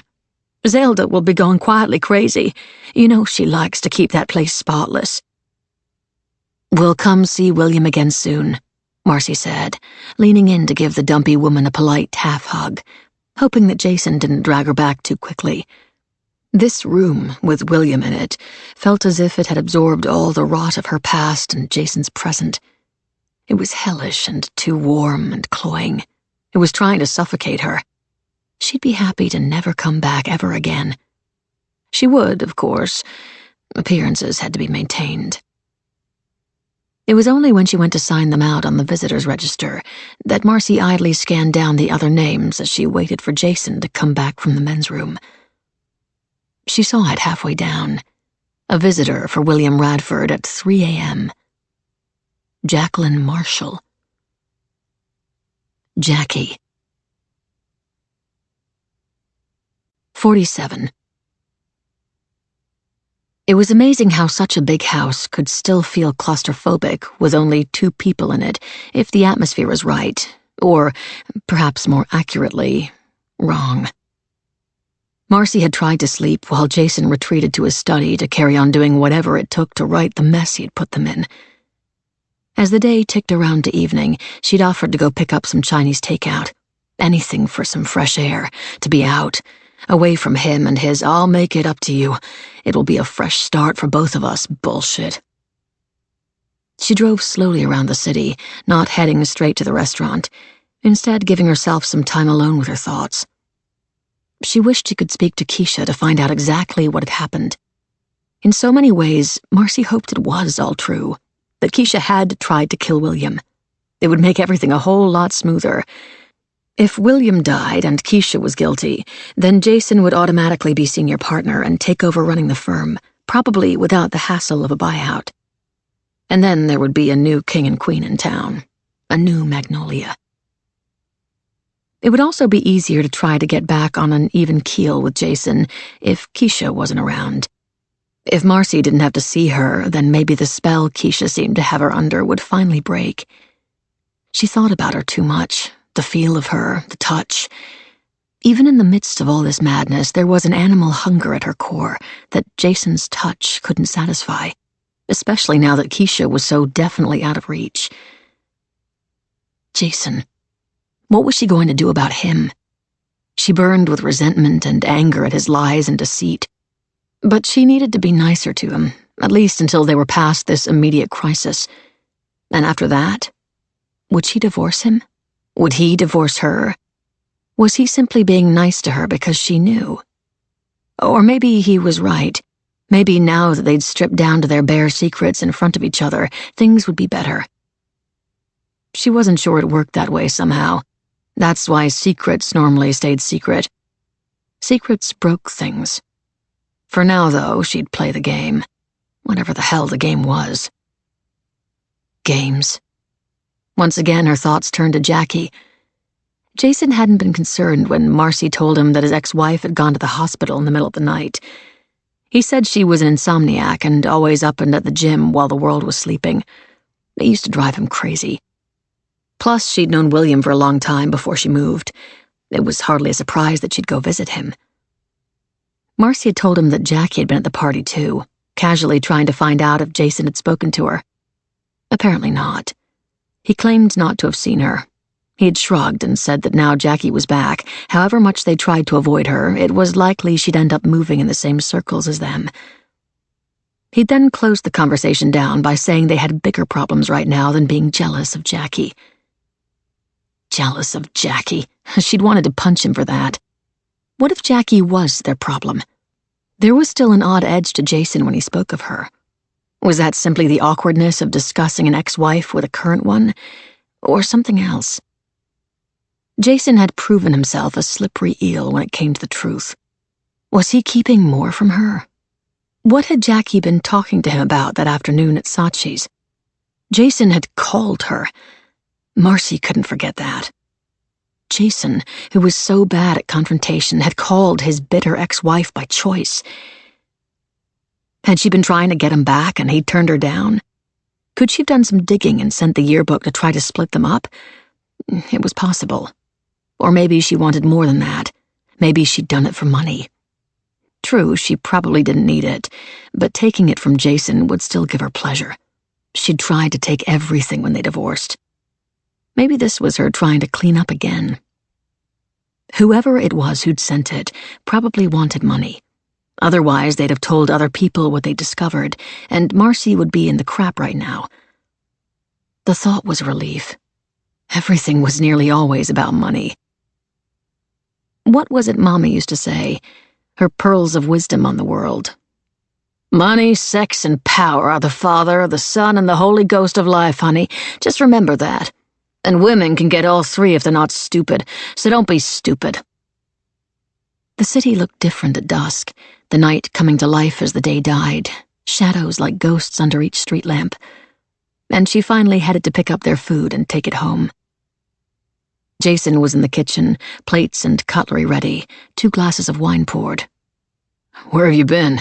You've been gone for nearly 2 hours. I'm sorry, she said, leaning in and kissing him. There was a line, and you know how I hate to wait, so I went for a drive. Got carried away. I thought you weren't coming back. He sounded so lost and lonely, her heart almost melted a little. Almost. I'm not going anywhere. She smiled through gritted teeth. I just needed some space. She nodded toward the cartons. Kung Pao shrimp, and a couple of your other favorites. You sure you're okay? Sure, she said. I love you. Hollow words. She found herself thinking of Keisha when she said them. Wild, free, and open Keisha. So different from this liar of a husband of hers. Her heart would recover, though. It always did. They ate as if everything were normal, and then, before they went to bed, Marcy called the hospital to see if there had been any change. There hadn't. They hadn't heard from Virginia or Iris all day, and Marcy hadn't called them either. They were all withdrawing to process what had happened to William, and she wished she could do the same without the rest of this shit strangling them. This evening, she and Jason both undressed in the same room, Marcy dropping her clothes on top of the party dress and mask abandoned on the floor, what felt like a lifetime ago. They had sex, bodies going through the motions, enforced intimacy between sudden strangers. Finally, they fell apart, both panting. Neither of them spoke, and within minutes, Jason fell into a deep sleep, leaving Marcy wide awake and staring at the ceiling, wishing the man next to her and his lies were still in the guest bedroom. At around 5, the thunder started. low rumblings overhead that grew into a storm, lashing the house with wind and rain, and keeping the morning dark. By 7, they knew that William hadn't died in the night. He was breathing by himself, and whatever life he'd been left with was refusing to give up. He was here for the long haul, living in the dark, hooked up to machines. He could afford to be. Marcy wondered if poverty would have been better for William now. At least he'd have been able to let go, to die with dignity. Instead, he'd be left to rot away in a hospital bed, like some awful zombie for the next however many years they could keep him breathing. She made coffee, the rain keeping them housebound for now, as Jason took calls from clients and other attorneys in the firm. And for a while, Marcy stood outside the study door, watching him through the narrow gap. She felt something between awe and dread, the emotion he was managing to instill in his voice, without any showing in his face or manner. Who was this chameleon she'd married? He'd be at work by lunchtime, she heard him say, which was a relief. She'd have the afternoon to herself. Maybe she'd sleep. God, she needed to sleep. 48. Keisha had found the storm comforting before the lights went on and the new day started. It was as if all the madness in her head had fled this cell and taken to the skies. She felt empty. There had been so much talking yesterday, so many questions that her head had been left whirling. Some she'd answered and some she hadn't, depending on what her lawyer had told her to do. She'd been a good puppet as he pulled her strings, and it was easier than thinking for herself. Thunder rolled again. How loud must it have been outside if she could hear it all the way down here in the bowels of the building? It was the grumble of ghosts. Ghosts. Her head had been filled with ghosts. The boy, always the boy. Eleanor, Lyle, and William. Except William wasn't dead. He was somewhere in between. Did the ghosts talk to him now, too? Today's nugget of treasure, a glittering jewel of a gift, had been the news that William wasn't going to die yet, which meant that neither would she if they found her guilty. It would be attempted murder, not murder. A life in a cell for her, and a life trapped unmoving in the dark for him, buried alive in his own skin. She trembled. Guilty. Was she guilty? She hadn't wished this on him. She'd expected more questions today, or for this to reach what seemed the natural conclusion. They'd charge her. Even her lawyer, her attorney as they called him, was talking about plea deals and mitigating circumstances, as if her fate was predestined to go a certain way. She should be more nervous, but it all rolled over her. She'd reached too high above her station, and now she had to fall. The girls at the club would be laughing now. What would Dolly think? Had the police already talked to her? She stared at the ceiling of her cell, drifting through memories. Maybe this would be it for the rest of her life. A narrow bed, a narrow room, a narrow view. Bells and shouting and routine. No more drinking and dancing, no more aiming high. She felt suddenly desperately tired.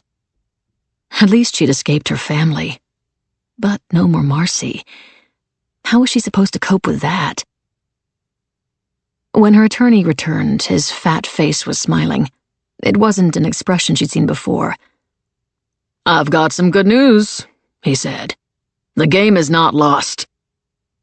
He rubbed his hands together. A game. Her life was a game to him. "They're not charging you yet, but they have applied to keep you 96 hours without charge, and that's been granted." "That's the good news?" she asked. It didn't sound so good. The conclusion was probably still inevitable. "No, that's not it." He drew himself up tall, and his grin widened. "There's a fresh line of inquiry, a serious one. A new suspect. They're bringing him in now." Keisha's head swirled as she gasped, her heart thumping, life bursting through her veins again. She'd resigned herself to this fate. She'd half convinced herself that she'd actually done it. Now here was a glimmer of hope, a chance at freedom. It was almost too much to bear. Him, the attorney had said. But who? 49. Marcy knew that surreal thoughts had a tendency to fill her head when she was panicking, but that didn't stop her from being annoyed that the cleaner wasn't due until tomorrow, and they were traipsing all over her house while the bathrooms weren't perfect and there were clothes on the bedroom floor. "Do you have a personal computer in the house, Mrs. Maddox?" Detective Anderson asked. "We'll need to take it if you do." "An iPad," Marcy said. "I think it's in the kitchen. And a MacBook in the den, where the rest of the boxes we haven't unpacked are, but I never use that." They'd already taken Jason's desktop and laptop. She'd seen them go by as the officers took them out. Her nerves jangled. He said he'd thrown the yearbook in the trash. She hadn't checked. What if he hadn't? Where was it? "Are you sure I can't get you some tea?" she asked again. She knew she was pale and trembling. At least her fear was helping her fake her shock. She'd gotten out of the shower, a long, blissfully hot affair, barely 90 minutes before, to find Jason throwing clothes in a duffel bag and rummaging in a drawer for his passport.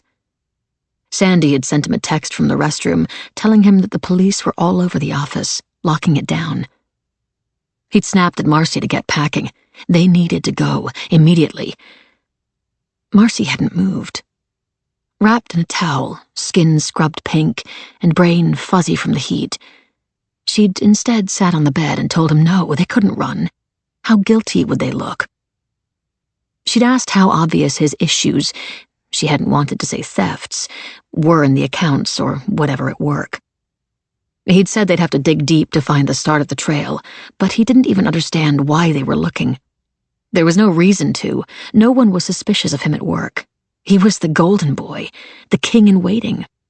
Why would they be storming the firm as if they knew something?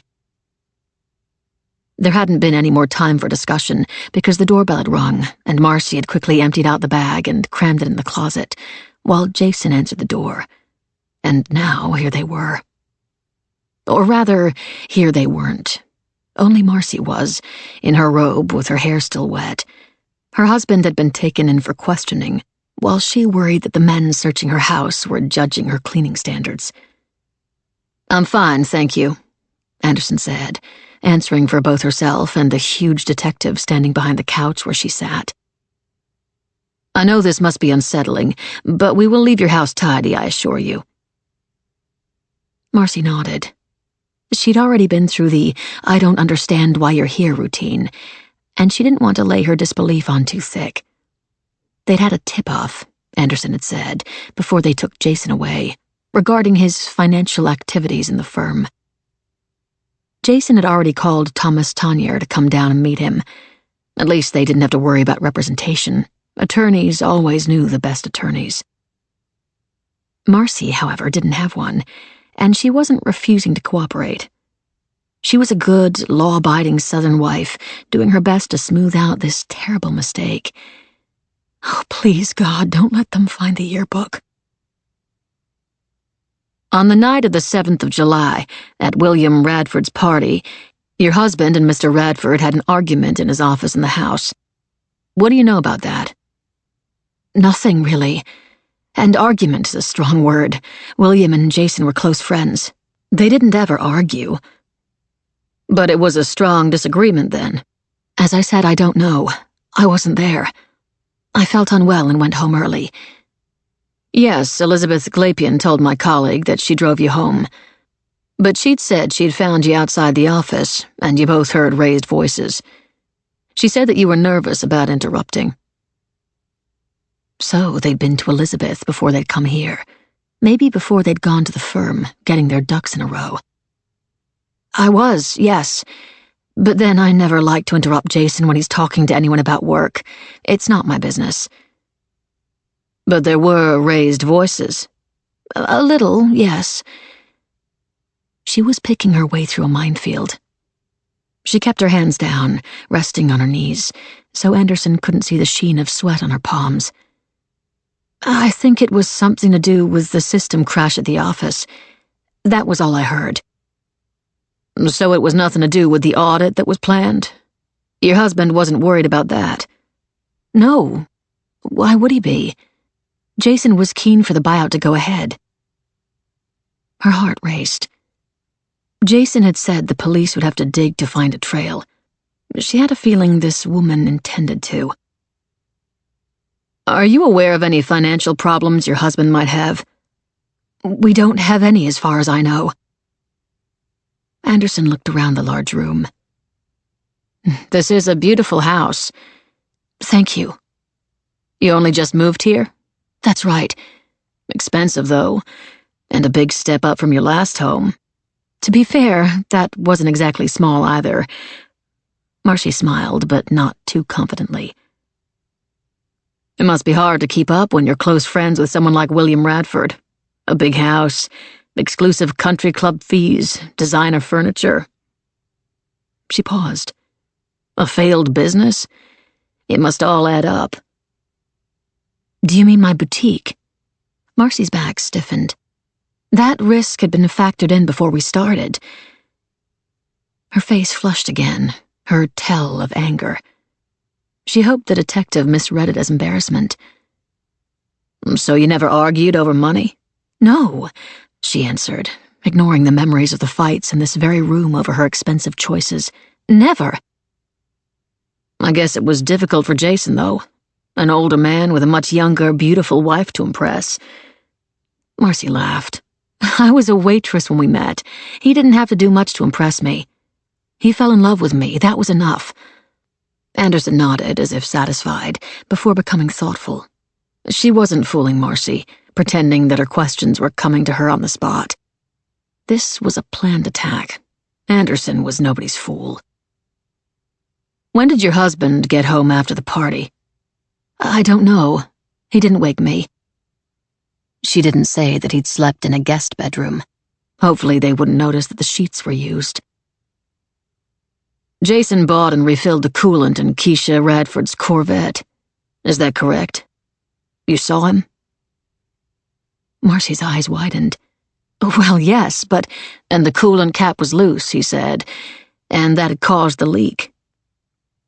Is it possible, do you think, that someone could have loosened that cap on purpose?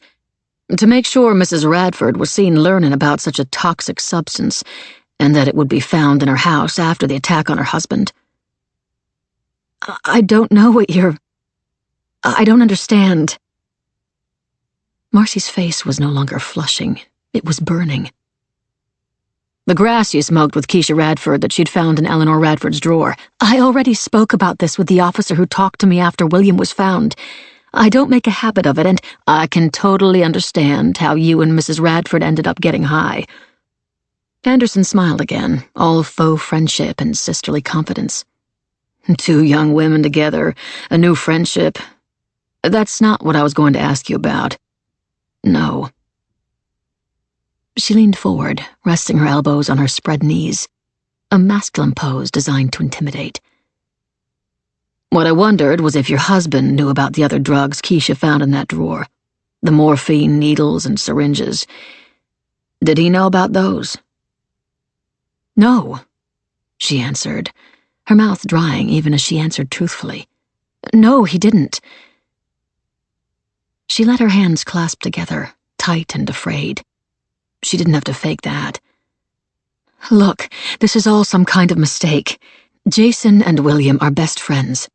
Jason would never hurt William. He wouldn't. He couldn't. She was cut off as Anderson's cell rang, and the detective was on her feet, her back to Marcy. What now? The call took less than a minute, and when it finished, Marcy knew they were in trouble. There was a shift in the air. Her stomach turned to ice. We're going to need a full search, she said to her sidekick before turning back to Marcy. Mrs. Maddox, do you have a friend you can stay with tonight? A friend? Keisha was her friend, but Keisha was locked up. I think so. Her voice was quiet. Why can't I stay here? What are you looking for? When is Jason coming home? You'd better go and pack what you need. Detective Washington, go with Mrs. Maddox, please. They didn't even trust her to get some clothes without watching her. This was bad. What had they found at the office? What were they going to find here? She knew what they were looking for, the syringe. But they wouldn't find it. Jason hadn't known about the needles. Jason didn't hurt William. Still, as she threw her wash bag, a nightie, and some fresh clothes in the duffel she'd only just emptied from Jason's attempt at fleeing, she felt dizzy with fear. It was only later, when she was in the cab, that she remembered. They'd been in the car on the way home after the first time she'd hung out with Keisha, after the first kiss. He'd been angry with her for getting high, and she'd laughed and said it wasn't hers. She'd told him where Keisha had found the grass. She'd told him what else had been in Eleanor's drawer. Jason very definitely had known about the needles. 50. Marcy had burst into tears as soon as Iris opened the door. Real, hot tears of shame and fear that made her sob loudly, surprised at her own loss of control. And she felt a rush of gratitude when the older woman wrapped an arm around her shoulder and ushered her inside to the safety of the polished wooden floor and elegant class of the old colonial mansion. Iris had sent the housekeeper to her rooms for the evening to give them privacy, and then soothed Marcy, made her chicken soup, and reassured her that it was all no doubt a terrible mistake. Noah was out. Iris didn't say as much, but he was obviously trying to manage the shitfest of William's attempted murder. The media was loving every sordid detail of it, and Marcy knew that Jason would be all over the news by morning. "I don't think it can be a mistake," she said quietly, wiping her eyes with her sweatshirt sleeve. "I don't mean that I think Jason hurt William. God, I don't believe that. I can't. But the money—" Tears threatened to spill again. Whatever happened now, she was pretty sure her life was in ruins. The police had found something. She was going to be broke again, back in the gutter. Jason probably going to be in prison for a long time. She didn't have to fake how upset she was, and she knew it would be worse when the reality sank in. She'd be alone again. But Iris, she thought as she sipped the homemade broth, was turning out to be a kinder person than Marcy had ever given her credit for. She wasn't the snob she'd always thought. She'd had sympathy for Keisha, even when unsure whether she might have poisoned William. Would she also be sympathetic to Marcy's plight? Maybe they'd all rally around her, make sure she wasn't left destitute. I mean, surely they'd have let him go by now if there was nothing.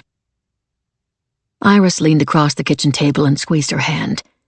"There is no point in worrying until you know if there is something to worry about, which I know is easier said than done." "But why would he steal from the firm? It's so not Jason. Do you think maybe he has a gambling problem?" Iris sipped her tea.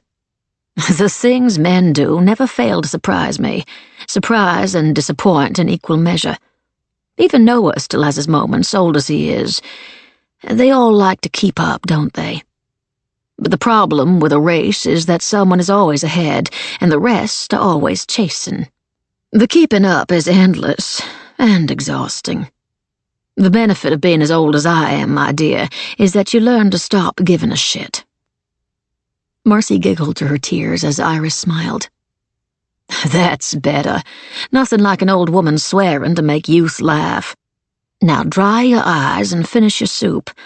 You don't need to get any thinner, not while I'm looking after you." The doorbell rang and Marcy stiffened, her heart racing as Iris went to answer it. What now? Virginia, of course it was. And Marcy heard her before she saw her, as was often the way. "What a day, Iris. Emmett's still talking to the police about Jason's investments. Now there's a situation that's floored me, I don't mind saying." She stopped in the doorway mid-sentence. "Oh, you didn't say Marcy was here." "To be fair, dear, you haven't given me a chance. Marcy's staying the night." Iris didn't add, because the police are searching her house, and neither did she look overly happy that Virginia had shown up unannounced. "If you'd rather, I can go," Virginia said. "I only stopped by for 30 minutes or so." "Don't be silly," Iris said. "Let's have a glass of wine. I think we all probably need it." "What investments?" Marcy asked lightly. The email to Emmett telling him to pick up his phone. Just how much of his ill-gotten gains had Jason gambled on the markets with? "You didn't know?"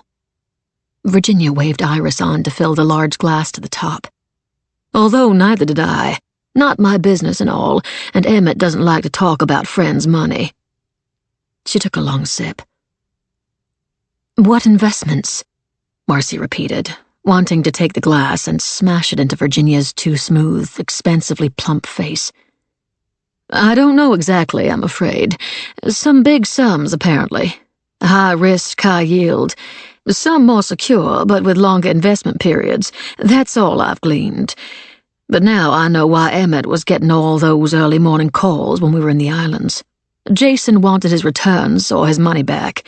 He was getting very heated, apparently. Emmett couldn't get the money out as fast as Jason wanted it. I don't know how all this works, if I'm honest. But Emmett didn't know that it wasn't—" Virginia checked herself. "It might not have been all Jason's money. He figured Jason was playing the markets to raise the money to buy William out and pay the house off or whatever." She at least had the decency to look slightly flustered and embarrassed as she spoke, but Marcy barely noticed. Her head was spinning. All those late-night and pre-dawn calls, were they all to Emmett? Why had Jason started panicking? William came back from Europe early. Of course. Marcy's throat constricted as if a noose were around it. A social noose for her, and potentially a literal one for Jason.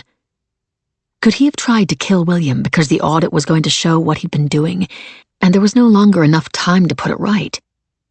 He knew about the syringes, although there was no way she'd be telling the police that. He knew where the coolant was, and he knew Keisha was a bit crazy, and maybe even knew that William was having second thoughts. If William had told Noah, he could easily have mentioned it to Jason, too. She swallowed some wine, her fingers trembling on the glass. What was the prison time for fraud or embezzlement or whatever he'd done? It was enough for Jason's father to have killed himself rather than face it. Was it worth killing William to save himself from prison and to keep his position in this world? No, not keep. Improve it. "We don't know anything yet," Iris said. "And Marcy's worried enough." She flashed Virginia a look. "After everything that happened with Jason's father, and how hard Jason fought to get back on track after it, I can't believe that it won't all turn out to be a mistake until someone presents me with hard evidence. And you should do the same too, Virginia." "I was only saying," Virginia replied archly.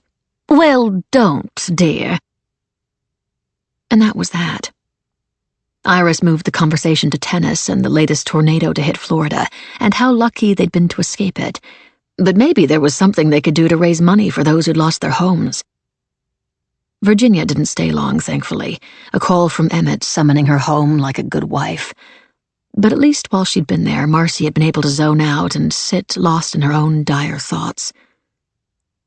Would they let her see Jason tomorrow? Maybe they'd let him go. That didn't seem likely. Investing large sums with Emmett, the office being ripped apart, their house being searched. They wouldn't do that to Jason if they didn't have some sort of evidence already. He was too well connected to want to get him pissed if they weren't pretty sure something was awry. Everyone involved in this was too well connected, except Keisha. Had she been thrown to the wolves as a distraction? Underlying everything, all of it, was her terrible fear for herself. Jason had said he'd thrown the yearbook away, but was it still sitting in the trash? What about her hidden box? What had he done with that? Would the police find it? Was the person who'd sent the yearbook to Jason the same one who'd tipped off the police about his fraud? And if so, why? Why try to destroy them, and why now? "I think an early night is what you need, dear," Iris said. I'll settle you into Eleanor's room and then bring you up a hot chocolate." Eleanor's room? I need to stop calling it that, but it's the room she used to sleep in when she stayed over. Did she stay here a lot? Marcy's legs felt like lead as she followed Iris up the grand old staircase, her bag over her shoulder. She was dog-tired, even though she was convinced she wouldn't sleep. Sometimes, when William would be away for work when we were a lot younger, when the kids were small, they'd all play together. Lyle was smaller, but such a sweet boy. And then, of course, after... Iris opened a door down the corridor leading to the master bedroom. She needed somewhere she could grieve properly, so we gave her this room to have as her own. It's not the largest guest room, but the coziest, I think. This house is too big. If it hadn't been in Noah's family for generations, I'd have wanted to sell up and move somewhere smaller, somewhere homier. She sighed. I don't see why everything has to be so big all the time. You must feel it in that monstrosity of a house Jason just moved you into. Marcy let the unintentional insult slide. Monstrosity. The house had been her choice. She demanded it. She thought it was as good as this one. Maybe Iris thought this was a monstrosity too, an albatross of history around her neck. Marcy didn't comment, though, because she was too distracted by the wall of her room for the night, a room that by nobody's standards was anything other than large, at the center of which was an oversized double bed with a huge patchwork comforter on it. A thick rug lay on either side of the bed, and away from the dresser and wardrobe, against the far wall, were 4 bookshelves of different heights that created a quirky skyline of colored spines. Iris was right. There was something comforting about it. The wall, though, the one that her eyes were drawn back to, that was something else. So many framed photographs, so many of Eleanor and Lyle, a lifetime in images. "Wow," she said softly. William made it hard for her to grieve sometimes. He wanted to put it all away, out of sight, out of mind. He couldn't cope, he said. She sighed, leaning casually against the doorframe, and in the soft yellow lighting from the bedroom lamp and the hall chandelier, there was the echo of the woman she'd been in her 30s and 40s. It was hard for Marcy to imagine, but then Marcy had never imagined Eleanor as youthful and free as she appeared in some of these pictures. It took a moment before she realized that Iris was in a few too, laughing on the beach with Lyle holding her hand on one side and Eleanor's on the other, the 2 women having a great time. Best friends. How nice to have a friend like that, Marcy thought with a pang of envy. Men always think their feelings run deeper than ours when the situation is about them, Iris continued. But it's not true. They just make more noise about theirs, and they have deep feelings so rarely compared to women that the emotions come as something of a surprise to them.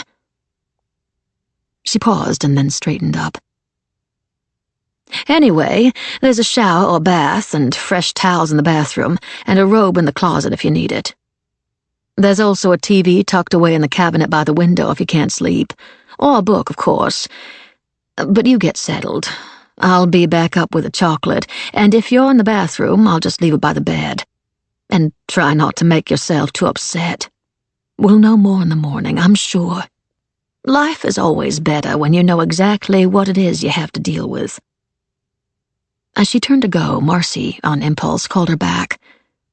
"I know I've not always been too friendly," she said awkwardly. "And thank you for being very kind to me. I know a lot of people wouldn't, given everything that's going on right now." "Oh, you'd be surprised," Iris said. "We can be funny in this town, I'll give you that. Little things matter. Surface things can become overly important. But when it comes down to it, when the big storms come, all that disappears. We take pride in our Christian values, the real ones, not judging others too harshly, looking for the best in people, fairness, kindness. I suppose that's why I ended up married to a judge." She smiled. Plus, of course, we're all steeped in history here. Everyone has shame at some point in their family's past. You learn to be sympathetic and not judge one person for the sins of another. I found it hard being the second wife, Marcy said. After the divorce and everything, I always felt that everyone thought I wasn't good enough to be part of all this. I was too coarse, too common, hard, too trailer trash, I guess. The final words were out before she could stop them. No one knew about the trailer park, not until Jason on Saturday night. But it was only a turn of phrase, and Iris didn't show any curiosity. It's hard to come into something so established. That is true, Iris said. But everyone worries. I remember Jackie worrying about her Creole roots being judged. But you know what I've found in life? Marcy looked up at her from her seat on the side of the bed. Often what you worry other people might be thinking of you is most likely to be what you think of yourself. Be kinder to yourself, Marcy. Nobody's perfect. Marcy's exhaustion took hold fast, and after barely a sip of her chocolate, and with the bedside lamp still on, she closed her eyes for a second and was gone. She slept deep and long and dreamless, as if the dead mother and son trapped smiling on the wall had gifted her a taste of their eternal rest. And if Iris hadn't shaken her awake, she'd probably have stayed lost in the darkness all day. "What?" she muttered as she was dragged unwillingly back to consciousness. The lamplight had been eclipsed by streaks of early morning sunshine from beyond the shutters and drawn drapes. She squinted and looked up at Iris looming over her, resisting the urge to close her eyes again. "You'd better get up."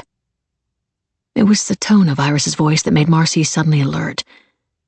Gone was the tender warmth of last night. It had been replaced by something cool and suspicious. Her heart raced. "What is it?" "The police are here." Iris paused. Her mouth was tight, and her spine stiff. This was not good at all. Marcy pushed herself upright. "You okay, Iris?" "They say you have to get dressed. They have a warrant for your arrest." And with that, Marcy knew her house of cards had crumbled. Be kinder to yourself, Marcy. Nobody's perfect. No one would be saying anything like that to her again. For a long time. 51. You know something? Kate Anderson looked almost entertained on the other side of the interview table from Marcy. I don't think I've ever worked a case where my problem was having too many suspects who could all easily be guilty. The issue I have is, and don't take this personally, that you're all such truly atrocious people. The second detective, a muscle-bound hulk of a man whose skin was so dark it shone, smiled as Anderson paused and sipped her coffee. Marcy was letting her own grow cold. She knew how it would taste from a styrofoam cup. Plasticky, too cheap, and too strong. She'd been in a room like this before, with an equally useless court-appointed lawyer beside her, just like now. The coffee was meant to amp up whatever jitters the suspect had. First, Anderson continued, there's the beautiful, very young and slightly unbalanced new foreign wife who saw the opportunity to stick her claws into a wealthy widower far away from home. A hasty, unhappy marriage that William Radford was already regretting and planning to be free of with no financial loss. She sighed, enjoying the theater of her statement. Marcy had thought the detective was dour, but there was definite humor glinting in her eyes now. It made her look younger and happier. None of it stopped Marcy from wanting to smash her in the face. Isn't that so often the way? Anderson continued. Pick something up on your vacation that looks great in its natural location, and then when you get it to your house, you realize it doesn't really fit with the rest of your stuff, and you end up throwing it away. Marcy said nothing, but she got the feeling that Detective Anderson didn't much like what she knew of William, any more than the people she was investigating for trying to kill him. Then, of course, we have your husband, Jason Maddox, Mr. Radford's colleague and close friend.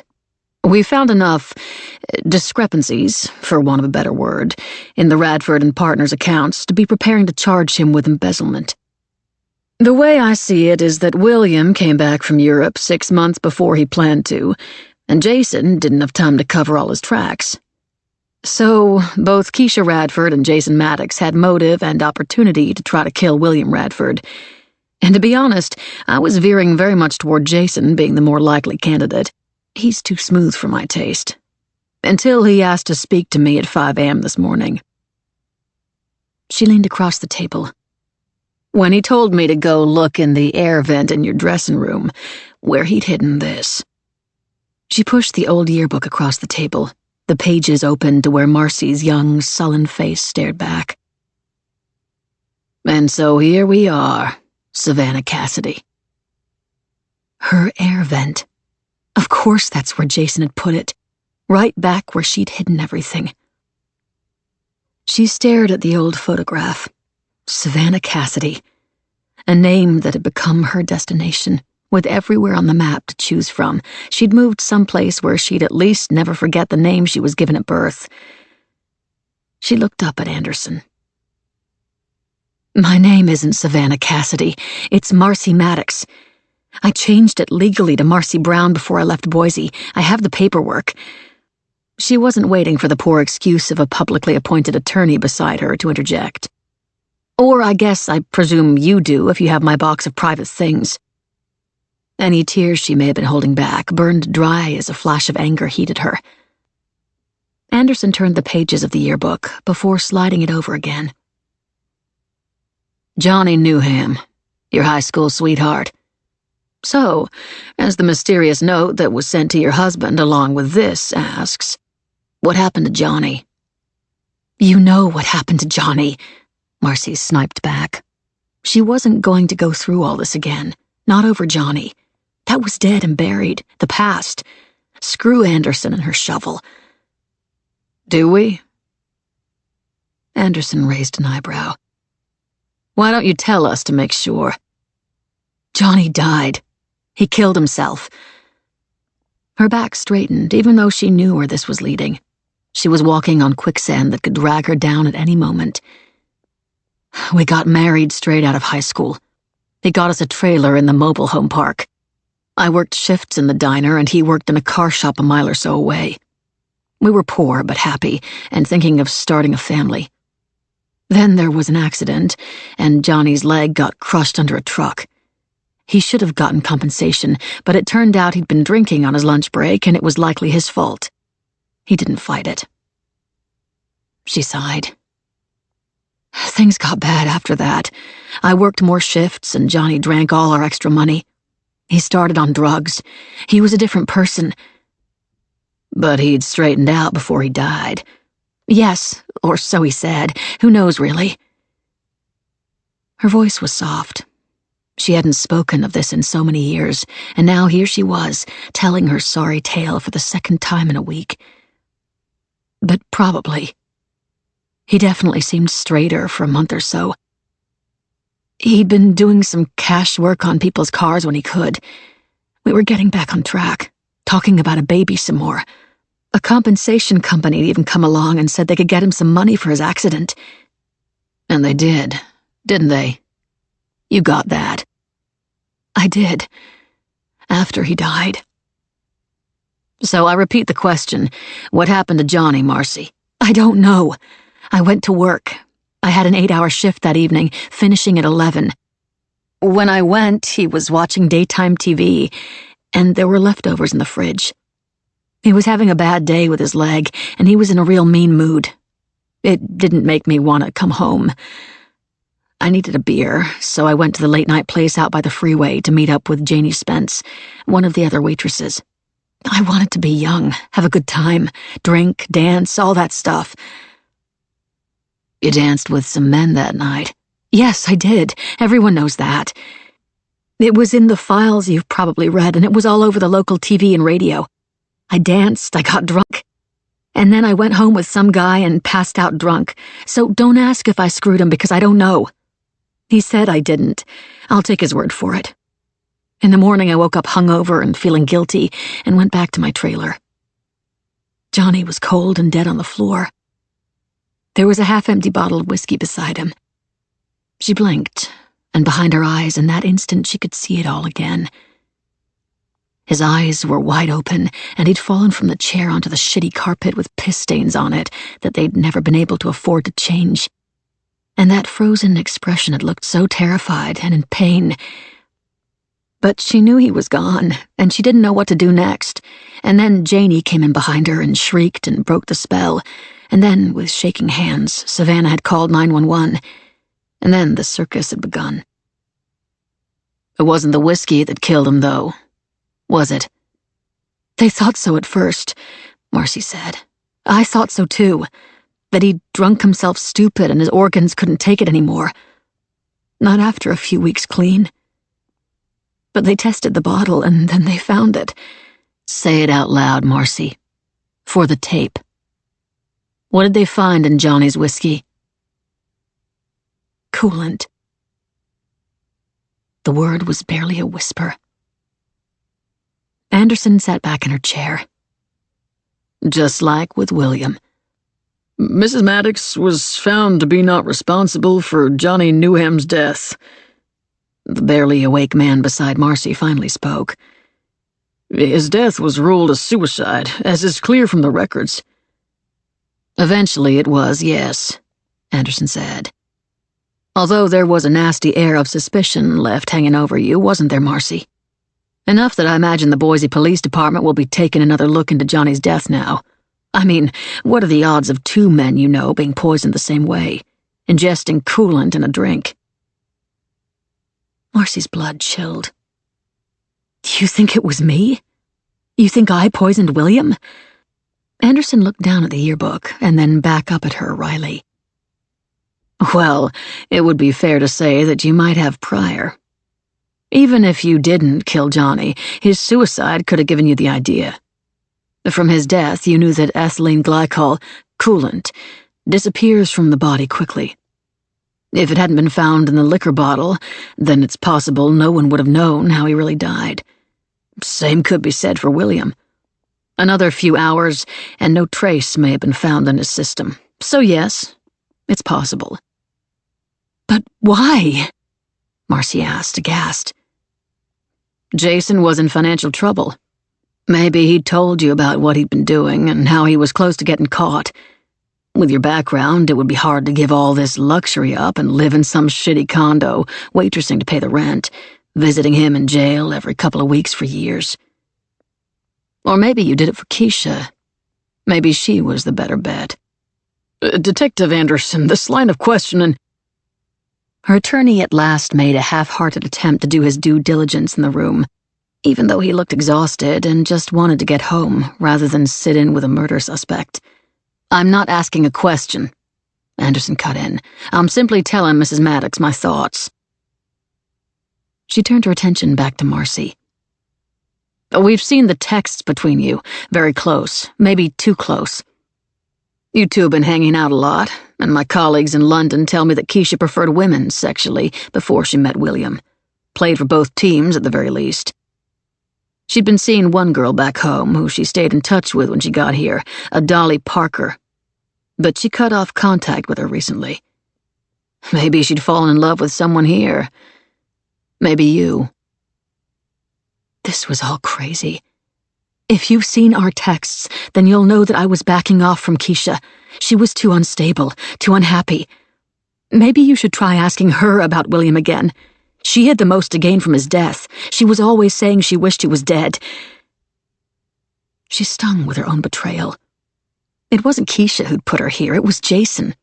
Her supposed beloved husband had sold her out. I'm sure we will. But Keisha Radford commented on the coolant right after spending the morning with you. Maybe you'd had time to loosen the cap at some point. You knew about the hidden needles and syringes.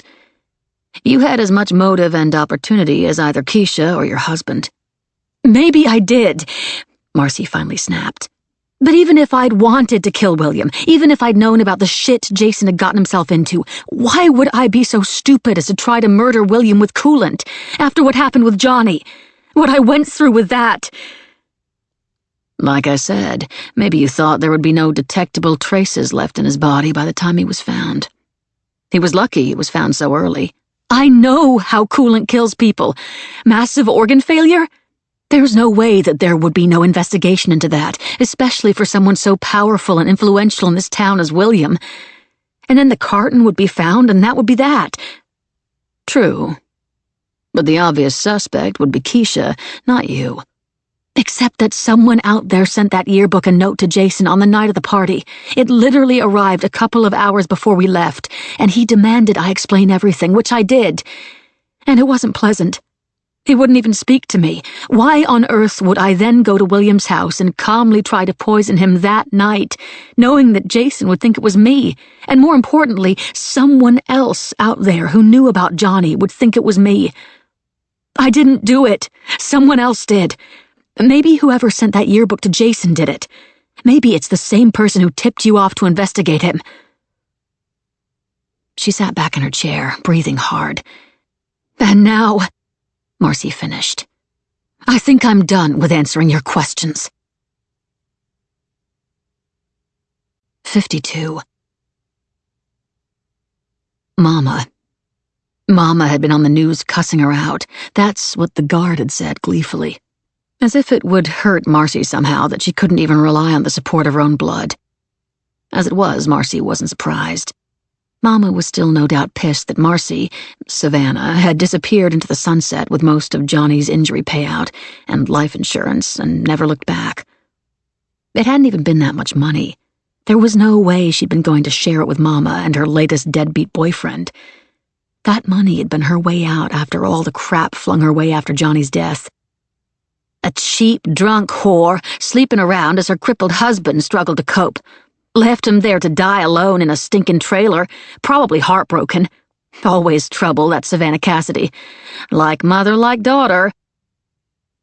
Marcy scratched at her scalp. Her hair was greasy after a night of crying and raging and sweating against the scratchy pillowcase. How had she ended up in this position again? She hadn't answered any more of Anderson's questions. Maybe that made her look guilty, but it seemed the detective was already convinced of that. She had too many questions of her own. Were Keisha and Jason still in custody too? Were the police playing a game of eeny-meeny to decide which of them to charge? What if they found the syringe in their house? Who would they blame then? Her or Jason? It would be her, of course. She was the trailer trash murderess, even if she'd never been charged. And Jason was a proven thieving liar. Mud always stuck. She was pacing the cell again, thinking of the yearbook and the tip-off about Jason, about who hated them enough to do all this, her head an exhausted mess of half-thoughts, when Anderson's sidekick, Washington, came and unlocked her cell. "You're free to go." His drawl was deep and slow, a Mississippian summer voice, and the words were so unexpected that she didn't move. What? "You're free to go," he repeated. "Come on, I'll take you to collect your things. We're finished at your house, so you can return home." You're not charging me? She still hadn't moved, as if half expecting the officer's words to be some kind of cruel joke. "No plans to at the moment. So unless you want to stop paying rent on this cell, I suggest you move." What's happened? Marcy scurried after him. He took the stairs 2 at a time, and her stiff legs struggled to keep up, even as her heart soared. Free to go. Have you charged someone? Jason or Keisha? "Not yet," he said. He pushed the door open and nodded at the woman behind the cage desk, who gave back her purse and cell phone, and then he led her out to the side entrance, ignoring her further questions. Marcy? She squinted in the sunlight at the call of her name. Elizabeth? Of all the people who might have turned up to take her home, Elizabeth was a surprise. Virginia, maybe, after some gossip, or Iris out of kindness. But Elizabeth? No. "What are you doing here?" she asked. "Turns out Miss Glapian saved you." "Thank you, Detective Washington," Elizabeth said. The large black man nodded in reply and gave a half-wave before turning back inside. "We should get in the car," Elizabeth said, opening the driver's side door. "There are news people around the front." "What did he mean, you saved me?" she asked. Elizabeth looked tired. This must have turned her world around too. Did she even have a job anymore? Probably not. The kind of assistance William was going to need was likely to be somewhat more specialized than Elizabeth could provide from now on. More bedpans than trips around the world. "It was the coconut water," Elizabeth said as they pulled away. "What about it?" "I asked the police if all the cartons in the refrigerator had been injected with coolant, or just the one William drank from that morning. It turns out they were all poisoned." Marcy frowned. "How does that affect me?" "Because it means you couldn't have done it." Elizabeth looked across at her. "At the party, you were in the corridor looking for Jason to say you wanted to go home when I found you, and then we left. We spoke, and then I drove you to your place. You couldn't have gone to the kitchen." "It's been a long night, Elizabeth." Marcy's brain was still blank. "The coconut water was fine then, because William went and got one as we were leaving, remember? So whoever did it, it was after you left." An image came back to Marcy. The last time she'd seen William normal was as they drove away. He was in front of the house, and yes, he'd been drinking from a carton. Her heart thudded in relief. "Anyway," Elizabeth continued, "once Detective Anderson confirmed that, she wanted to make sure you couldn't have come back to the party without anyone knowing, which, given the masks and the number of people, was possible. But it turns out that your neighbor across the street had an attempted break-in a couple of weeks ago and installed security cameras. They don't catch your house, but between theirs and some on a property farther down the block, they could see that you didn't go out again that night." She paused, navigating the streets while Marcy let it all sink in. "So whatever terrible things you may or may not have done in the past, Marcy or Savannah or whatever your name is, you didn't do this to William." "Look, Elizabeth, it's not my business. I'm struggling hard enough to get my head around all of this, as it is, without getting caught up in things that happen in a different state to people I don't know." "My first husband—" Marcy started again. I didn't— I'm sorry I said anything. I'm very tired and upset. I'm sure you didn't do, well, that to your husband. The law decided you were innocent, and I've no reason to believe any gossip to the contrary." She glanced over at Marcy. "But some people will. People who are fond of Jason. People who like to believe the worst of people for their own entertainment. Be prepared for that." "I know, Elizabeth," Marcy said as the tears came. "I've been here before." 53. Once they'd parked, Elizabeth hugged Marcy as she let it all out, stroking her hair and muttering soothing words as she cried. And Elizabeth smelled good. No expensive perfumes, just clean and fresh and motherly. Mama had never smelled like that, and Marcy almost regretted when her tears dried up and there was an awkwardness between them again, the sort that came after a moment of intimacy between relative strangers. Elizabeth didn't take up the offer to come in for some coffee, and by the time Marcy had gotten inside, her hard shell was locking into place, and she was regretting the show of weakness.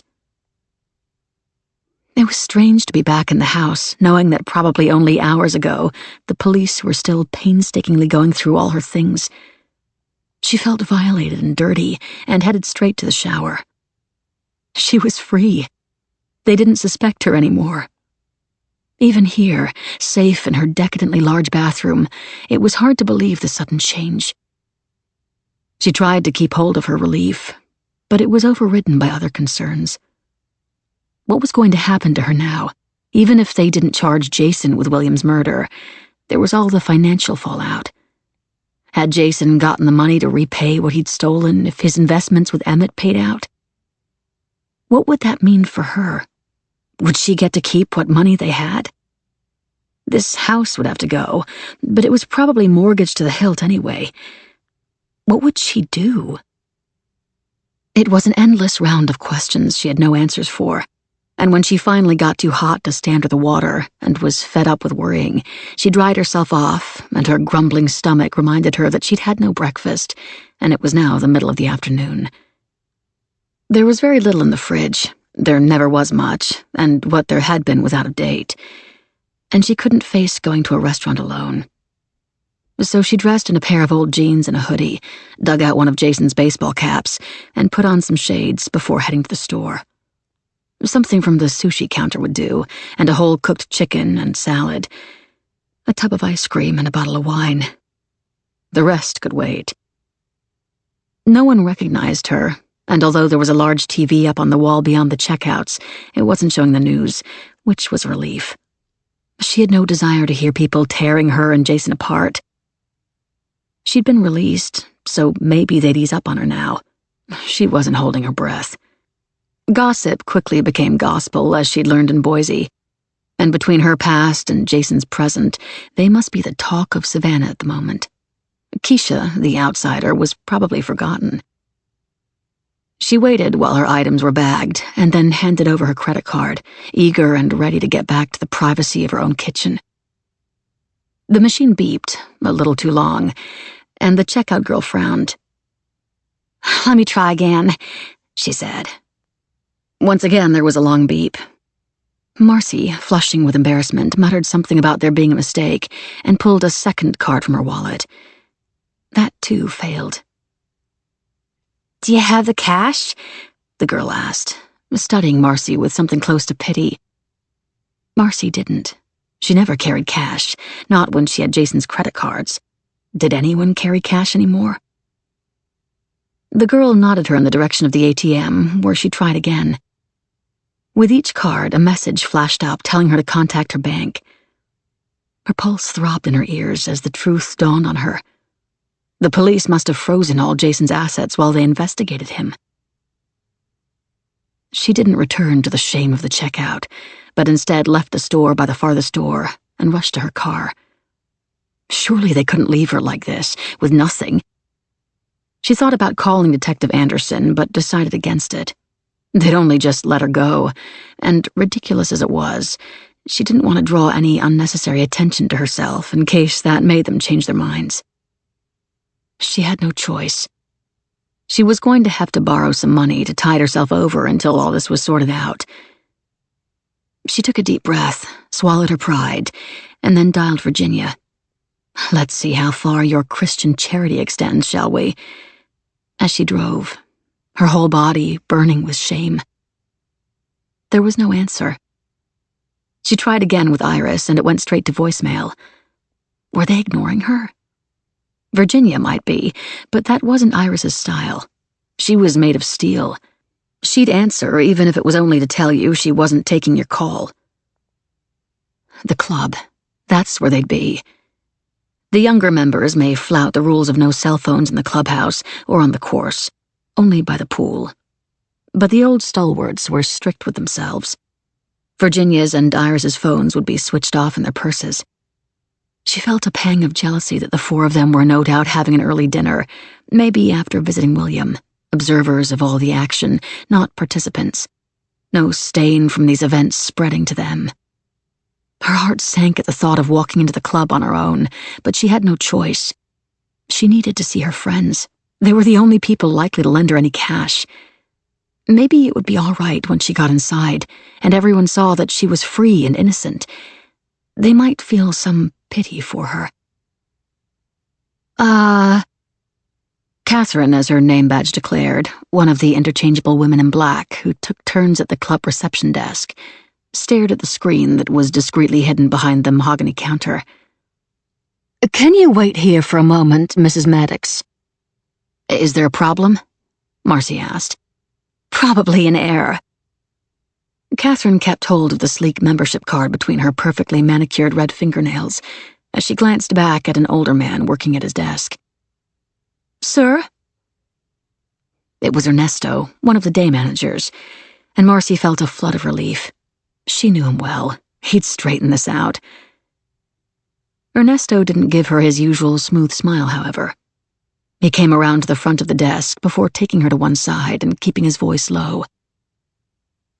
"I'm afraid your husband's membership has been suspended, Mrs. Maddox." She stared at him, confused. Jason paid the extortionate fees annually, so it couldn't have to do with the accounts being frozen. "I don't understand." Ernesto coughed quietly behind his hand, as if it were hard to get the words out, before saying, "We have a policy regarding members who become involved in activities that may bring the club into disrepute.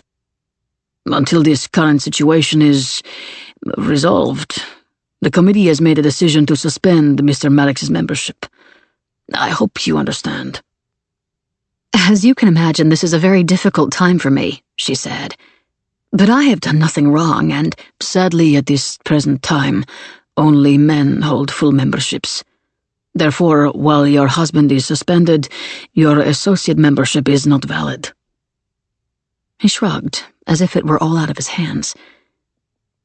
Marcy bit her lip to stop herself from screaming obscenities she might regret at the aloof man, and forced herself to smile. "I understand. But if you could ask Iris Cartwright or Virginia Habersham if they could come speak to me, I'd be grateful." Of course, of course." Ernesto retreated behind the counter and picked up a phone. "I'll wait out front," Marcy mumbled. So this was it, she thought as she headed back out into the heat. She'd been ostracized already. Both Iris and Virginia came, their expressions dropping as they took in her clothes, as if her scruffy look was the worst crime committed by their friendship set this week. "Oh, good Lord, Marcy!" Virginia clapped her hands together. "So it's true. They have let you go." "I didn't do anything. I didn't know about anything." "Oh, of course not, honey." Her words were a flurry of excitement. "I mean, it was quite a surprise to find out about your first husband, but I'm so shocked about Jason. I hear that's true, and now they think he could be responsible for all of it. Let the girl breathe, Virginia. I told you to stay inside. Why don't you go back to the table? Your shrimp will be getting cold." Virginia wasn't happy, but she did as she was told. Iris waited until she was gone. "That woman loves to know everything." She paused. "Would you like to come in, Marcy?" "No." She shook her head, noting Iris's relief. The Cartwrights did not like gossip and scandal, and now they were surrounded by it. There would be no more Magnolia invites for Marcy. "I just need some help." Her eyes blurred again. "They've frozen our accounts. I couldn't pay for my groceries." "Of course. Here, take this for now." Iris rummaged in her purse and handed over $150. "Go home and let me speak to Noah. I'll come to your place in an hour or so with more." "Thank you," Marcy said. "Thank you so much." Cash. Of course, Iris carried cash, and thank God for it. At least she could eat today. Iris nodded and turned away. She wasn't filled with the sympathy she'd had for Marcy before she'd been arrested, but she wasn't icy, and at least she was going to help. Alone again, Marcy took a deep, shaky breath and headed for her car. She was halfway across the lot when she heard laughter behind her. Several women had emerged, still in tennis skirts, unnecessary pastel sweaters tied around their shoulders, tanned faces Botox smooth, looking like an ad for a Tybee Island resort. She stared as one face looked her way, dark hair and feline features. Their eyes met, and the woman's smile grew broader, victorious. And then the moment was gone, the woman's attention back on the gaggle of friends slipping into convertibles, no doubt heading for a cocktail somewhere on their way home. Still, Marcy's whole body smarted. Jackie. 54. Iris brought her $5,000. It didn't seem very much at all, but Marcy accepted it gratefully as they stood in the vast entry hall of her mausoleum of a house. "I'm sorry for the awkwardness at the club earlier," Iris said, her hands clasped in front of her. She was beautifully dressed, her hair swept up in a chignon. She and Noah, who was waiting in the car outside, obviously had dinner plans. Life moved on, despite William being hooked to machines and Jason and Keisha locked up. Marcy understood. Iris and Noah were smoothing out the wrinkles that had appeared in their perfect lives by continuing as normal. "But in this town, dear," she continued, "murder is considered classier than embezzlement. Several of William's clients are club members, so you can imagine." She looked around at the marble stairs and the expensive decor, no doubt mentally totting up the cost that came out of other people's money. "You won't remember this, but there was a lot of sympathy and help for Jason after his father got himself into trouble. This is not how people like to be repaid for their kindnesses. And sadly, although it's understandable why you would have liked to keep your past private, that has added another layer of deception that will take some time to forgive. But we have big hearts in this city, and Jason's sins aren't yours. Things will settle down." Until things settled down, Marcy decided later, she was going to have to liquidate some assets. Once, $5,000 would have seemed like a fortune to her, but she was now capable of spending that during a half-hearted boutique browse. Maybe she'd have to get a job, a thought that filled her with dread. The ghost of the stench of diner fat rearing up in front of her, ready to sink into her skin. She couldn't sleep. She'd lain awake staring at the ceiling in the dark, the sheets beneath her cool, no longer tangled and warm with passion from either Jason or Keisha. The bed was like an abandoned wasteland of love, with only one survivor, a grave not yet filled. When they'd bought the house, she'd loved its vastness. But now the size made her nervous. She found she was listening for unusual noises, afraid of any hint of an intruder somewhere inside. Someone was out there, someone who was determined to destroy Jason and Marcy, and seemed prepared to kill to do so. Would they come here and try to kill her, now that she was so alone? She got up, going to the window and looking out at the street. The house opposite, the house that had saved her, was silent, and the sidewalks were empty, as they always were after midnight. She half expected to see Jackie looking up at her. Everything had started to go wrong when Jackie resurfaced. Could Jackie really be behind it all? If so, what did she want? Surely she wouldn't have gone as far as to poison William to get her revenge on Jason for being rejected. But then history was littered with stories of the revenge of women scorned. But Jackie couldn't have poisoned William. How would she have known where to find the needles Eleanor had hidden away? Could someone have told her? But why? Too many unanswered questions, and for now she had more immediate concerns. Her mind turned to money again, and she headed to her dressing room. They couldn't take her jewelry, not if she'd sold it. And the same went for Jason's cufflinks and watches, and some of her more expensive one-off dresses. As she started stacking the tiny, beautiful boxes that summed up their affair and a marriage worth of gifts, she calmed down. Even if she sold it at cut-rate prices, she'd have plenty left over after paying Iris back. She reached into the next drawer for her Versace scarves, suddenly feeling a sense of liberation. With Jason, she thought she'd built herself a wall of protective wealth. What good had it done her? It hadn't been her money.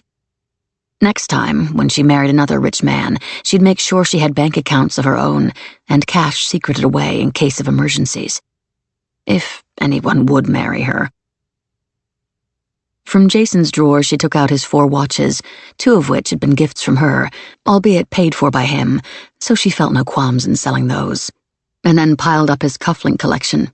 3 pairs were diamond-studded, and none of the others were cheap. When she was done, she got back into bed and stared at the cool, square pillow, Jason's pillow, beside her. She thought of all the times in the early days that she'd lain beside Jason, breathless from sex, watching him sleep, just wanting to run her fingers down the firm muscles of his arms and chest. How obsessed she'd been with her handsome man. Then there was Keisha, dark skin against white sheets, who'd lain right here with her, warm flesh, hot, wet mouth, a new ocean of sexuality to dive into. Jason and Keisha. Keisha and Jason.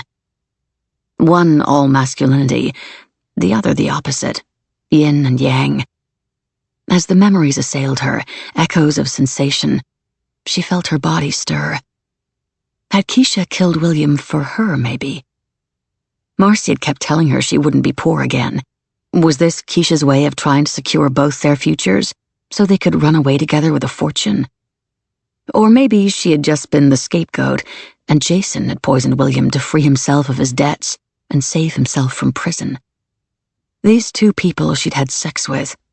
Terrible people. The sheet brushed against her nipple and she shivered. Jason and Keisha. Their wickedness began to drive her fantasy, the complete disregard for conformity, and then, as her hand slid down her own body, in her imagination all 3 of them were in the bed together, a twisting, panting mess of limbs, each body eager for its own satisfaction. Once she was done, gasping in delight as the orgasm ripped through her, she rolled over and finally fell asleep, and didn't wake up until 9 the next morning, when Detective Anderson rang the doorbell. 55. Marcy was pretty sure Kate Anderson didn't sleep. When she'd woken Marcy at 9, her skin was disgustingly fresh, even clear of makeup, and she had the energy of someone who'd been up for hours. Still, once she started speaking, Marcy woke up pretty fast herself. First, she told Marcy that they now had reason to believe the computer crash at the partnership had been caused by a remotely planted virus. She'd wanted to know how proficient Jason was at computer hacking, or if he had any friends or connections who he might have turned to. All their usual leads for tech crime were staying unsurprisingly quiet. It had made Marcy laugh out loud. Jason? A hacker? No, that wasn't possible. His passwords were too easy to guess for him to be that IT savvy. She'd almost asked why on earth he'd want the crash. But then, as she started to wake up herself, the answer became obvious. To delay the audit. To buy himself time to put money back, or at least make more mess to hide his crimes. No. Even as she pleaded ignorance, Marcy knew that Jason might not have hacked the system himself, but that didn't mean he hadn't organized it. That day when he'd lied about where he was, had he been getting the virus removed? Anderson's second blow was her suspicion that perhaps Jason and Keisha were in it together. Jason had been to London the previous year. He'd told William the best places to go. Perhaps this had all been a long and elaborate plan. Could he have known Keisha before she arrived in Savannah? Marcy had played her usual distraught Southern wife until Anderson left, with the final bombshell that Jason had been charged with several counts of financial fraud and embezzlement, and had a bail hearing due. But given that he was also being investigated for attempted murder, getting bail was unlikely. As soon as she'd closed the front door, her head spinning, Marcy had burst into action. Jason still had influence. Therefore, as his wife, so did she. And what was the point of being married to a lawyer if you didn't use your connections to pull a few strings? She needed to ask questions for herself. She needed to know for herself. Could Keisha and Jason be in it together? And so now here she was, at the police station, about to have a visit with her husband, and then with Keisha, the weight of Savannah's legal power having forced Anderson's hand. Marcy wiped her palms on the thighs of her pants, suddenly nervous. "Tread carefully," her eyes said to Jason as a guard led him into the room. They'll all be listening.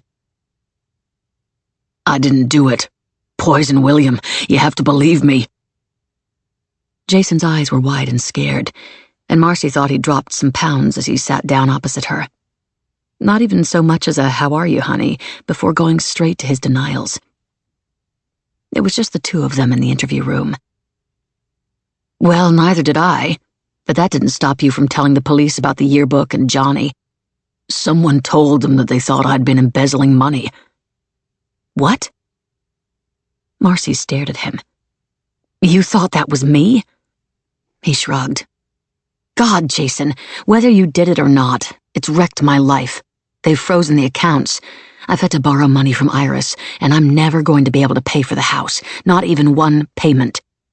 Even if I'd known there was anything wrong," she knew as well as he did not to admit to any wrongdoing in a visiting room. "Why would I have told them?" "Because you don't love me anymore." It was another slap in the face, even if there was an element of truth in it. He sounded like a petulant boy. "Me not love you?" she snapped. "You're the one who's been salivating all over Keisha since she arrived." Marcy knew the best way to get the truth out of Jason was always to be aggressive, put him on the back foot. "You know the police think that maybe you two are in it together? Tried to make me look guilty so you could run away into the sunset together? Maybe you met her in London when you were there." "Jesus, Marcy." Jason leaned back in his chair. "She's a cheap money grabber. I flirted with her to make you jealous. Nothing was good enough for you anymore. I could see you growing colder to me. I wanted our fire back, our passion. When you got so testy about her, it made me unhappy. Sure, it was an unhealthy way to get your attention, but it worked. Also, if I was going to conspire to murder someone, which I didn't, it wouldn't be with someone as flaky as her. You've seen what she's like." "But what about the money?" "That wasn't me. It's all a misunderstanding." He stared at her, a reminder, as if she needed one, that there was no way he was going down without a fight, or at least a plea deal. "But what if it was you? That's what the police think. If William found out and reported it, you'd be sent to jail for God knows how many years. Were you just going to sit back and let him? I can't see that." She sighed. "But neither can I get my head around the idea of you trying to kill him." "Even if it was true, which it's not, William would never have gotten the police involved, don't you see that?" Jason leaned forward, taking one of her hands and gripping it tight. "He wouldn't let the company get damaged like that. He'd have made me resign, claim some ill health or something. But he would never have let what I'd done come to light. It would have wrecked the partnership and ruined his reputation. People would have thought he was a fool. He was already feeling stupid for marrying Keisha so quickly. He would never have allowed me to make a fool of him publicly as well. Yes, we'd probably have had to sell up and move, but we wouldn't be poor, and it wouldn't have been worth killing him over. Someone trying to kill him has actually made my potential situation worse. You have to believe me, Marcy." He stared hard at her. "You know me." He was right. She did know him, and odious as he could be, he was right. He'd have taken his chances with William's wrath rather than kill him and face a possible death sentence. That was too real for Jason. Whereas Jason had been immediately on the defensive, Keisha was the opposite. Even now, when she'd been locked up for nearly the maximum 4 days and was more than likely about to be charged with attempted murder rather than released, her first words were concern for Marcy. "Are you okay?" she said as she took Marcy's hand. "I've been worried about you, about Jason being charged with all that money stuff. What will you do?" "Survive, I guess. What else can I do?" It was strange being here with her again. Beautiful Keisha, a blend of such fragility and strength, who still, if her racing heart was to be believed, held a tight grip on her. "I'm so sorry I snapped at you at the party. Jason had just gotten my high school yearbook. I guess your attorney told you about that." Keisha nodded. "He told me. It's so weird. Billy got an envelope that night, too. It was a photo from that voodoo rave thing we went to, the first time well, you know what we did. In the picture, I was asleep on the grass, and I only had my knickers on. Don't look so worried, you weren't in it. Your arm is, but that's it. No one would know you were pretty much naked beside me." Marcy flinched at what Keisha was revealing, but if perky Kate Anderson quizzed her on it, they'd danced at a party and gotten a little wild. So what? What was more important was that someone had been watching them, taking photos. "William lost his shit," Keisha continued. "The final straw for me with him, I think. But what's so odd..." She leaned forward, and Marcy thought that even here, her breath was sweet and warm and fresh, and she wanted to dip her tongue into that mouth. "What's so odd," Keisha continued, "is that the police haven't mentioned it. It's gone. Someone must have taken it that night, but who? Zelda? You thought you saw her. Yeah, but she would have left it so the police would find it, and she wouldn't do anything to William. Maybe William destroyed it. He wouldn't have done that. It was evidence against me, that I was a bad wife." Marcy half smiled, once again irreverent in Keisha's company. "To be fair, you weren't a great one. I know I wasn't, but I didn't hurt him, honestly. They think I did the conjure ball and the juju dolls myself, but I didn't. I know I wished him dead, I know, but I didn't do it." Her eyes welled up. "It's all so confused in my head. It's dark magic, I know it is. I kept seeing that old woman with the orange hair. She's something to do with all this. Her and Zelda together, maybe. Remember when we first saw her in the square? She called us ghosts." She shivered. "I'm so tired of ghosts. I think she knew I was cursed, from the boy. Could sense it, maybe. Maybe I've tainted you all with it." Seeing how Keisha was drifting, Marcy switched topics. She didn't give a shit about juju dolls, whatever they were. "That day you came around and I gave you the Xanax. Where did you go after that? William came to the house looking for you." "I went out to that place where the party was," Keisha said. "The Truman Parkway. I figured I could score something down there to keep me going. The stuff you gave me wasn't touching the sides, and I knew I needed more. I did manage to buy a few pills, oxy supposedly, but it didn't really work. I should have taken the script you offered." When Jason had gripped Marcy's hand, it was as if he were a drowning man determined to be saved, or to make her drown too. With Keisha, there was just warmth in it, care, love maybe. For all her tears and craziness, Keisha was tougher than Jason. She squeezed her hand back. If Keisha had been scoring drugs that day, then she hadn't spent it with Jason.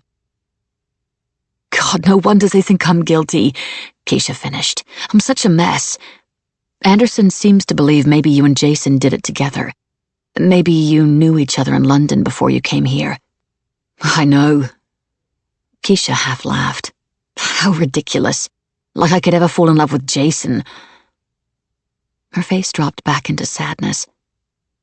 "I'm in love with you." Despite everything, the words made Marcy's heart soar. Her spirits were still lifted when she saw Anderson and Washington waiting for her in the corridor. Kate Anderson was still riled at being coerced into allowing Marcy to visit, but there was also an amused glint in her eyes. "So you were getting naked with the second Mrs. Radford. Now, that would be quite the Savannah scandal, don't you think? Your fancy legal connections might not have been so keen to do you any favors if they knew about that." "We took off a few clothes while dancing," Marcy said, not pausing as she walked past them. "It's nothing. The first time well, you know what we did? Sounds pretty straightforward to me. How about to you, Washington?" The big man grinned. "I'd watch the movie." "You're disgusting." Marcy couldn't wait to get out of the station. "Hey, not me." Anderson held her hands up. "I'm a sucker for a beautiful woman, and she's a beautiful woman. I can see why you would." A dyke, Marcy thought. Of course she is. No doubt thinking Marcy was just a straight, bored housewife wondering what it was like to act like a lesbian. "So," Kate Anderson said, as she held open the door, the sunlight making Marcy flinch, "it seems to me you had plenty to gain by William Radford's death. A lover who'd be a rich widow or getting your thieving husband off the hook and keeping your life of luxury. But I wasn't there, was I? Marcy said, her tone like sharp lemons on teeth. I couldn't have poisoned him. Anderson said nothing but raised an eyebrow, as if to suggest that this wasn't over yet. Have a good day, Mrs. Maddox, Washington said. Screw you, Marcy muttered under her breath in reply. Screw both of you. 56. In Keisha's dream, she was a marionette. She danced and danced endlessly, her arms and legs pulled this way and that by wires that grew directly out of her skin. She was on a podium under a spotlight in a circus tent, and as she cried out to stop, exhaustion overwhelming her, the audience clapped and called out for more. Uncle Yehuba, the ringmaster, cracked his whip, and overhead in the vast darkness her strings were pulled harder, the movement threatening to tear her flesh. A face lunged out of the crowd, Billy, laughing and applauding, cut wires dangling from his wrists. Bravo! Bravo! He called out. Beside him, Auntie Io was on her feet, her whole body shaking as she yelped her delight. But they weren't cheering for Keisha. Their shining eyes were turned upward, to whomever was making her dance. She woke in a sweat, her heart racing, scratching at her arms to free herself, crying out for Marcy. She still hadn't shaken the dregs of the dream away properly when her attorney arrived and told her the English police were flying an officer over. They had some questions of their own to ask. When she got back to her cell, she scratched at her arms until they were nearly raw, and yet still she was sure she could feel wires tugging at her skin. 57. Marcy had barely slept all night, a knot of fear in her stomach, her mind going over everything with a fine-tooth comb. Poor Jason, now charged and locked up, and likely to stay that way until he was old. It made her feel strange, and despite her anger with him and her lust for Keisha, she had an awful ache of grief inside for him. So handsome, so charming, so youthful still. All that would be gone by the time he next saw freedom, if Anderson had her way. Love didn't end overnight, she was realizing. She was still grieving for her marriage, for the man she'd fallen in love with, even if he wasn't that person anymore. Maybe he never had been, and she was mourning someone she'd invented. She hadn't poisoned William, and she hadn't embezzled any money. So that should have left her calm, but she wasn't so sure that innocence was a guarantee of safety in this investigation. What if neither Keisha nor Jason had tried to kill William? Keisha wasn't that calculating, and Jason might be a lying thief, but he wasn't brave. This kind of murder required an element of bravery, and she figured he was right that William wouldn't have wanted the scandal if he'd found out what Jason was up to. They'd both been so earnest when they'd spoken to her. No eyes sliding to one side, hiding truths. She'd bet money, if she had any, that they were telling the truth. But if she wasn't guilty and they weren't guilty, then who was? She came out of her final jewelry shop, the diamond specialist, and as she tucked the envelope of cash in with the rest she'd gathered over the morning, the same name flashed in neon over and over in her head. Jackie. It could only be Jackie. The divorce had been bitter, and now she wanted her revenge on Jason and Marcy for what they'd done. In the car, she counted out $5,000 from her healthy bundle of bills and wrapped a band around it to take to Iris at the hospital before starting to reverse the car out of the tight space. She frowned as she looked in the rearview mirror. Something was stuck under the wiper on the back window. Irritated, she pulled the car level and got out to see what it was. When she got close and realized what was trapped under the plastic, her skin crawled with horror.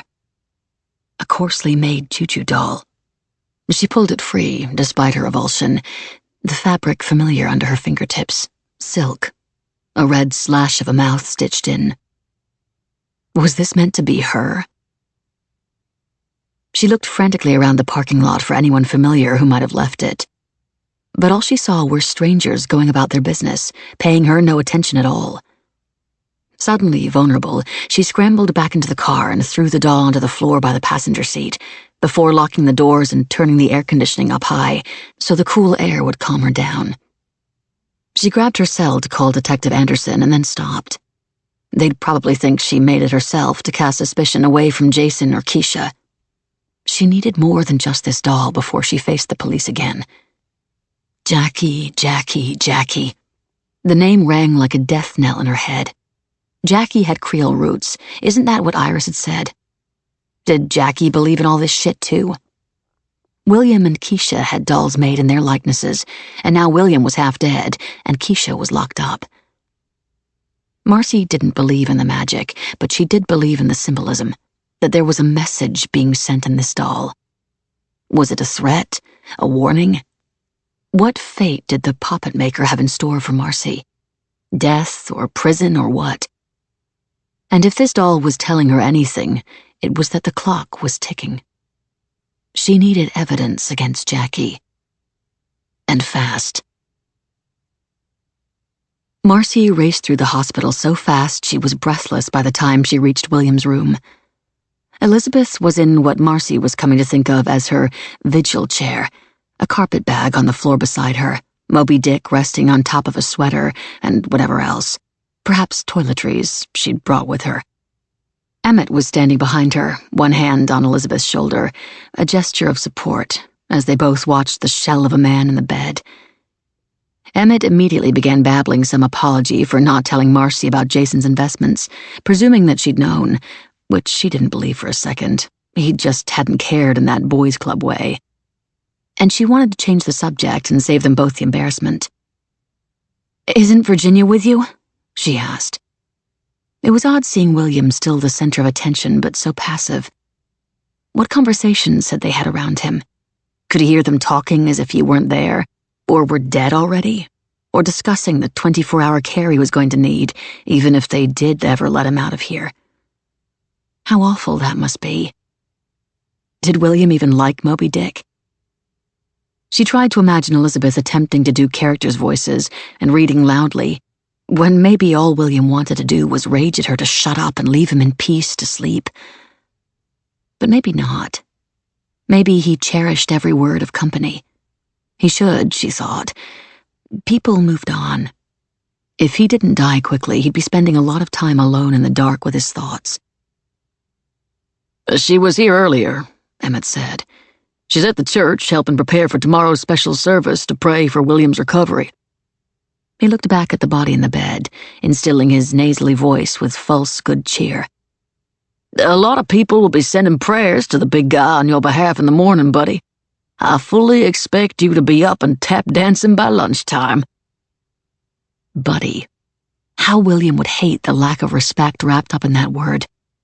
And she couldn't imagine Emmett's ever having used that mildly patronizing tone around William when he was his normal self. But then William's power was gone now, washed away. He'd been reduced to something less than a child. He would never be William as they knew him again. And whatever he was hearing or thinking, there was nothing he could do about it anymore. It was a horrific thought, and she couldn't bear to stay in the room. "I was hoping to find Iris here. I needed to see her." "She's getting us coffee, just down the hall," Elizabeth said. "In the family room." "Thank you." Marcy hadn't realized she'd been breathing shallowly until she was scurrying back around the corner near the reception desk, as if what was wrong with William was infectious, and she sucked in 3 deep breaths before going to join Iris, who looked up as she poured cream into china mugs. "Oh, Marcy, I didn't realize you were coming in today." The coffee smelled strong and rich. Nothing about this place was cheap. "I called your house earlier and Noah said you'd be here," Marcy said. She pulled out the bundle of cash from her purse and held it out. "Your money back. Thank you so much for lending it to me." "That was quick. Are you sure you don't need it?" Iris looked surprised, as if she'd never expected to see her cash again. "I sold a few pieces of jewelry. I'm okay for now." Marcy smiled as sweetly as she could muster. "But it was so lovely of you to help out. I know it can't be easy after what Jason has done. I feel awful." Iris softened and squeezed her hand. "You haven't done anything, Marcy. And you really didn't have to sell anything to get me that money back. No one is judging you for what Jason has done." Marcy thought the sentiment was sweet, but found it hard to believe, especially with her own past now in the mix. "Why don't you give me a hand with these cups?" Iris continued. "My arthritis is playing up, and if I'm honest, I don't trust myself to carry them all without causing an accident." Marcy took 2 coffees in one hand and went to hold open the door. "I saw Jackie's name in the visitor's register," she said casually, as Iris led the way into the hall. "It was nice of her to come see William. I didn't think they were close. I've not heard him mention her much." "As they weren't overly close, no. Jackie was more Eleanor's friend. You know how it is. The boys play golf and the girls play tennis. But she would come down from Atlanta when Eleanor was sick, especially toward the end. They would sit and play cards, have dinner. She'd stay over in a guest bedroom, perhaps catch lunch with Virginia and Emmett, and then head home. Toward the end, when Eleanor was sleeping most of the time and a lot of people began to stay away, she'd just sit in the quiet with her. It was a kindness, especially in those last few weeks when Jackie had the passing of her own husband to cope with. She can be very sweet sometimes." So Jackie had been in the house a lot when Eleanor was sick. It felt odd that no one had mentioned it. Had Jason known at the time? Had William told him? Had they all kept it a secret from Marcy because they thought she'd make a fuss? To be fair, they would have had a point. Even though she'd won Jason, Marcy still felt strangely jealous of Jackie. So hearing that her rival was visiting from Atlanta and behaving like a modern-day Florence Nightingale wouldn't have gone down a storm.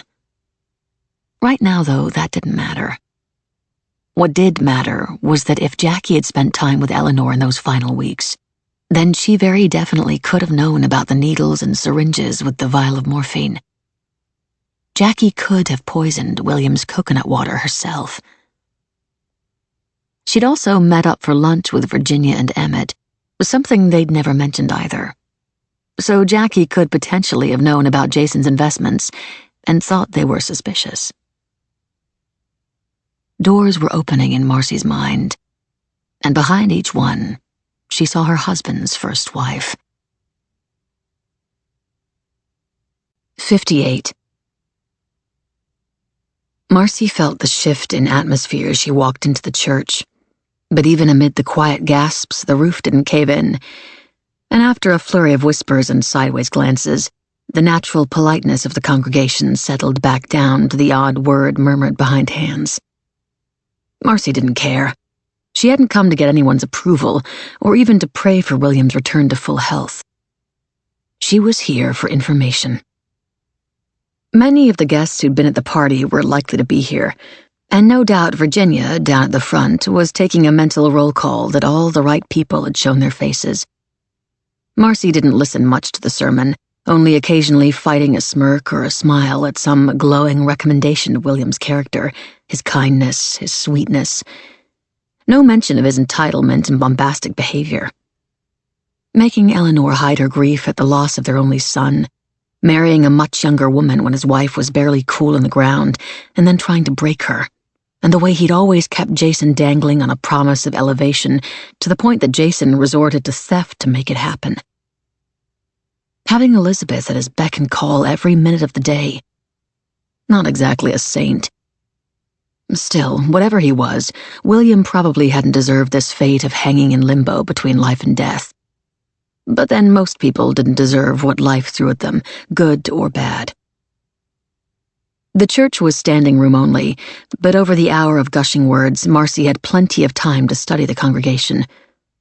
There were the true churchgoers, all in the front rows with Virginia and Emmett, eyes shining and singing loud as they cast their good wishes heavenward. Everyone else simply whined out the hymns under their breath, unsure of the melodies, while making token nods to the prayers. Marcy almost envied that inner circle, the power of their religion, the solidarity it gave them with their fellow believers to automatically belong somewhere, the sense of community, of invisible bonds. She'd seen it with the women who helped at the mission. United by worship and the need to serve their God in all they did, to help each other. It was anathema to Marcy. She figured religion had to get you when you were young, before cynicism set in. With her upbringing, if Mama's efforts at dragging her through childhood could be called that, cynicism had set in way before Marcy could even spell the word. Once she'd spotted her, it was hard not to just stare at Jackie. The brunette, hair in an elegant bun, was standing over to the right, about halfway back, not part of that religious inner circle. Jackie and her bitterness, Jackie and her revenge, Jackie the crazy bitch. She hadn't glanced back, but she wasn't fooling Marcy. She knew Marcy was there. Jackie might think she was playing with Marcy, but Marcy was onto her now. After seeing Iris the previous day, Marcy had gone home and called her old high school, asking the secretary if they kept copies of past yearbooks. They'd put her through to the librarian, who'd laughed, surprised, when she'd said she was interested in spare copies of the 2004 edition. Apparently, a woman emailed a while back asking for the same. She remembered because she never got requests for that far back. Not often. People move on, don't they? Marcy's stomach had been in her throat when she'd asked if the librarian had a copy of the email, but she hadn't. The woman must have come and collected one, though, because there was one fewer than there had been in the storage room. She must have come in, maybe during the vacation when there were only office staff in. The librarian promised to ask her colleagues, but wasn't sure she'd get an answer. It was several months ago, and in high schools everything was always such a blur, wasn't it? All that youth racing around. Once she'd gotten rid of the wittering woman, Marcy had almost called Anderson straight away to share her theories, but stopped herself. She needed more. "Hey!" she called out as the doors opened and the crowd spilled free. "Julian!" The party planners were hurrying off toward their car, heads down and faces like thunder. "Julian! Pierre, wait!" Pierre stopped, peering over his sunglasses, and waited for her to catch up. "Well," he said, "I didn't expect to see you here." "I thought I should show my face," she said. "I don't want people thinking I'm hiding. Do you want to get some brunch? My treat. I'm not going to lie, I'm in need of friends." She might be deep in the shit long term, but for now she was cash rich. And obviously, she winked irreverently at Pierre, knowing how to play him. "I have all the gossip." "Elise's," Pierre said after a moment. "I could murder one of their martinis." "Let's steer clear of the M-word, shall we?" "Deal. As long as you tell us everything about what it's like in the real world of Orange is the New Black." "Oh, you're funny," Marcy said. "Come on," Julian said, unsmiling. "Let's get out of here." She didn't wait for a showdown with Jackie, or to chat with Virginia or Iris, or any of the women who kept glancing her way as if she were radioactive, but got in her car and followed the boys out of the lot. If anyone knew about people's movements that night, it would be these two. For all their flamboyance, they were professionals and would have been sober and observant all night. The martinis were already on the table when she slid in to join them at the booth. "You said she'd be there," Julian was saying. "What a waste of a morning. You know I can't stand churches. They hate us in there." "That's not true. They all love us, and hate is a strong word. They're confused by the gays they don't know, which means they probably don't hate them at all." "You thought who'd be there?" Marcy said. "Elizabeth," Julian said. "We're still owed a lot of money from the fiasco of a party. The balance. Although to be fair," Pierre added, "the scandal has got everyone trying to book us. Who would have thought attempted murder would be so profitable?" "Elizabeth seems to have set up camp at the hospital," Marcy said. "Like a loyal dog dying with its master." She smirked. Julian and Pierre, well, mainly Pierre, unleashed the bitch in her. "But I guess you may have to wait a while until things are settled down. I have no idea who can access William's money at the moment, if anyone can. It must be a bit of a mess." "I sure can't access mine," she wanted to add. Are you guys broke? Oh, hell no. Pierre looked aghast. Don't even say that word. That's not the point. Julian drank half his martini in one swallow.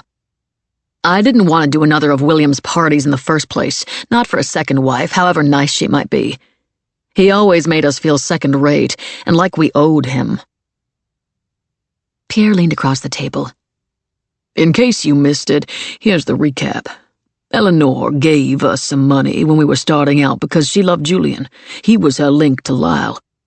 And William hated that, Julian cut in. But he could never say anything about it, because then he'd have to face the truth all over again. Marcy frowned, puzzled. What are you talking about? Lyle, of course, Pierre said. He was gay. He was Julian's first love. Why do you think he joined the army? To try to impress his daddy, to be a man in his eyes. Eleanor didn't want him to go. She knew he was only joining because William was so ashamed and disappointed in him, and he wanted his father's approval again. And as if there are no gays in the army. Pierre rolled his eyes. I mean, seriously. They all work out, and they all wear uniforms. The army is basically the goddamn village people. Marcy sat, stunned. Eleanor didn't care about his sexuality. She just wanted him to be happy. But William, as we all know, isn't someone to be argued with.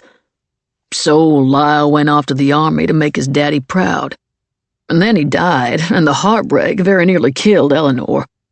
Just because William couldn't stand the thought of a gay son. Wow. It was all Marcy could muster. So much family history she didn't know from back when the ghosts were breathing.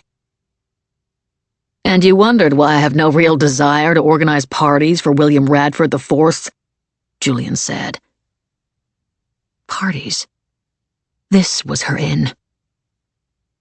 Well, I don't think you have to worry about organizing another one for him, do you? She smiled, trying to lighten the mood. I left early. Thankfully for my freedom, as it transpires. You little two-named jailbird. You're so funny. But thank God for that headache. Although I almost came back when I saw Jackie turning up as I left. I thought she might be making a play for Jason, now that she's a widow. Stupid, I know. And actually, given everything that's happened since, I should have let her have him. Straight men are such dogs, Pierre said. But you shouldn't have worried about that. I saw them briefly talking, but he didn't look very pleased about it. And I saw her later, Julian said. Mask off and face like thunder. She'd gone upstairs, said the bathrooms were all in use downstairs, although I'm not sure they were. Plus, we'd arranged those rather gorgeous temporary restrooms outside that looked like safari yurts, across the garden from the catering truck. She'd gone upstairs. Had she been in Eleanor's bedroom stealing a needle? Then done what needed to be done? Now, let's get back to the important stuff, Pierre said, ignoring the brunch menu but waving the waiter over for another round of martinis. We need to know all about this first husband of yours and what happened there. You're like a phoenix. His grin was razor-sharp as he waved his hands dramatically skyward. Risen from death in a trailer park to these dizzying heights. And it was a long way to fall back down again, Marcy thought, as she resigned herself to another hour or so of grilling. But at least she'd found out what she needed. And no more martinis if she was going to speak to Detective Anderson this afternoon. "Can you get her to call me?" Marcy said into the hands-free as she put the car into drive. "Marcy Maddox, it's urgent. I have some information on the attempted murder of William Radford." Kate Anderson was out at the airport apparently, but would be back in 30 minutes. Marcy hung up.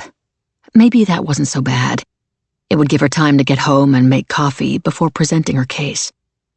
Despite her resolve not to drink more, brunch had been entirely liquid, and the heavy storm clouds gathering overhead weren't helping shake the 2 martinis away.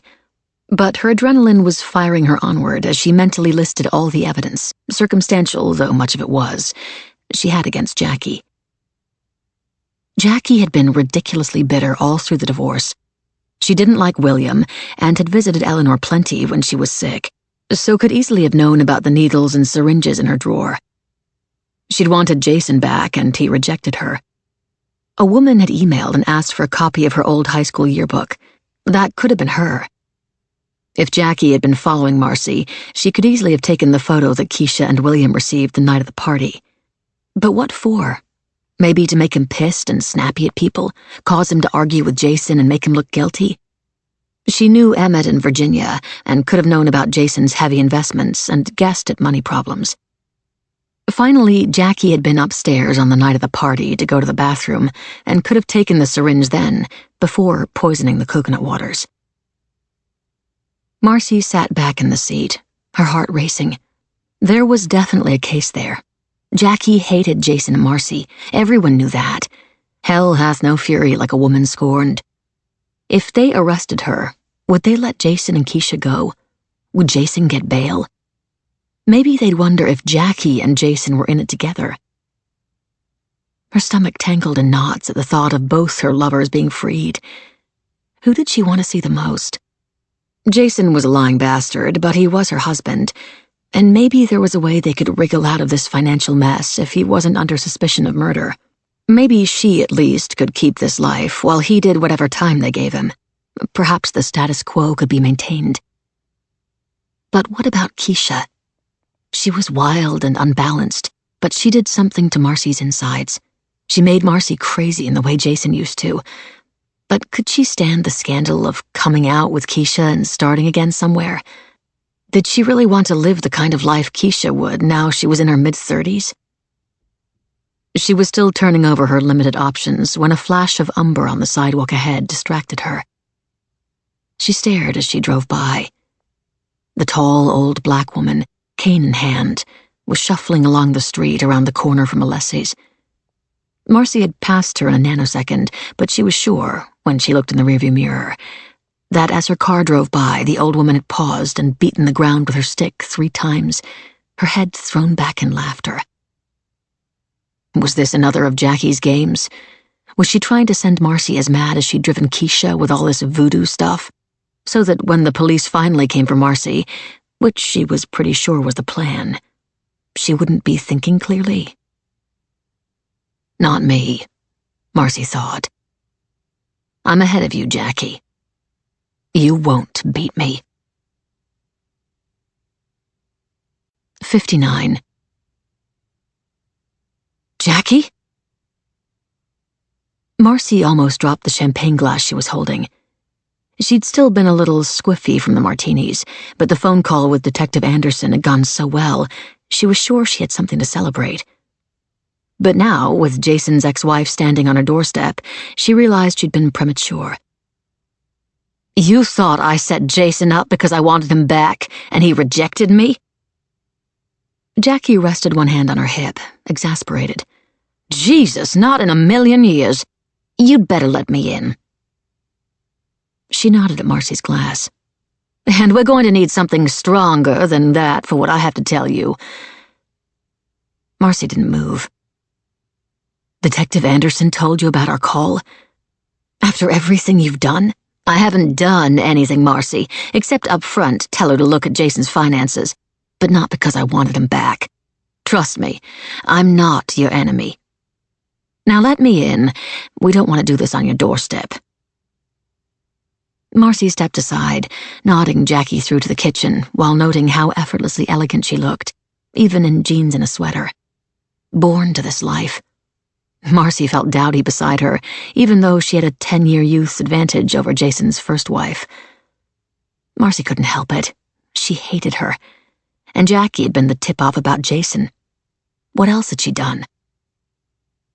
So what is it you've got to tell me? Marcy poured her rival a glass of champagne, ignoring the earlier request for something stronger. She didn't want Jackie in the house any longer than she had to be. It had to be Jackie behind all this. It had to be. Let me ask you something. Jackie perched on a stool at the kitchen island and studied Marcy, thoughtful and cool as a cucumber. When you found out he was stealing from client accounts, did he say he'd done it for you? He was trying to keep you in love with him, Try to give you everything you wanted." Marcy opened and closed her mouth as she looked for words of denial that she couldn't find. "How do you know that?" The world was spinning again, turning events once again on their head. She knew the answer before Jackie spoke. Because he'd said it before. "How do you think I know? He used all that bullshit on me a long time ago." Jackie sipped her champagne. "When I was young and stupid and should have seen through it." She shook her head, annoyed at her younger self. "When I came back for Eleanor's funeral, she was buried in those beautiful South Sea pearls of hers. Elizabeth told me how she'd gotten so confused she'd lost them, and then Jason found them somewhere. That was the first warning light in my head. Hugely expensive pearls going missing around my darling ex-husband. I know Jason.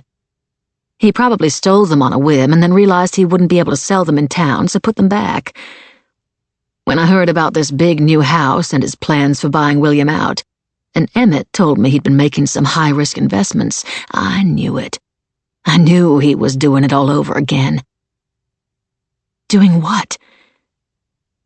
Marcy pulled up a stool of her own. "What now?" "Everyone in town is saying like father, like son about what Jason's done. Bet you've even thought it." Marcy couldn't argue that, so she stayed quiet. "But it's not like his father at all. Michael Maddox was a good man, a kind man." She smiled wryly. "The kind of man William might have called weak. He certainly called him weak in the aftermath, when he wasn't around to defend himself." "But Michael stole money from his client accounts," Marcy said. "Jason told me all about it. He was going to prison," she insisted. "And so he killed himself." "Michael didn't steal anything." Jackie looked up. "Jason did." But he couldn't have. He didn't." Marcy couldn't process it. It couldn't be true, could it? Jason's always so upset when he talks about his father's death, the loss, how he had to build himself back up and get everyone's respect again. Jackie shook her head. Jason was the only child, the golden child. Michael blamed himself for spoiling him, for the whole country day lifestyle that can be great for those kids with drive, but for the few like Jason, who are mainly arrogance and no substance, it can make them greedy. Jason was greedy, but it wasn't Michael's fault. It was just his nature. So why? I mean, he killed himself. Surely he wouldn't have done that if he wasn't guilty. He took the blame for Jason. His wife moved back to Jacksonville and wanted nothing to do with him. She died in a car crash shortly after, drunk at the wheel. Her family said it was the shame of it all. Michael was alone, and I think he realized the enormity of what was going to happen to him. He couldn't face the jail time and wasn't sure he could maintain his story without buckling and telling the truth, or getting caught out in lies and accidentally revealing his innocence. I think he came to believe that suicide was the only way to really protect Jason. "Oh, God," Marcy said. "It gets worse," Jackie said. "Jason knew he was going to do it. He told me his father was talking about it. The day he hanged himself, he rang Jason drunk to say he loved him and would always protect him. It was a goodbye phone call. I knew it. Jason knew it. I told him to go around right away to make sure his dad was okay, but he didn't. He finished his coffee, let another half an hour go by before he went. I think on some level he was happy his dad had taken his own life. He didn't have to worry anymore." The creaking rope, moments too late. And nobody suspected Jason at all? Could this still be part of some twisted plan of Jackie's? Marcy wanted to cling to that idea, but somewhere inside everything she said felt true. The dead look on Jason's face sometimes, the way he lied so smoothly. Sociopath sprang to mind. She felt a sudden, mildly hysterical urge to laugh. Eleanor, maybe. She'd known Michael since they were young, and she liked his gentleness. I don't think she ever trusted Jason after Michael's suicide. Eleanor was perceptive. Maybe Michael had even said something to her about it. They had been close. I think she saw Jason's relief when his father died. It stank of guilt. She looked up at Marcy, suddenly seeming a lot younger than her years. Vulnerable. I told you we were going to need something stronger. And you knew all this? And never told anyone? I thought I could get past it. I couldn't. Why do you think I was so bitter during the divorce? I'd carried this shit around with me for years, so much guilt. He didn't feel it at all. He sailed through life while I couldn't ever sleep, trying to run away from it all at night gyms. So yeah. When he decided to trade me in for you, I was angry. I wasn't jealous. I didn't love him anymore. But I hated that he thought he could end it so easily, as if what I knew didn't matter. And I guess it didn't, because I never told anyone. I was too scared of implicating myself. But now... She smiled, momentarily joyful. He was arrogant enough to do it again, and now he's going to get his comeuppance. He's finally going to pay in some way for what happened to Michael. So you had nothing to do with what happened to William? Marcy was still struggling to get her head around the wider picture. God, no, Jackie said. I mean, I didn't like William very much, and Eleanor deserved better, but then don't most women? I had already been planning to talk to the police, or at least William, about my suspicions that Jason might be stealing. But then when William was poisoned, I obviously suspected Jason of that too. That's why I went to the hospital, to fish for information. That's where I'd heard there'd been some tension, and then I knew I had to say something. Marcy had to admit that after hearing all this, she'd suspect him too if she hadn't spoken to him face to face. Sociopathic liar or not, she still thought he'd told her the truth. I don't think he poisoned William, Marcy said. I don't actually care, Jackie countered. I'd still be happy for him to go to jail for it. Karma and comeuppance and all that shit. But I'll settle for the embezzlement charges. Who knows, maybe they'll look back at what happened with Michael and reinvestigate. The ghosts will always come for you. Marcy was learning that. So you didn't send the yearbook to Jason? Your crazy past? No. Jackie smiled. I never liked you much, but you also didn't interest me enough to want to know about you. My hate was directed at Jason. Have you considered that maybe he sent that to himself, to keep you quiet, or to keep you as a backup plan? If the police started suspecting him, he could throw your past at them. They'd see the coincidences in the deaths, and then no death penalty for Jason. That would only work if he was guilty, Marcy said. And as I said, I don't think he is. And my jury is still out on that one. They finished their champagne in silence. Why did you come back? Marcy asked, as she finally led Jackie back to the front door. I was alone again, and I have good friends here. Good people. Coming up when Eleanor was sick reminded me of that. I'd got so caught up in hating Jason, I'd forgotten that most people weren't like that. Most people in this town were more like Michael and Eleanor. Kind, sweet, caring. She stepped out into the humid gray afternoon. Overhead, the heavy blanket of cloud was turning black, but the air was oven roasting. And of course, I wanted to haunt Jason, to wait for him to slip up in some way, watch him, find some way to pass his guilt back to him, and maybe get a good night's sleep again. I guess that worked, Marcy said as Jackie headed back to her car. Hey, she called out after the woman she'd so long considered an enemy, and now didn't know quite how to feel about. One more thing. Jackie turned. What? Who do you know in Savannah who's into voodoo, maybe? Something like that? Jackie laughed. We're in the South, Marcy. Most people have some belief in it. Why'd you ask? It's probably nothing. She wasn't going to share all that stuff with Jackie. She still didn't like her. She raised a hand to wave her off. And thank you for telling me about Jason. Marcy felt hollow, turned inside out. She'd married a monster and not even noticed. Worse than that, there was still someone out there coming after her, who she figured wanted Marcy in as much trouble as Jason was. And it wasn't Jackie. So who? She had one more lead to follow. She threw the rest of her champagne away and made a strong coffee. Despite her fear, she wasn't done yet. 60.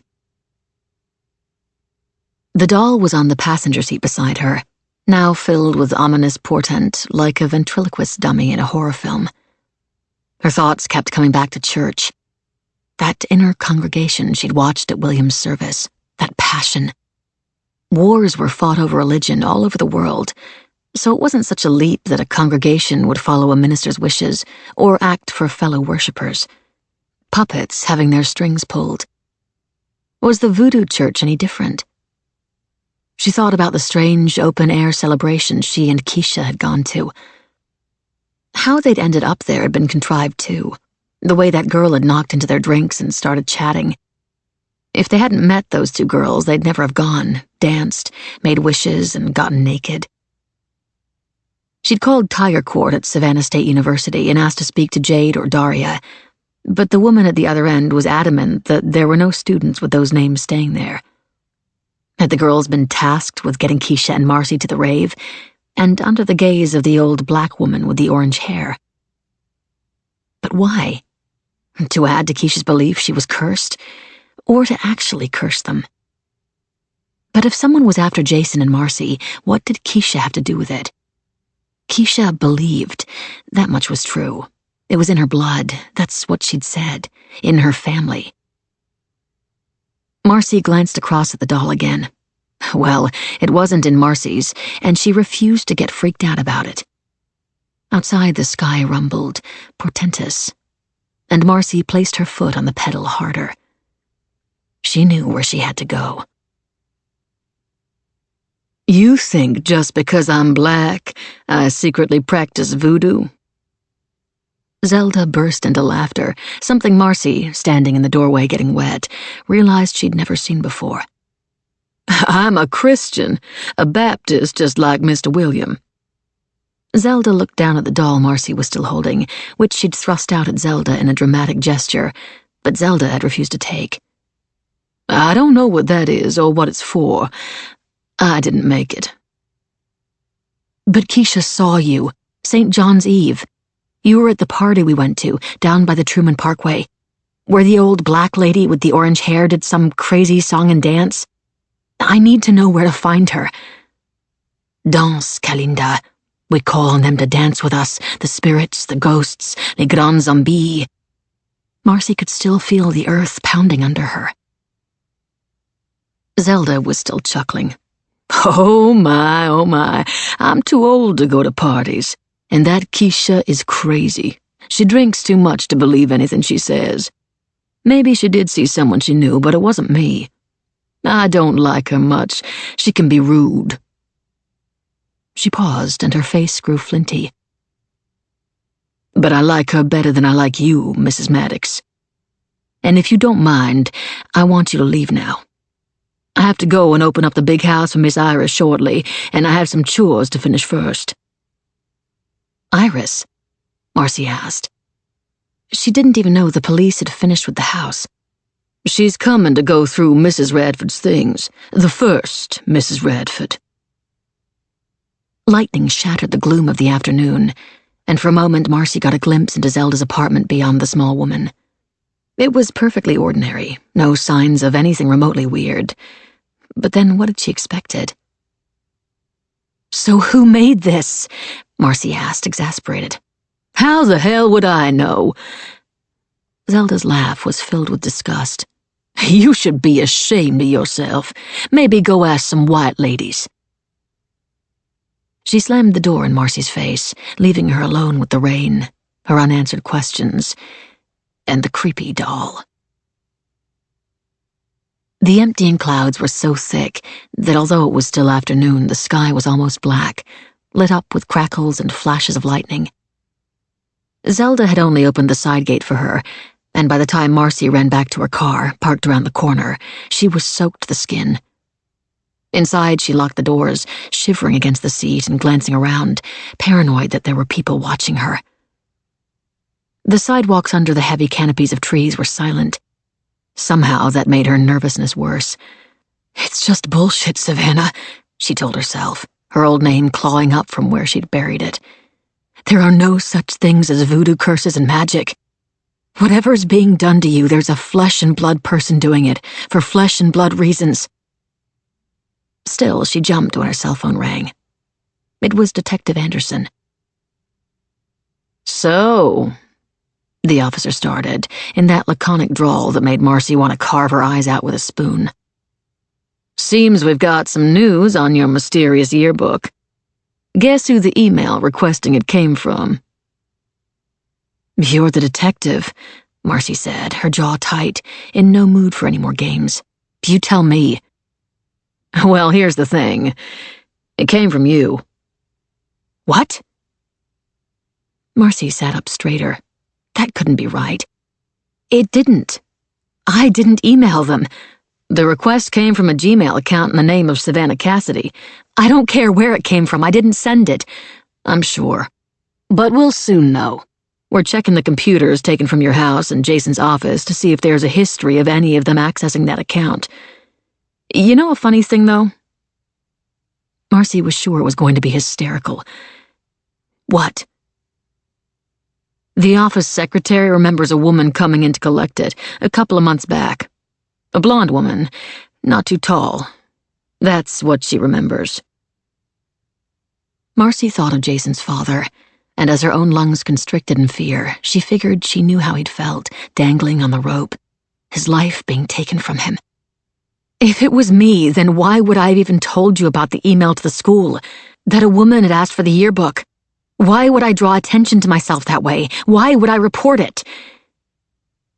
With her free hand, she tugged at the roots of her hair, something she hadn't done in years. Her life was unraveling again. No, someone was unraveling it. For a long moment, all she could hear was the rain on the car roof and Anderson breathing in her ear. "You tell me, Marcy," Anderson said eventually. "You tell me." And then she hung up. Shit, shit, shit! Marcy banged the phone hard against the steering wheel as she cursed loudly in the empty car as rain slashed against her windshield. The email would trace back to her somehow, she knew it. She beat the phone against the wheel again 3 times more, and as she did, lightning blew up the sky, and a tall figure appeared from nowhere in front of her car. It was her.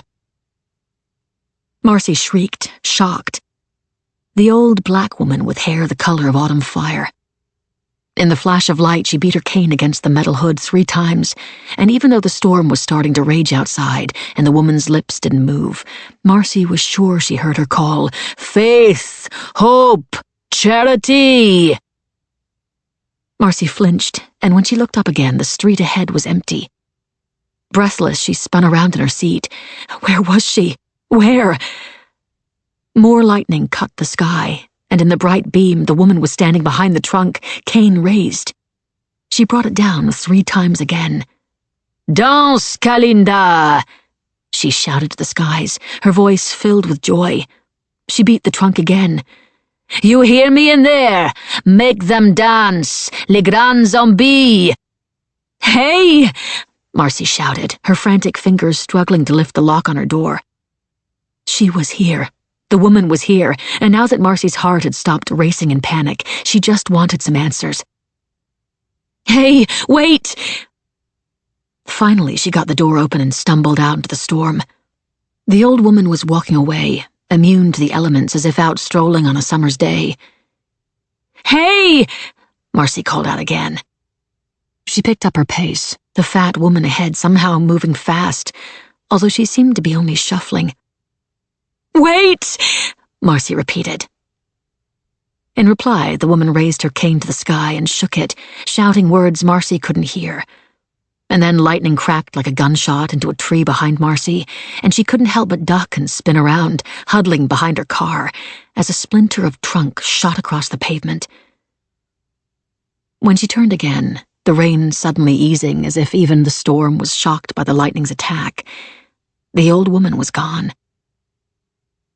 Marcy got to her feet and leaned against the car trunk, watching the smoke from the burned tree drifting into the rain. She was frustrated and angry, and more than a little afraid. Where had the old woman come from? How did she know where Marcy was going to be? Was someone following her? What did she mean with her sayings and her chants? Marcy looked down, the black gray of the clouds above letting cracks of calm blue in as the storm marched relentlessly onward. The old woman had been shouting at something in the trunk. "You hear me in there? Make them dance!" Marcy's fingers trembled as she reached for the catch, and the sleek metal lifted silently. Flies, hundreds of them, buzzed loudly as they rushed past in a swarm, and she swatted around her head, disgusted, until the air was clear. She looked down, half expecting to see a rotting corpse tied up against the carpet, a gift to Anderson and a final nail in Marcy's coffin. But there was no such body, and at first the trunk seemed empty. It was only as she peered more closely to brush away a few lingering, sickly flies that she saw it, dark against dark. She picked it up. A ball, black and lumpy as if made of mud, dredged up from the bed of a stagnant river filled with rot. Not mud, she thought, rolling it around in her hands in horror. Earth and dirt, and something else. What was that? She got back in the car and flicked on the light before recoiling in horror. Was that fur? Black fur? She rubbed the surface harder and looked at her fingers, a deep, dark red. Blood and earth and fur bound together. There was something more, catching her eye. At first she thought it was strands of cotton bound through the revolting sphere, but as she picked one free, she saw it was hair. Blonde hair. Her hair. Maybe Keisha was right. Maybe they were cursed. 61. Tell us about the boy.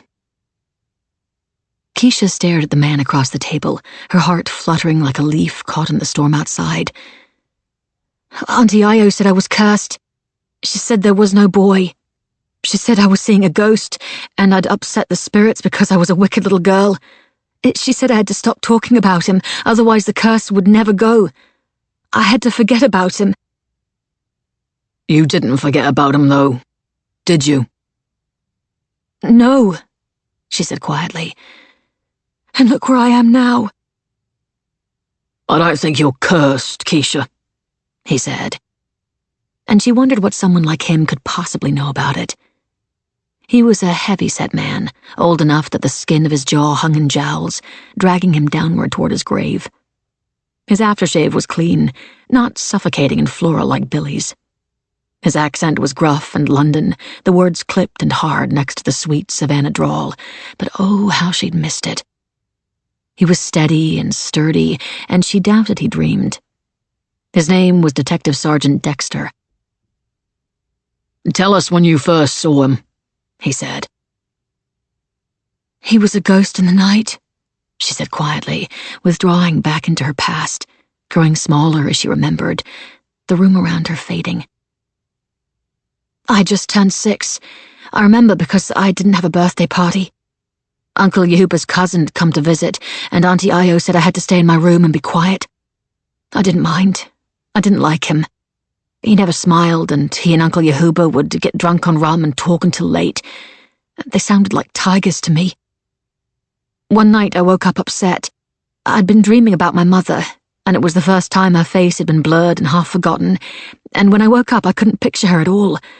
It was the worst thing. I wanted to go to the sitting room and look at one of the old photos taken when they were all young that Auntie Io had on the wall.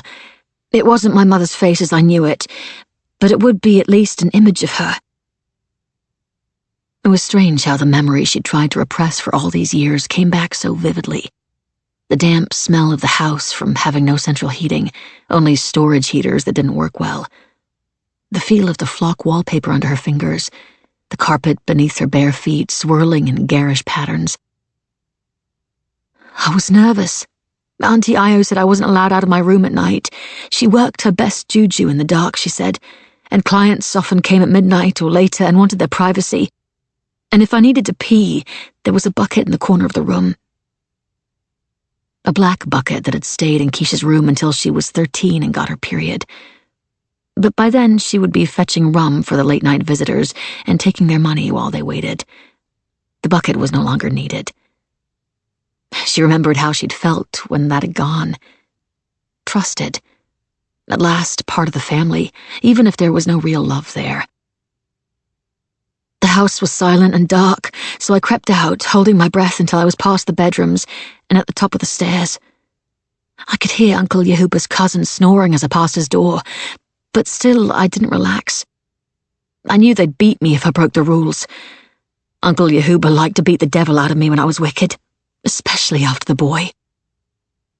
I was halfway down the stairs when it happened. Her breath caught with the clarity of the memory, the release of it. He just appeared in the corner of the downstairs hallway, stepping out of the deep shadows there, as if he'd walked through the wall. I nearly screamed, but clutched my hand to my mouth and dropped to a crouch. He was small, I guess maybe my age, but not so tall as me, and he was so pale he glowed in the darkness. A ghost. He was a ghost, a spirit like Auntie Io would talk about. His skin was like a dead white man's, and even his tight curly hair was a snowy frosting on his head. He wore a white t-shirt and shorts, even though it wasn't warm, and he had a burn scar up one arm. I stared at him, and he stared at me, and then he turned around and disappeared into the wall again. Dexter was scribbling notes down, although Keisha couldn't see why any of this was important. So this was the year 2004? He asked, and Keisha nodded. I guess so, if I was 6. And when is your birthday? April 4th. Dexter paused, another scribble. How many times did you see the boy? 7. Over about a month, I guess. Not every night, just now and then. I started to creep out to look for him when everyone was asleep. He never spoke, and he never came up close, but we would just look at each other for a few moments before I'd run back to my room. The ghost boy in the walls, that's what I thought of him as. I wondered why he always looked so sad. Sadder than me. She paused. I promised myself that I'd speak to him next time, but I never did. There was never a next time. And when I finally asked Auntie Io if she'd ever seen the ghost, she told me I was cursed. It made her want to cry. Cursed. Forever. And all because she saw a ghost. 62. Marcy had put the ball back in the trunk, not knowing what else to do with it, and as she stared out at the hospital entrance through the pouring rain, she was sure that under the steady thrum of the purring engine, she could hear it thumping against the trunk, demanding its release. It was a stupid thought. The ball was nothing, and she didn't believe in voodoo. But still she shivered, remembering the feel of matted fur and blood and God only knew what else. It was disgusting. She felt desolate and alone. She didn't know why she'd come here. William couldn't give her answers. William was simply another piece of the puzzle. Her, Keisha, Jason, and him locked together in someone else's game.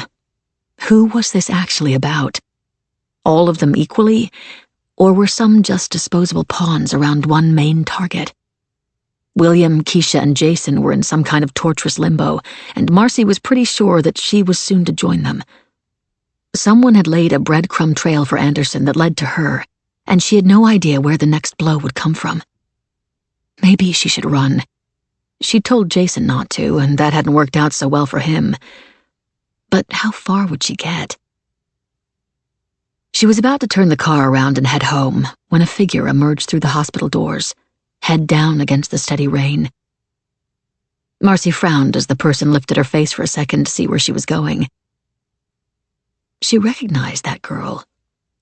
But who was... Suddenly she had it. Of course. She leapt out of the car and ran, her drying clothes getting soaked again as she raced to catch up to the woman. "Michelle!" She grabbed the young woman's arm as she panted her name. Michelle from Michigan. The waitress at the club that William had taken a shine to and who'd then moved away. "I thought it was you." The girl's eyes narrowed and she frowned for a moment before recognition dawned on her too. "Are you going to tell me I'm not allowed in too?" "What? No, I was just surprised to see you. I didn't know you were still close with William." "I'm not. She took care of that. But I heard what happened. I wanted to see him." Her mouth tightened. "But apparently I can't." "Who said you can't? And who took care of what?" "The nurse on reception wouldn't let me in. She had instructions, apparently. God, you'd think they'd have all gotten over our little fling now she's dead." Marcy pulled the young woman into the shadows of the building, protecting them slightly from the rain. "What are you talking about? Now who's dead?" "The wife. The one who made me end it." She stared at Marcy. "Wow, you really thought I went back to Michigan of my own accord? When I had a rich old guy who was sweet to me on a hook? Eleanor paid me to leave. She didn't give me much choice. It was that or get fired from the club and be unemployable in the city." Michelle shook her head. "Eleanor knew about you and William? She summoned me to the Browning room in the club to tell me she knew everything, and she wouldn't have me making a fool of her husband. Like some dying queen in her wheelchair, all powdered and perfect. She looked dead already. No wonder William was so repulsed by her." "Did William know she'd paid you off?" Marcy was starting to think that Michelle from Michigan and William would have made a delightful couple, each as mean as the other. "Of course not. That was the other condition. I couldn't say anything." Michelle reached in her bag for a cigarette, taking 3 attempts to light it in the wet air. "I pitied her, so I took her money and went." No doubt planning to come back after Eleanor had died and pick up where she'd left off, Marcy thought. But William headed off to Europe, probably because he'd forgotten Michelle already, and then came back married. "But it seems you people bear grudges. All I wanted was to know he was okay. And to get your foot back in that door." "Well, he's not," Marcy said. "He's blind and locked in, and his organs have massively failed. So even if you'd snuck into his room, you wouldn't have gotten any conversation out of him." "I'm done with all of you," Michelle said, smoking hard, barely listening. "Y'all think you're so much better than everyone else. Sounds like in your case most people are." Marcy turned and walked away, ignoring the muttered bitch that followed her. She didn't care what the girl thought of her.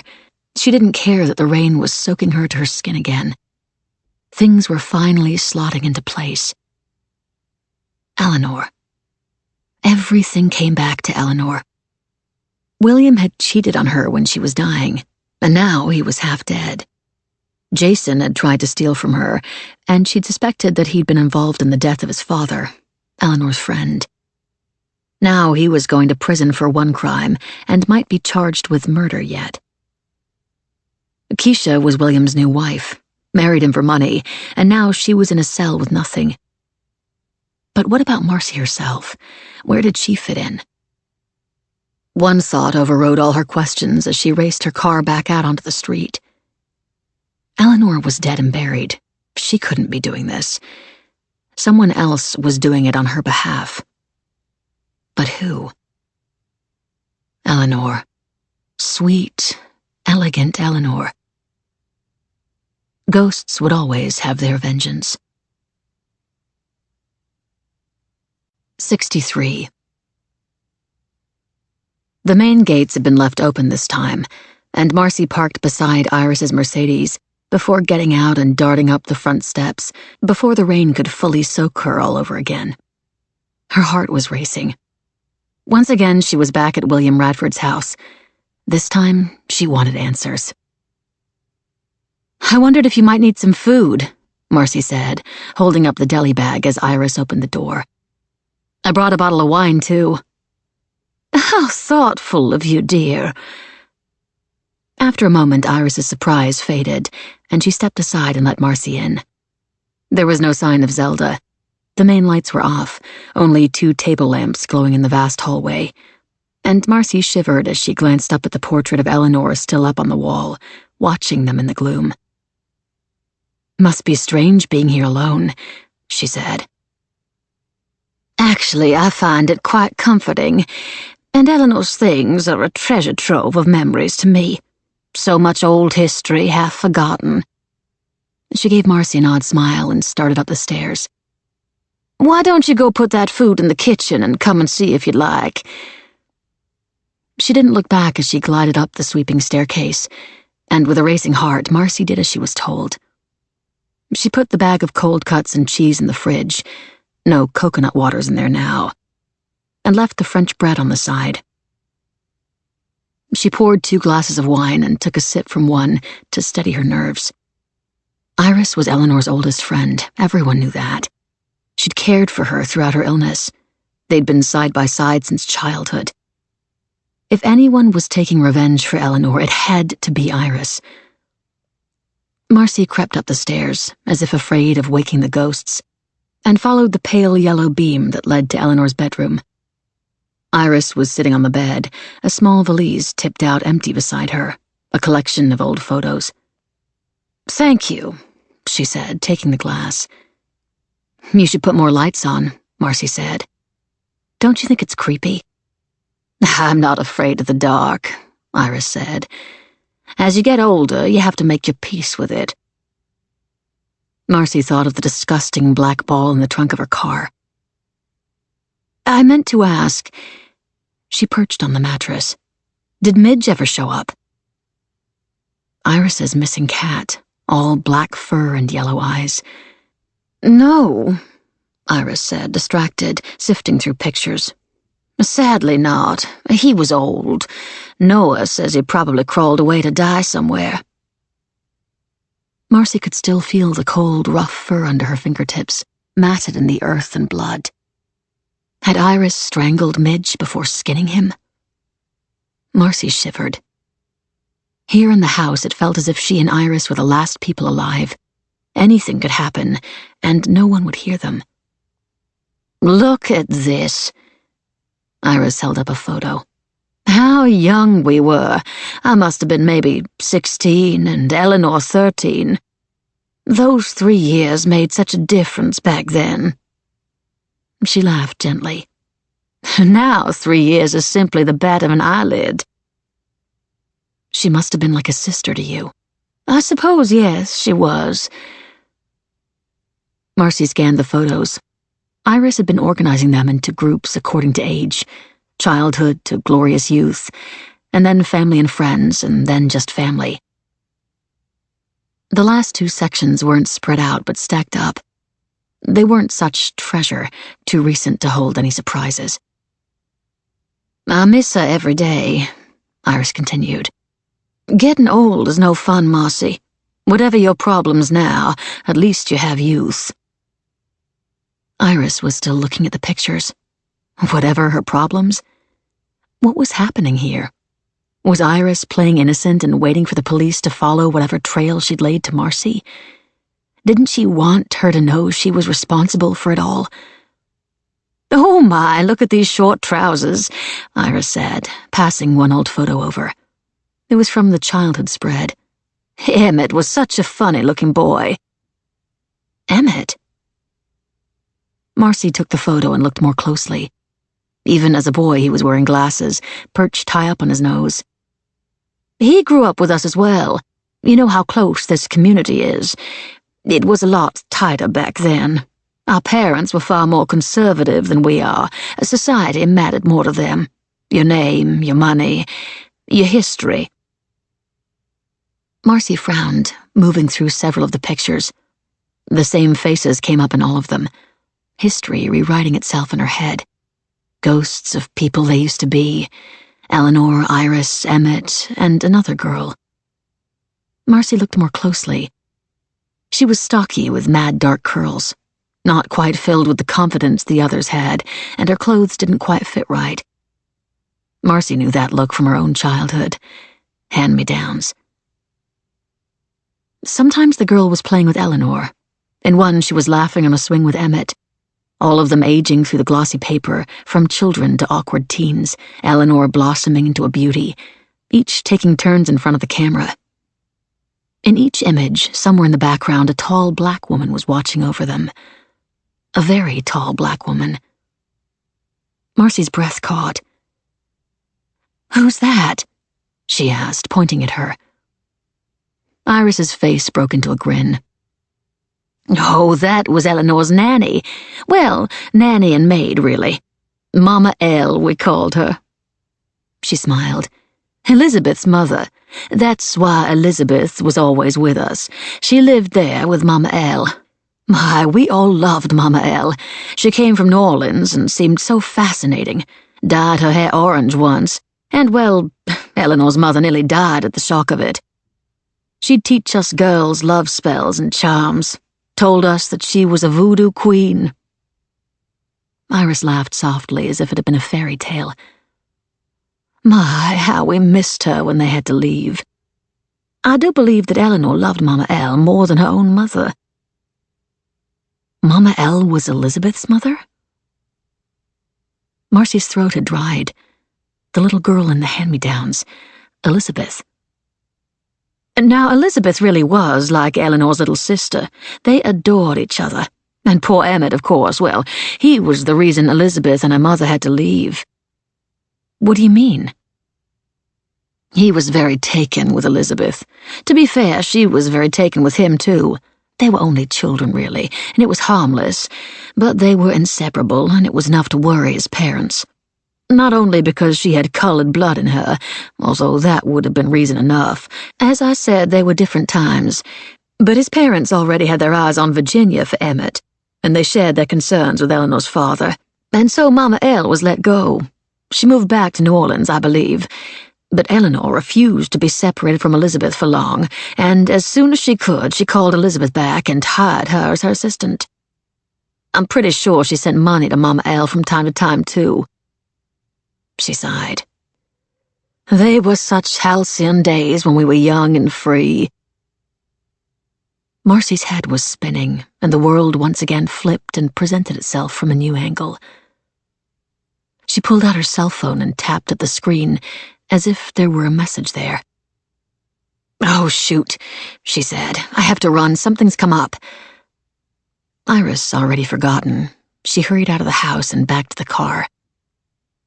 She sat inside for a moment, before Googling for the last pieces of the puzzle, and then, after collecting her thoughts, she started to drive. Her phone rang as she turned toward the hospital. Anderson. She canceled the call and turned off her cell. That could wait. If she was going to prison, she wanted to understand why. 64. Keisha was so tired. They'd been talking all day, and all she wanted to do was sleep. "I don't understand why you came all the way here to ask me about a ghost I saw as a child. A boy who was never there," she said. Billy was half dead. The American police thought she was part of it, and yet here they were still talking about something that was just her madness, asking for detail after detail until she was exhausted. As if she could remember it all when she'd spent so long trying to forget. The questions about Auntie Io and Uncle Yehuba and his cousin were easier, and she'd answer them as well as she could. But they'd been talking all day, and she just wanted to sleep. She'd been back in her cell for only an hour, and now Dexter was here again. More questions, no doubt. She didn't care. She was too tired to be afraid anymore. "I think the boy was there, Keisha." Dexter reached down into his battered briefcase and pulled out a file. "In May of 2004, a boy's torso was pulled from the Thames. Approximately 6 years of age, he'd been mutilated and his organs were missing. A day later, an arm was also recovered. That arm had a burn scar running up it. He opened the file and pushed a photograph across the table. It was a close-up, and Keisha almost gasped. It was the same scar, she knew it. "You think I saw his ghost?" she asked, her voice trembling. Dexter shook his head. "I think you saw him when he was alive. My colleagues in London have been searching your aunt and uncle's home. They found a doorway in the hallway wall by the corner. Leads to an old cellar. You have to look closely for the catch, but it's there. There is evidence that at least one child was kept there at some point. We think your aunt and uncle kept this boy in the cellar until they killed him. Perhaps others too." "No." Keisha shook her head. "No, he was a ghost. He was so white, he was a ghost." "No." Dexter's rough voice was surprisingly gentle. "He just looked like a ghost to a little girl." He took another photo from his file and passed it over. "His name was Oliver Akimbe. His family had just moved from Nigeria to Yorkshire when he went missing." He paused as Keisha, with shaking hands, took the picture from him. "They moved to England to keep him safe from witch doctors in Nigeria who wanted to kill him for his body parts. Sadly, your uncle's cousin followed him and brought him to your auntie. Oliver wasn't a ghost. He was an albino." Keisha looked down at the picture, and even as the image blurred with her tears, she knew it was him, the boy who wasn't there. The tears fell heavy after that. Oliver Akimbe. A real live boy. She'd never been cursed at all. Part 4. 65. "I wondered if you'd find your way here," Elizabeth said, not moving from her chair by William's hospital bed. "I did hope you would. You're a smart woman, and I would have hated all my planning to have gone to waste. I've been so looking forward to sharing everything with you." She smiled, contained, a still, calm figure compared to Marcy's fizzing energy. "Scratch the surface and history will always out. Isn't that true?" she finished. "And history makes us who we are, as you've discovered." The room was quiet, only the hum of the machines feeding life to William. Marcy tossed the black ball from her trunk onto William's bed, and she was sure she saw a maggot wriggle away as it landed on William's legs. He didn't seem to mind. "Iris's cat?" "He was dying. I didn't hurt him. A conjure ball should be made with care, and I'd been fond of Midge." She shrugged. "Plus, Iris was a little too friendly to Keisha too soon. That would have hurt Eleanor's feelings. So an eye for an eye, a hurt for a hurt." "Mama Laveau was an old voodoo queen of New Orleans at the end of the 19th century, Marcy said. "Her daughter took her name and kept on practicing as the original Laveau. One daughter married a white man by the name of Glapian." "Was he your daddy, Elizabeth Glapian? Is your mother the current Mama Laveau, the old woman with the crazy umber hair?" "Bloodlines," Elizabeth said wryly. "The rich think only theirs matter, but the poor have history too. Our blood runs deep. Do you know what they call me? The real people of Savannah?" Marcy said nothing, and so Elizabeth continued. "They call me the White Voodoo. My pale skin hides my blood, but yes, Mama Laveau was my grandmother. Her blood is mine. Mama Laveau and Dr. John, old John Bayou, well, they ran New Orleans back in the old days. Rivals. Mama Laveau, she had voodoo in her soul.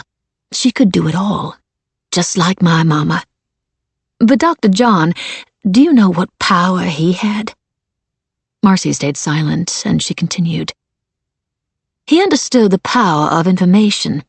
He had servants in his pay all over New Orleans, and they told him everything about the people who lived in the big houses, all the secrets only servants knew.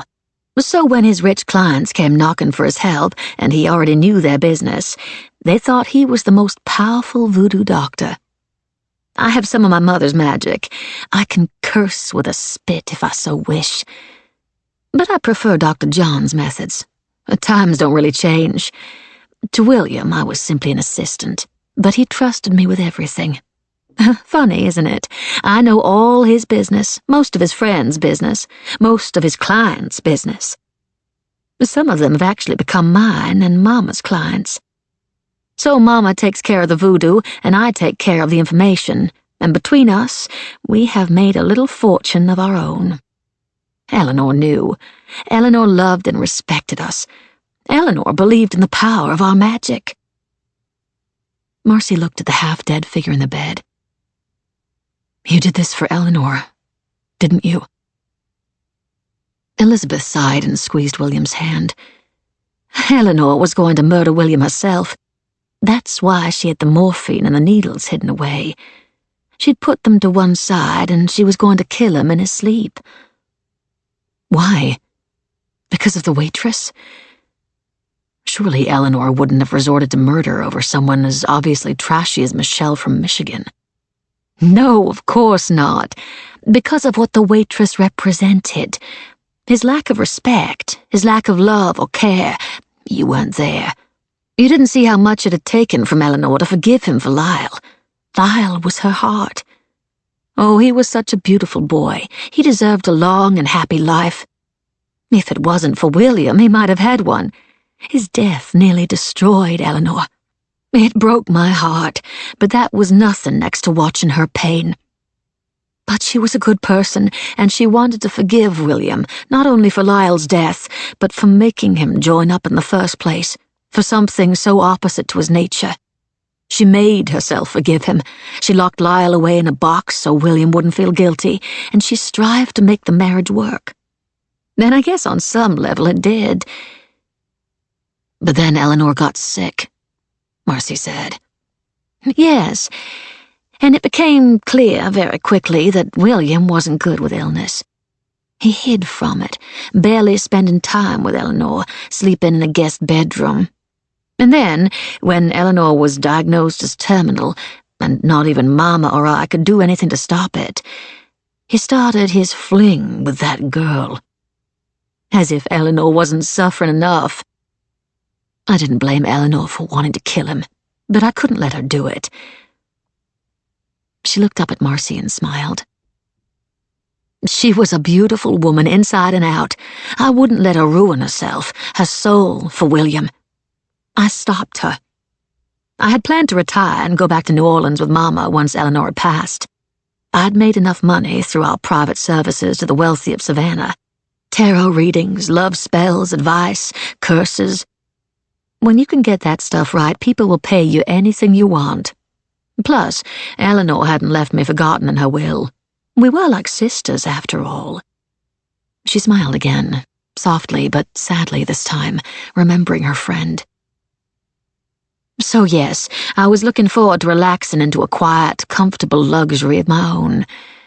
But although I wouldn't let her kill William, neither could I let her die without peace of mind. So I promised her on her deathbed that I'd take care of all of it. I'd kill William for her. It was her dying wish. She paused. There's a lot of power in a dying wish. Maybe not so much, Marcy said. He's not dead. I'm not as kind as Eleanor. Elizabeth laughed. There are some fates worse than death. William's alive on a whim.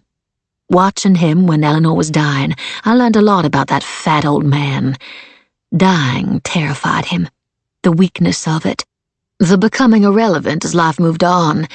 He wanted a quick death, which, to be fair, is what Eleanor was planning to give him. But he didn't deserve that.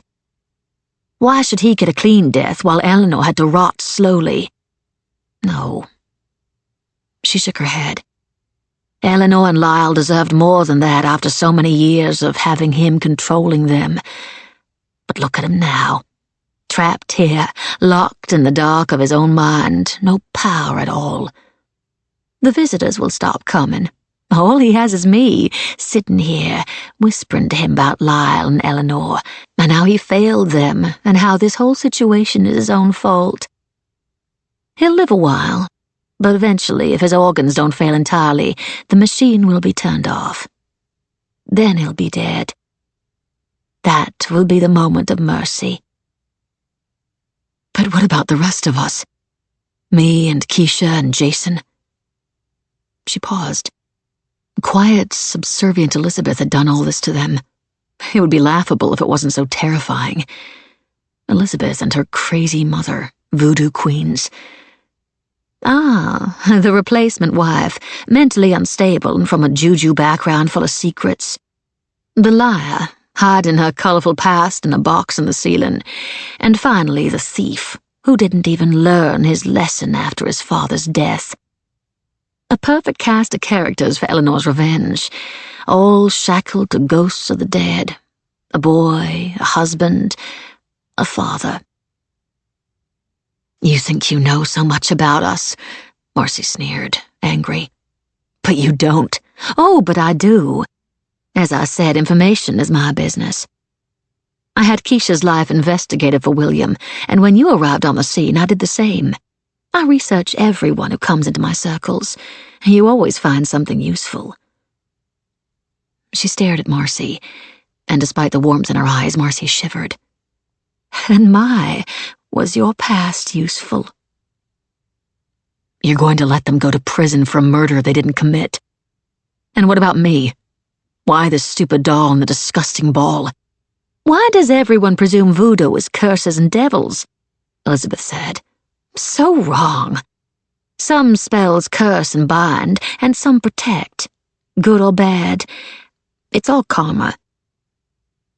Which was mine? Or Keisha's? Elizabeth didn't answer, but stood up and went to the window. The police are here, she said. They'll have traced the email to your old high school back to Jason's office computer. They still don't know who sent it, but they may well now be thinking that you were a ménage à trois. You were sleeping with both of them after all, and Jason could well have met Keisha when he went to London. He didn't, by the way. Like I said, information is my magic. But I digress. Now, here's where you come in. I'm not going to send anyone to jail. You are. What do you mean? Marcy was so over this shit. I'm going to give you a choice. Jason or Keisha. Elizabeth turned and smiled. I can make it so that one of them goes free, and one goes to jail for William's attempted murder. What? Keisha or Jason? Which do you want to save? The errant husband or the flighty girlfriend? Time's ticking on. Marcy looked down at the barely living body in the bed. She felt sick. She felt relieved. She felt like she was stuck in a fever dream. But what if William dies? That could be the death penalty. There was a noise behind them in the corridor. Detective Anderson and her sidekick arriving. Yes, Elizabeth said pleasantly. It will be. But it won't be you facing it. She winked. And Marcy, just before answering, decided Elizabeth was mad. 66. As Elizabeth had said they would, the police had taken Marcy in for further questioning after discovering the email to the high school came from Jason's work computer, a computer that Marcy had plenty of access to.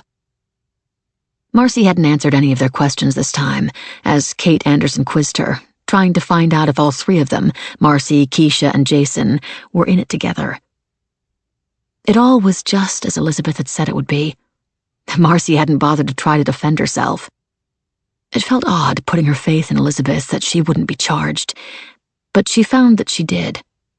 After all, Elizabeth had been pulling their strings for long enough. Instead, as Anderson had talked to her, she'd zoned out while putting the pieces of Elizabeth's plan together in her head. Thankfully, finally, the detectives were called out, leaving her alone in the room with her thoughts. It was almost to be respected how intricate Elizabeth's plan had been. She'd known all about Keisha before she even arrived in the city. Emmett had been in love with Elizabeth, and so no doubt made sure that Jason's investments weren't going to pay out in time. Maybe he even encouraged Jason, at Elizabeth's behest, to invest money he didn't have. The figure she'd half recognized at the rave, not Zelda, but Elizabeth standing behind her mother, serpent in her arms. She must have arranged for their drinks to be drugged to make Keisha more susceptible to the voodoo. The more unstable she was, the more unhappy William would be. Also, the drugs made them looser, hotter for each other, and that was how they got the photo. Enough to make William angry that night and want to keep away from the party and tell Noah he wanted a divorce. Marcy thought about the coolant. Elizabeth had done all the organizing for the new car, and no doubt had a spare key. The light came on after she and Keisha had gone to see Julian and Pierre, when they fucked in the car, and Elizabeth had met them there. She could easily have loosened the cap to make it leak. Elizabeth could have been in the kitchen and injected the cartons at any point after she returned to the party. Julian and Pierre had brought their own catering Winnebago for the canapes and parked it around the back. Sorry to keep you waiting. Detectives Anderson and Washington came back into the room, and only then did Marcy realize that her hands were cold and legs numb from sitting still. How long had they been gone? There's been a development, which means that you're free to go. Marcy got to her feet, despite the pins and needles running through her calves. What do you mean? We found the syringe used to inject the coconut water cartons and a small water bottle containing coolant. Marcy's eyes widened. What have you done now, Elizabeth? I don't understand. Behind the cutlery drawer in the Radford House kitchen. There's an odd gap there at the back that can only be accessed if you pull the drawer out at a certain angle. Did you know about it? Marcy nodded. Yes, but if you were involved in the attempted murder and hid them there, or knew they were there, you've since had opportunity to remove them. Marcy's blank face prompted further explanation. You were at the Radford house earlier this evening, and Iris Cartwright tells us you were left alone in the kitchen. She paused. Lucky for you. So I can go? Yes, we won't be charging you. Marcy wanted to laugh out loud. Oh, Elizabeth, how you played us. She was free, and if she wasn't mistaken, if Elizabeth had stood by the choice she'd given Marcy, the future was looking pretty bright. 67. It was a decadently hot night in the Bahamas, but a slight breeze blew in through the fluttering curtains and was delicious on Marcy's naked skin. It had been a long few months, and they deserved this holiday away from everything. Everything had played out as Elizabeth predicted. The syringe and bottle had only Jason's fingerprints on them. The conclusion drawn was that he must have planned William's death alone, and had to quickly ditch the murder equipment in the broken drawer space after being interrupted by Elizabeth on the night of the party when Keisha had started shouting at Zelda. Both Marcy and Keisha had the opportunity to retrieve and dispose of them, and they hadn't. If either had been involved in any way, they would have. Poor Jason. He'd vehemently denied his guilt throughout the trial, which hadn't exactly helped his case. And Marcy had felt the hatred coming off him in waves as she played her own part, weeping quietly on the stand, giving evidence against him. So that was it. Jason had gotten life for attempted murder, and the trial for his financial wrongdoings was upcoming. She wondered what evidence Elizabeth would have produced if Marcy had chosen differently. Something equally compelling against Keisha, no doubt. But she hadn't chosen differently. Why would she? She'd been getting bored with Jason before any of this happened, and she'd never bought into that stand-by-your-man philosophy. Can I ask you something? Keisha murmured. And you won't get mad? She was curled on her side, one hand protecting her growing belly, Billy having left her with more than money after all. Was it going to be another request for reassurance? Keisha, although still glorious in bed, and now fabulously wealthy, was turning out to be quite needy. "Sure," Marcy whispered in reply. "It's really stupid, but I just need to hear it from you. You didn't have anything to do with what happened to Johnny, did you?" "No, of course not." Marcy looked down at her. "You really have to ask that?" I'm sorry, Keisha said, reaching up to kiss her. "I didn't mean it. It's just all been so crazy with Auntie Io and Uncle Yehuba having murdered that poor boy and maybe others, and then what Jason did. It's just all such madness, it's making me question everything. Ignore me, I'm being stupid. I'm sorry." "You don't need to be sorry." Marcy leaned down and kissed her. "But you can trust me. I love you." They kissed more deeply, and for a while Marcy let Keisha's glorious body do the apologizing. Afterward, as Keisha slept, satiated, Marcy stared into the night, at last alone with her thoughts. You can't cage a wild thing. Marcy was a wild thing, always had been, and nothing could change that. Johnny. She sank back into the memories, how her heart had raced walking back into the trailer, not knowing whether he'd be dead or alive, or if he'd even drunk the laced whiskey at all. The contrived argument the day before, and then storming out to go to work. The shot of clean whiskey she'd secretly slipped in his coffee to give him a taste for liquor again. Staying out all night drinking and dancing with Janie. Turned on by not knowing if her plan was working or not. Oh, yes. How her heart had raced when she'd walked into the trailer and saw him there on the floor, eyes wide, frozen in terror. Dead. And it had been so easy. Johnny always had stuff for the cars in the trailer. Oil, batteries, coolant. And sure, Johnny had straightened out for a while, but alcoholics relapse, and there was enough doubt to get her off scot-free. So what if an air of suspicion hung over her? She'd had no intention of staying in Boise. God, she'd been banking on Johnny drinking himself to death, and then she'd swan off with his payout. But no, he had to decide to get himself together, to start talking about a baby again, trapping her in that life.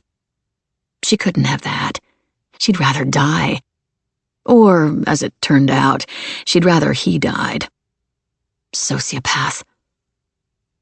That was the word the police had used about her back in Boise, even if they couldn't prove it. Same word they all used about Jason now. Like attracts like, she guessed. If she'd known what Jason was up to with the client accounts, she'd have probably killed him too. But perhaps more imaginatively than she had Johnny. She'd grown as a person since then. Maybe even without the money troubles, she'd have ended up getting rid of husband number 2. She'd been getting bored, and he'd been getting tiring with his sudden need to reproduce. She'd never wanted a child. What if it turned out to be like her? Keisha murmured in her sleep. Ah, the irony. Marcy had never wanted kids, and here she was, soon to be saddled with co-parenting a screaming brat. But it would be worth it for the final financial result. Keisha, for all her charm, was fragile and needy, and like a child herself.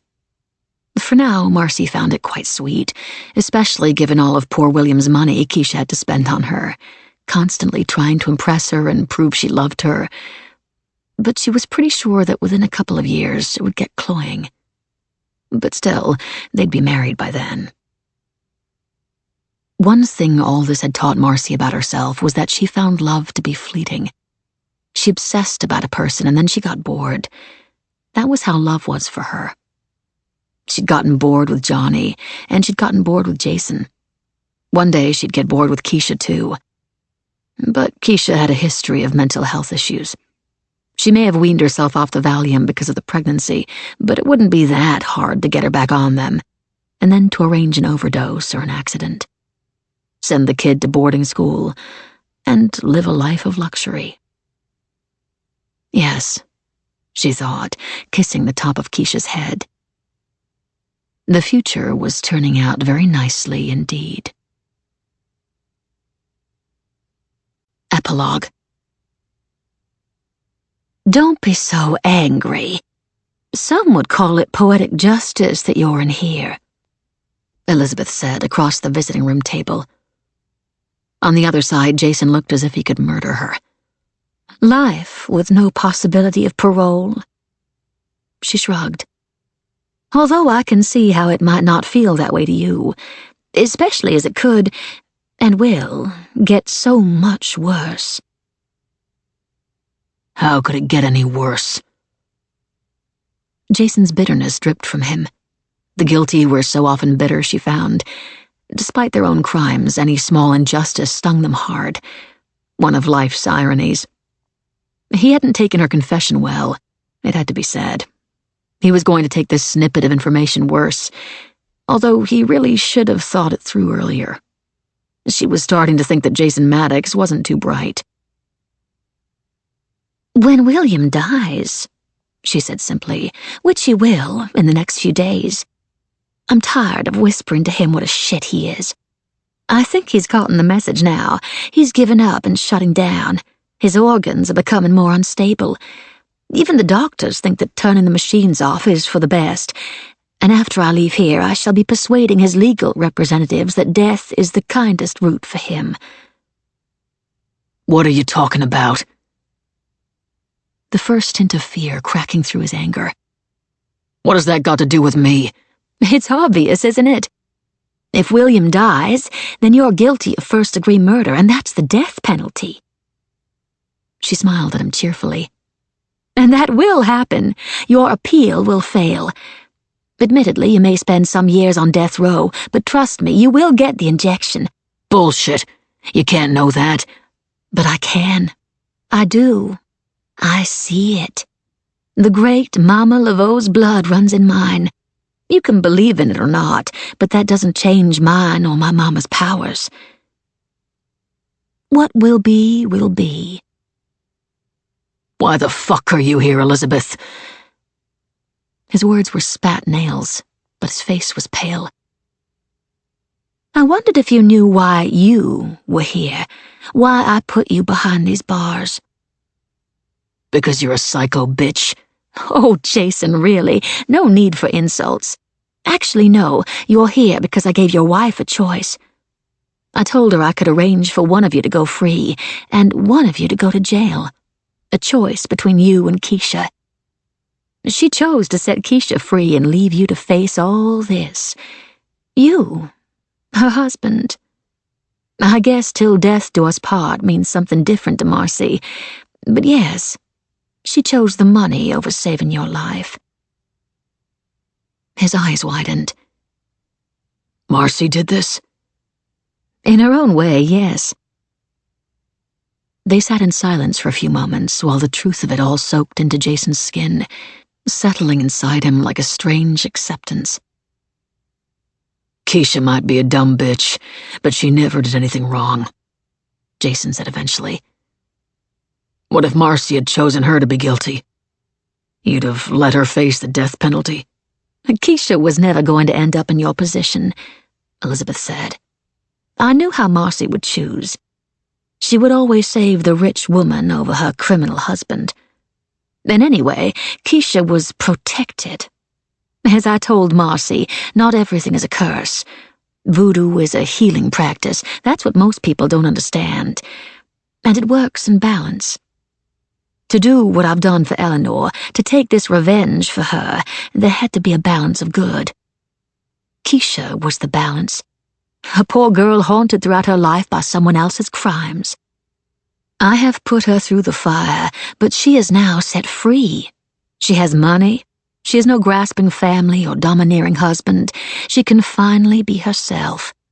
No harm will come to her. I told Marcy that conjure balls and dolls can protect or curse, she continued. Keisha's were to protect her always. Marcy couldn't harm her. It had to be you. Karma for your father, don't you think? The steely, cold look on Jason's face made it clear that he had no time for karma. "Anyway," she continued, "giving people a choice is like a magic trick. You should always know what their answer will be in advance. With Marcy, that was easy. She already killed one husband. I doubted she'd have any qualms about making a choice to kill another." "You think she killed Johnny?" Jason asked. "I spent time in her hometown. I talked to her old friends. The woman she was out drinking with that night, the night Johnny died, she said she'd seen it in her face when they came back into the trailer. A moment of victory. She said Marcy hated being married. She'd hoped he'd die. And then he did.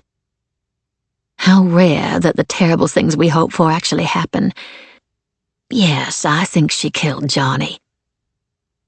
She leaned across the table conspiratorially. "And more than that, my mama says she knows she did. It's in the air around her. Bad juju." "But she's out there walking around without a care in the world," Jason said. "With Keisha and all William's money. And you can't do anything for me, to help me." He couldn't keep the pleading desperation out of his voice. "Nothing?" "I'm afraid not," Elizabeth said with a sigh as she leaned back in her chair. "There was a third choice for Marcy, you know." "What do you mean?" "She could have refused to choose. She could have let justice run its course. That's what a decent person would have done, don't you think? A good person.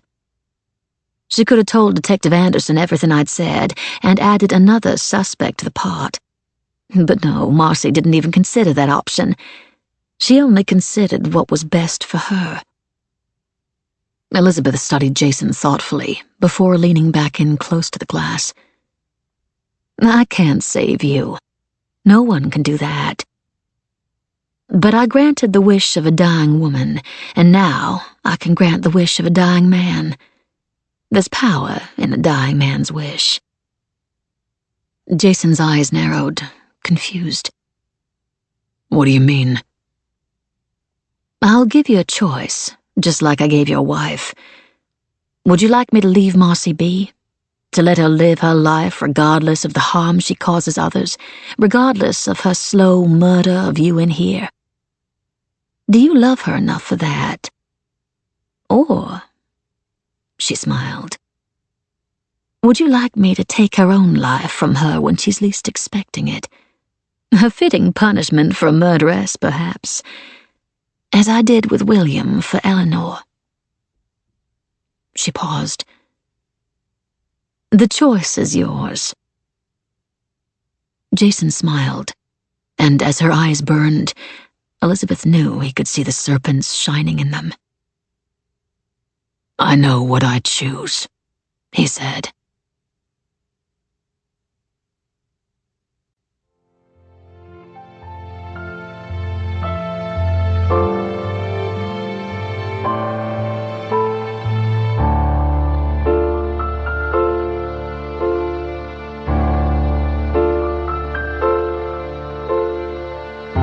This is Saskia Marleveld.